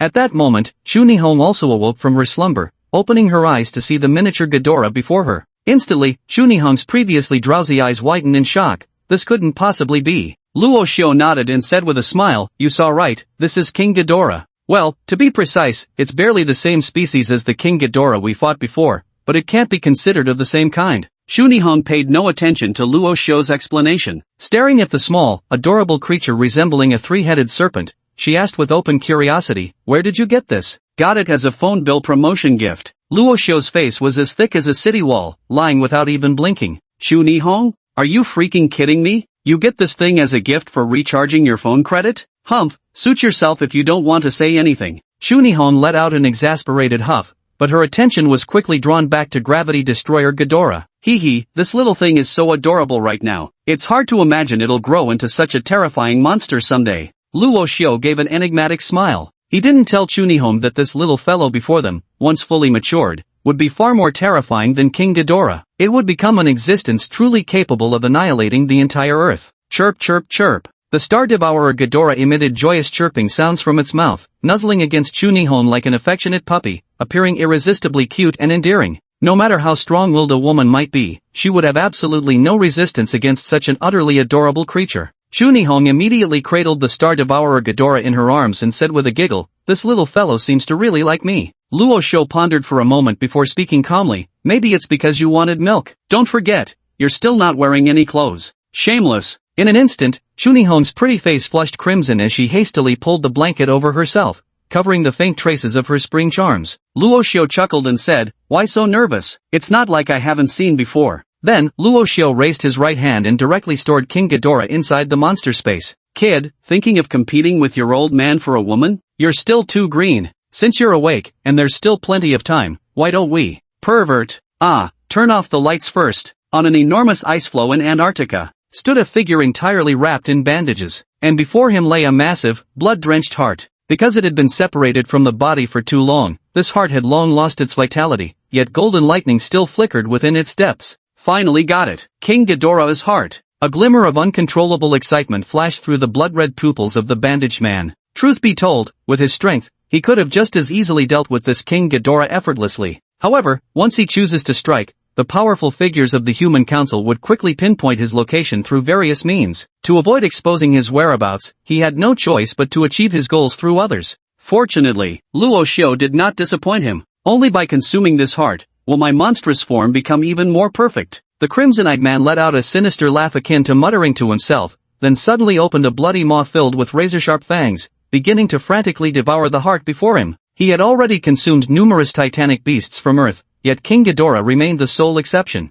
Because King Ghidorah wasn't a creature native to Earth at all, but rather an apex predator descended from the cosmos. This was precisely why he was so desperate to awaken King Ghidorah. Only by devouring stronger creatures could his monster evolution continue. Under the crimson-eyed man's frenzied gnawing, the massive heart was swiftly reduced to scattered remnants, its gory fluid staining the entire ice surface crimson. Chapter 76, Tianjing, The Peeping Mirror's Watch. High-speed rail, train G41497. Luo Xiao sat in the first-class cabin, leisurely scrolling through his phone. The Monarch organization really handles things thoroughly. Such a major battle actually went completely unnoticed by the outside world. He browsed through some recent news and found that not a single report mentioned that massive battle in Antarctica. Then again, such an extremely cold place like Antarctica was barely visited to begin with. With the Monarch organization effectively sealing the information, it would indeed be very difficult for outsiders to find out. Then, Luo Xiao set down his phone and turned to gaze out the window. As the train sped along, the scenery outside the window rushed past in a continuous blur.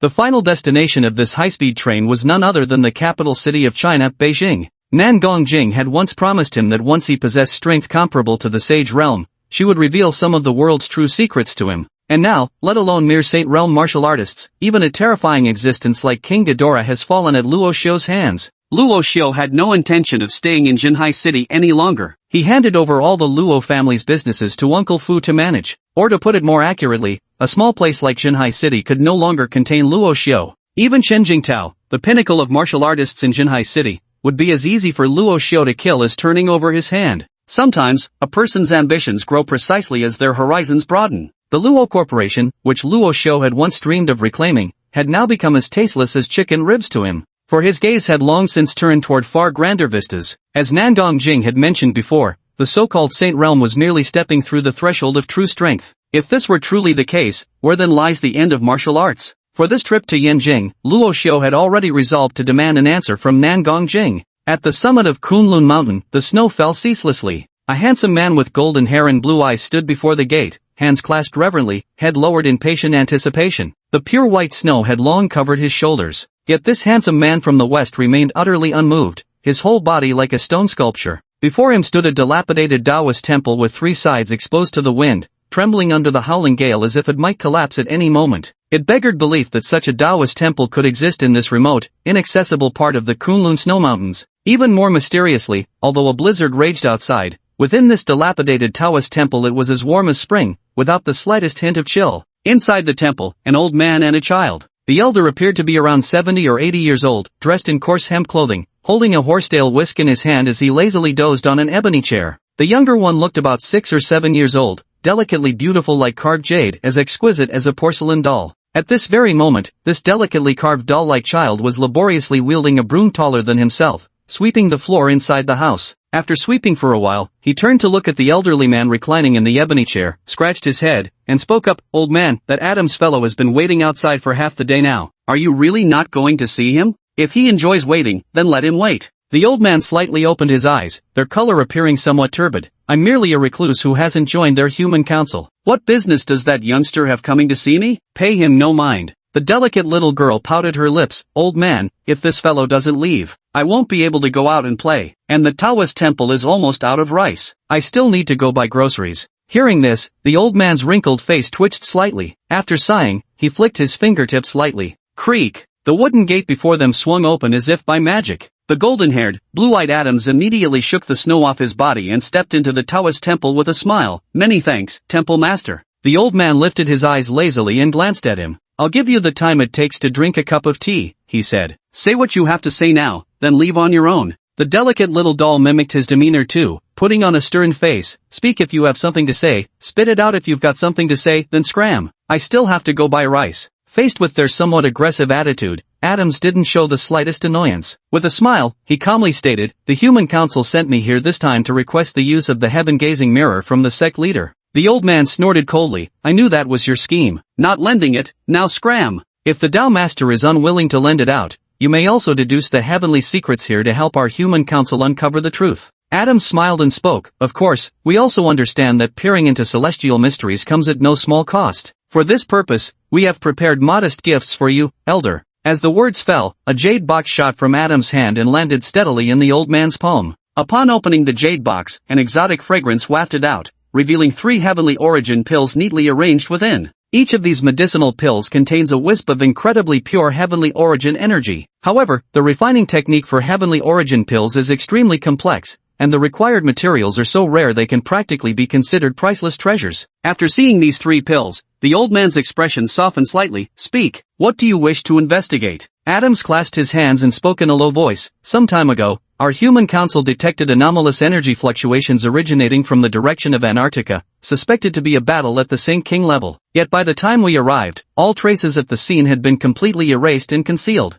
You know this well, Tao Master. Our Human Council has always upheld maintaining world order as its fundamental purpose. We absolutely cannot tolerate any existence that oversteps the rules. Therefore, no matter the cost, we must investigate this matter thoroughly." The old man smiled helplessly and produced an ancient bronze mirror from his robes. "Since that's the case, this old man shall use this heaven-gazing mirror to reconstruct scenes from the incident." As his words fell, the archaic mirror in his hand floated midair and began radiating an eerie glow. In the next instant, the old man closed his eyes as his entire aura flowed like a creek, merging completely with the heaven-gazing mirror before him. Then, upon the bronze mirror, time flowed backward, and scenes began to unfold. Thunderflame Kong, King of the Skies Rodden, 3-headed Ghidorah, burning Godzilla. That great battle that took place on the Antarctic icefields, like a mirage, was rewinding scene by scene before the 3 of them, with the heaven-gazing mirror as the medium. Chapter 77, Longing for our splendid land where every man is a dragon, and each generation brings forth new talent. After activating the insight mirror before him, the old man's face turned slightly pale, clearly showing considerable exhaustion. He then reached out directly, took a pill of heavenly origin from the jade box, and swallowed it without hesitation. Only then did his complexion improve slightly. "You've seen all there is to see."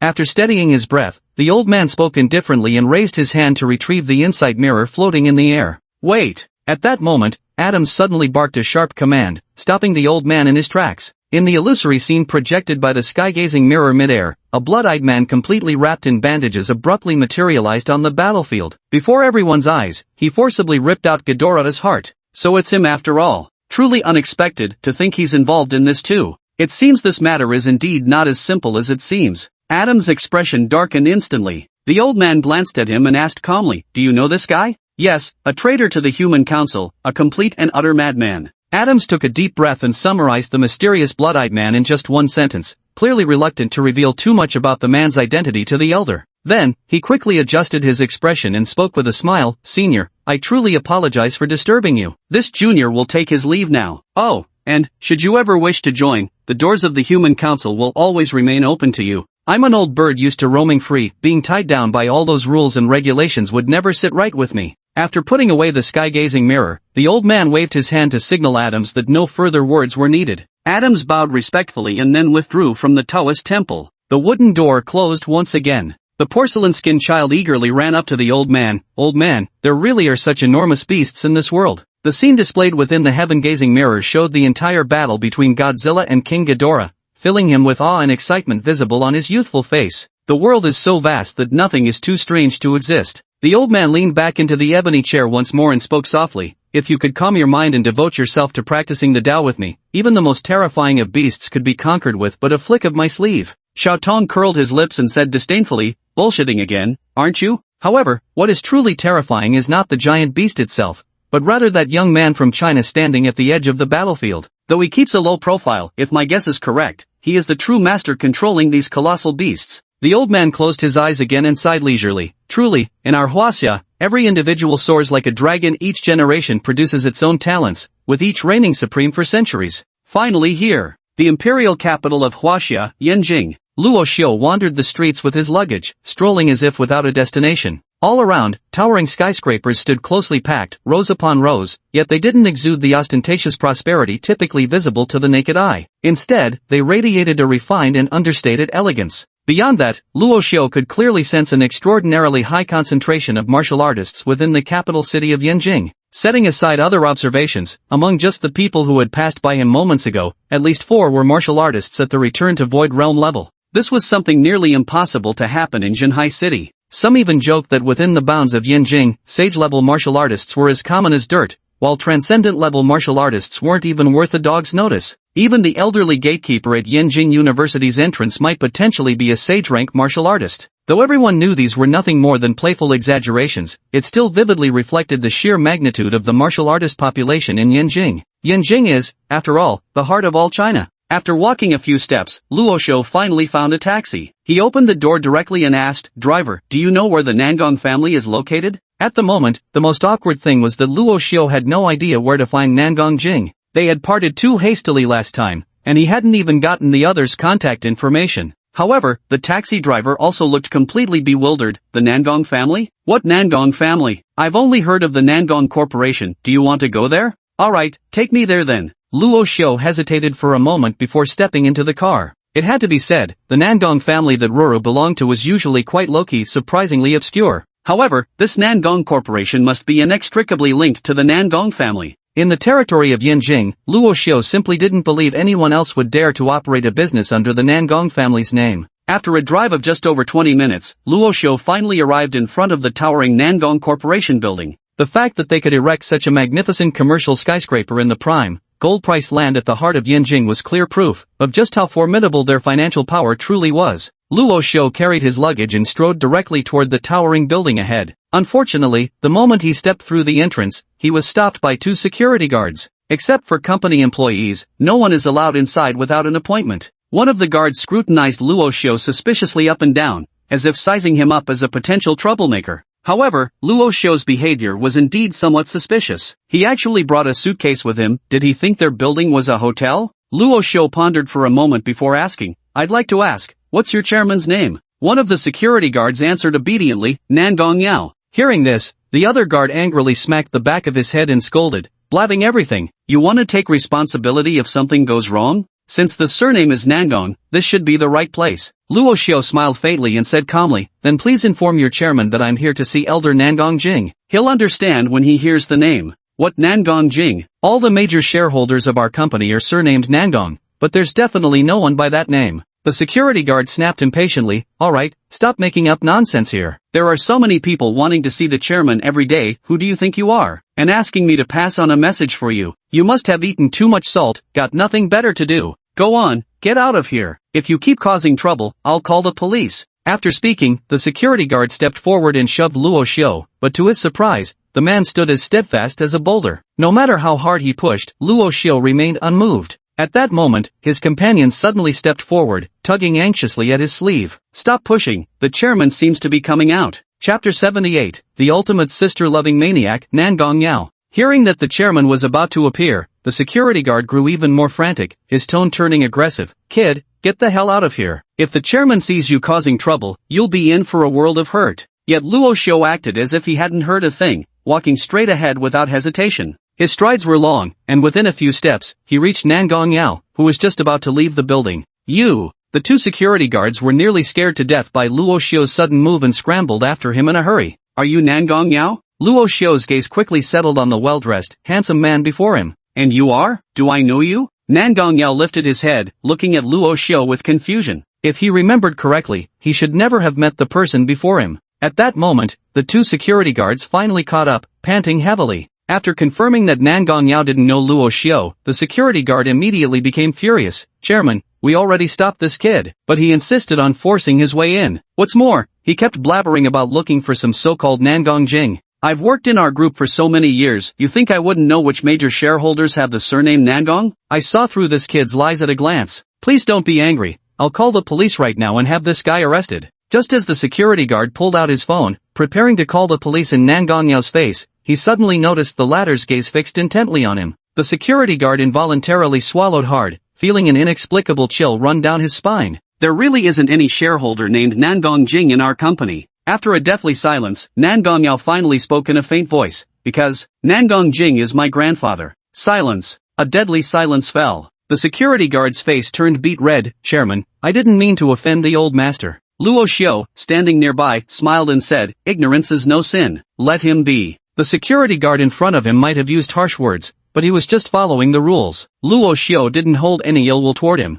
Fine, since the guest has spoken up, I'll deal with you later. Nangong Yao waved his hand impatiently, then turned to Luo Xiu and asked, are you, a friend of my grandfather's? Luo Xiu smiled and replied, I wouldn't call us friends. We just met once by chance. May I ask for your esteemed surname? My surname is Luo, and my given name is Xiu. Luo Xiu? Nangong Yao froze for a moment before suddenly pulling him into a tight embrace. So it was you, it was really you who saved my younger sister. I can't thank you enough. Why? You have no idea how worried I was about my little sister during those days she was kidnapped. I can't eat well, I can't sleep soundly, constantly fearing she might be killed by those thugs. Do you know how overjoyed I was the moment my baby sister returned? No words can express it. From now on, you shall be my lifesaver, Nangong Yao's eternal benefactor. Luo Xiu could only watch helplessly as this handsome 1.8-meter tall young man hugged him and began sobbing uncontrollably. Damn it, what kind of messed up situation is this? He is the grandson of Nangong Jing, while Nangong Ro is the granddaughter of the old master Nan.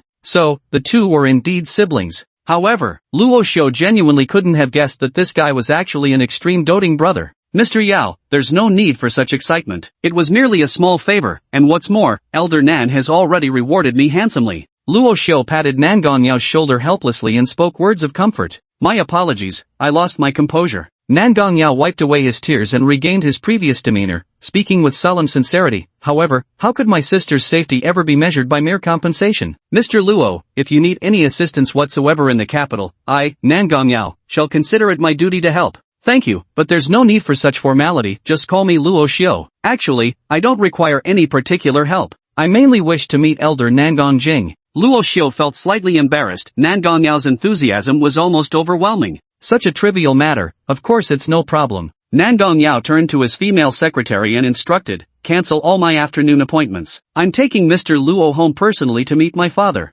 Luo Xiu. Damn it. The way he phrased it sounded like he was bringing a bride home to meet his parents. I always feel like you're taking advantage of me, but I just can't prove it. Soon, Luo Xiu found himself seated inside Nangong Yao's luxury car. Though called a luxury car, it was merely a top-tier Maybach business sedan worth a few million. After settling into the seat, Luo Xiu grinned and remarked, "I would have thought a young master from an aristocratic family like you would at least drive a Lamborghini Veneno or a Hennessy Venom GT whenever stepping out, those types of sky-high-priced supercars." Nan Gongyao waved his hand dismissively. "Nonsense. True aristocrats wouldn't bother using flashy things to embellish themselves. Anyone who drives those cars around just to show off is nothing but a ridiculous nouveau riche in our eyes. A few years back when I was interested, I did spend 60 million on a Lamborghini Veneno just for fun. But I got bored with it quickly. It's been collecting dust in the warehouse ever since. What truly makes someone impressive isn't the quality of their car, but the caliber of their driver. When I can have a Saint Realm martial artist chauffeur me around, why would I care about petty little tens of millions?"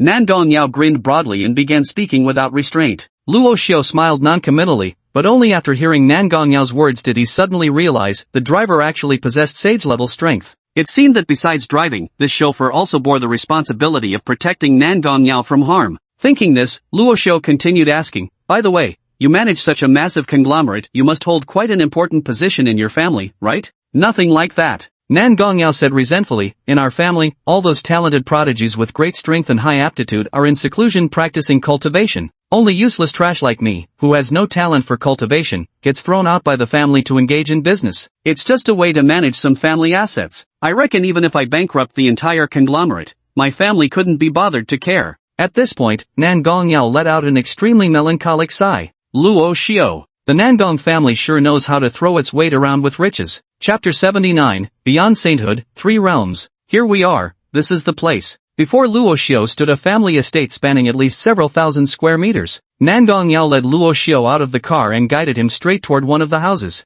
Before even stepping through the door, Nan Gongyao began shouting excitedly, "Grandfather, look who I've brought back for you." The moment Nan Gongyao's voice trailed off, Nan Gongjing's furious roar erupted from within the room. "Nan Gongyao, if you dare bring home another one of those improper women as my future granddaughter-in-law, I'll personally kick you out of this family." Luo Xiu was slightly taken aback, casting a surprised glance at Nan Gongyao. "I never expected this guy's personal life to be such a mess, probably even rivaling my own. Grandpa, why must you always bring up the most awkward topics? Could you at least save some face for me in front of guests?" With a pained expression, Nan Gongyao opened the door and led Luo Xiu to stand before Nan Gongjing. The elder was practicing calligraphy, his ink-laden brush dancing across premium rice paper with dragon-like flourish. Upon hearing Nan Gongyao's excuse, Nan Gongjing subconsciously raised his head. The brush in his hand trembled, veering off to the side abruptly as he exclaimed, "Luo Xiu, what brings you here?" Luo Xiu didn't immediately state his purpose for visiting. Instead, he merely smiled politely and said, "After being indebted to you last time, I finally found an opportunity to personally pay you a visit."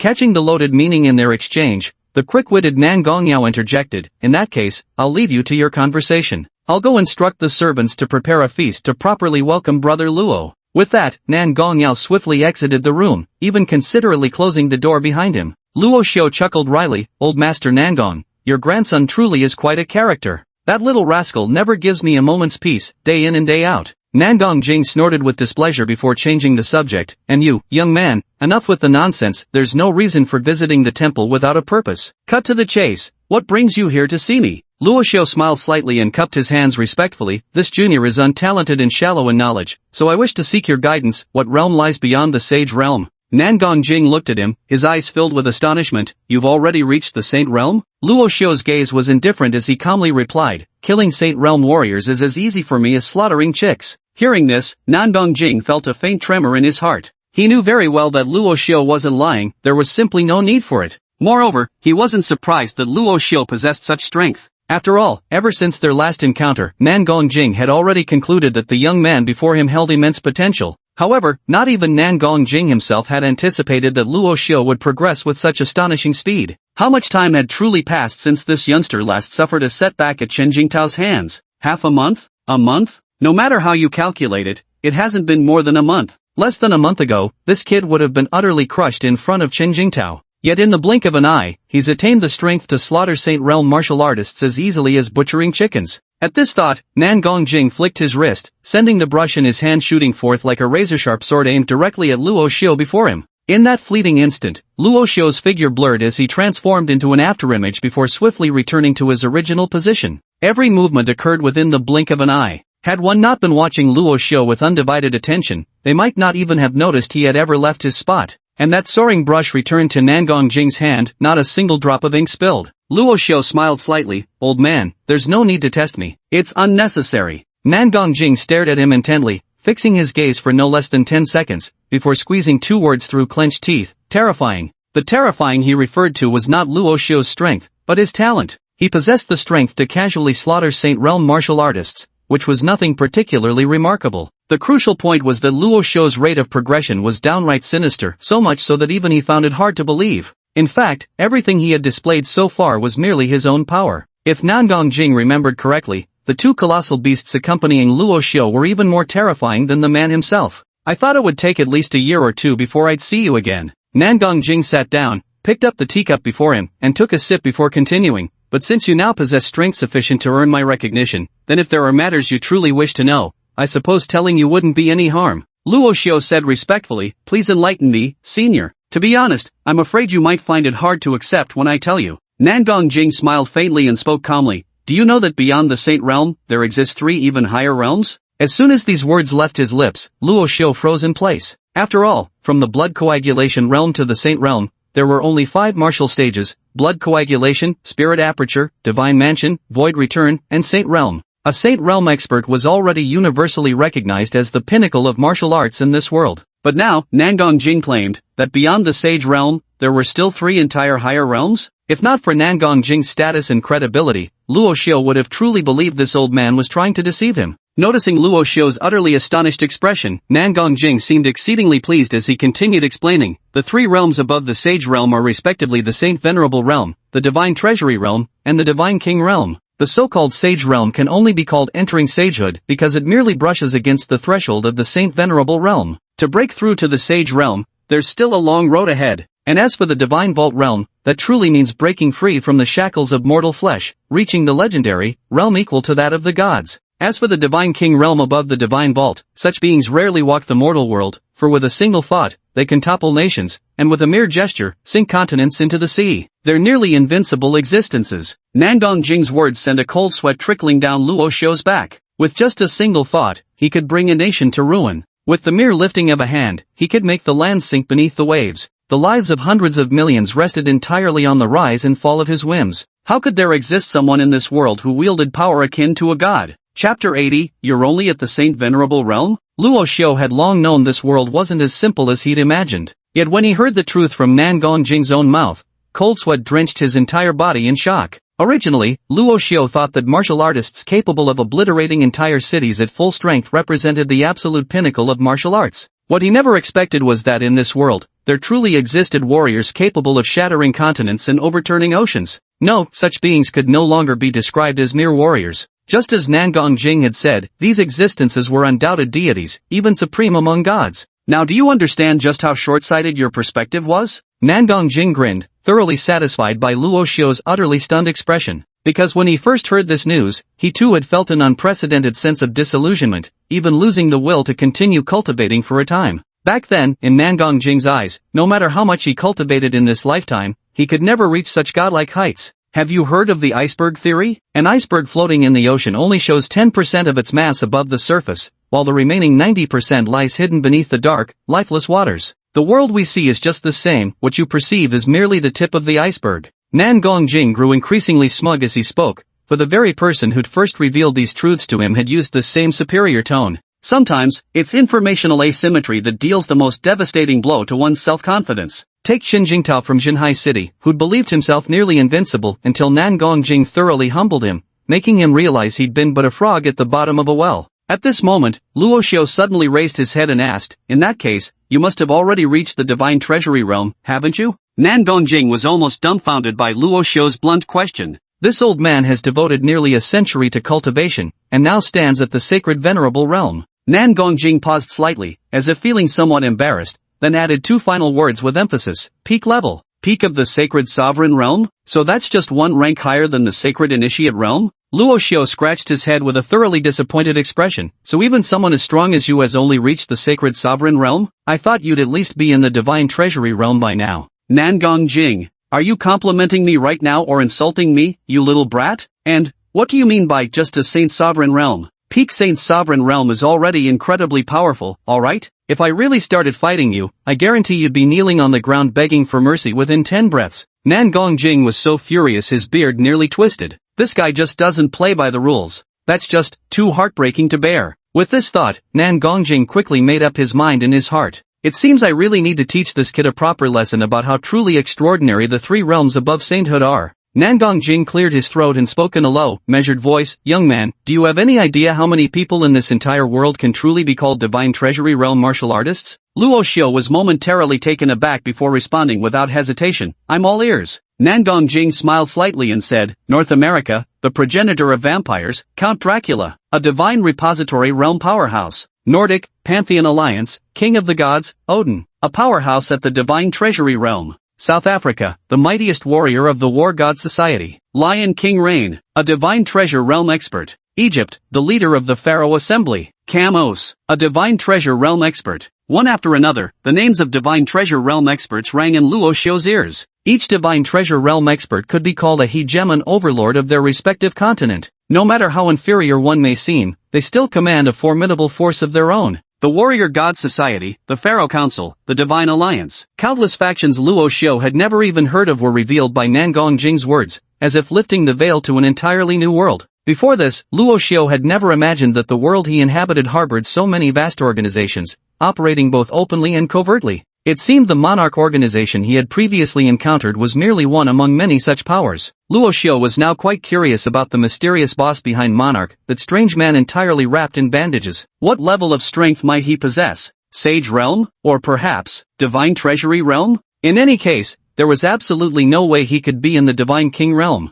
If he were, he could have easily crushed Ghidorah himself without going through such elaborate efforts. After introducing all those Divine Vault Realm experts, Nan Gongjing lightly stroked his beard and said leisurely, "Young man, now you should understand just what kind of beings those in the Divine Vault Realm are, don't you?" Nan Gongjing's underlying implication was using these Divine Vault Realm warriors' immense power to underscore his own strength. After all, someone at the peak of the Sage Realm stands just one tiny step away from the Divine Vault Realm. Who knows, perhaps the day he breaks through those shackles, he'll join the ranks of Divine Vault Realm warriors himself. Luo Xiu nodded solemnly and spoke with all seriousness, "I fully understand. None of these people you mentioned have a cultivation realm lower than yours, so logically speaking, you shouldn't be able to beat any of them. What exactly do you think you understand? You understand shit. After all this time, this is all you've figured out?" Nan Gongjing's face darkened instantly, wishing he could stab Luo Xiu to death with a knife. Though Nan Gongjing was nearly driven mad by Luo Xiu's antics, the latter simply didn't have time to deal with him right now. Because at this moment, Luo Xiu was silently contemplating his own combat prowess. In his view, the Thunderflame King Kong and Godzilla in its normal state should be comparable to Saint Realm martial artists. As for Divine Vault Realm martial artists, their strength might even surpass that of Nan Gongjing. The Thunderflame King Kong probably wouldn't stand a chance, and even if it evolved to its complete form, it likely still wouldn't be enough. Though Luo Xiu wasn't sure whether Godzilla in its Crimson Lotus state could face a Divine Vault Realm martial artist head-on. If Godzilla weren't currently still dormant, Luo Xiu would have even considered having it devour another nuclear bomb. He might even have found a Divine Vault Realm martial artist to test its newfound power against. Fortunately, Nan Gongjing couldn't read minds, otherwise, he would have been scared to death by Luo Xiu's thoughts. This kid before his eyes truly didn't regard a Divine Treasury Realm expert as human at all. Chapter 81, China's Divine Treasury Realm, Guardian War God Lin Longzuan. By the way, everything you mentioned earlier was about foreign Divine Treasury Realm experts. Does our mighty China not have any noteworthy Divine Treasury Realm martial artists to offer? While lost in thought, Luo Xiu quickly pondered this question and asked without hesitation. Nan Gongjing raised an eyebrow. Powerful Chinese martial artists? Of course there are. Who is it? Far yet near, right before your eyes. Nan Gongjing stroked his beard lightly, smiling meaningfully as he looked at Luo Xiu. Stop kidding. What kind of Divine Treasury Realm expert do you think you are? Luo Xiu's face darkened with exasperation as his blurted-out remark nearly pierced through Nan Gongjing's heart yet again. That's a low blow, buddy. Nan Gongjing could practically feel his heart bleeding. Damn it, look down on me again and I'll show you by breaking through to the Divine Treasury Realm right now. Forget it, this Divine Treasury Realm. I really can't break through anytime soon. Nan Gongjing felt like crying but had no tears left. He'd been stuck at the peak of the Saint Sovereign Realm for at least a dozen years. Achieving a breakthrough to the Divine Treasury Realm? It's nowhere near that easy. Nan Gongjing gave a light cough, alleviating his own awkwardness. Alright, enough joking around. To be honest, our Huaxia stands as the truly undisputed powerhouse of martial arts. Just like 5 years ago, in that great battle at the Kunlun Mountain Mystic Realm, the guardian war god Lin Longzuan stood alone at the realm's entrance. With his own strength, he held back 3 divine repository realm experts from the Western world. Even the once invincible progenitor of the vampires, Dracula,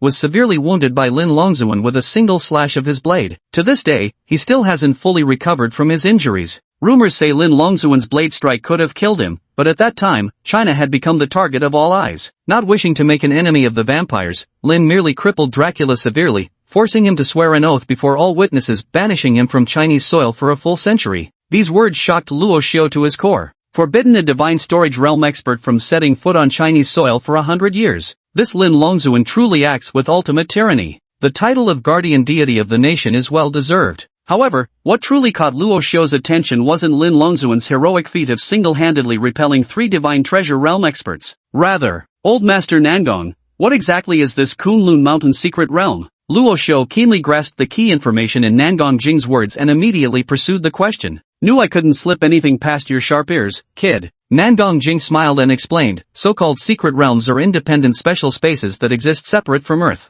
Over the years, powerful individuals from various countries have more or less figured out the general patterns of these secret realms. First rule, whenever a secret realm opens, extraordinary treasures will inevitably appear. Precisely because of this, every secret realm becomes an absolutely contested strategic location for forces across all nations. Second, within the secret realm, opportunities coexist with dangers. Even divine vault realm martial artists face the constant threat of death. Take the Kunlun Mountain secret realm from 5 years ago, for instance. It was filled with towering snow-capped beasts standing hundreds of meters tall, their massive bodies covered in thick white fur and possessing immense strength. We named them Kunlun Snow Slaves. If you got surrounded by 4 or 5 of these creatures, even as a divine vault realm warrior, you'd have no choice but to flee in panic. Or consider the Northern Sea secret realm that opened 3 years ago. The initial group of martial artists who entered immediately encountered a monstrous tidal wave over 10,000 meters high. Moreover, this colossal wave was composed of highly corrosive acidic seawater. Numerous Saint Venerable realm warriors perished beneath the terrifying tsunami, their bodies completely dissolved without leaving a trace.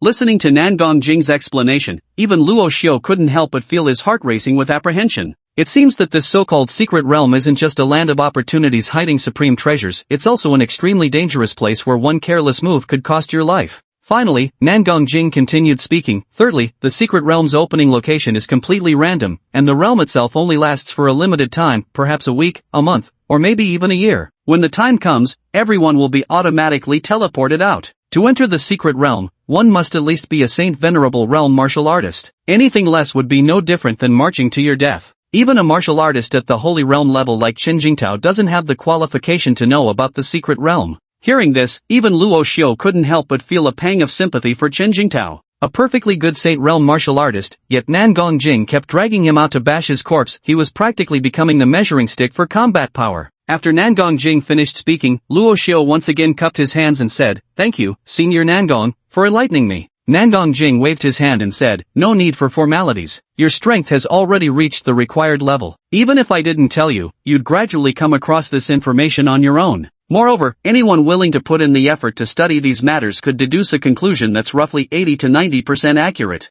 Luo Xiu was slightly taken aback. Deduce? How could one possibly deduce such things? What's so impossible about deducing it? Nangong Jing smiled slightly. "Let me ask you, how long has martial arts flourished since the spiritual energy resurgence began?" Luo Xiu pondered briefly before replying, "Roughly 500 years. The concept of the martial artist truly rose to prominence only after the spiritual energy resurgence. It was an era of utter chaos, spiritual energy resurged, mythical beasts evolved, humanity waned, and technology regressed. Fortunately, humanity did not perish entirely in the chaos, but instead forged a new path forward, the way of the martial artists. In that era, to combat the invasion of aberrant beasts, every surviving human practiced martial arts. Amidst the resurgence of spiritual energy, the overall strength of humanity began to grow at an astonishing pace, giving rise to numerous top-tier warriors capable of dominating the heavens and the earth. Under these circumstances, the once weakened human race was finally able to reclaim its territory from the fierce alien beasts. On this land of ruins, we shall rebuild the homes, civilization, and order of mankind.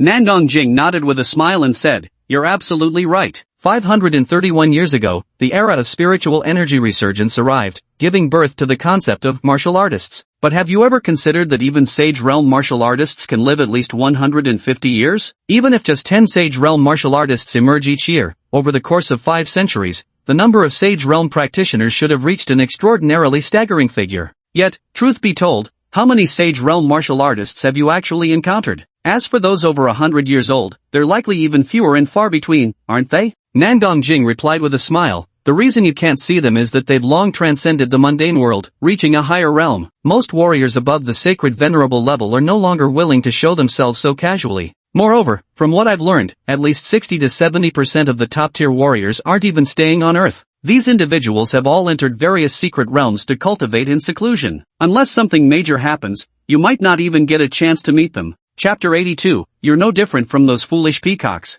Luo Shou grew increasingly astonished as he listened. He truly hadn't expected Earth's waters to run so deep. These top-tier martial artists chose to remain secluded within the secret realms for cultivation rather than emerging carelessly, likely because the environment inside those realms was more conducive to their training. Luo Shou was about to speak up again, wanting to ask more questions. But just then, the door was suddenly pushed open. Nangong Ro's little head cautiously peeked in, seeming somewhat guilty like a thief. However, how formidable were Luo Shou and Nangong Jing's senses? They had noticed her the instant the door was pushed open. Caught in the act, Nangong Ro felt slightly awkward and muttered with a pout full of pride, I just heard someone came to see me, so I thought I'd drop by. Sadly, no sooner had she spoken than Nangong Yao immediately called her out. The moment my little sister heard Luo Shou had arrived, she dragged me here in high spirits to see him. There was no stopping her. You're lying. Glaring at her brother, Nangong Ro stomped on his foot in a huff. At that moment, a slightly cold voice came from behind the two of them. So this is the savior of Roer? Looks surprisingly young. Luo Shou turned toward the sound and saw standing behind Nangong Ro a long-haired young man with an elegant demeanor. Though strikingly handsome, there was a faintly androgynous air about him. With a slight smile, he extended his hand toward Luo Shou and said calmly, Allow me to introduce myself, Dongfang Jing, of the Dongfang clan. Luo Shou glanced at him and likewise reached out, giving the other man's hand a light, perfunctory shake. Luo Shou, he replied. As he withdrew his hand, Luo Shou looked at Dongfang Jing and spoke calmly in a soft voice, Next time you offer a handshake with hostility, I'll break your hand directly. Luo Shou's voice was quiet, but Dongfang Jing heard every word clearly. His expression turning cold, Dongfang Jing spoke in a low tone, Apologies, but I don't understand what Brother Luo means. Luo Shou replied indifferently, You know perfectly well what I mean. From the moment Luo Shou met Dongfang Jing, he sensed palpable hostility emanating from this man. The two had never met before now, so there could only be one source for this animosity. Nangong Ro. Luo Shou smiled faintly without uttering a word. Who would have thought this little lass would be so sought after?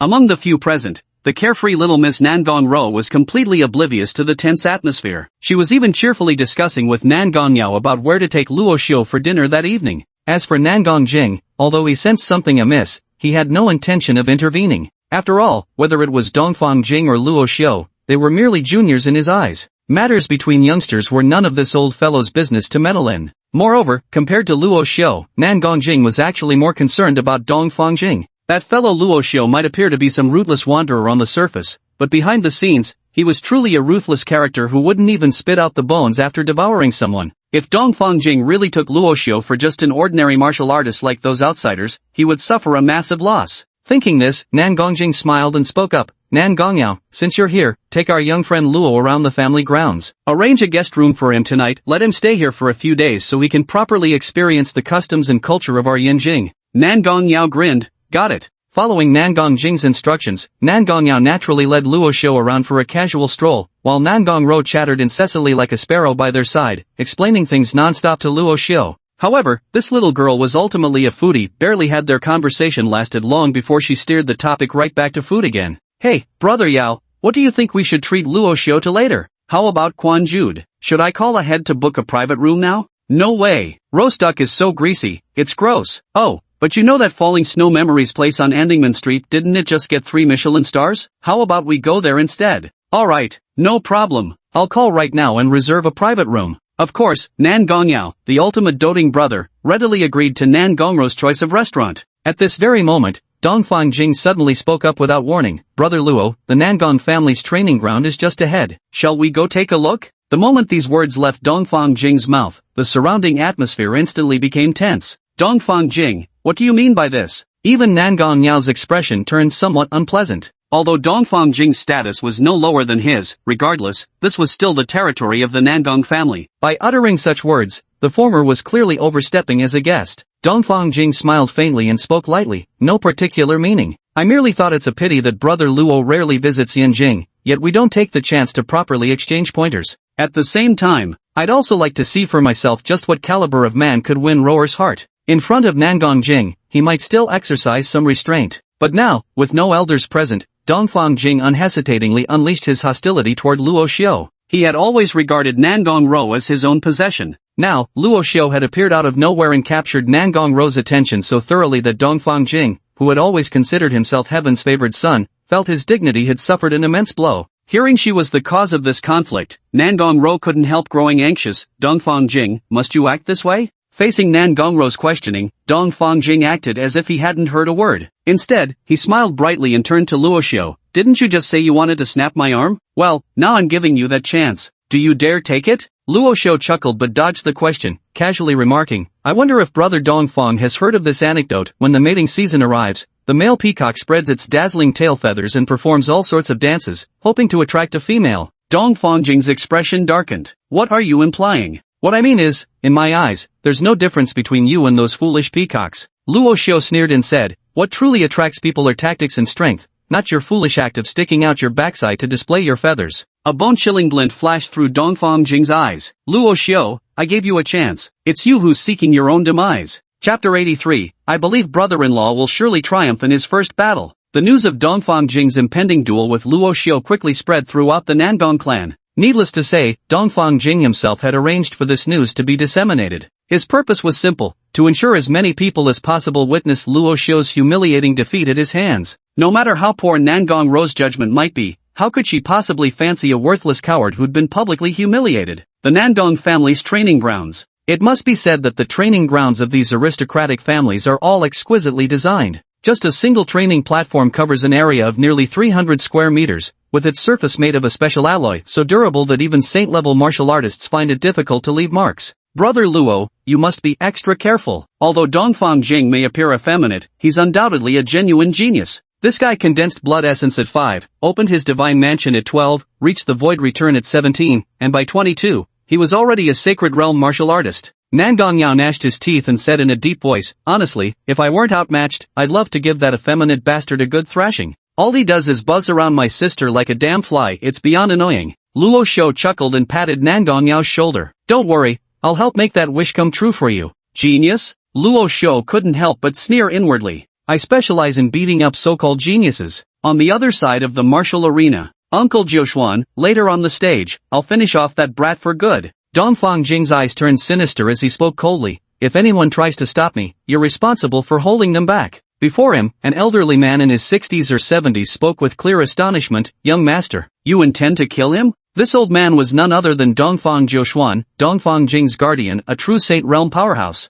What's the matter? A mere nobody, am I, Dongfang Jing, not allowed to kill him? Dongfang Jing sneered coldly, you merely lucked out saving Roar once, do you truly believe that's enough to climb aboard the Nanjing family ship and soar to greatness? Uncle Jiuxuan, don't worry, just hold those people back. If something goes wrong, I'll take full responsibility myself. Hearing Dongfang Jing's almost obsessive tone, Dongfang Jiuxuan couldn't help but sigh faintly. Their young master possessed remarkable talent and formidable strength, but his fatal flaw was arrogance. He couldn't tolerate even a hint of being looked down upon. At the martial arena, in the spectator stands. Rome, I really must say, you must be utterly bewitched to actually fancy that country bumpkin from some backwater village. A gracefully slender woman, her features bearing a striking 6 or 7/10 resemblance to Nangong Ro, gazed at her with exasperation. What exactly is lacking in Dongfang Jing? His lineage, character, and strength are all impeccable, and he fell for you at first sight. If I were you, I'd be over the moon by now. But look at you, not only have you shown zero appreciation, but you're practically throwing yourself at some rustic from a nowhere village. The speaker was none other than Nangong Aoshui of the Nangong clan. By familial hierarchy, Nangong Ro should address her as elder cousin.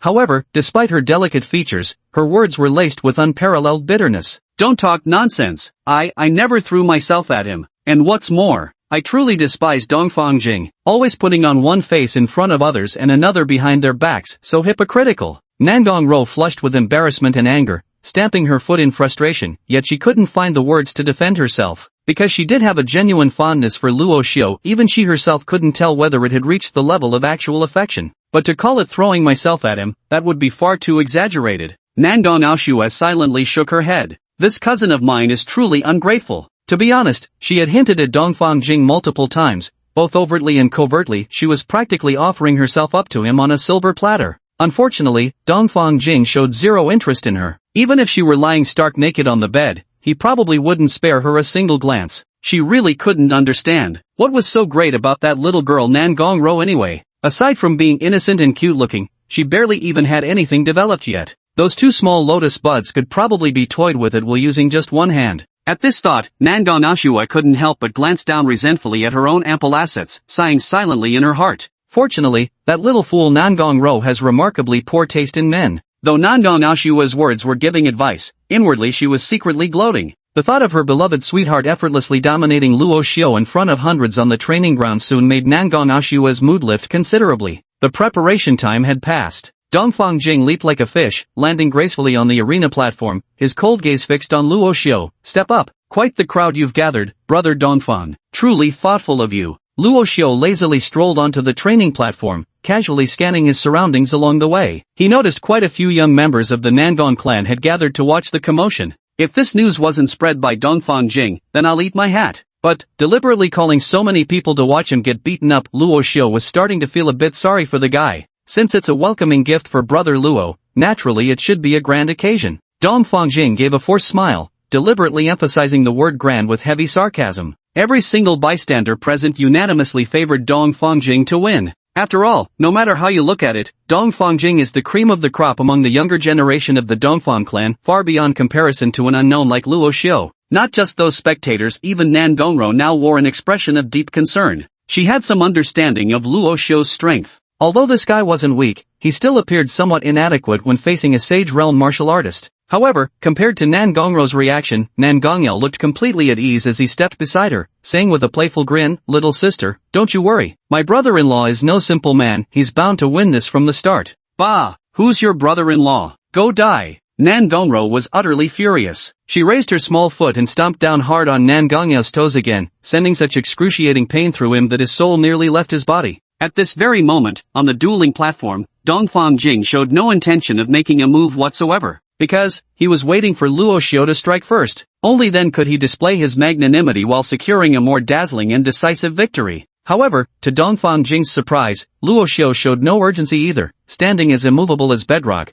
displaying not the slightest intention to attack. Chapter 84, I'll beat up your guardian along with you. Luo Xiao, dragging things out like this is utterly meaningless. Seeing Luo Xiao remain motionless, Dongfang Jing was growing impatient. He snorted coldly and sneered, "What's with all the hesitation for a grown man? If you think it's unfair, I can even let you have 3 free punches." When Dongfang Jing said those words, to be honest, Luo Xiao was completely stunned. Luo Xiao hadn't moved earlier not because he was afraid of Dongfang Jing at all, but because he'd been busy fusing the monster projection. During the entire standoff with Dongfang Jing, Luo Xiao had smoothly fused the Thunderflame King Kong's monster projection, gaining a full half of the Thunderflame King Kong's power. And now, the impatient Dongfang Jing actually proposed letting him strike first 3 punches free. To be honest, this was the first time Luo Xiao had ever heard such a shameless request. "Let me hit you 3 times first?" Luo Xiao grinned viciously. "If I can't kill you within 3 punches, I'll write my family name Luo upside down. With just this bit of skill you..." Before Dongfang Jing could finish speaking, Luo Xiao's figure vanished from his original spot like lightning,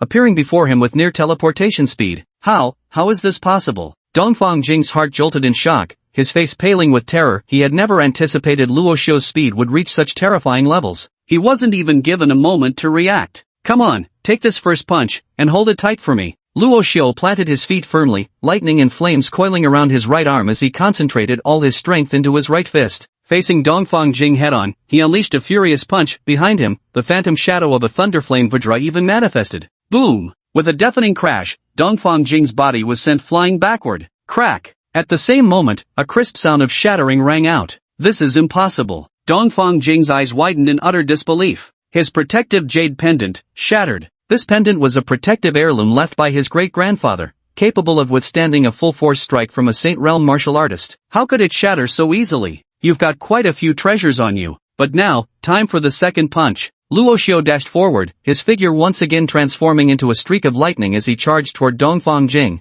delivering yet another thunderous punch. Dongfang Jing could only watch helplessly as Luo Xiao's lightning-clad fist, crackling with flames, closed in on him, utterly unable to evade in time. Boom! Another punch. Luo Xiu's fist smashed squarely into Dongfang Jing's cheek. Under the sheer impact of such immense force, the latter's cheek visibly crumpled inward, distorting beneath the blow. As the saying goes, when you hit someone, don't hit them in the face, but for Luo Xiu, if he didn't aim for the face, how could the beating be satisfying? Dongfang Jing's body flew backward like a ragged burlap sack. After crashing heavily to the ground, he spat out a large pool of blood, mixed with several shattered fragments of teeth. Even Dongfang Jing's once reasonably handsome face had been so thoroughly deformed by Luo Xiu's punch that it barely looked human anymore. Come on, the third punch. I told you, if I can't beat you to death in 3 punches, I'll write my name Luo Xiu backwards. Luo Xiu roared in a low voice, his aura surging toward the heavens, arcs of lightning crackling around his body. He looked like a wrathful thunder god descended from the skies. Domineering, overbearing, ferocious. Everyone present was overwhelmed by the intimidating aura emanating from Luo Xiu.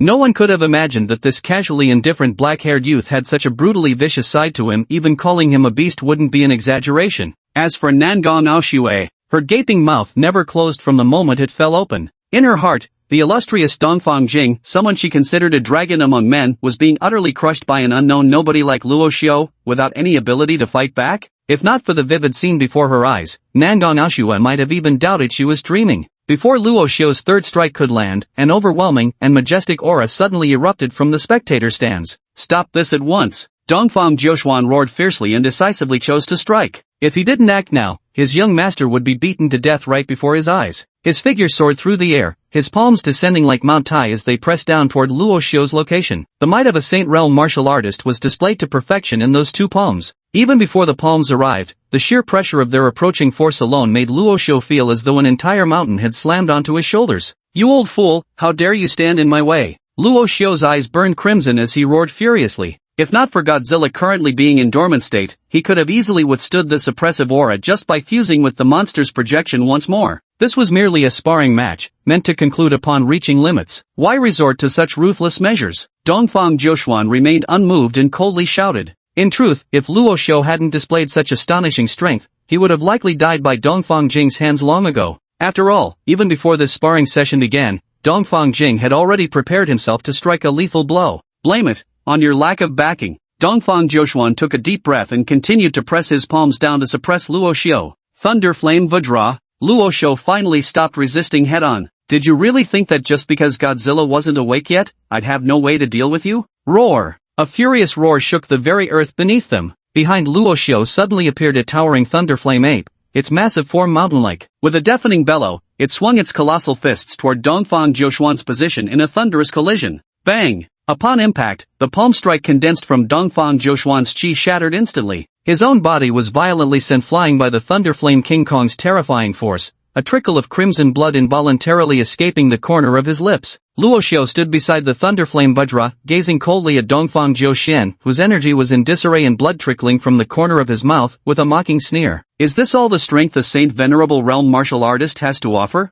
For a moment, an eerie silence engulfed the entire field. The Luo Xiu, who they had originally believed was destined to lose against Dongfang Jing, had now become the center of attention in everyone's eyes. Come on, keep going, you old bastard. You like shielding your people, don't you? Try protecting this one for me now. Luo Xiu walked up to Dongfang Jing and stepped directly on his body, roaring like thunder. After being stomped by Luo Xiu, Dongfang Jing, already severely injured, was so enraged his chi surged violently. With a muffled groan, he completely lost consciousness. Luo Xiu raised his head, his gaze sharp as a sword, glaring deathly at Dongfang Jiuxian. So what if you have powerful backing? I'll beat up your guardian along with you. Chapter 85. If you don't go now, Dongfang Jiuxuan will be beaten to death. Nangong family, study. Nangong Jing still held his brush, leisurely tracing characters from the copybook, his demeanor one of serene contentment. Just then, a member of the Nangong clan rushed in breathlessly and exclaimed, "It's terrible. Elder, something's happened. Something major." Nangong Jing's brush slipped, ruining yet another carefully practiced calligraphy sheet. Lifting his head with visible irritation, he chided, "Haven't I taught you before? In the face of great matters, maintain composure. How can you accomplish significant deeds with such impatience?"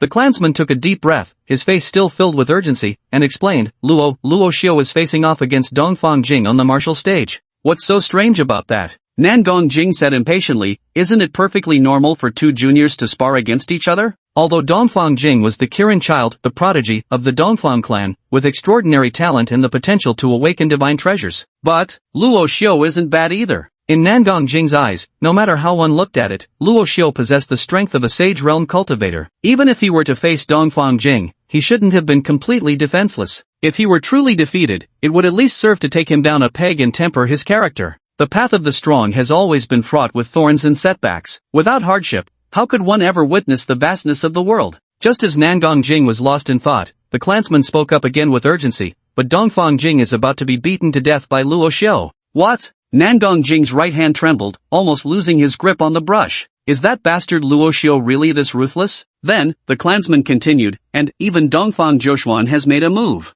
You old fool, does he truly think this is the backyard of their eastern clan? How dare he run wild on the territory of my Nangong family? Does he even have me, Nangong Jing, in his eyes at all? Nangong Jing flew into a towering rage and slammed the table with a resounding crash. After all, Luo Xiu was a guest he had personally received. What difference was there between Dongfang Joshuan's actions and slapping him across the face? The clansman was practically on the verge of tears. Yes, elder, please go take a look at once. That Luo Xiu is utterly savage. If you don't intervene soon, I fear Dongfang Joshuan might be beaten to death right before our eyes. Nangong Jing? What did you just say? Damn, am I hearing things right? Dongfang Joshuan is about to be beaten to death by Luo Xiu? Isn't this old guy a Saint Realm warrior? Nangong Jing was utterly baffled and immediately said, let's go, take me there to see. On the martial platform of the Nangong family, Luo Xiu remained motionless, one foot pressing down on Dongfang Jing's head as he watched the Thunderflame Diamond engage in a frantic battle with Dongfang Joshuan midair. Truth be told, even if Dongfang Joshuan managed to rescue Dongfang Jing, the latter would likely never dare show his face at the Nangong household again, being publicly trampled underfoot like a dead dog by Luo Xiu in front of so many spectators.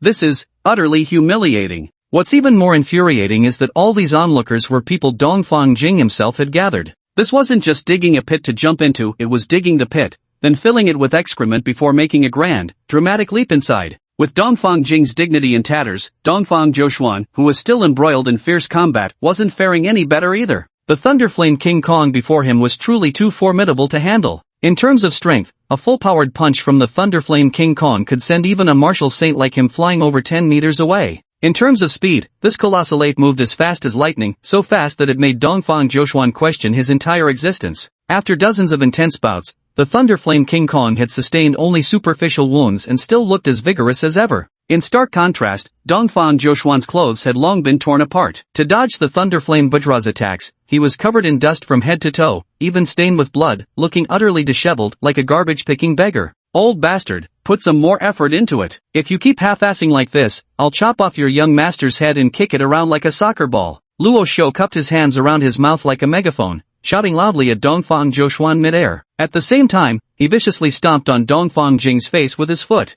Who knows whether this guy has woken up by now? Even if he had, he'd probably keep pretending to be unconscious. The current situation was just too humiliating. He'd completely lost face. At this moment, Dongfang Joshuan in midair was so furious he could practically spit blood. Do you really take me for some kind of monkey to toy with? You little brat, just you wait, don't let me get my hands on you. Before Dongfang Joshuan could even finish his sentence, the Thunderflame King Kong delivered another slap. That colossal thunderous palm large enough to blot out the sky sent Dongfang Joshuan flipping multiple times through the air. I'll kill you! Dongfang Joshuan roared, completely losing his reason as he drew out a blood-red longsword engraved with airy patterns. After unsheathing the blade, Dongfang Joshuan directly spat a mouthful of vital essence blood onto its surface. The next instant, the sword's inscriptions flared to life as crimson flames billowed across the blade, unleashing a terrifying aura of power. Luo Xiu frowned. It seemed the old man was truly desperate. Judging by his stance, he was prepared to fight to the death. Just as he was worrying whether the Thunderflame Kong could withstand Dongfang Joshuan's sword strike, a familiar figure suddenly appeared, standing between Dongfang Joshuan and the Thunderflame Kong.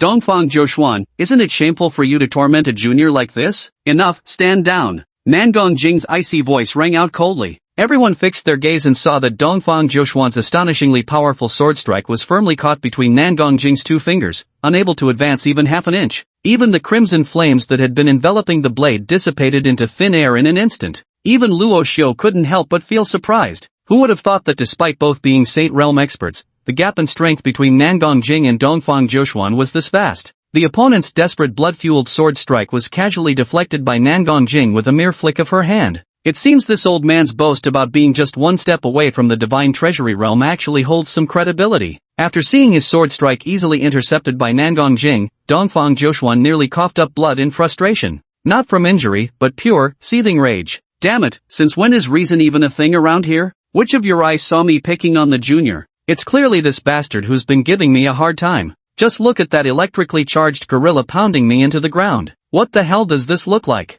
After finally mustering the resolve to fight recklessly at all costs, you bastard actually blocked my sword strike. At that moment, Dongfang Zhoushuan felt so wronged he nearly burst into tears.